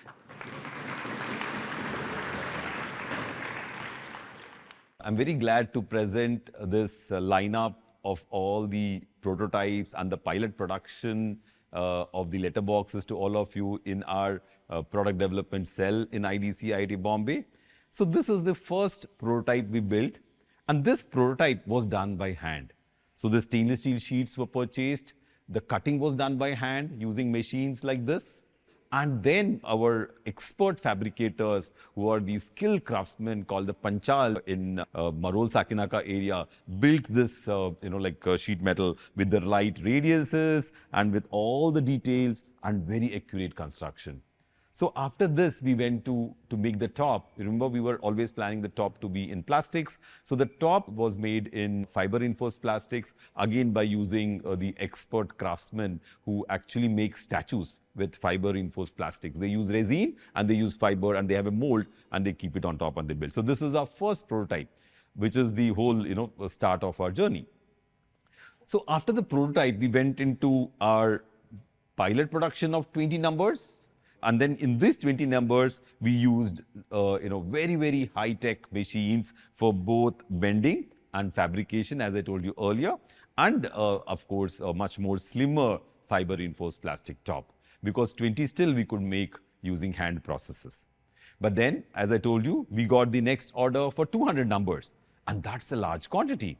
And in that quantity, then we had to go for mass production techniques. So here we have the locks coming from Godrej, we have the sheet, original sheet coming from Jindal, and even the dullness of the sheet was designed so that there is no reflection of light from the cars, as we discussed earlier. And of course, the top was done by best engineering plastics called Gilloy, a combination of ABS and polycarbonate. And of course, it has very nice bright colors, and of course UV stable, so it doesn't get spoiled in the sun. So this was our final 200 numbers, and these 200 numbers were sent all across the country, as I told you. And then that was the biggest debacle for us. The users in the remote corners of the country as well as in the cities, they could not recognize this as a box, as I rightly said. And then we got a review from the Postal Ministry and we had to do the redesign. So then I told you interesting things happened about the Commonwealth Games, and we were supposed to supply one letterbox to them. So we quickly made one round letterbox and show them in the Commonwealth Games, now that they didn't want the square one at all. And then after that, we tried again to actually give them round letterbox. At the back it's round and the front is flat and the top is round, which is what exactly they wanted. But even for this, they were not ready yet, because the problems they faced of lack of identification and lack of identity was very, very critical. Luckily for us, after a few years, the secretary again got back to us and said, what is happening with the letterbox? And we then started our journey again. Here then we did an interesting thing. We changed the color of the bottom to red. We removed the stainless steel color and then designed the top as a round shell. And here, for example, what was interesting was that this was liked by India Post. We also had our member secretary inaugurated the IIT, and we put in 10 of these pilots across the IIT and in some locations in Bombay. So then an interesting situation happened that India Post came back with it. They had a tender for painting, and the painting tender always mentioned black and red. Their tops were always black and the bottom was red. So they themselves suggested black and red. So this will be our final sort of design, which will go for pilot production now. We're talking to the Chief Postmaster Generals across the country, and they would actually give us orders. We also did technology transfer with a company which fabricates these things so that the orders can be implemented straight away.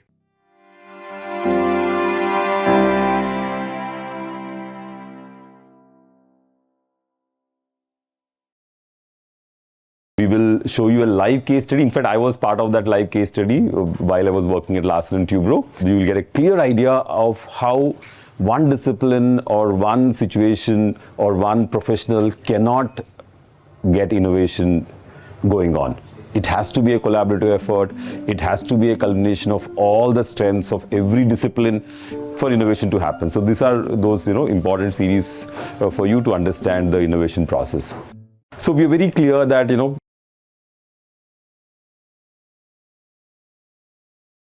user gets the benefit, and a large number of users are really sort of happy with the type of product which has been designed, and it solves their problem. So the last C, which is the connection, becomes very, very important in this product. So what is connecting with the user back? That is, you done a design, you did mass production, you gave it back to the users, and then the users said, wow, this is great, and we get into large scale implementation, and there is great user satisfaction and delight.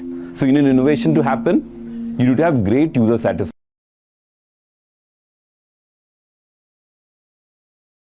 No, innovation is said to happen only when there is user satisfaction and delight. So that becomes extremely critical in our journey. We should not be in that confusion that we'll call everything innovation. It could be a creative idea, or it could be a cutting edge research, but it can't be innovative research till it has not reached the people for whom the work can be beneficial.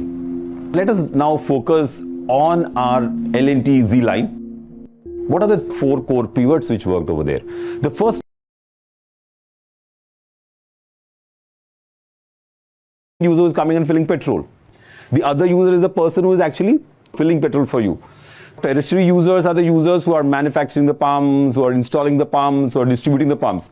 So the primary user, the secondary user who is the maintenance guy, and the person who is installing, all these levels of users are very, very important in innovation cycle.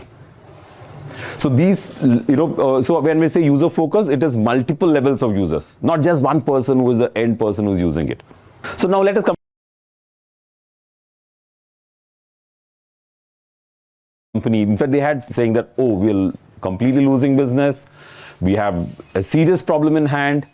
No orders from the companies because L&T's product were expensive and was not having any big advantage over the competitors. So they realized that our products are not looking good. The realization was aesthetic. So let us go to IDC and hire a designer who can make the pump look beautiful. So they were only lacking, design a user-friendly product. And then when I went,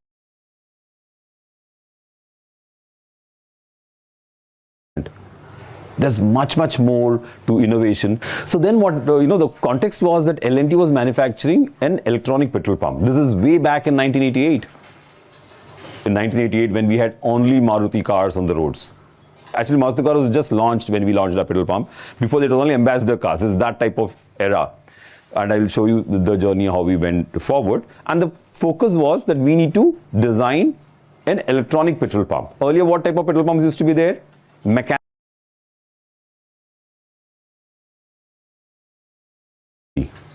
It is a size, it is a financial muscle, and if it's the brand of the company. What will be your design focus when you design for a large company? What will be your design focus when you design for a small company? As soon as they realized that they needed a new look pump, they came to IDC. So they're very, very clear that they have to have the right manpower for the right work. And then this is our division. Petrol pumps came under switchgear division. So this particular division was our R&D, and we used to have different departments, very well organized.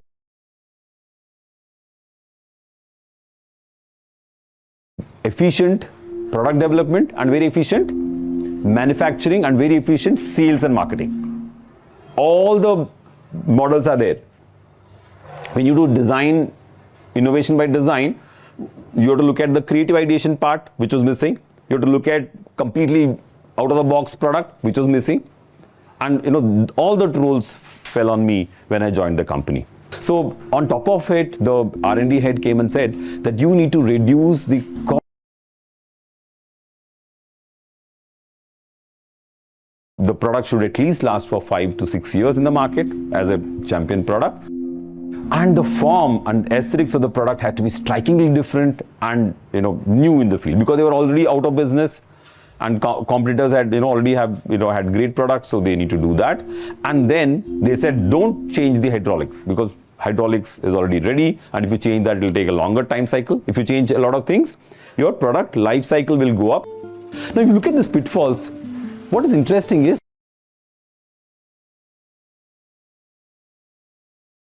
our pitfalls for the innovation process. Whereas all other sections of prototype making, pilot production and mass production, L&T was phenomenally good. So there was a big advantage for me, right?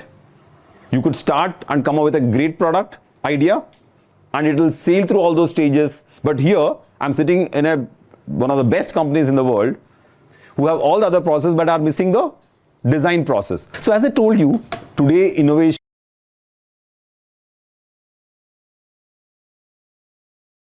you have to have technology which should be contemporary and futuristic. You must have excellent user interfaces. Your manufacturing has to be phenomenally good. You have to have very good management systems in place.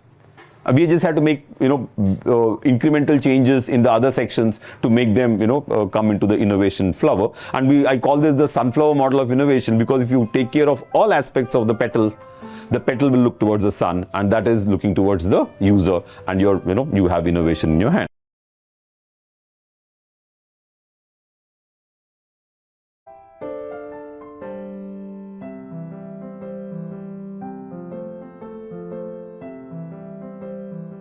So what happens with the user study? So I was taught in IDC that you go and fill petrol yourself, stay in the stations, learn from the operators, learn from the display people, learn from all the aspects working with the pump. After doing all that study, you also need to study what's happening with products around the world.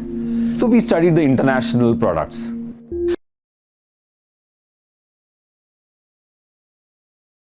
These are all, essence of design.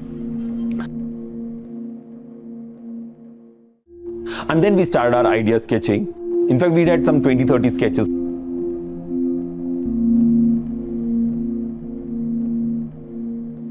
Multiple scale models. So you can see the scale model. This is a small scale pump model of this size. So when we made these models, we realized that this model was not very unique or very different from other existing products.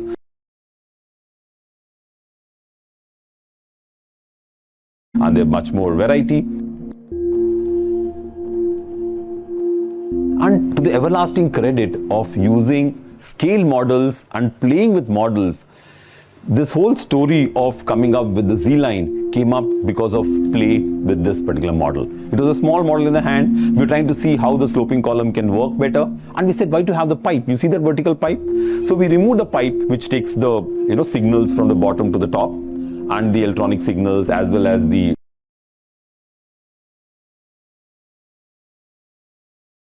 sleek, as well as less clutter.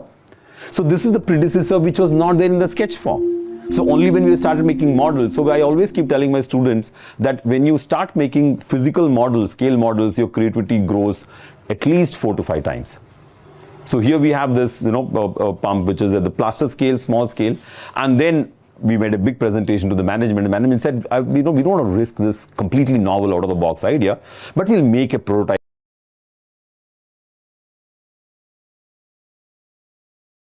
But I said, before prototype, I like to make a mock-up model. What's a mock-up model? Thermocol, which doesn't work, it's just made out of thermocol. So this is a mock-up model made out of cardboard and thermocol. And when we went for a meeting here, what's the advantage of making these models? You get a lot of inputs from across your company. From the manufacturing people, they came and told us what's difficult in manufacturing. The marketing people came and told us what is good or bad about the features which they think was important. The people from the maintenance came and said, oh wow, this is very good to maintain, but you see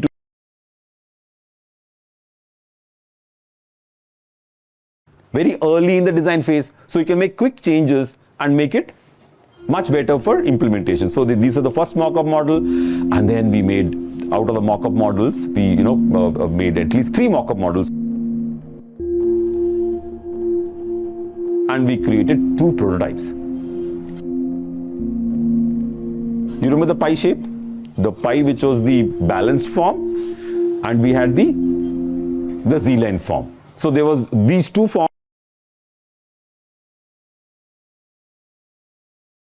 In the product development meetings, a very, very tough meeting where every department comes for the meeting.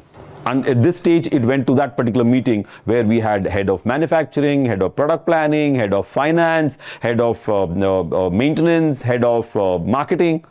So all these people will come and they will look, each one will look at his point. What will the finance guy look at? He will say how much investment I need to make in making these two products come true. Investment from point of view tooling, investment from point of view of buying new machines, investment of all the components. We gave him a brief that the manufacturing, you should not change some of the synergy. So we kept 90% manufacturing same, but we had 10% improvements, because without that, you can't have innovation coming in. Remember the sunflower model? At every level, you need to innovate. So the major things we kept constant, but we innovated on some very key components to come up with a great level of innovation. Within the company, it was very interesting that there were 70 to 80% people who chose the pie design. Easy to install, easy to L&T is talking itself as Imagineering. To the everlasting credit of Mr. Devendra Nath, who used to teach at IDC. He used to come, he was the head of R&D there, and he was my boss. In that meeting, he challenged the manufacturing and challenged the people in the maintenance and said, is it possible for you to take up this challenge of creating an out-of-the-box idea and taking it to the market? When you give a challenge to people, what will they say? Very accomplished engineers and accomplished people in the company, they took up the challenge. They said, world to produce a pump which was very different from any pump which can be manufactured very easily by local manufacturers. Whereas Z-Line needed very, very high-end CNC machines, very high quality control of dimensional control of the assemblies, because just imagine if the sloping column becomes at an angle, it looked very shabby, leave alone making it look out of the box and neat. In L&T, we have a large petrol station ourselves, so we installed both of them over there for study purposes, and we checked what is happening. They're all working prototypes.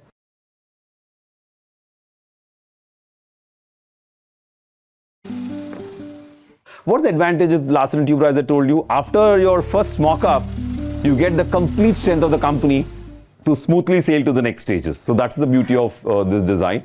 And this is the final, selected concept. That's me, if you can see me. In 1988, I think I was around 26 years old at that time. And then these were the features of the Z-Line pump at the concept level. It created a completely new image. Everybody was very happy within the company. The sloping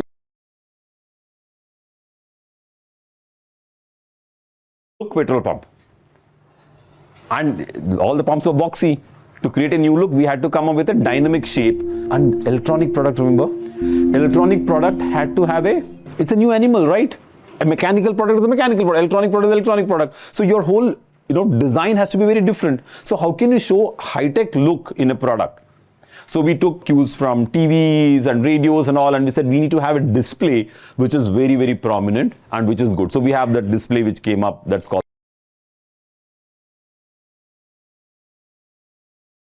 high-tech. Then we also came up with this modular assembly. The hydraulics was assembled separately in the hydraulics division of Larsen & Toubro, and the electronics was assembled in earlier pump. It was together. It was so difficult because electronics needs different type of equipment, different type of clean rooms, different type of systems, whereas hydraulics needs different tanks, a lot of testing happening with the fuel before you put on. So it's quite messy over there. So we did modular design very early, so you could get very good sort of details.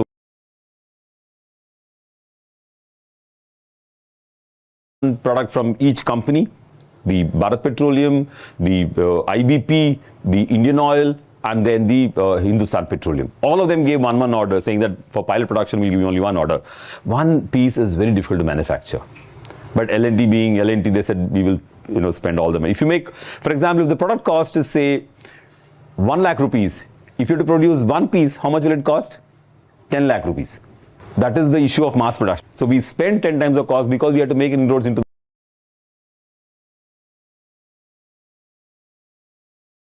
machines.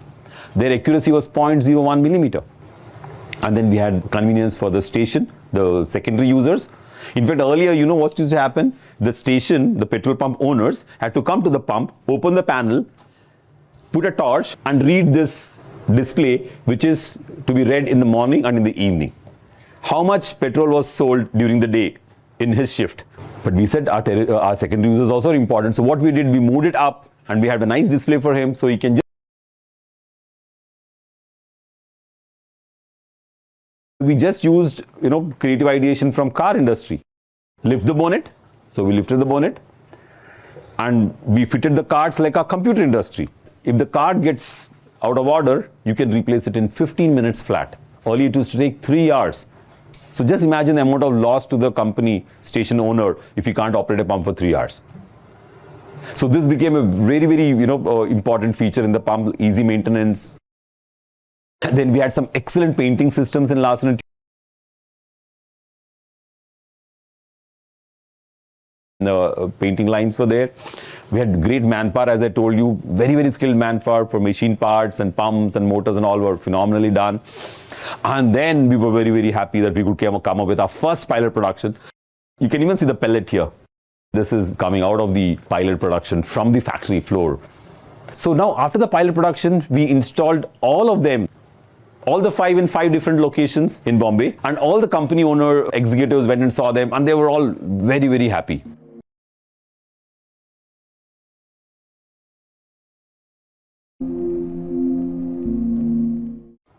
Especially because it had a new look, it had a lot of these interesting features. So out of the 5 companies, Bharat Petroleum immediately placed an order. Again, a pilot order, but large order of around 200 petrol pumps. So when I talked about the innovation flower, it is not just because of my shape and my user interface that our product was innovative. No, that petal manufacturing technology, that every petal had phenomenal.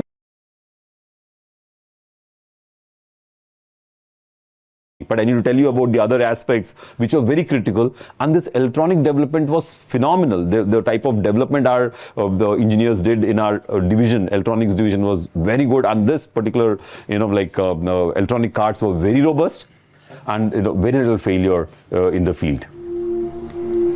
And then we had large scale deployment, like as soon as Bharat Petroleum sort of gave an order, we put up these pumps all over, all over the country. So what are the key? Shape itself demanded we use 40% less sheet metal than the earlier box. Then we had, a very convenient user display panel, which was wide angled. So what happens when the display is wide angle? You can see from large angles. The angle of vision is larger. And the innovative shape made the pump look inviting. We also had multiple displays, that is one display running in rupees and another display for running in liters. So we had very good chips which could actually run your pump on both. So we used to have a button there. Buy for 100. That was the first time L&T introduced it. Now it's very common practice, but at that time it was very new. And then we also had a 3 display where you have the rupees, the liters and the rate of petrol coming in. Whenever you design a product, you need to have multiple variants. So the costs were higher, of course, but there was a chance for the oil companies to have differentiation in the cities and in the rural areas or whatever they want to do so that they can have much better systems in place. And then what we were very, very happy that within 2 years, L&T went into leadership. Became the largest selling pump. And what was surprising was that the customers demanded for Z-line pump from the oil companies. They said, we want only Z-line. And then the biggest satisfaction came when I was in the company and I read this, Bharat Petroleum internal magazine, and the customers thought they got better petrol and better quantity, correct quantity of petrol from the Z-line. So that is a perception they got. So now just imagine a shape can be related to perception, right? So whenever they went to a Z-line,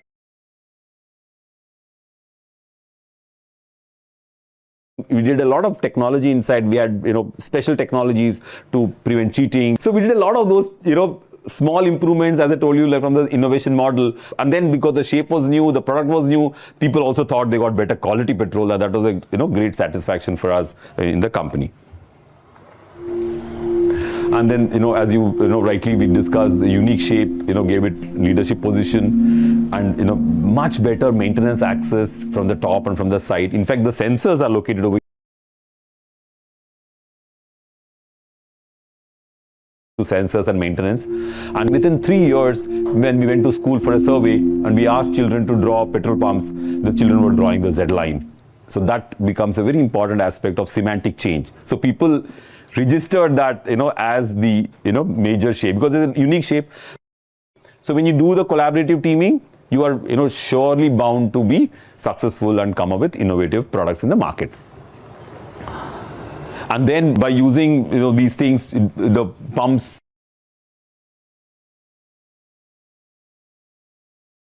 they were demand for more and more. All new stations would put up our pump, and it's now installed all over the country. It is like nearly 1,700 pumps displayed, but now it's out of market, and we will understand how we close this. I think the product, it went out of production in 2001. We gave 5 years life, so L&T kept selling till 10 years. 10 to 11 years they kept on selling, because when the product is popular, they don't actually take it out of the market. So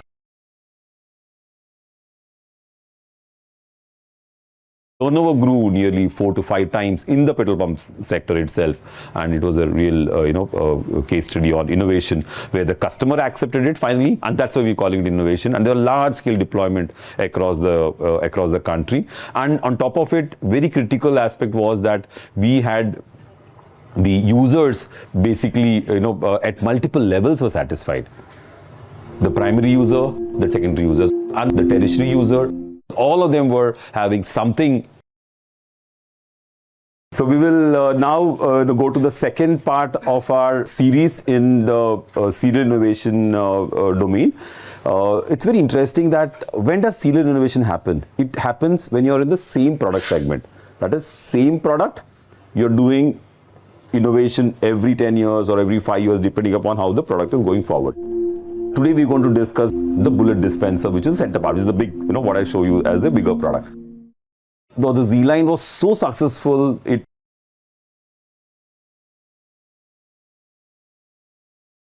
so what happened? How could you actually upset that, or how could you offset that and come up with another product? Is a very important lesson for us, and please see how this happened. In fact, when I was doing it, it was like research for me. I was doing research in this area to see how I can come up with a methodology for innovation. So same products, across different timelines, and you're taking it to the next level of innovation. So here, why I'm showing you this serial innovation is specifically because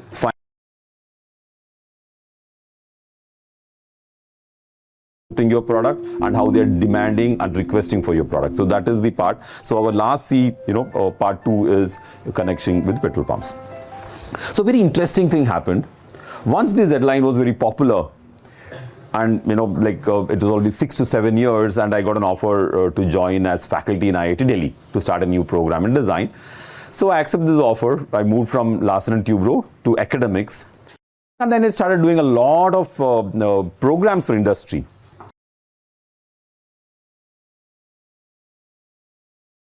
Technologies are critical, how design thinking is very important, of making those wonderful models to understand design details. So while doing all that, the competitor's head of R&D was in one of my exposure workshops for industrial design. So here, for example, when I was looking at all these research and document, I found that there's a life to a product. So it's ethical if you start working on a new design in the same domain after the lifespan of that product is over. So the lifespan given to the Z-line pump was 6 years, and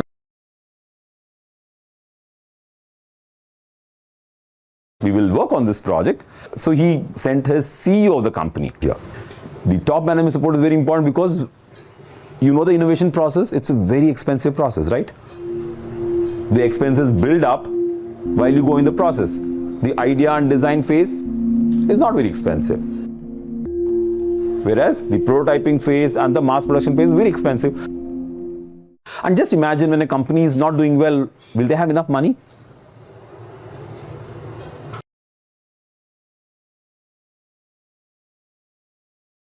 Loans, and said, I have to spring back and I have to work with the best in the country, including collaborations for various engineering components, and we need to spring back. So this Mr. Arup Chatterjee, who's the CEO of the company, came back to IIT and said, you have to work with us. Now that you're a faculty, you should work with us and you should produce a pump. They didn't say at that time that you should replace the Z-line or whatever. They said, you have to design a pump so that we also can be in the market. All on the same framework, what I learned in L&T. Remember, I was very clear.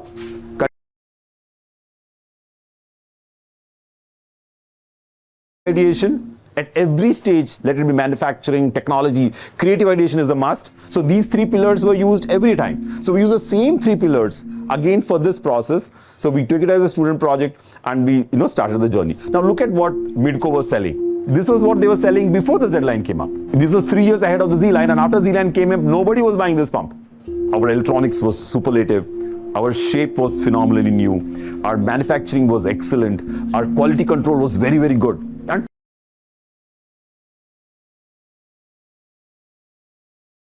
sort of production.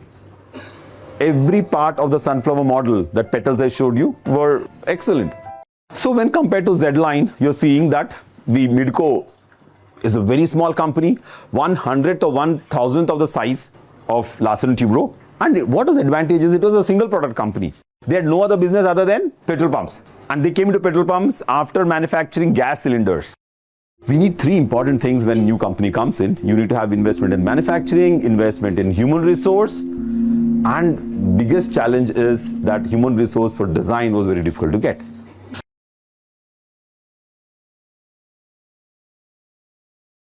So it's already 8 years since we did the Z line, and a lot of things changed in 8 years. And remember I was telling you about giving you the example of laptops last time. Every year we're getting laptops which are better, cheaper, much more capable than your earlier laptops. The same phenomenon. After 10 years, a lot of things changed. So we need to look at everything in a new way. So luckily, as soon as we started the work, the company was very aggressive. See, you all know innovation happens in war-like situations. Midco completely.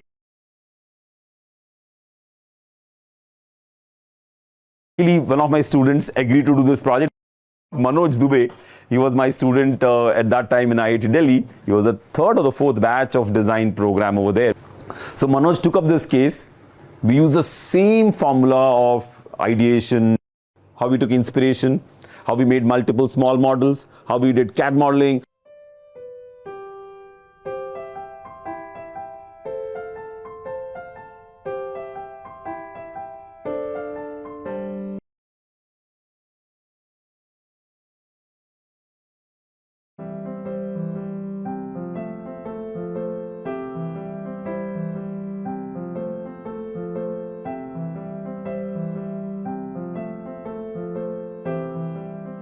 Today I'm going to discuss the management and the collaboration issue more in this, because all others are constant, whereas in the Z line I didn't talk about that much because the L&T had all the structures inside very well. What happens when the designer joins the company? You get tremendous amount of synergy to take the project forward. So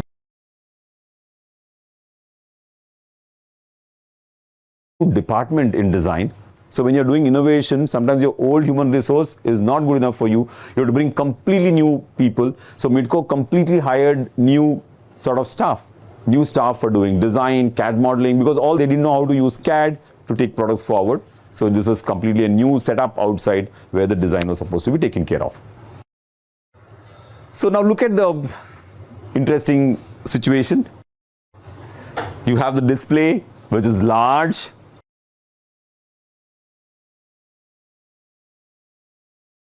Now you got a vertical sleek look. So the organization and form is very, very critical, and you had to come up with a new design. Why do you think there's, you're able to dispense faster fuel from this? More pressure with the hose from the up. More pressure from the up. That's a good point. What else? But I have more head, no? If I have more head, will I get more pressure? But there's a motor pumping it all the way to the top. Anyway, the motor is pumping. Very good. The motor is anyway pumping, so I took it up. But then why should those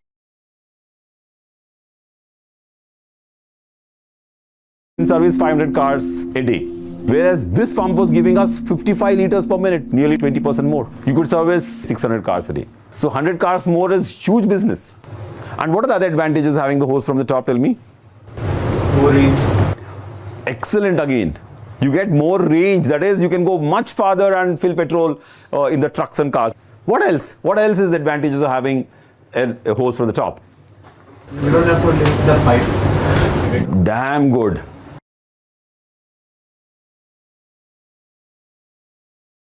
Two to 3 kilos is the petrol inside, and the hose is made out of rubber, and hoses are very heavy. Like if you carry them, they'll be some 8-9 kilos. So just imagine the whole day that guy is lifting this hose 500 times to fill petrol in cars. and dragging it along is quite a job. So now what you have? You have a hose which is hanging from the top. So the load is not coming onto the person's hand. The fellow at the top is taking all the load. So range is high, excellent lightweight. The operator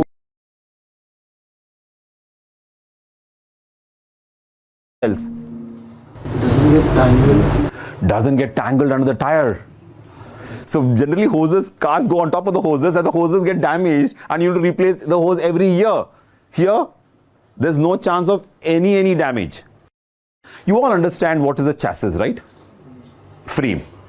So this whole pump was built on a chassis.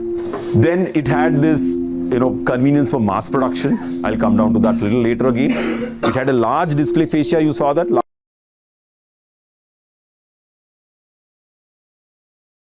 So people were very tuned to seeing large displays, and it satisfies the international norms for safety. Midco very early told me that we want to export this pump all over the world. So the standards have to be met, and when standards have to be met, explosive standards are very stringent. You need to have something called an air gap between the electronics and the hydraulics. So can you see that air gap in the middle? Why do you need an air gap between hydraulics and electronics?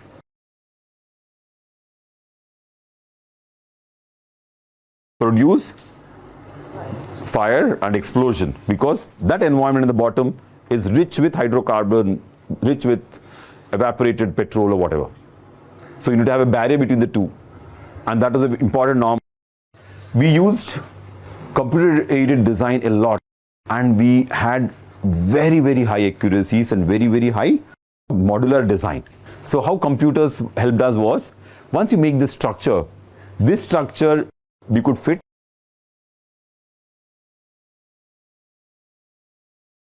parts. And Midco is not a company like L&T which had all its manufacturing in-house. So what they were doing, they were getting components from the vendors. So when you were getting components from vendors, it makes sense to have modular construction where you can have the same components again and again. Look at this whole array of first prototypes.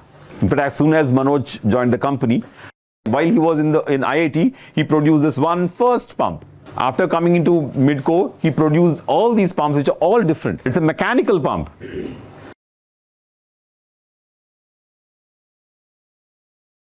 Into the same body. Why do people use mechanical pumps in rural areas, tell me? Electricity. Severe problem electricity, and they crank, you know this? Yeah. They crank and they dispense. At that time, power was a serious problem. So just look at the beauty of this design. Manoj could actually fit a mechanical register in this, and and have this all the advantages of the new design and the advantages of modular construction. Very cost.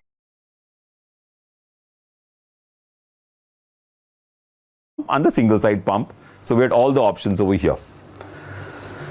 So let me quickly show you now the results of the research. So this is research, right? So while Manoj was in the company, I was finishing my research, and I think, how does this success happen? So this is the model we developed, which I showed you earlier also. The core team, the enterprise-wide team, and the network team. Very important. Any project you do, even if you're doing a BTP for your project, if you follow the teaming, you will get phenomenal success.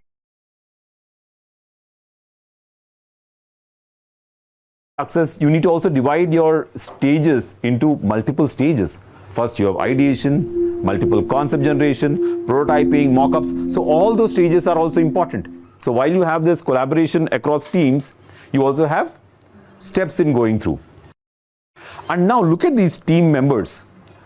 The core team is made up of Manoj Dubey and 4 other engineers, CAD engineers, prototype engineers in the company. A very small team. But what was the bigger team?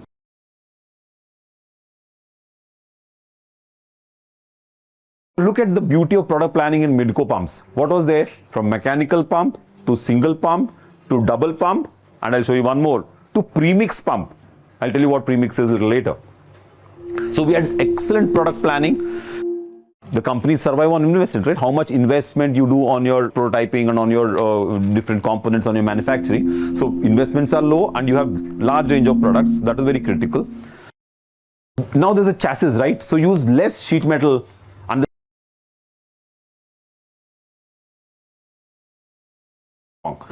And look at these pipelines. The same pipe I'm using 2 times. And this pipe is done using special aluminum alloys in special CNC machines. And now coming to my hose on the top, L&T was using cast iron conduits.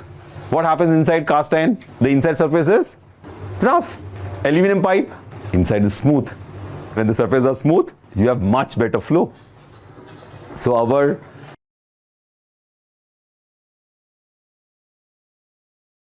the smooth aluminum pipes inside also. Look at the air separator. This is the air separator. This is the meter. And these are the copper pipes for the air separator. And this is the motor. And how all this is possible? Because of CAD. We could develop the modular system so well, and CAD was used extensively. Today, innovation teams are kept separate from the teams which are within the company, which are doing regular production activity. So that's a very critical thing which happened over here.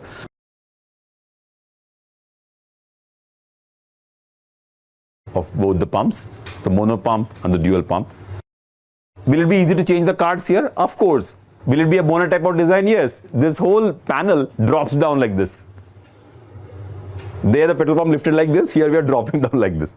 So you need to have all the features inside the pump. Without that, maintenance features doesn't work. So maintenance is very easy. Look at this. This whole panel comes off. So you're going to have very good access to all the hydraulics inside. So assembly aspects taken care of. In 1990,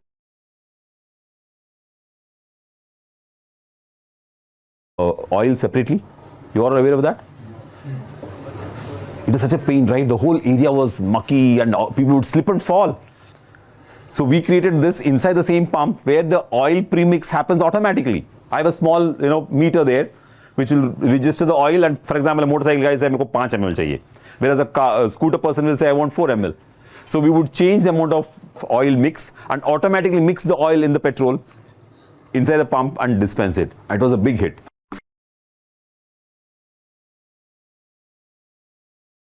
Design. It was a great design, but it was compact, to the point. So look at the differentiations of how this new product, because of new situations, developed. And then we got the first order for Bharat Petroleum, and the first order itself we installed in Savory petrol pump over there. And by this time, the prototyping technologies were phenomenal. That is, they were so good that the prototype could be installed in the field.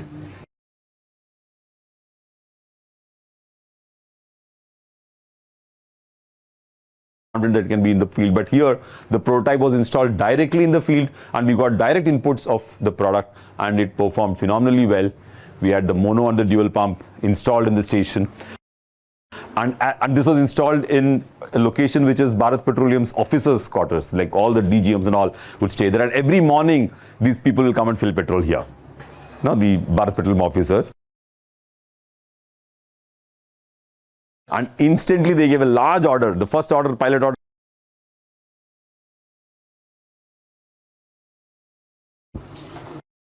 So we rolled the sheet and fabricated it such a way that we can mimic the shape of a Nokia phone. At the same time, the cost of production was extremely low. So that's the beauty of this, design. And we use special CNC fabrication. Look at all these points from where my hose came out. Here we have a keypad design. We have an automatic dispensing. You want 3 liters, you can punch 3 liters, you can get 3 liters petrol. So we had special solenoids. So all those features were added into this. And on this side, we had a printer. So everything would be integrated, and these dimensions were very accurate, and they were all designed using CAD. So we had very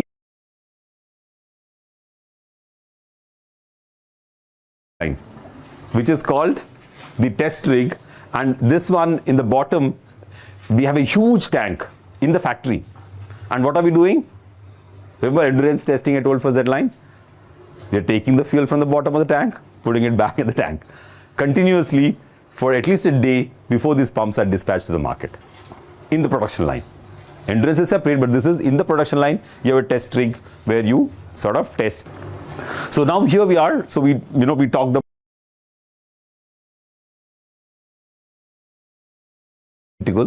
where all the vendors who supported us were phenomenal. let it be the CNC aluminum pipe bending person, or the CNC fabrication person, or the person who gives all the components in the meters and the pumps. The pumps were manufactured in Coimbatore, which is the largest sector in pump manufacturing. So we got the best places from the best locations. So, though L&T was the largest company, each individual component of this product was much better.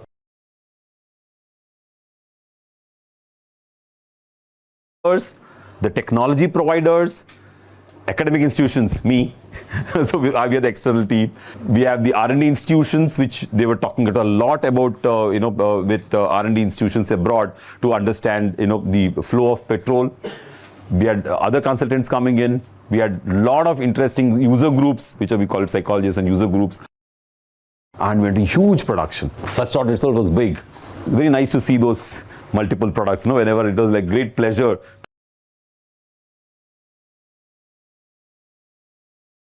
It was already 1.5 years. Now the first order, 200 numbers, we already jumped. And then there was a huge market penetration. Any new company which comes in wants a new pump, right? They won't want the Z line. It's already old. So they took up these new pumps. So, we developed a lot of new pumps. So there was very, very tough competition to Larsen & Toubro because our costs were low. Lower cost, better product. And better longevity, more silent, easy to use. At every level in the sunflower model of innovation, the new pump was better than the Z-line pump. So in the year 2007, where did they reach? They reached 200 crores. So, we went forward, and I think the company is still doing well after 10 years. Innovation happens when the product reaches the end user. Very clear. We just can't call it innovative if it has not reached the end user. So the focus of today's class would be to sort of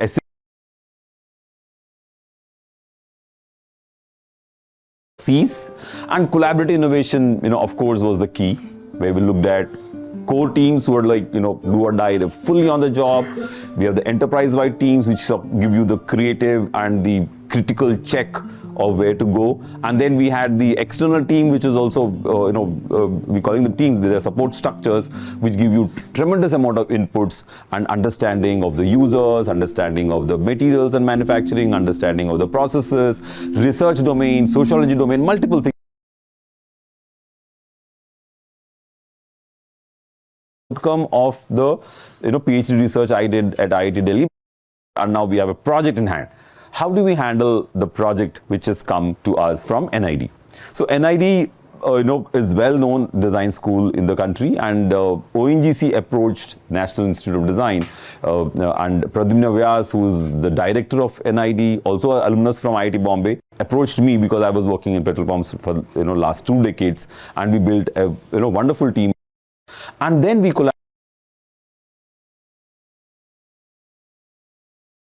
project, which is unheard of. So these are the images which are like computer renderings, which are not very detailed. They're like mock renderings from the computer where the student quickly picks up, or some designers quickly did some sketches, and they said these are the possible options, because ONGC had a large branding exercise. They went to brand managers across the country, got to the best brand company, and they decided they'll call their brand the Oval Dispenser, or the Oval will be their brand.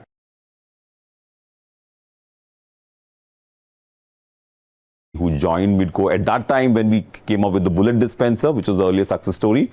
So he immediately conceived the total product with all the parts and organization of the projects. So I was the consultant for Midco as well as working with NID. So we had this collaborative team. So we quickly worked out what type of product organization which will happen. Product organization is very important. Where will each part go in the product? How will the parts be organized? So where will the electronics be part of the product?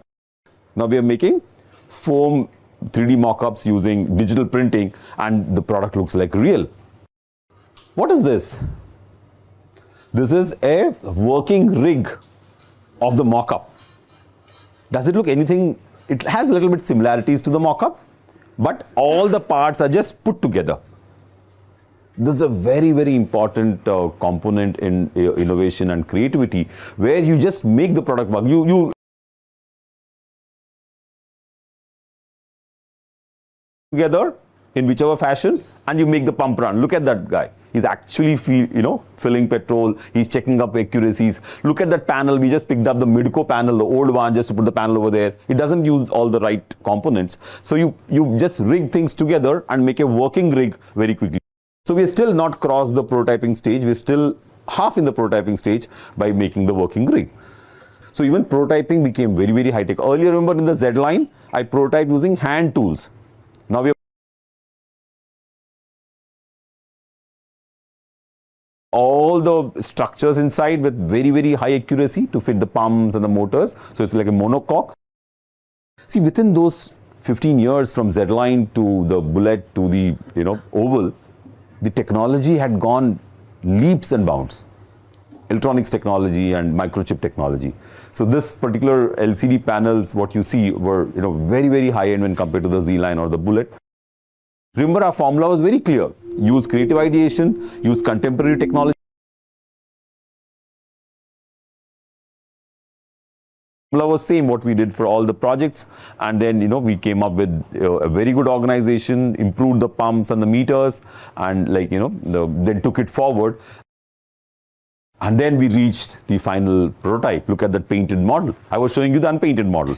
So here we are created a pump which is tremendous user convenience. Now tell me, why is the hose again come down? In the Bullet we had the hose from the top. Because there's a lot of innovation in the hose technology by then. The hoses don't want hoses to come from the top because of a branding issue. So we had to innovate on the hose material itself, and the hose material is made out of PU, and that's very, very light. So the convenience to the user is not lost. Then we have this, the display reaches the person in front of the car. The display comes in front. The use of contemporary technology for user delight. We use the best displays, light signages, modular assembly. A lot of components inside are modular in nature. We had the oval shape coming up very well, which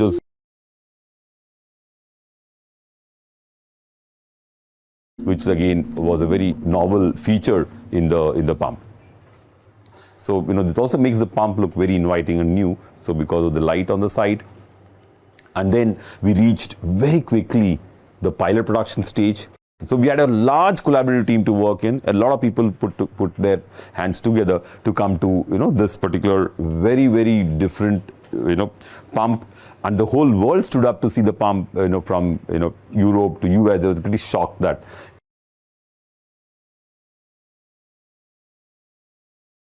technologies in the petrol pump business. And you can now see the range, the mock-up, the rig, and the final product. You can imagine that it's pretty close. We had to create 7 pumps and put them up at Mangalore. They have a large refinery in Mangalore, and they said we'll first put our first station, petrol station in Mangalore. The decision was taken very quickly, and we were both at IIT Bombay, Midco, and NID, we worked.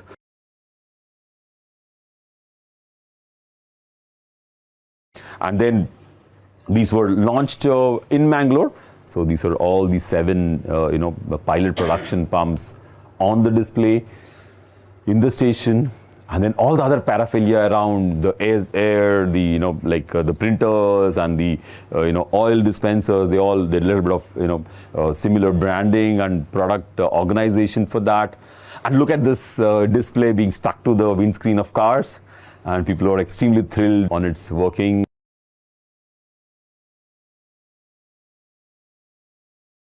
And I can see what's happening on my pump in my mobile. If I can, get an app, Indian Oil can start an app, and I can actually see my dispensing happening on my mobile tomorrow. It's that cool today. But this was in 2004, and we did this work. And then, this is our first day's business. A lot of people poured in because the petrol was cheaper than the Indian Oil station next door. So that was one of the serious problems. So a lot of people came in to fill petrol. This is the signages outside. We call it the totem pole.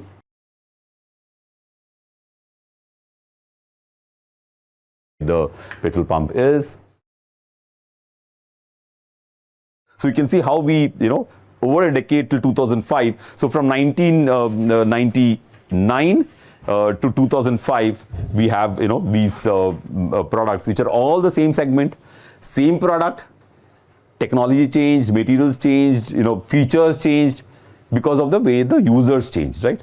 So that's the whole journey I want to share with you of how we did serial innovation.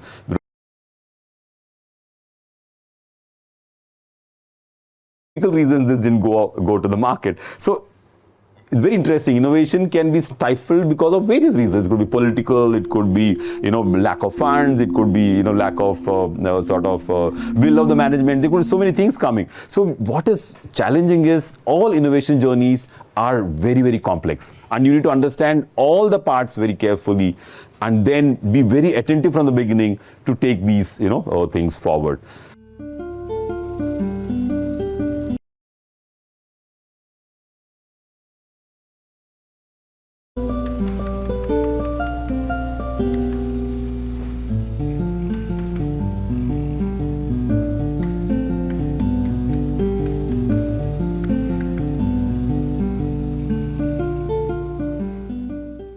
And after this, the company started producing the multi-host dispensers also, because by the time things changed, so we had multiple designs happening, and company did furthermore, and things went forward.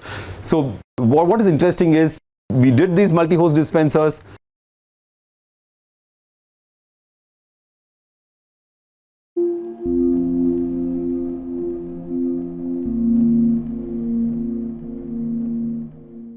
I don't want to tell you again, the formula was very straightforward. Component assemblies, quick layout, take it to CAD assembly, come down to electronics for the MPDs, modular design, development, CAD model, prototyping.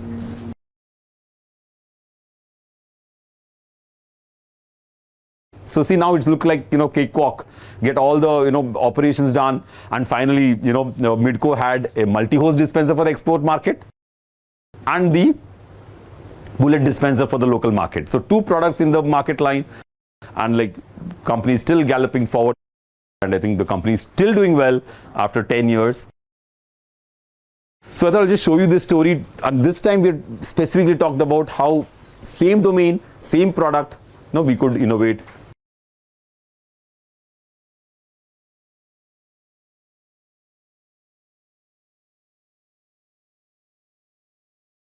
My project is on furniture design with banana fibers.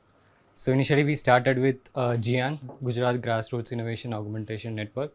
So they gave a set of projects which we can take over. In that, one interesting thing we found is about Mr. Murugesan. So he's a school dropout who innovated a machine to make ropes out of banana fiber, and he patented that idea, and he's a social entrepreneur, and he employs a lot of women. And the other reason is India, we know majority of parts of India, the banana cultivation is happening all over the year. So also the other reason, I'm particularly from a agricultural background, I know about this banana fiber. So I thought this topic would best suits me in terms of understanding the material. So first, we all know about banana and everything, but what happens after the harvest is done? Mostly either the stem is cut down, and either they burn it on site, otherwise they will dump it and make it as a bio waste. And that is one. And second is they either use the inner core of the banana stem to for food, and the outer sheets which has more fibers, which are often left untreated and wasted. So my first visit, we visited the actual crafts facility which was owned by this Murugesan. So while there, we came to know about what all the process involved in making the fiber, and how all they utilize it in a craft manner. So basic short story, once the harvest is done, they will separate all the sheets and they dry it, either sun dry it or shade dry it. and collect all the outer sheets. And just before making any craft, they will just wet the fiber so that it gets little easy to work hands on. Another reason, like it has a lot of impurities, and this process helps them clean that.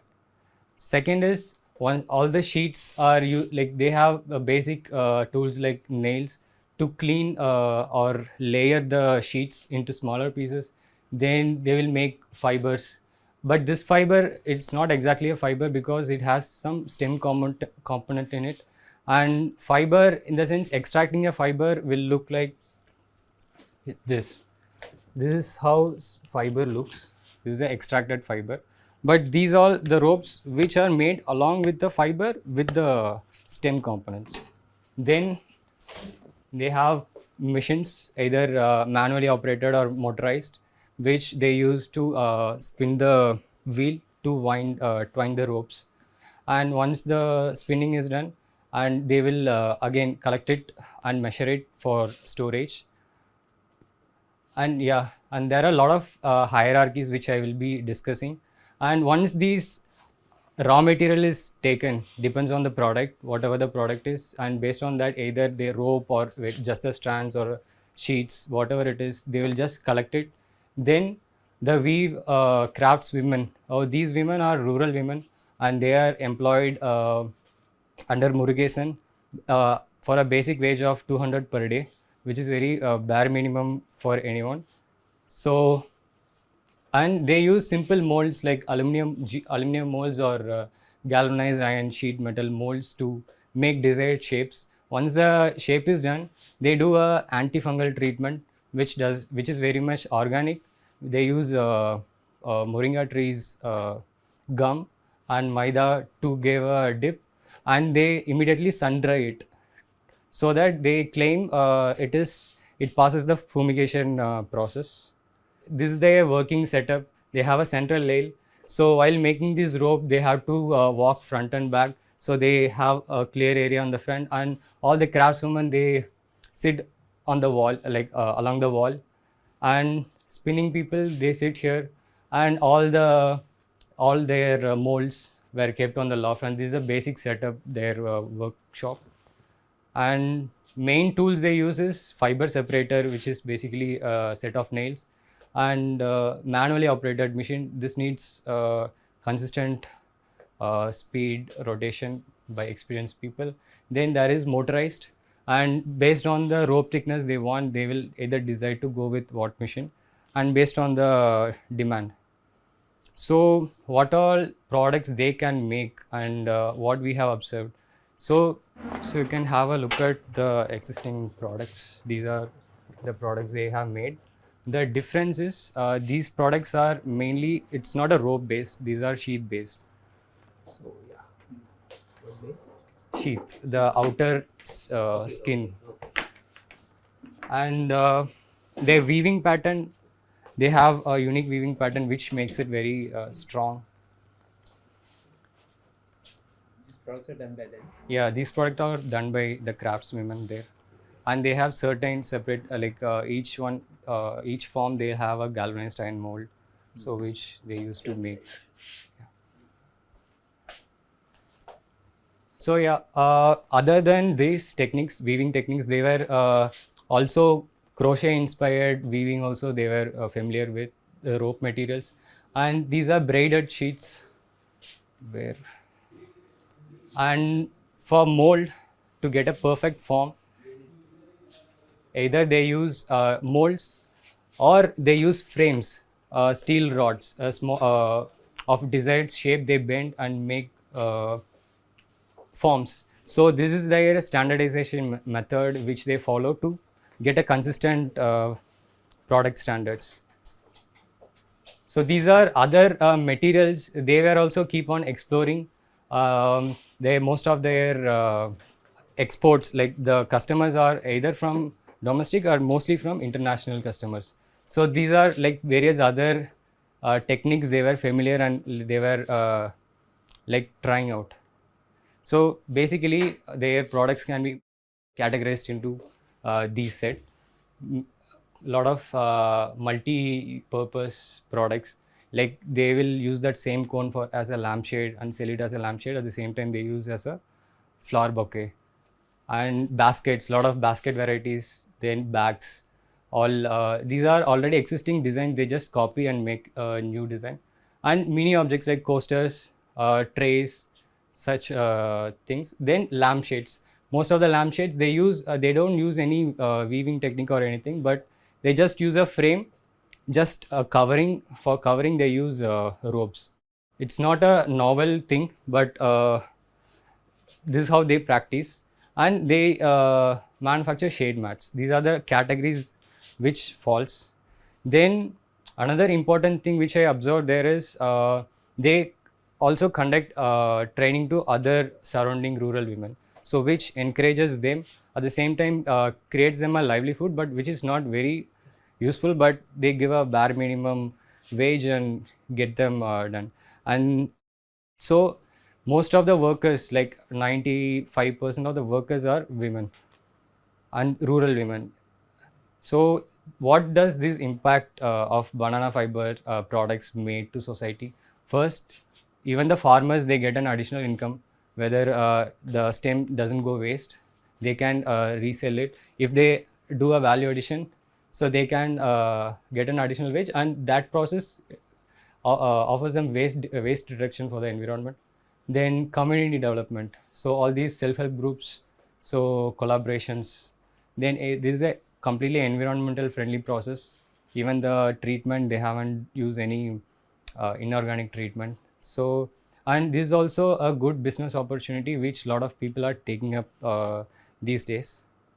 And after these visit, we found 3 areas to work on. One is intervention on their machineries. So either to speed up their process, we can work on their tools and toolings and machineries. And second is a new product lineup to increase their portfolio, so that they'll get a better standard in terms of design, also to benchmark a banana fiber product. Third is low cost packaging.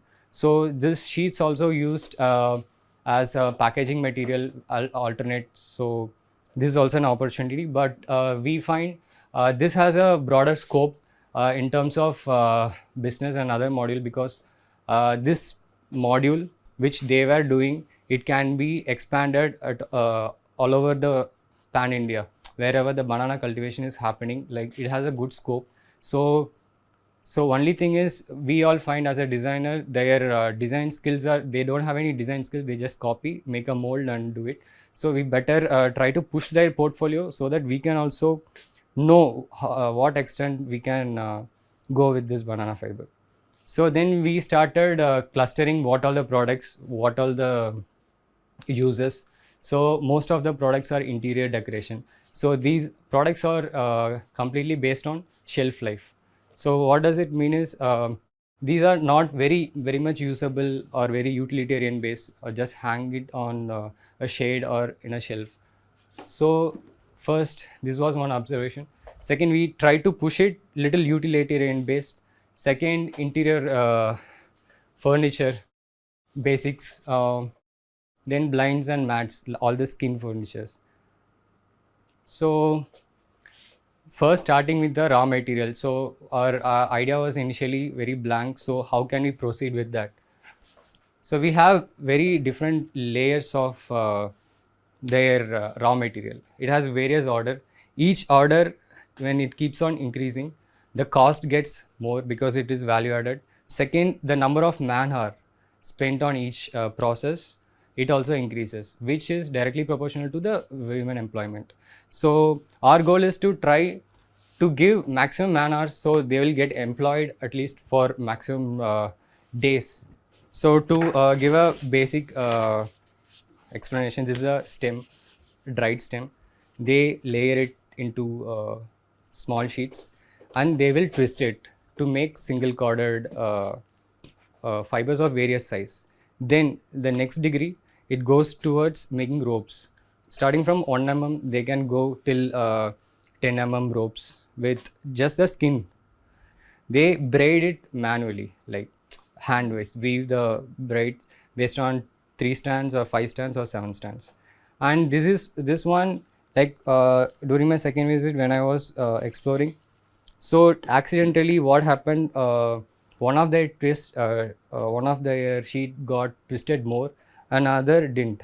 But that created a good beading pattern, which is one of the exploration. And the final and the expensive one is the fiber ropes. So this uses the whole stem, but this just extract the fiber during with extraction machine. This is little energy consumption process, but it is time consumption. So employment directly proportional to employment opportunity. Also cost wise increase. Third main important thing, this has good strength comparing to all these and a better life. And this one the same banana fiber, but this is from Kerala. A set of craftsmen, they were making a dyed one. This uses inorganic process, but still it is happening. So this is the raw material range. So then we were trying to place our product, what kind of product we are going to do and where we are going to place. So we use space making approach to find which one which can be a potential area. So either it can be a floor based, but the life comparing the property. So we finalize it can be a space object based intervention. Second, the intervention can be on the openings. Third, it can be a surface treatment, I mean a coverage thing. These are 3 areas which we finalize. Then coming to what product we are going to do. So we followed the business strategies of leading market players, sustainability things which IKEA does. So they don't place a product for a particular person. They do place a product for a particular person, but anyone can buy. So this is called adaptive positioning. So our aim is to do the same. We target some user for our design, but it can be used by anyone. So we finalize some users based on their criteria, like bachelors, single people not living at their home, newly married couples, families with youngest child under 6, no children families, students and professionals. These are like very floating population people where they target. So same adaptive positioning we did, and we studied few similar users which who accommodate their space like that. So second is we are incorporating in a space, but now the question is which space we are going to incorporate. So we finalized studio apartments.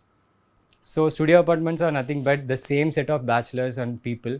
They won't afford a larger space. They have a smaller space where they have their living hall room together in a single hall. So these kind of spaces, studio apartments are there. So we try to focus on this area first because our primary aim is to create a range of product. But where to start? We gave a start here, and so our mono segment audience are special attention to 16 to 30-year-old adult, then people who are in tier 1 and tier 2 cities. Third, living in a studio apartment, trying to set the lounge area from themselves. Since the space is open, they want themselves to give a private space inside their house. And people who have a sustainability interest, these are our target audience. So then we fixed a final brief where designing launch furniture for studio apartments using banana fiber to diversify the portfolio of rural banana fiber craft. So our primary idea is to create a product at the same time. It should little push ahead of the craft, and the primary objective is to promote sustainability and rural women employment. So this is the first area where it is very new product, like new material. But to benchmark, we got IKEA was doing range of products based on banana fibers. So our initial study started here, how IKEA does banana fiber products. Most of the products are made in India but sold abroad or exported. So one such chair which we felt it suits our studio apartment space is this one. This is called Gulholman chair. which is completely made out of banana fiber. And our next research started what are the materials they used, how they made the frame, how binding happened, and how they structurally organize. So how many chairs they manufacture, they have a same form. So when a craft comes, standardization is very important. So people will get a hold, like a trust on the craft. And this is then another product which is a stool, food stool, which also has inner frame, steel frame, so and a covering of banana fiber weave, and which is very lightweight and easy to use. Then ideation started. So we don't have exactly an idea, but we proposed 3 approaches how we can push the banana fiber craft into a furniture or lawn space. First idea is, so which is familiar to them, weaving something like this is very familiar to these rural women, but the standardization of this product is very irregular because it varies each time based on the stem. So this is the first concept we made. So the second approach is using ropes. So even though they were very familiar with a lot of weaving patterns and all, they haven't pushed the potential of a rope. So we tried our second approach using a rope to make a furniture. So I started weaving for the first time, like grid. So this is the pattern which is inspired, and we tried weaving this with completely of banana fiber.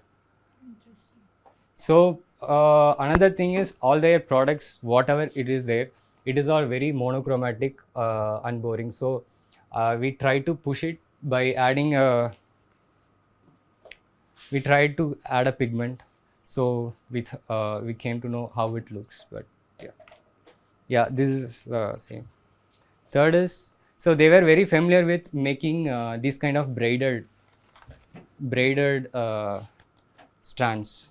So how we can incorporate these braided strands in our design? That's our. They do it manually. Yeah. So no. They do it very like it will take around 1 hour to make a 2-3 meters of braided. So how we can incorporate that in design? Third is, so it is based on the same approach, previous approach, but how can we incorporate any other additional features like collapsibility or any expansion, retention properties with the same.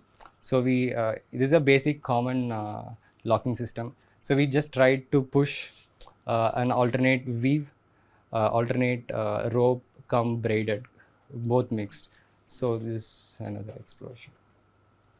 So does it give more flexibility?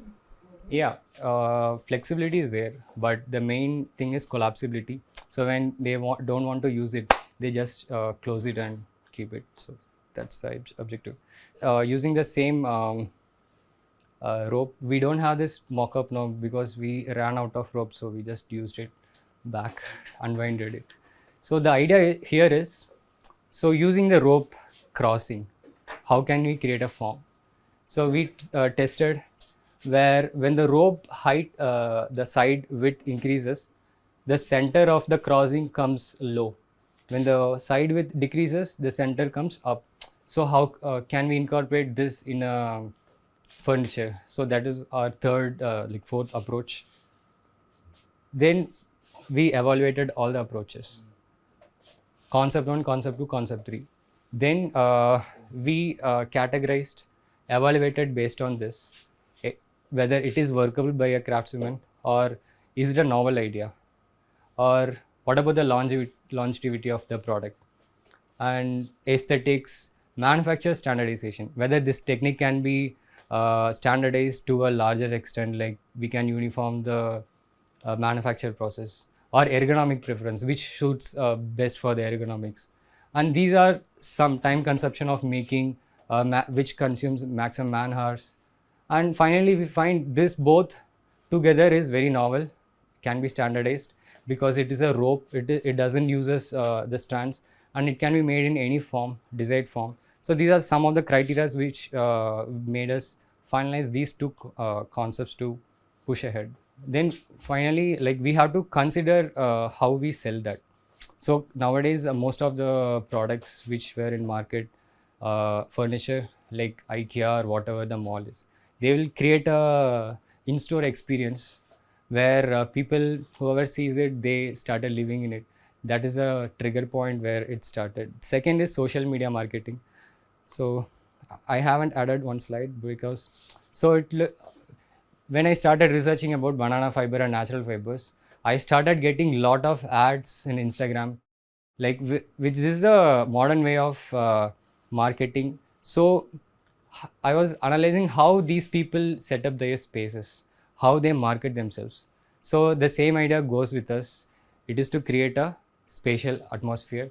Whatever the photo it is, they just create a glimpse of how it's going to be.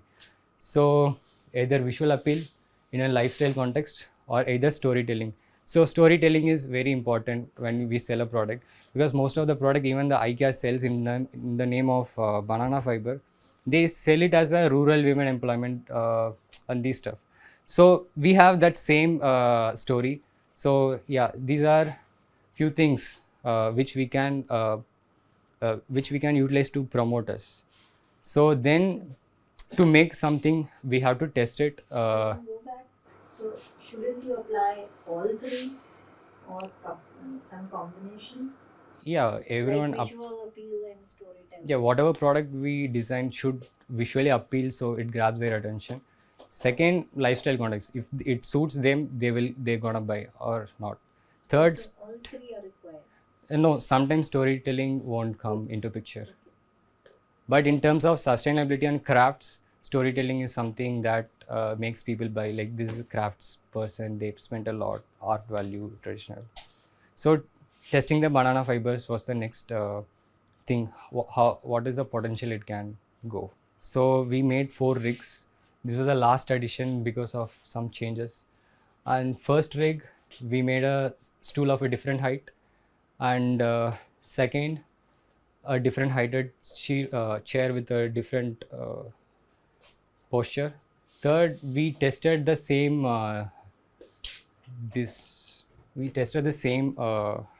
grid, how much load it can take and how.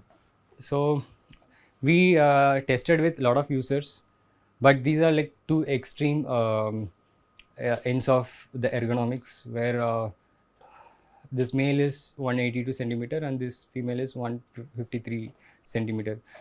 The same chair, how they both have a different experience in the same chair. So height standardization. So we tested it with couple of other people's, what they feel, how they want, kind of. Then the test for loading.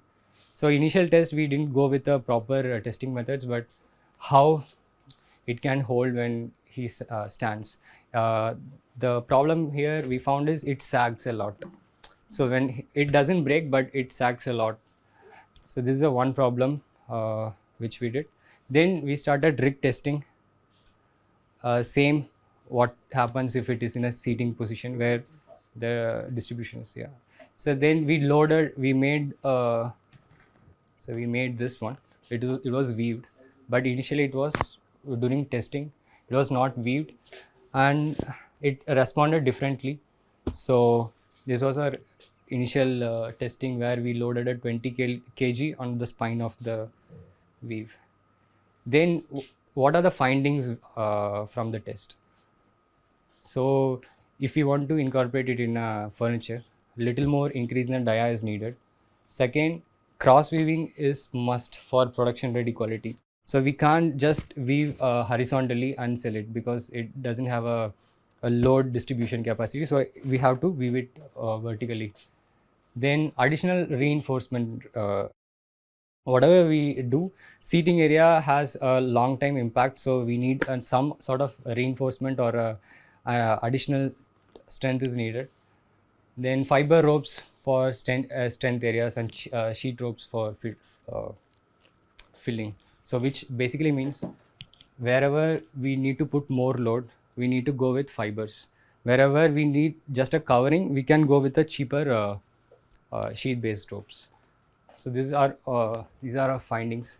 Then starts, since we are going to make a easy chair for a urban youth, so form is very important in terms of shape and experience. So we started making a lot of sketches, ideas, how we can make a universally like well thought product. Then started like, these are like some initial mock-ups we made, which looks very Scandinavian and which can be very collapsible, these kind of designs. So these are some initial form. So main thing which our designs should do is it should make a statement. So visual appeal is the primary thing which grabs anyone's attention. So we are very much focused to make a good looking product. So we were pushing. Then we, with this study rig, we found an interesting clue where initially while I was making this, both the side walls were straight. But while I was making, just thought, what happens if I cross the side walls? And regarding the ergonomic conditions, so we need a lumbar support. How we achieved is we reduce the length, so the center comes front, and we increase the side width, so the center goes inside. This is our first basic concept. And we also found the back side forms a interesting curve. So we thought, let's develop that curve. So we did a lot of line drawings, but to speed up the process, we used parametric approach. We scripted a code to generate all these forms based on 2 lines. Whatever the 2 lines I give, it will create a form. So we generated a series of algorithms to create these forms. Finally, we found this form is liked by everyone because it has this organicness. So we thought of developing this. Yeah, this is a set of forms which we thought of developing. Then again, what type of style I need to go? Either like a very modern looking style or going with a curvilinear style. Again here, so we choose curvilinear. So a lot of young youth are very much inspired by these forms, like it breaks the monotony. So before moving deeper into the form, we started exploring a lot of patterns. If we weave it, what kind of pattern will look good? This itself has 2 different patterns. Then this is one, and this is one. So also we were parallelly exploring what kind of treatment we can do or we cannot do, or either we have to do. So this one is melamine done, this is not melamine done. So it has both its pros and cons.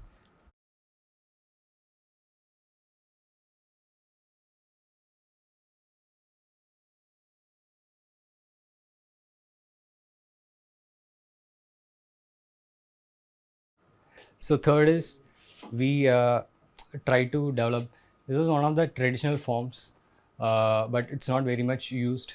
So we try to incorporate that.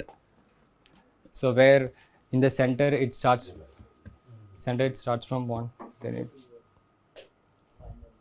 yeah, this is a chair which we made. So this is a weave. So we, to increase the strength, we also introduced a bamboo sticks inside. So dyeing test. So what kind of color? So it looks very monotonous. So what kind of colors are possible? So we tried all the dyeing techniques to make. This is a color palette where you can see different sets of combos. But this is made with kata, which is used with pan. Second, turmeric and food color, just the food color. So these are some of the color palette which we were exploring.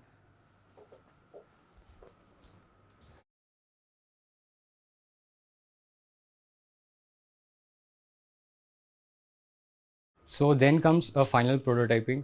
So we have decided, finalized a form. So we finalized the curvilinear form to go with. So how we achieve the curvilinear? Either it can be very two-dimensional where all the bends are in a single plane, or to make it little, very dramatic, we can have a curve at both the axes, like 3-axis curves. And we were developing lots and lot of curves, and we were simultaneously trying to test lot of how the support's going to be, how we organize the back, how the structure is going to be, and if the structure is there when we weave doesn't going to impact or something. Then we figured out CNC bending is possible, so we can have a standardization. So to achieve a complex form at the same time, to get it standard, it is not an easy task. So CNC bending can be one option which we proposed. So for that, we have to consider the whole curves which we were studied to adapt CNC bending. So a lot of trial and errors, and CNC bending works differently. We can't give the model to print. We just need to export the coordinates, and it took some time. But again, it came really bent.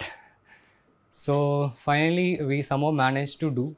But these are some disclaimer happening. Like, so initial idea was to go with a banana fiber, but our supplier couldn't deliver because of some personal reasons at last time. So we tried to match the same banana fiber from Manila fiber. So Manila is a family of banana fiber.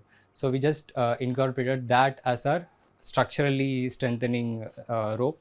And to fill the whole seat, we were using normal banana stem ropes. And lot of dye issues, so we just combined both. For the process, we used both MS and steel pipes of 20 mm and 90 mm dia. So yeah, these were like initial start where we were making to exactly trying to imitate our form. It has CNC done. At the same time, there are a lot of corrections which we needed a proper technician to get our designs properly. So second, the Manila rope which we bought, so we need to test for its strength. So we made Parth to stand over it, and it was not sagging like how the stem ropes does. So this is best stood for the strength purpose. Then the final prototype.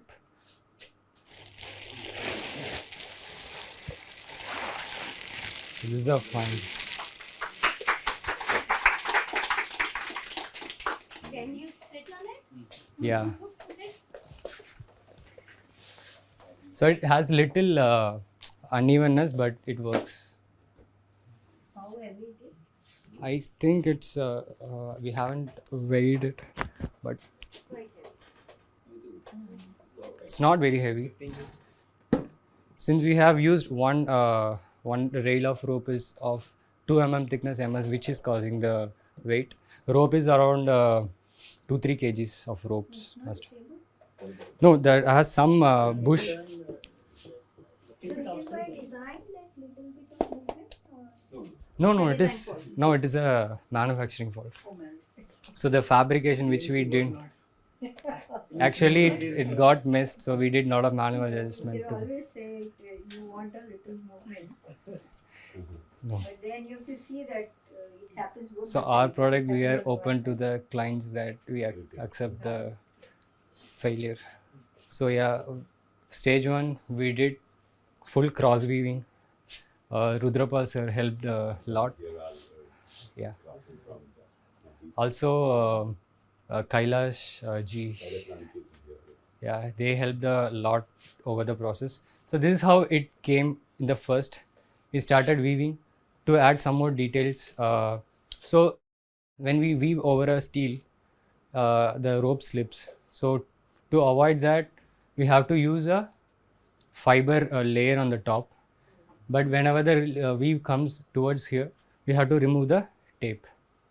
So this is how it came first when the cross weaving is done.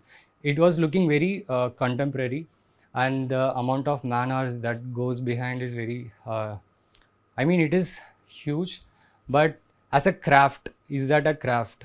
That made us question, like, just a cross weaving is fine. No, craft is intricacy.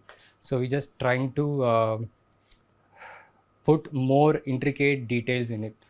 So the later process, these bike ropes will have a lot of extra fibers around their skin. So we have to flame it, whole chair.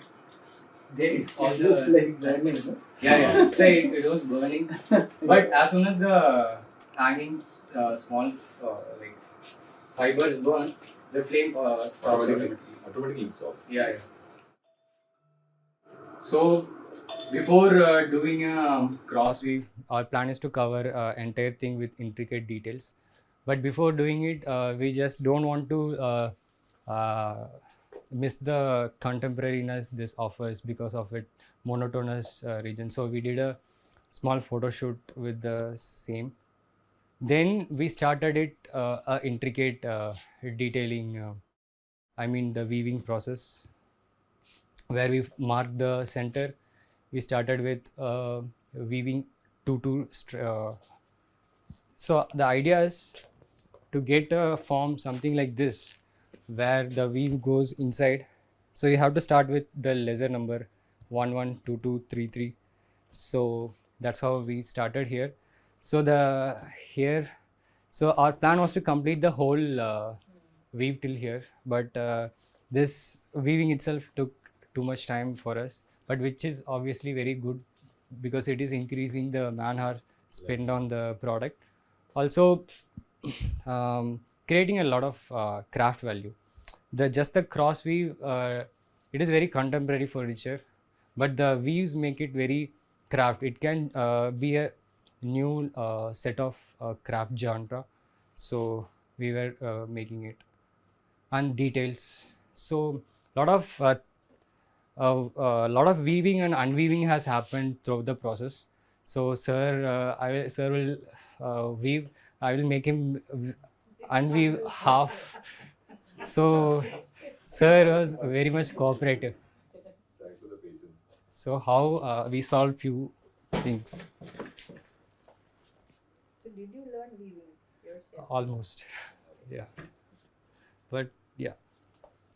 So details, when it comes to details, since it's a curved shape, so we have to match the front dia and the back dia. So we have to introduce gaps, but how can we introduce it very harmoniously? That's where we tried. We made a single gap at the back, then double, triple, 4. So it kind of create a very, even the side portion should be very harmonious. Third, the same follows here. So the harmonious nature we can see. So other details. So to start this cross weaving, we need to have a support where we introduced, before welding only, we introduced a rod which goes front and back. So we can start this white weave and we get the continuous form of the same fiber. This one. Second, the flow, the support should not affect the flow of the form. So we try to make it as minimal as the connections as possible. So we achieved this. And also another thing, since the lope is not a very long length, if we use a very long length, then we have to weaving will be hard. So we have to use short length ropes. But how we will manage the knots, that is the next goal. So how we solved is, after every weave, every two strands, we'll have a one strand going inside. So we'll exactly placed our knots just going on the inside. But we missed it some of the places. But this is the idea where we hide lot of knots. And third is another important detail where so to get a smooth weave, the weave should not get interrupted in between, because we can't, when we have to fabricate the wells before we start the weaving. But we never knew where it going to come. So if a clash happens between the support, there will be a big gap, and which we can't help. So how we avoided this thing is another type of support system, where in between both the supports there will be a gap. If we make this kind of support instead of joining both, so we made such a support system. So even wherever whatever the weave running is, we can even either match the support without clashing it or making it a gap. So yeah, this basic, like we try to create a business module where our resource skilled women are the partners, and who are going to be a key partners, what are the key activities we are going to do. Then what is our value proposition? Unique and handcrafted bamboo, women employment, and increasing crafting time per product. So we have to increase the crafting time per product so that it becomes a craft, not a product. And initial furniture focus is on furniture for studio spaces in empowering rural women. Customer segments, both target is both domestic and international. Then working individuals in rental apartment, people leasing their studio apartments outside Airbnb. Revenue system. Then the cost, how, so we are still trying to find a cost, because since it is in a R&D stage, we can't exactly come to a cost conclusion, but whatever the making cost, it will be 2.5 to 3 times of that. Making cost will be the final cost of the product. So, What's the making cost now? Sir? What's the making cost? So we have to calculate. Must be around 6 to 7K. Yeah, thank you so much.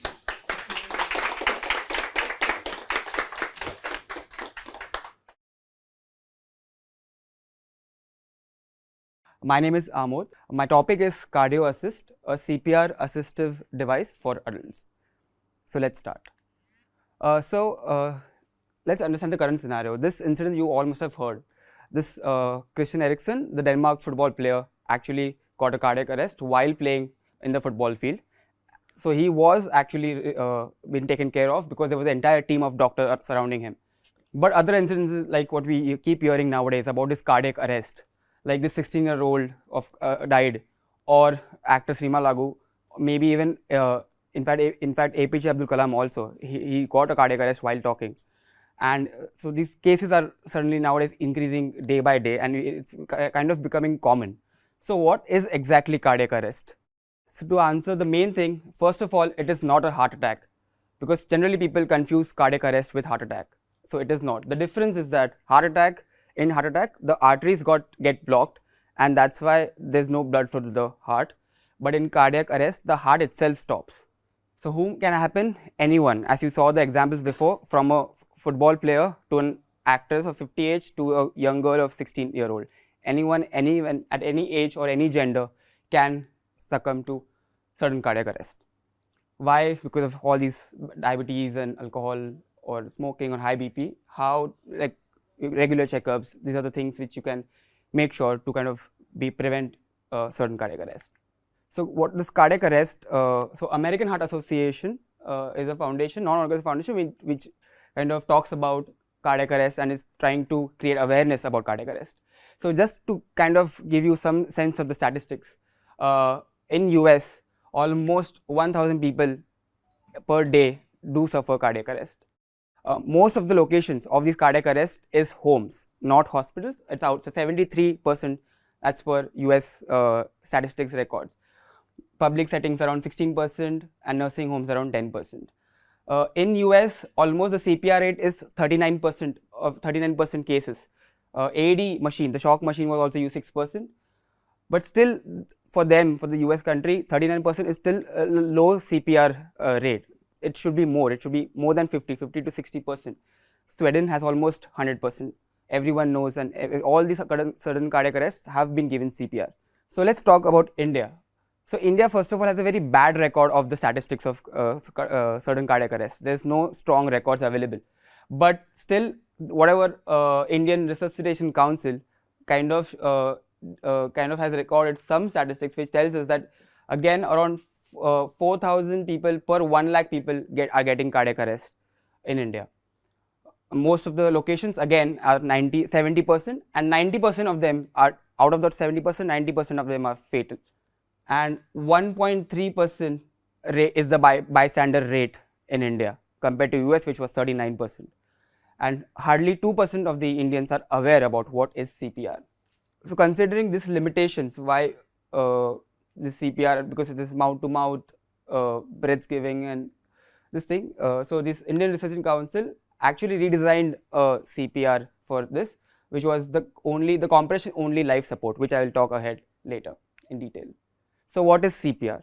CPR is a cardiopulmonary resuscitation. Basically, in the heart, when a cardiac arrest happens, your heart stops, and when you push on the heart, you are doing the job of pumping the heart and flowing, making sure the blood is flowing to the brain, so that the person stays alive. So after you witness a cardiac arrest, it's only 5 minutes after that you can provide CPR.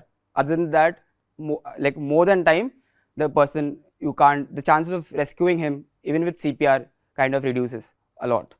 So that first critical 5 minutes is very important, so that the brain stays awake even if the oxygen in the blood is flowing to the brain. So CPR categories, there are 3 categories. So for the young infants, child and adults. These are different types of how you give CPR. Like for infants it's 2 fingers, child is just 1 hand, for adults it's 2 hands. And the depth, these are different depths. So 1.5, 2 and 2 inches is 50 centimeters is the depth for adults. As most of the cases are in the range of adults, I have tried to focus my topic in the adult range. So what are the details of CPR? The chest compression, the rate has to be around 100 to 120 compressions per minute. The depth has to be 2 inches, 50 centimeters minimum, or maximum 60 centimeters. The amount of pressure is not been specified, that how much pressure should be applied, because for the lay person it not be calculative. So it is like the depth has been given, that depth you reach for adults, that should be sufficient enough to kind of try to save him, and allow complete recoil between each of the compressions. And what are the CPR types? There are 3 mainly types: ACLS, BLS and COLS, calls the one which I spoke about in the previous slide.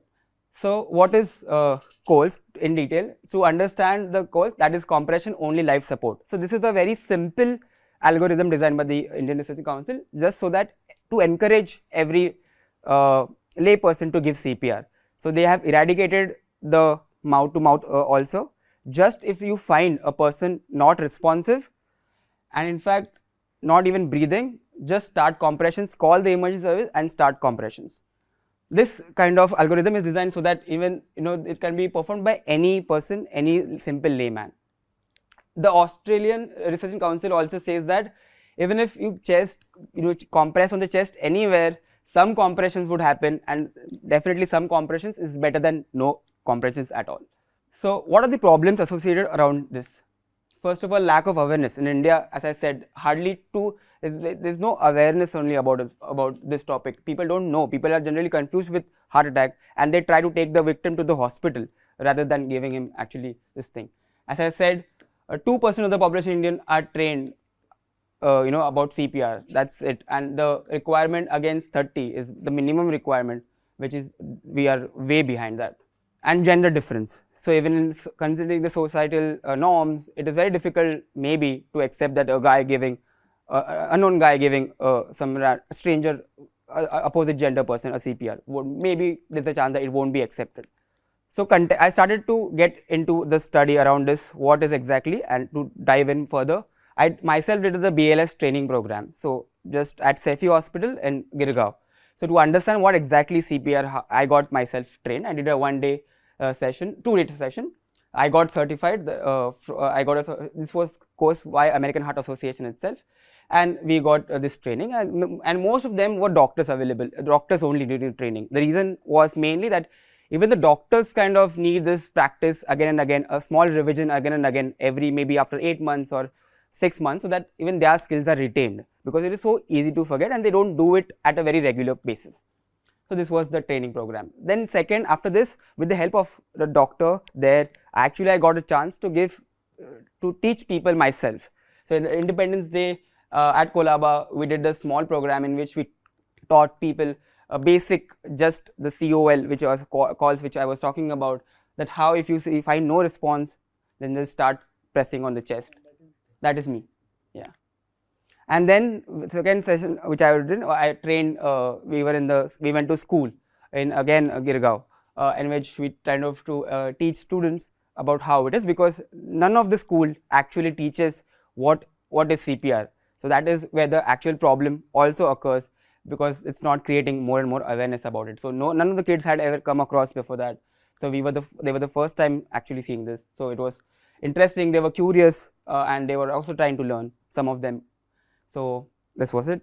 Second, I tried to go to hospitals like KEM, Sion, and Sion Hospital. I came across this 108 cardiac ambulance. So whenever in the case of cardiac arrest, you have to call for a cardiac ambulance, not a regular ambulance, because in a cardiac arrest, these ambulances have a shock device inside, a shock machine inside, which kind of deals with it while the patient is being transported to the hospital, so that the doctor inside could provide the shocks and kind of try to revive him. But again, some of the observations which I learned, even the techniques that this doctor showed me weren't that accurate. So he was not very aware about the techniques.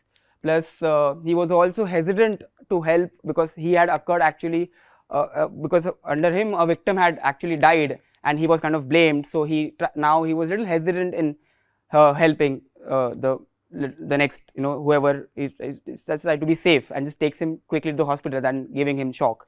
Then I met other anesthesiologists from Manju Sinha doctor from Women's Hospital in Bandra, Dr. Deepa Kane at KM Hospital, Parel, and Dr. Tasneem at Saifi Hospital, Churni Road. So again, I came across various information from them, that how lack of motivation is one of the problems. What are the problems they see when they teach students or their trainees CPR? Is that there's no hand position is incorrect, there's no complete recoil, people don't have a sense of how much depth to go in, what is the speed they should keep. So these are the errors they came across. Also, I came across, Dr. Tasneem actually told me about this Lucas device, which is an automated machine which kind of gives CPR, which is only used by paramedics and not by lay people, but it's an expensive device. So I wanted to kind of create a scenario and to find out where I can find a gap. So considering a scenario of a bystander witnesses a victim collapsing suddenly and he rushes towards the victim. Along with the bystander, there are other spectators who have gathered at the site. The bystander has some idea about the cardiac arrest or chest compression as a solution of it, but still bystander kind of, he wants to help, but he's kind of little fear about going forward and helping him, because he's lack of confidence himself. So he helps him by calling the ambulance and waiting near the victim, and actually wasting all the crucial precious time which actually he could have given CPR. And the bystander waits and the ambulance comes in. So in this consider 5 points, I thought this between 3, the bystander knowing some knowledge of cardiac arrest, and actually rather than touching him, rather than calling the ambulance and not doing anything, this is the area where I could play with and kind of intervene with a design solution. So a device, it could be which would encourage the bystander to give CPR. It could be a mediator or a barrier so that you don't directly touch the victim, so you are safe, which is easily available, so you can get it quickly to the site, and it should also create awareness so that you know about what to do, how to do around this situation, entire panic situation. So as I talked about this product, I did some research, and this was the secondary research where these are the devices right now currently available, in which these are machines which are completely automated and they give CPR. They are expensive, used by paramedics, they are difficult to understand, there are many steps involved, and this can't be installed by 1 or 2 people, it needs a team of 4 or 5 nurses or sisters, doctors. So I myself went and actually tried what was this device actually, and just to get a sense of how is this being this system, everything is around this. So you first place the backboard under the victim. For that you need to literally push the victim above, and then you keep the top part on it, and then you start the device. So it was very heavy but not very easy to understand as well. So these are the problem statements, the lack of awareness, the importance of time, the dependence, you can't depend on the EMS system, the resistance to touch or help a victim, maximum 1 or 2 rescuers, maybe other people would just watch and not really come forward and help, and difficult these automated devices which won't be kept, that it's not possible to keep them a lot because they are not very intuitive and easy to use. What are the important insights that I got from the previous research to take forward to my design was to create something intuitive and a simple design which could have an easy action, which will be cost effective, which could provide a good quality CPR and not a bad quality CPR, which is portable, and we also at the same time kind of creates awareness about what is CPR and what is cardiac arrest. So brief. So my brief was to design a manually operated CPR assistive device which enables a single or more untrained bystanders to provide a continuous and good quality CPR, which is 5 centimeters 100 compressions per minute, for average 30 minutes, because you need 30 minutes approximately considering the time ambulance takes to come to the victim, because it might be less but it might get more also. So average is around 30. The solution which is cost effective, easy to assemble, portable, and could be installed, deployed in public spaces, gym, railways, and residential buildings as well. So this was the scenario which I came across when I was talking to Dr. Tasneem. So I started making these quick first mock-ups. So I actually started with these paper models first to understand the mechanisms which could be used. These were very quick models. So these were the quick, rough, dirty mock-up models which I started my entire design process with, just to check the mechanisms. So this lever mechanism, crank mechanisms were all kind of quickly tested here. So if you can see this could be done this way, just to imitate the CPR action. And then we took it one step ahead and making it out of corrugated boxes. So this were the rough models made out of corrugated boxes, just in 1:1 scale, just to check how this entire assembly process happens around the victim in a actual scenario. So this was the first one which kind of assembled the Lucas device, and this was the frames fixed on this backboard, and this mechanism at the top, the lever mechanism. So I created a scenario that how to understand the steps involved in it and how easy could it be for the user, for the rescuer to help the victim. So this was one option in which pretty much inspired from the Lucas, when you keep the baseboard and then clamp the top part on it, and then you calibrate it, because the chest depths are different. So you need to calibrate according to the chest depth so that the pad falls on the chest, and from that level you go 5 centimeters down. This was the second option, again very similar, but it has, in which there was this telescopic frames which would come out. So earlier there was a different design, this was a different design. In third way, I kind of tried to remove in which only one side had the frame, and to make it more lightweight, and this was a rotational motion in this. And in this it was the rotational action, and the previous one it was the lever action to kind of give the CPR. This one, the problem on the previous 3 options, the main problem was it has that backboard on which the top part was to be clamped. But the biggest issue what I actually occurred while doing these exercises was also that it's very difficult for a person to place that backboard. If I am a single rescuer, it is very difficult for that person to place that backboard under the victim, because the victim might be heavy and the rescuer there's a chance that would be weaker. So in the fourth option, that backboard was completely eliminated in order to save time of assembly. So this was like this 2 curved plate that goes on the side of the victim and kind of stays because of the weight of the victim, and then you tighten at the side so that it stays, and again at the top there's this lever mechanism. And the time is very precious, and myself when I tried putting to a little bulky person, I took almost 30 to 40 seconds, and that was still not very accurate. So that's why in this option, the backboard was removed. I thought I could just tuck in from this at the sides of the victim and tighten it, and then the CPR could be given at the side. But further, the fifth option was further developed, and to eliminate the taking support of the victim's weight to hold the device was the idea. And in this option, if you see, there are these two pedals on which you place them on either side of the victim and then stand over it and do this CPR action, which would do the job. And I thought there were completely two different pedals at the side. You stand on it, and rather than using the victim's weight to hold the device, that was the backboard was doing, you use your weight to hold the device in the place. So that was the next decision. When I kind of scored them out of 5, the winner was option 5, in which I chose to the last option, in which I used the rescuer's weight to kind of hold the entire device over the victim. So I took all this again to Dr. Tasneem from Saifi Hospital, and I got good credits from her that she also kind of preferred the 5th option. And then taking it forward to ideations, some sketches, and then this was the first one. That how my point was kind of to make it how quick it could be, how the assembly around the victim could be quick. So this was the first concept, which had a inspiration from a chair.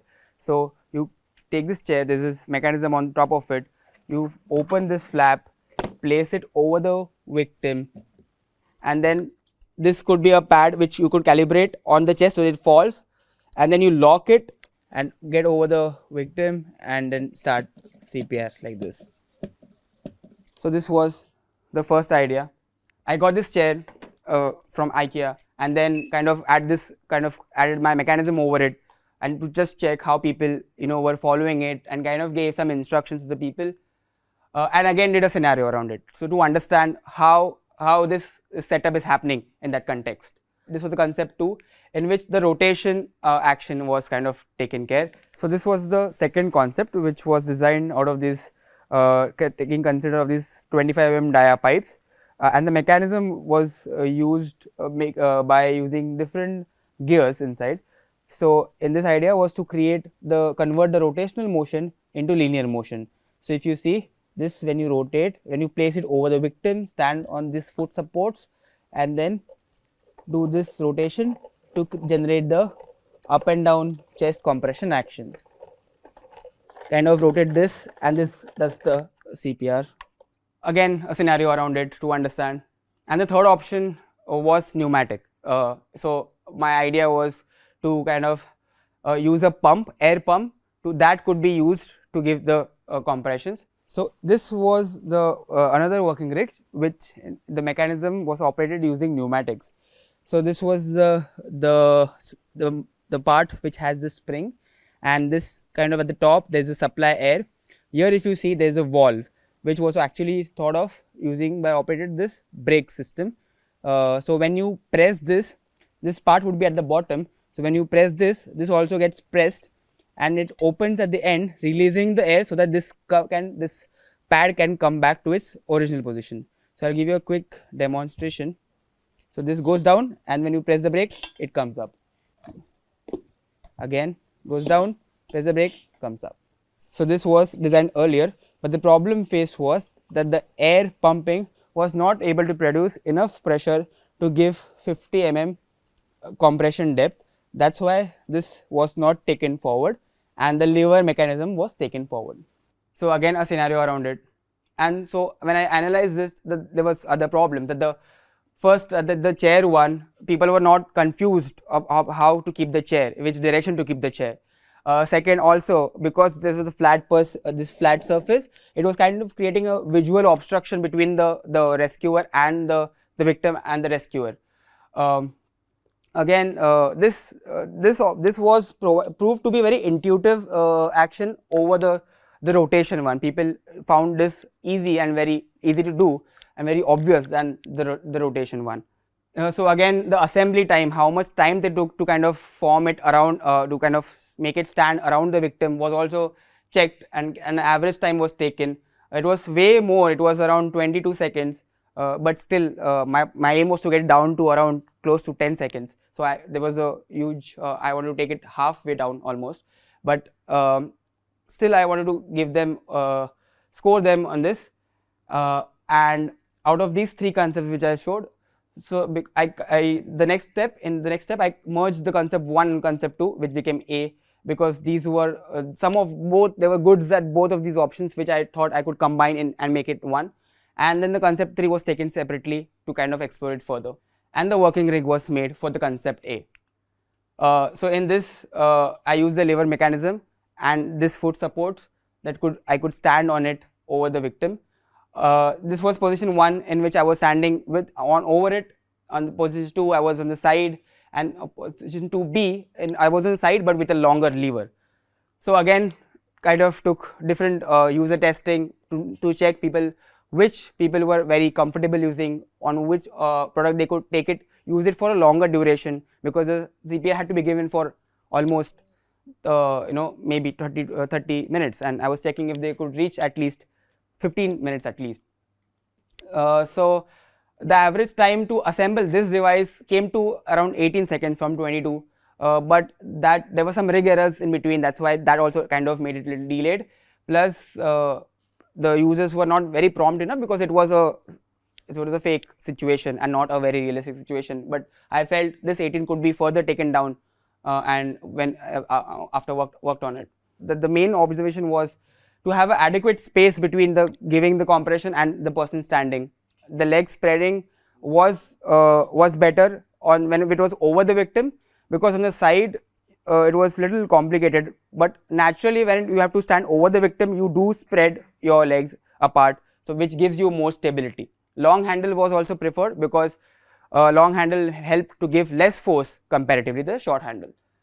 Then the working rig for this was made to check the pneumatic, but the pneumatic actually wasn't not sufficient enough. The pump air, I was planning to use the car pump, not this handle pump, but we still checked it. The air force was not, pressure was not sufficient enough to do a 5-inch, even it just did 1 centimeter compression. So that's why this was removed, and then the concept A was selected. Then the concept A was further actually detailed. The handle options were decided to kind of, because the handle option was coming in the way of the rescuer, so that was changed, and different handle tried. Then this was the earlier working rig, and this came the new one. So this was the first working rig. If you see in this was the first frame design, which was very compact earlier, but the problem was when it was decided to have a longer lever which enables less force application, the foot support had to be actually extended outwards. So this frame structure evolved into this frame structure, in which this foot support actually extended ahead, so you can stand, and this long lever doesn't interrupt between your legs, and this could be a smooth action of CPR using the lever mechanism. So the point was because the footsteps, this frame was taken forward, I got a space to stand, and the longer lever also gave me, I was in line with the victim with my vision over him, making sure he's safe, and I got this handle was part where I could place my hand for better grip. Also when I was over the victim, the advantage was I could change the grips, because for longer durations I could use this hand, then this hand, or maybe even both hands sometimes. But versus when I was at side, if any side, you could just use one hand and not the both hands, not change. So that's why this was taken forward to check, to make sure. Yeah, so again this was user tested. So in this, again, this option, what we observed was people actually stood little ahead and this handle was coming in the way. So that's why it was not preferred. Then I had to stand little behind so that the hand is straight and not bending inwards. As I said, it gave the flexibility of changing grips, versus on the sideways, it was not giving that flexibility. Plus the feet couldn't be, they had to stand little widespread to give better stability, which was not happening in the sideways. So this option was selected.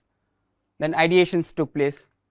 The 3D modeling, I thought how the footsteps could be, handles how could be, then how the pipe connected to the main device, is it straight, angled, branched, how the device is kind of form of the central pieces, curvature sloping towards, sloping backwards. Then started making model first. I thought I made this main block with thermocol to understand. I didn't 3D print it directly because I wanted to see the curves radius myself. So I sanded it myself to get the best curve out of this. Then in this prototype, the pipes were also bented, PVC pipes were used so that I could bend it according to the preferred radius with the help of the heat gun to make sure what the footrest, what preferred shoe size would be, the maximum, so that everyone could stand. Then taking forward, also at the same time, the working rig was happening. We got it manufactured from this vendor in Navi Mumbai, in which we got this pipes cut first. Then I had to explain him. So we used simple wires to show him how this could happen, what the detail would be. Then we bent it, measurements checking, the brackets were designed, then welding of the parts. Final again this. I got sourced some bushes from Majid Bandar market, and and this was the revised final working rig ended up like. And this later I got it powder coated just to finish it off. So this model you can see here was the final working rig which I made. As you saw in the previous working rig, it was further developed. This handle was bent through a vendor in Navi Mumbai in a CNC pipe bending. Then this foot supports were added so that the person gets strong base stability. The wheels were added to help drag this device. The same mechanism, there is this rubber pad added so that to allow the perfect accurate chest compressions. So I'll do one thing, I'll do a small demonstration to show you how this device would be used in an actual scenario. If you witness a victim just fallen out of sudden cardiac arrest, go to him, ask him, are you okay? If there is no response and if there is no breathing, that means he needs a CPR. Then that's where my device comes into play. So you go get this device from the place it is deployed, remove it, get it to the site. You have to place such a way that this pad is at the center of the chest. That is the first instruction. Then get over the victim, just fold down these foot support pads and stand over them for firm stability of the device. Third step is to press this button to do the calibration so that the pad falls on the chest. And fourth step is to start CPR by holding this. Also, the advantage of this position is that you can change grips. For example, if I am using right hand now, I could change to left hand, or sometimes maybe both hands. So coming to color options, different color options were explored. Yellow, red, green, blue, this thing. Out of these, all red and blue were selected, but red, after talking to more and more people, red was little intimidating over the blue, and kind of blue one out of all.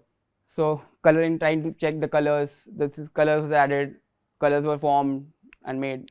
So this was my final form model depicting the exact color shade, exact form, and how intuitive this device is. So to explain the different parts of it, this is the main casing out of ABS, which would house the mechanism with a long lever. There will be grips at the top surface. This handle is so that you can press, it's a telescopic handle, so you press, you stretch, and then you can drag the device to the side using these wheels. This foot supports fall down so that you can stand on this, very huge and robust. And this is the red pad which does the chest compression. So if you see at the top, there is this instruction panel with 4 instructions, 1, 2, 3, 4. And this is the press button which does the chest calibration and which allows you to give effective and good quality CPR. So this is how you would stand on the foot support, hold it here and hold this and do the CPR. Some detailed technical drawings were also being made. This was the plan detail, how this goes, this cap is there, this casing of ABS was designed. If you see at the section, there's a bell at the top also, and that 5 centimeter depth control make sure that the depth is only 5 centimeters. And the bell was for that to whenever you press the top button to calibrate, the bell will also start and it will give you a ting ting ting sound, which you have to follow it to make sure you are in line with the compression speed that you desire. Also, there was a handle provided at the side to make sure how this device could be brought to the site. So how then instructions, because this device, my aim was that whenever this device is installed in any place, it could be given a basic brief about it, but at the same time, if a completely new user is using it, he also need to have some instructions. So how there was kind of calibrated into 4 instructions in which easy steps, so that place the pad, make sure this is center of the chest, unfold the feet, press the top button to calibrate, and then start CPR. Make sure your depth is going 0 to 50 and you are following the beats. And this was kept on the top surface, so that whenever you are standing on this, you see at the top surface. The logo was designed for this device, as it was this cardio assist, the name I had given. So C and A kind of forming in a heart, and the yellow dot showing the top button, which is press. And this was the model. It is right now in the folded, unfolded. This is when you just get it to the victim, and this is the different parts of it, the handles and the wheels you drag in. There are the dimple detail to make sure that this is folded upwards, subtle curvatures to make sure you push down the pad, instruction panel at the top. When it's opened, there was this small punctures given so that the bell sound comes out clearly, so that the rescuer has a sense of the speed. This rubber padding for better gripping. Spring lock at the pin lock, so that the foot rest is intact in the place. So what about the deployment? How this machine would be fixed? So my plan was to create awareness at the same time. So making sure that whenever this device is installed on the wall, people come to know that what exactly it is, because as they are not aware about what CPR is, but even if they see something like this, and there could be a barcode scanner which we can tell people about and tell the story about what is CPR and what is cardiac arrest. At the same time, there's a red sign at the top which was kept red so that it could be easily spotted, and which says the basic 3 rules of no response, no breathing, start CPR, and this name, and this is how this could be installed. So this was the final user testing again of the final working rig, and the valuable feedbacks which I got was the handle was actually coming in the way, that could be improved. Instructions could be reduced a bit. People were not, maybe the instructions were a lot for them for that panic situation and the quick assembly time. Foot supports were a little wider for some people, for short-headed people. Bell winding back was also an idea, that who would actually, when the bell is fully unwinded, there has to be a person who will wind it and keep it back to the position. So that these questions. So final scenario around this device. So before that, I'll just show you my working rig. So ma'am, this was a bracket right now, so that this could be stayed intact. There would be a human like this. So whenever you in the situation, you pull it off and get it to the victim like this. There would be a handle which would help you drag it and get it to the victim. So this is where you first witness the person falling, then you go and get the device, drag it to the victim, place it on. So you place first, making sure that it's the center of the chest. This could be little up, so that you first there is a clear space in between, you can easily keep. Then the second step is to unfold the foot rests like this. Then press this so that this pad falls on the chest and it's calibrated. So that first initially this pad would be upwards, because it will adjust to the chest height. It will be around 300 up, considering that chest depth is good enough to consider almost 95% of the people. And then once that calibration is done, you're already standing over it, and then you hold it and then you start the CPR. The advantage of this, as I said, you can change the grips or both the hands. So this was the final model. This is just the form model, not the working rig, but this was the idea. At the top is the instruction panel. This wheel, long lever.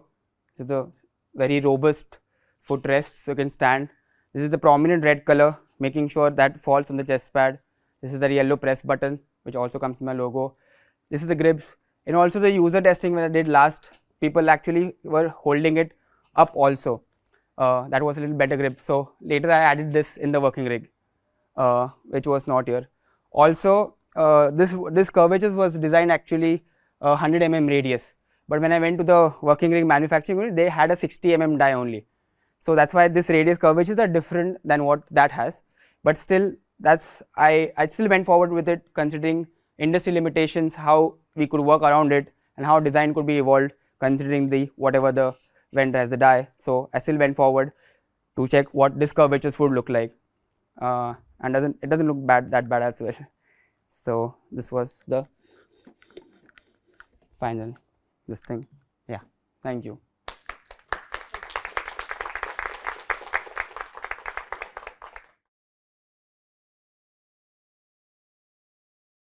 When we started the BDES program in IIT Bombay, my colleagues from other departments asked me, Professor Chakravarti, can we have this, some technology infusion in our program? So we have some of the courses in our design program, which are called the Design Technology Innovation. And one of the best examples of this is the Jaipur foot. Jaipur foot is the best prosthesis in the world. Millions of amputees use the Jaipur foot. And I'm going to show you how technology is the cornerstone, how creativity is a cornerstone for this Jaipur foot, which is so popular across the world. So after this, I'm going to show you the next case of my very, very dear colleague Chetan Solanki, who has been on the road in a bus to promote energy saving.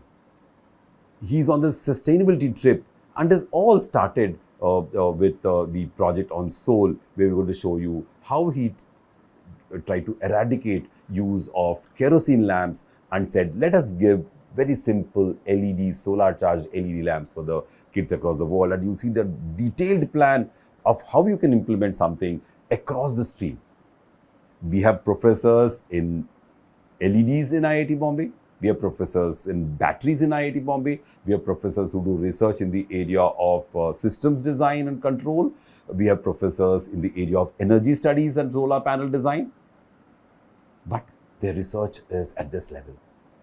What I need for my innovation, for this small lamp, which I have to put across the across the country, millions of lamps if I have to make, I have to use something which is contemporary, which is available quickly for the masses at a very low price. And you'll see that case study, which is fabulous.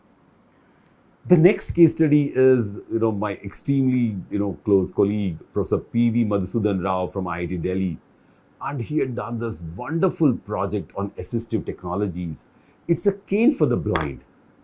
And this cane for the blind can actually watch something which is on the, the people go with the cane, they can also watch what is on the front, because sometimes if there's a branch coming in, the blind can get hit with the branch. So this cane has got this navigation which you can see from the top and vibrate so that the blind can know. And this is a fabulous case study where you understand the complete nuances of creativity, complete nuances of technology, complete nuances of how products can be built across the platforms, and entrepreneurship, social entrepreneurship. The product is costly. How will you make this product reach the blind? That's the fabulous case study. It covers it all up, and that is the last case study. This is design, technology, and innovation.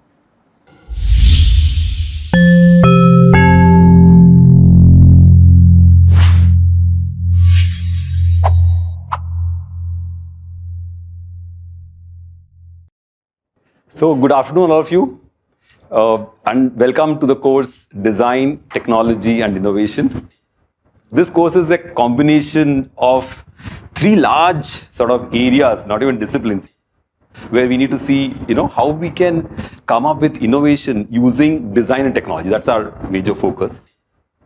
So for today's class, we will consider the Jaipur foot as our case study.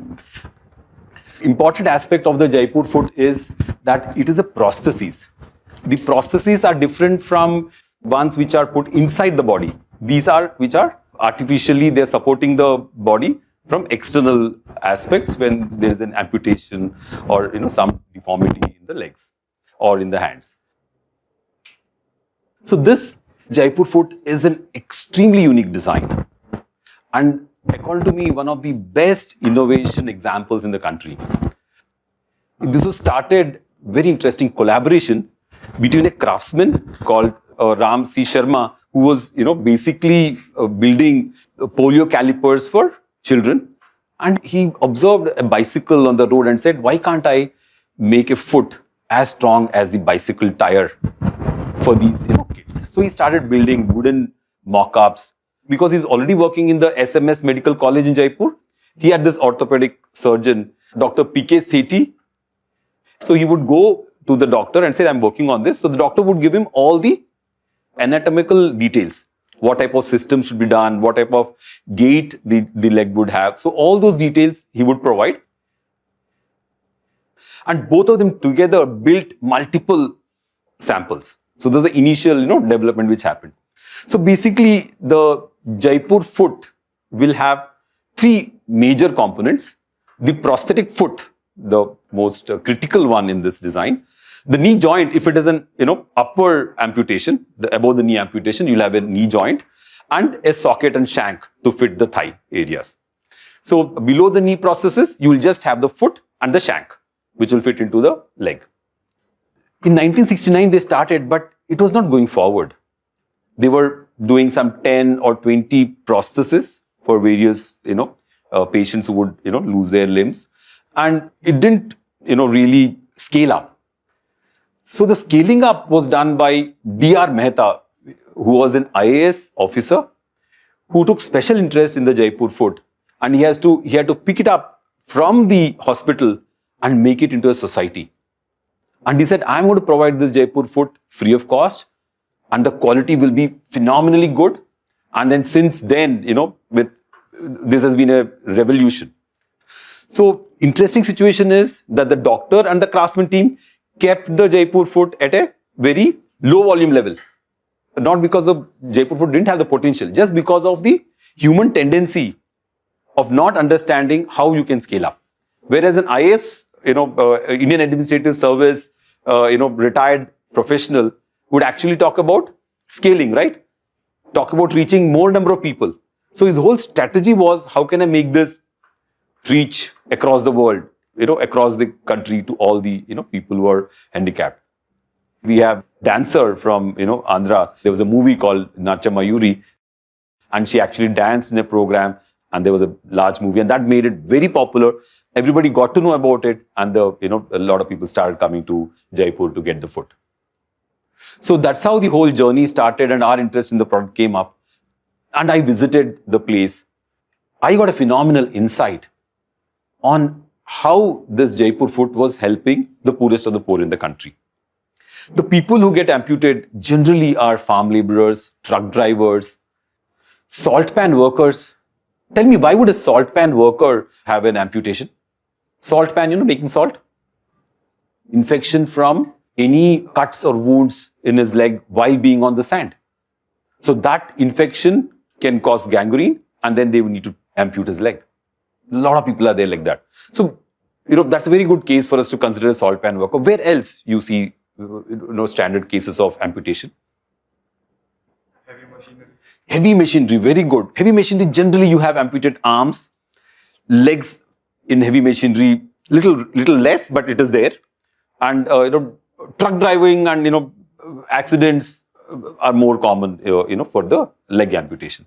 So here you can see the person walks in, he gets the prosthesis, and he goes back the same day walking. Unbelievable. All this is done because of the association, the Bhagwan Mahavir Viklang Sahitya Samiti.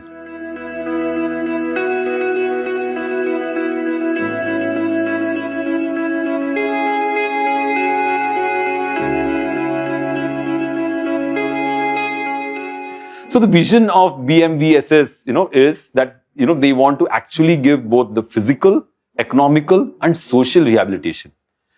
The whole organization which built that type of system, because the people who come, it's very important, the people who come are, extremely poor. In fact, most of them who come don't even have their breakfast. So when they come, they give them food. For the everlasting credit of D.R. Mehta, that IAS officer, he said, Chakravarti, did you observe that these people who come don't have one disability? They have 3 disabilities. One is amputation. The second is they're extremely poor, because while they got amputated, I believe, they were out of work for 6 to 7 months while they were recuperating with the operation or with the leg, and all their finances would have dwindled. And then the third disability is that they were illiterate. They only had a skill. The large number of people who would come, 90%, 95% of them. So I need to tailor-make the design to suit the design of the complete system to suit those type of people. If I identified only one disability as handicap, then I would do anything in the world. Let me give you a small example over here. We had Abdul Kalam, who was the very senior scientist at the Defense Metallurgical Research Laboratory, much, much earlier. He went to the Jaipur center, Jaipur Food Center, and he said, my God, this Jaipur food is very heavy. Because I'm coming from the context of metallurgy and fiber reinforced plastics and polymers and all those things. So I'll say, I have all these technologies in Defense Metallurgical Research Laboratory. Why can't I use it for the benefit of the people? Very noble thought. Okay. So the project was given to DMRL. So DMRL came up with this fabulous carbon fiber shank to be mass manufactured in a factory, then made the foot design, the best possible rubbers. And that's it. And it's in the showcase of DMRL even after 25 years now. I'll tell you what happens there. It's very interesting that it is not just technology or research or value proposition. It's about the combined effect of the situation for which the product is being made. Every small component in the product, from the cost, from the customization, from the delivery, from the mechanism, from the deployment, everything is very important. Just imagine that prosthesis was costing 30,000 rupees. And the Jaipur prosthesis was just 2,000 rupees. D.R. Mehta would say, I would actually fit with 2,000. I will rather fit 15 people rather than give one high-end prosthesis to one guy. So I'll save 15 lives rather than saving one life. So he didn't pick up the technology. So this is the interesting study where I'm trying to say that you should not come from your perspective. For any of these type of very interesting studies of innovation, you need to be very focused from the perspective of the end user. Whom are you, working for? So that's the issue about the social rehabilitation for the disabled. So let me show you a video on how the thing is manufactured. You all observe very closely of how the whole aspect of the aspect of the details I told you about customization, about finishing it off one day, type of manufacturing, what all is happening. I'd like to run this video for you. So this is the center in Jaipur. They come in, they sort of, they are taken in one by one. Everybody comes in, to take their cards. And very simple process of using a plaster cast to get the exact mapping of the stump. Then you make a male cast out of the female thing, and you have the stump, which is your exact replica of your lower knee prosthesis. And then you use, the process of plastic forming, and he's now adding the leg part to it. So you add the PVC to fill plaster in that so that you get the complete leg part. So these are those high-end, polyethylene pipes which are heated. When you heat plastic, thermoplastic to a temperature, they become malleable, they become moldable. So you get the size into shape. And then you come down to the bottom parts where single plastic, small parts, various, fingers are put together, bound by rubber, and then, put into the die and then pushed into the vulcanizing machine, which is the oven. And here you have, after the vulcanizing, you have your foot piece ready.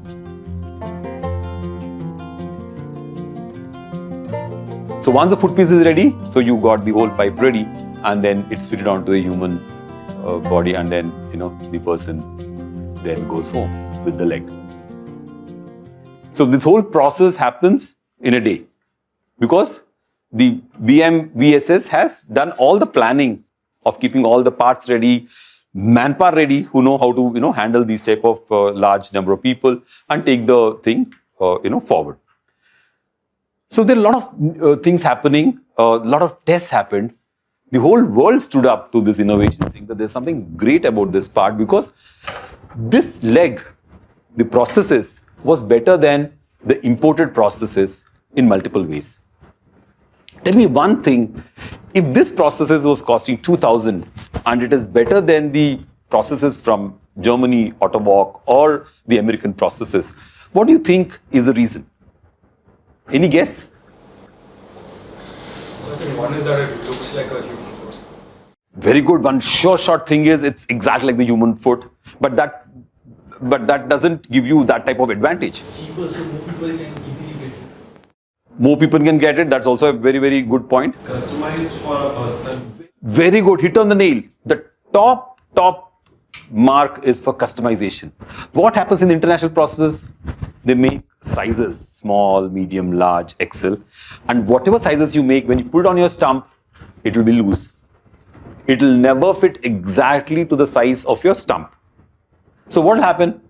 This is a prosthesis. You're walking, there's so much of movement. So the scaling happens on your stump. You get sores on your stump. With that problems, you get further component, they stop using the thing.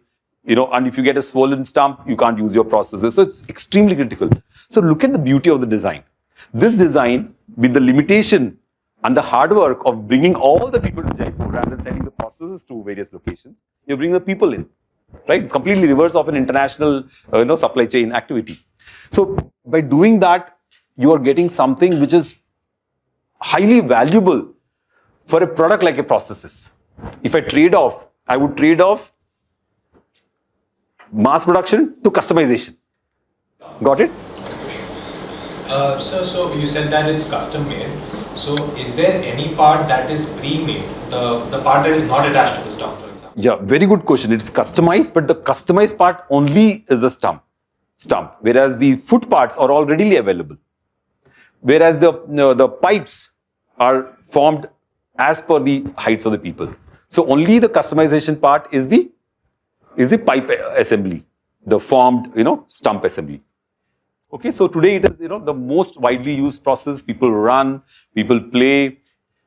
In performance, it's more closer to the natural foot. Because here, when you do a standard processes, you can't bend your leg amount of bending you can do in this leg. Okay, so here we have customized fitting of the leg, better than the imported processes.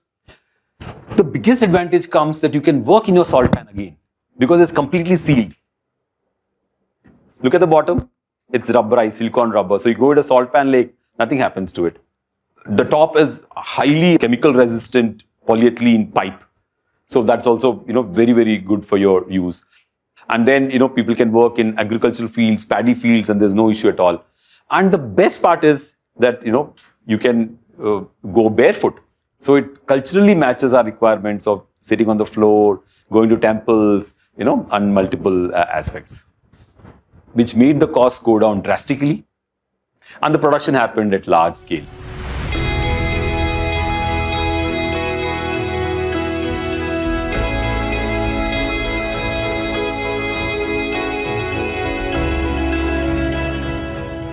Tell me, when it's non-profit, lot of people donated.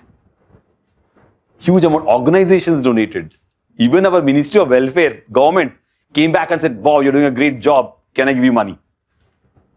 So, that way, there was a lot of service to the underprivileged and the handicapped people. And the key to the success in all this was meeting a common goal. Remember those 3 disabilities I was saying? Meeting the 3 disabilities in the best possible way. Tell me, how will I meet the disability of being extremely poor? What will I do there? It's low cost, but he's not spending money. So they thought up till that level. They said, my God, this person was in the hospital. He's finished all his doses. He sold his 1 acre plot. He's got nothing to do.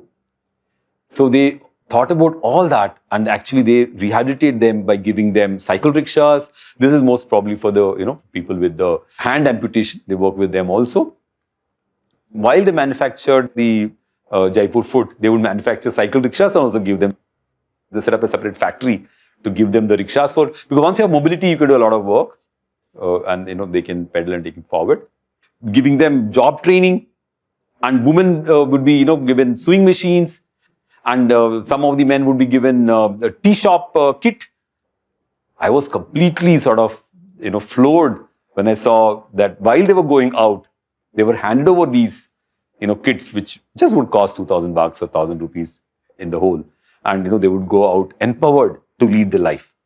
As it is, it's very traumatic. The whole family is dependent on this one breadwinner, and he's down. The whole family takes him to the next level. Every organization, like the one I've been working with Jaipur Food for the last 10 years, a lot of IITs, a lot of large institutes, large companies started coming in very, very heavily. They have some of the best gate labs set up at Jaipur in the Center for Process and Orthotics. People have donated heavily for study of various aspects of below the knee and above the knee prosthesis. And then, as usual, we had a lot of philanthropists, Ratan Tata, then the US Secretary of State, Commerce, John Bryson. A lot of these interesting visitors would come. And because of that, what happened? The visibility increased and more technology started getting used. And the hit on the nail was that, again, D.R. Mehta's brainchild of making it completely non-profit. It is a very, very complex phenomenon. You can't just take a cast and, put a pipe. You need to have special laser measurement. So the laser measuring devices were brought in from Germany.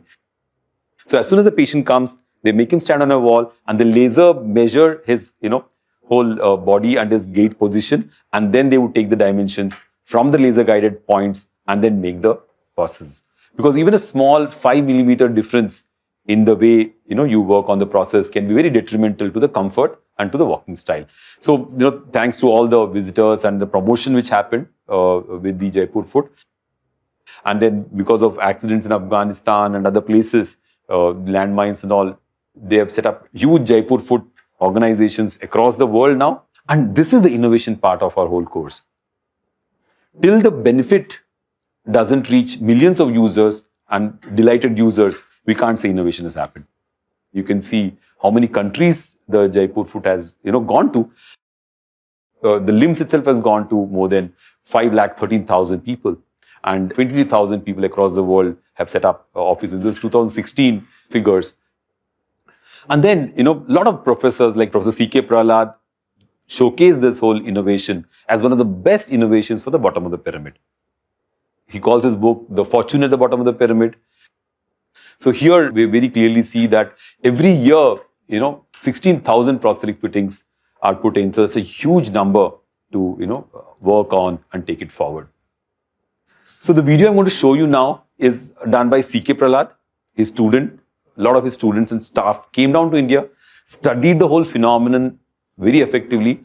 And what I like about it is it captures, in a very short video, it captures the complete, whatever I've been talking till now, all the aspects of the Jaipur food very well.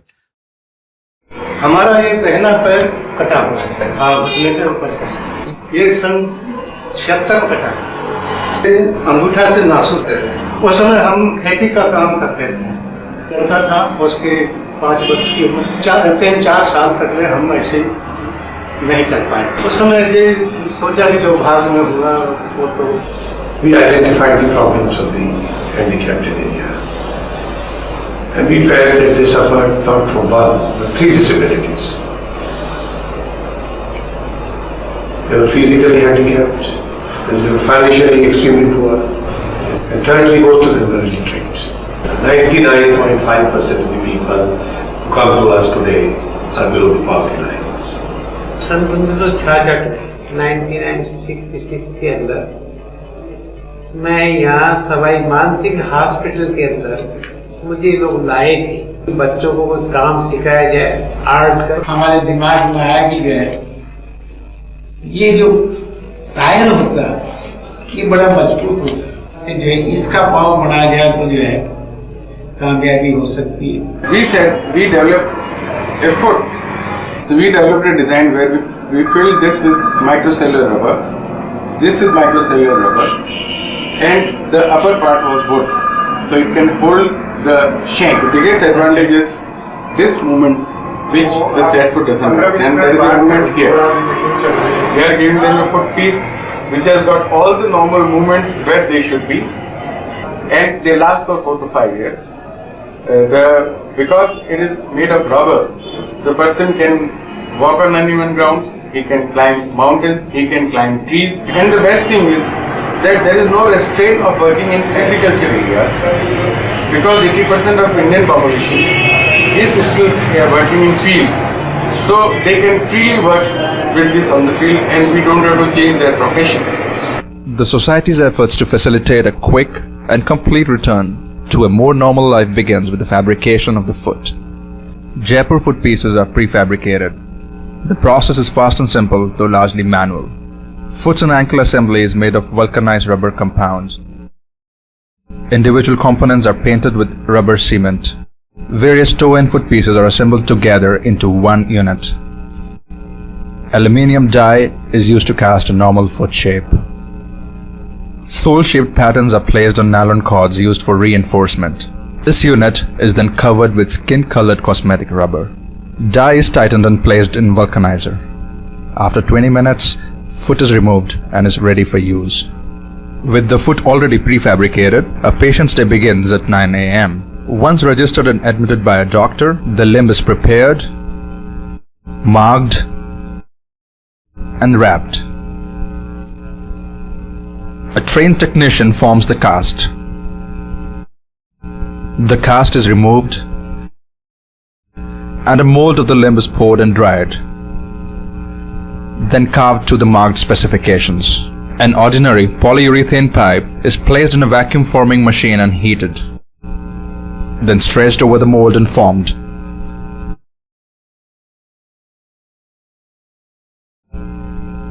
Once cooled, the mold is knocked loose and removed. A Jaipur foot is then attached and the prosthesis is fitted on the patient.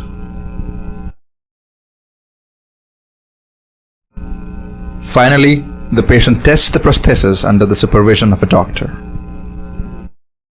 ऐसा है कि जयपुर से भी खबर मिली है और वहाँ से बुलावा है और हमें अच्छा लगा, इसलिए अच्छा लगा कि हम जिंदगी तो हम चलने लगे, हम 4-5 किलोमीटर चले जाएंगे और आए भी जाएंगे। हमारा तो सर सब दिन का काम खेती का है, ऐसा तो नहीं कि घंटा से कोई बात करे हो या Yeah, so there we are. We saw this film made by C.K. Prahlad and his project team. When I visited, there, I found one person who came with the screws which have come off from the shank. The screws had come off, and then he had nailed it. So what happened when you nail a plastic? It will crack. This is the most important part. So then we did a project in IIT, worked for 6 months to design the screw. Can you now guess the screw is going through how many materials? Skin colored cosmetic rubber, which is the vulcanized rubber compound, and the wood, and the fore and the plastic shank. So what used to happen is, through the screw, water used to enter the wooden part through the screw, through capillary action, and the wood will start getting soft. So the screw get loose and it would come off. So then we found out, this best screw, we did research, we found out the correct rake angle, talking to our mechanical engineering professors. We came up with a stainless steel screw. We gave the right drill hole so that the stainless steel screw will fit tight into all the three parts. And then we also gave a sealant. That is, once you drill a hole, you put a sealant drop so that the wood gets sealed over there before I drive the screw in. And we supplied that to Jaipur, and they're testing 200 of these, screws which we sent. And if that works, then we would put those screws everywhere. So every small, maintenance issue can be taken in a very good way. So we'll be sending that, and that's our small contribution into this large project. There are three sections here: the finger section, midfoot, and the heel. So these three sections are separate. Where construction also is like the foot. So the beauty of this design is it can bend. It's beautiful. The type of load it can bend. It can take all the shocks of jumps and see how it's bending. So we saw that the affordance is happening because it's reaching, and it is the way it's manufactured. The whole structure of strategic management happened because of the officer, and it is maintenance free because it is single. There are two pieces: the single feet foot and the shank. So the maintenance is very, very low. You saw that stocking which is there on the stump. The stocking is specially double woven, cotton stocking, which actually gives all the cushioning to the stump. It plays a very, very vital role, and that also, I believe, comes from Germany because of donations from a German counterpart who wants to, give those stockings to Jaipur. This is irrigation pipes, most probably HDPE. So these pipes are extremely strong because they're used for piping water for agriculture applications. So that's a very important component of the design. Is this high-tech? What is the high-tech aspect of this?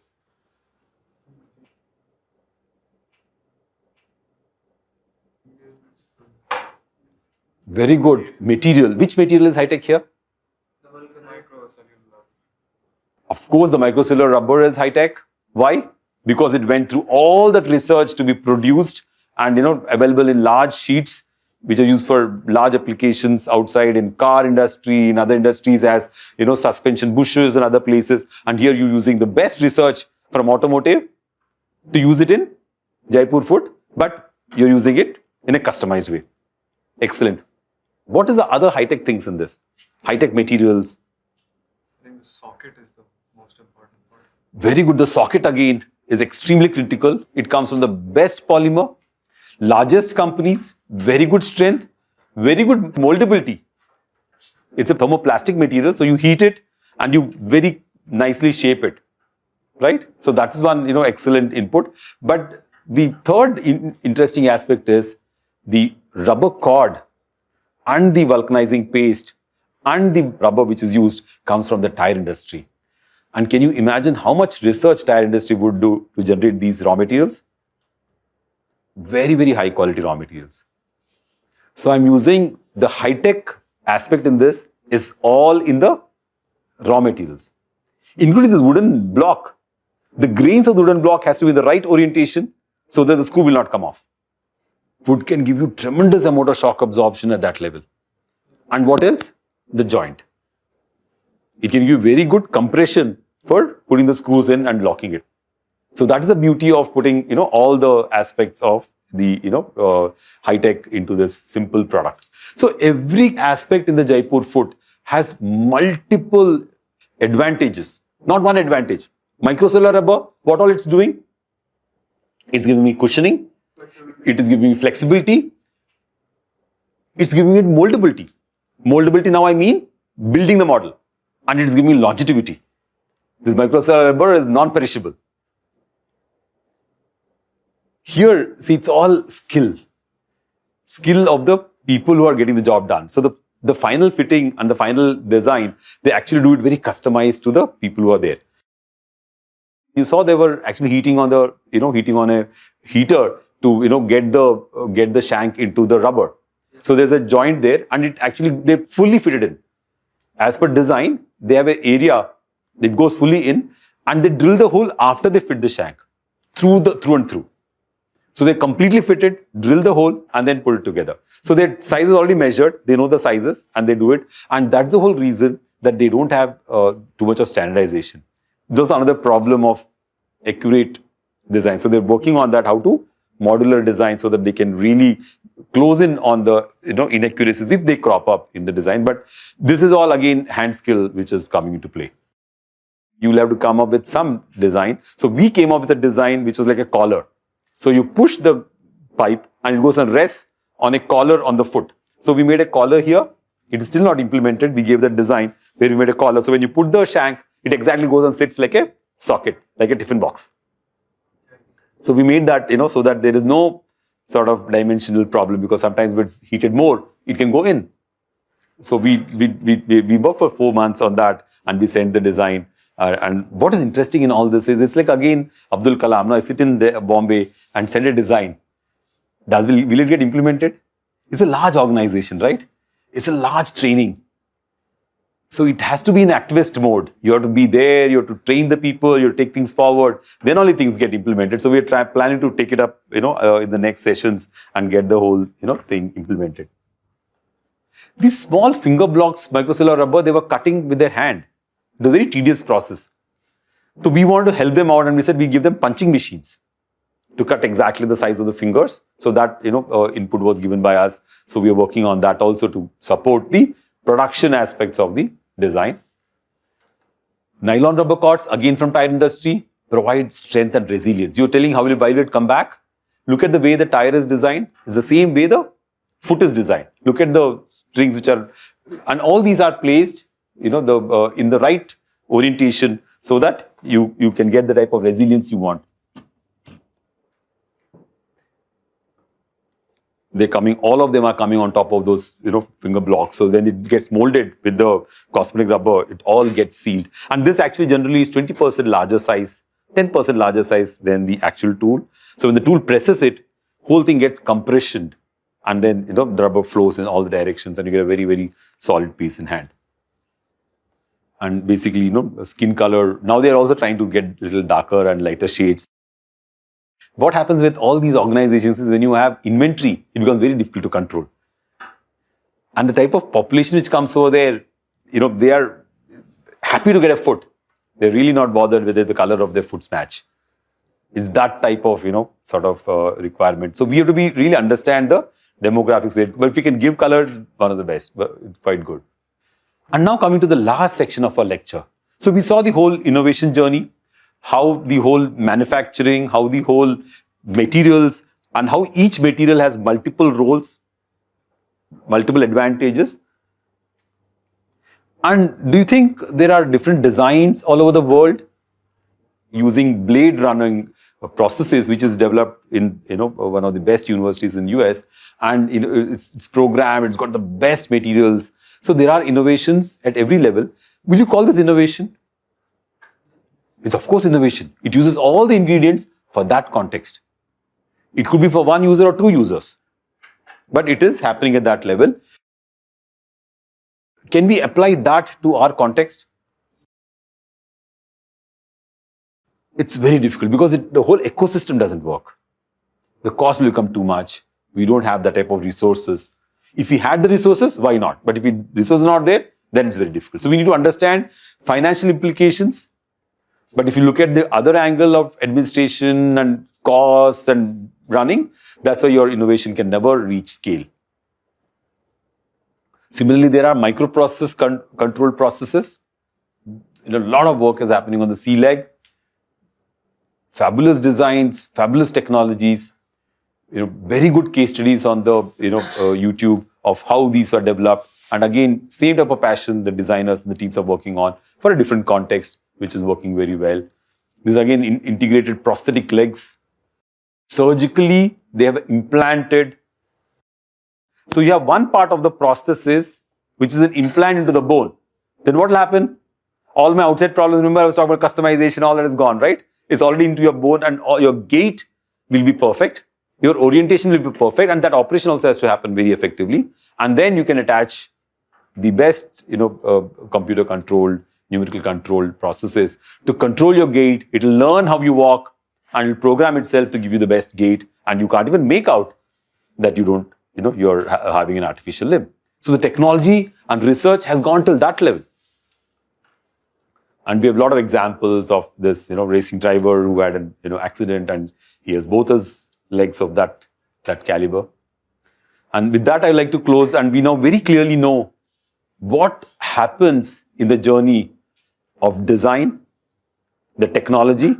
Technology can be materials and manufacturing, and the innovation. And innovation comes from the complete domain of understanding the user, understanding the strategic implication, and the whole vision of the person who is running the show, which is D.R. Mehta, of what would I like to do? How will I like to make it completely philanthropic? How will I like to make it a social design and take it forward the largest sector innovations? This is one of the best examples of innovation in the country. So I thought we'll start with this for our whole design and technology, course.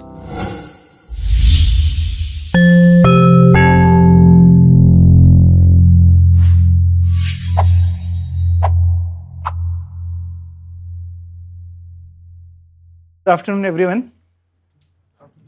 My name is Chetan Singh Solanki. I am faculty at Department of Energy, Science and Engineering, and I have done my PhD in solar energy technologies way back in 2004. So last 15 years I am working on this technology, and I have been trained to develop the technology on solar cell.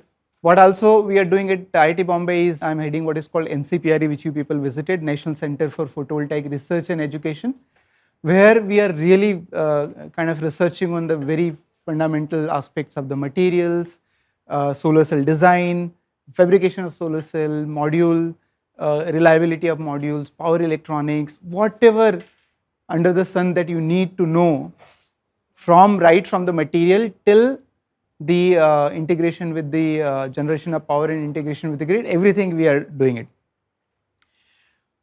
But as I said, what I am not going to talk to you is about technology. A lot of us actually develop really wonderful technologies, but not every technology reaches to the people. And therefore, this experience that I am going to share with you, with my colleague Professor Jayendran, we have been working on this project together for many years now, is an example of how that can be done. All right, so the project is called Solar Urja Lamp Project, SOL, and it is really touching to the souls of millions and millions of students.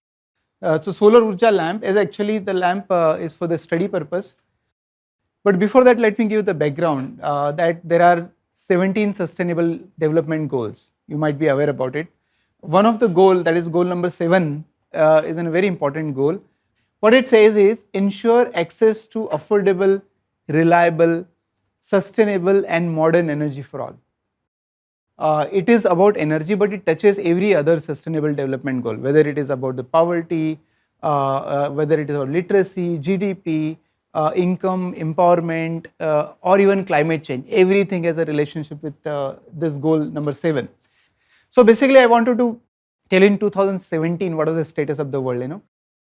1 billion people still did not have access to electricity. 1 billion is almost 13-14% of the world population. 2.8 billion people did not have access to clean cooking, 40% of the world population. So they would be using biomass, cow dung, wood, coal kind of things. Can you imagine the scenario that we are in the most modern world, and we have all kind of technologies reaching to the moon and Mars and whatnot, but 40% of the people in the world still do not have access to clean cooking. The worst problem is use of energy is also affecting the climate change. So whatever action that we do using energy, it is affecting the climate change. And we need energy because energy drives our growth, but on the other hand, energy is also resulting in a climate change. So these are the two opposite ends of the problem. Also for Indian perspective particularly, but actually not only India's perspective, many countries are passing through this phase that most of the population is very young, almost 30% people in India are very young.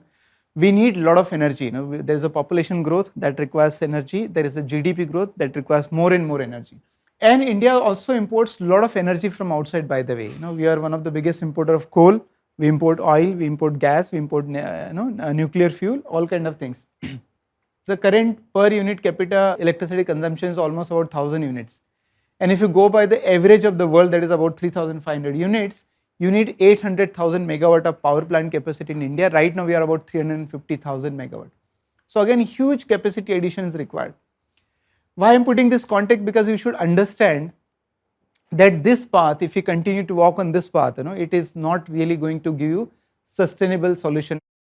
Why this lamp, which I'm going to talk about, is very important, because the education is very enabler, a great enabler in every countries, and in India particularly, lot of students in a rural area, almost more than 70%. And if you look at the number of enrollment of the students in the urban area and a rural area, you'll find that the drop out rates, I mean the curve is much steeper, the yellow one is much steeper for the students from the rural area as compared to urban area. Now there can be many reasons for that, access to the school itself, the teacher, the quality, everything.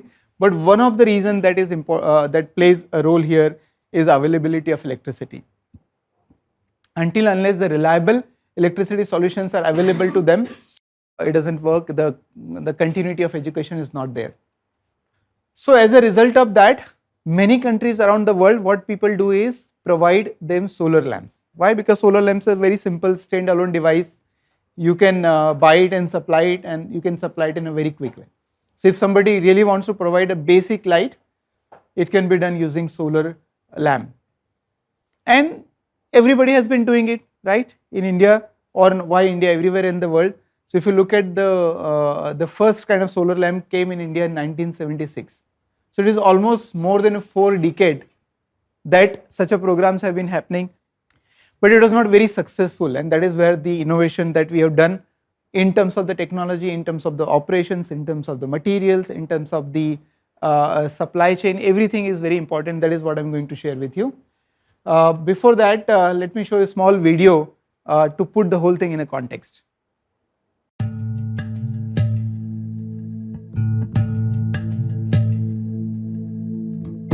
मिट्टी कमान है ये, जल का ईमान है ये, हवाओं की जान है ये, रूह की उड़ान है ये।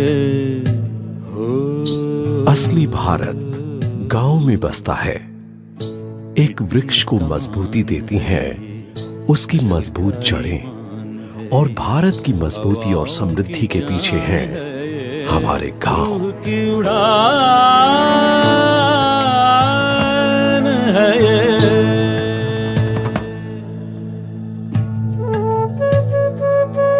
गांधी जी ने कहा था कि भारत का भविष्य उसके गांव में छुपा है।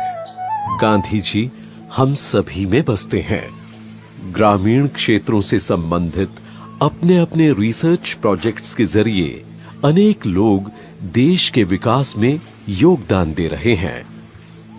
मेरे मन में हमेशा ये रहता था कि हम किस तरह से जो पढ़ाई की है, जो टेक्नोलॉजी का अध्ययन किया है, उसको हम किस तरह से उपयोग कर सकते हैं। और बहुत सारे बच्चे जो गांव में रहते हैं, जिन्हें पढ़ने के लिए शाम को लाइट की व्यवस्था नहीं हो पाती है, यदि ऐसे बच्चों को हम सोलर ऊर्जा का उपयोग करके, सोलर लैम्प का उपयोग करके बिजली की व्यवस्था कर सकें उनकी पढ़ाई के लिए, तो ये बहुत अच्छी बात होगी।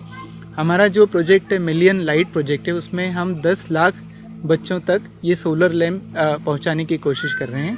इस प्रोजेक्ट में खास करके हम गांव के लोगों को ही इन्वॉल्व कर रहे हैं, जिसमें गांव के लोग ही लैम्प को बनाते हैं, गांव के लोग ही लैम्प को वितरित करते हैं, और गांव के लोग ही लैम्प को रिपेयर और मेंटेनेंस का भी काम करते हैं।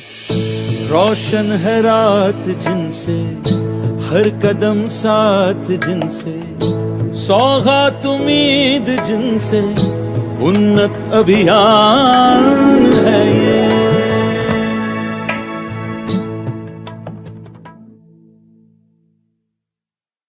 All right, could you notice what is the solution?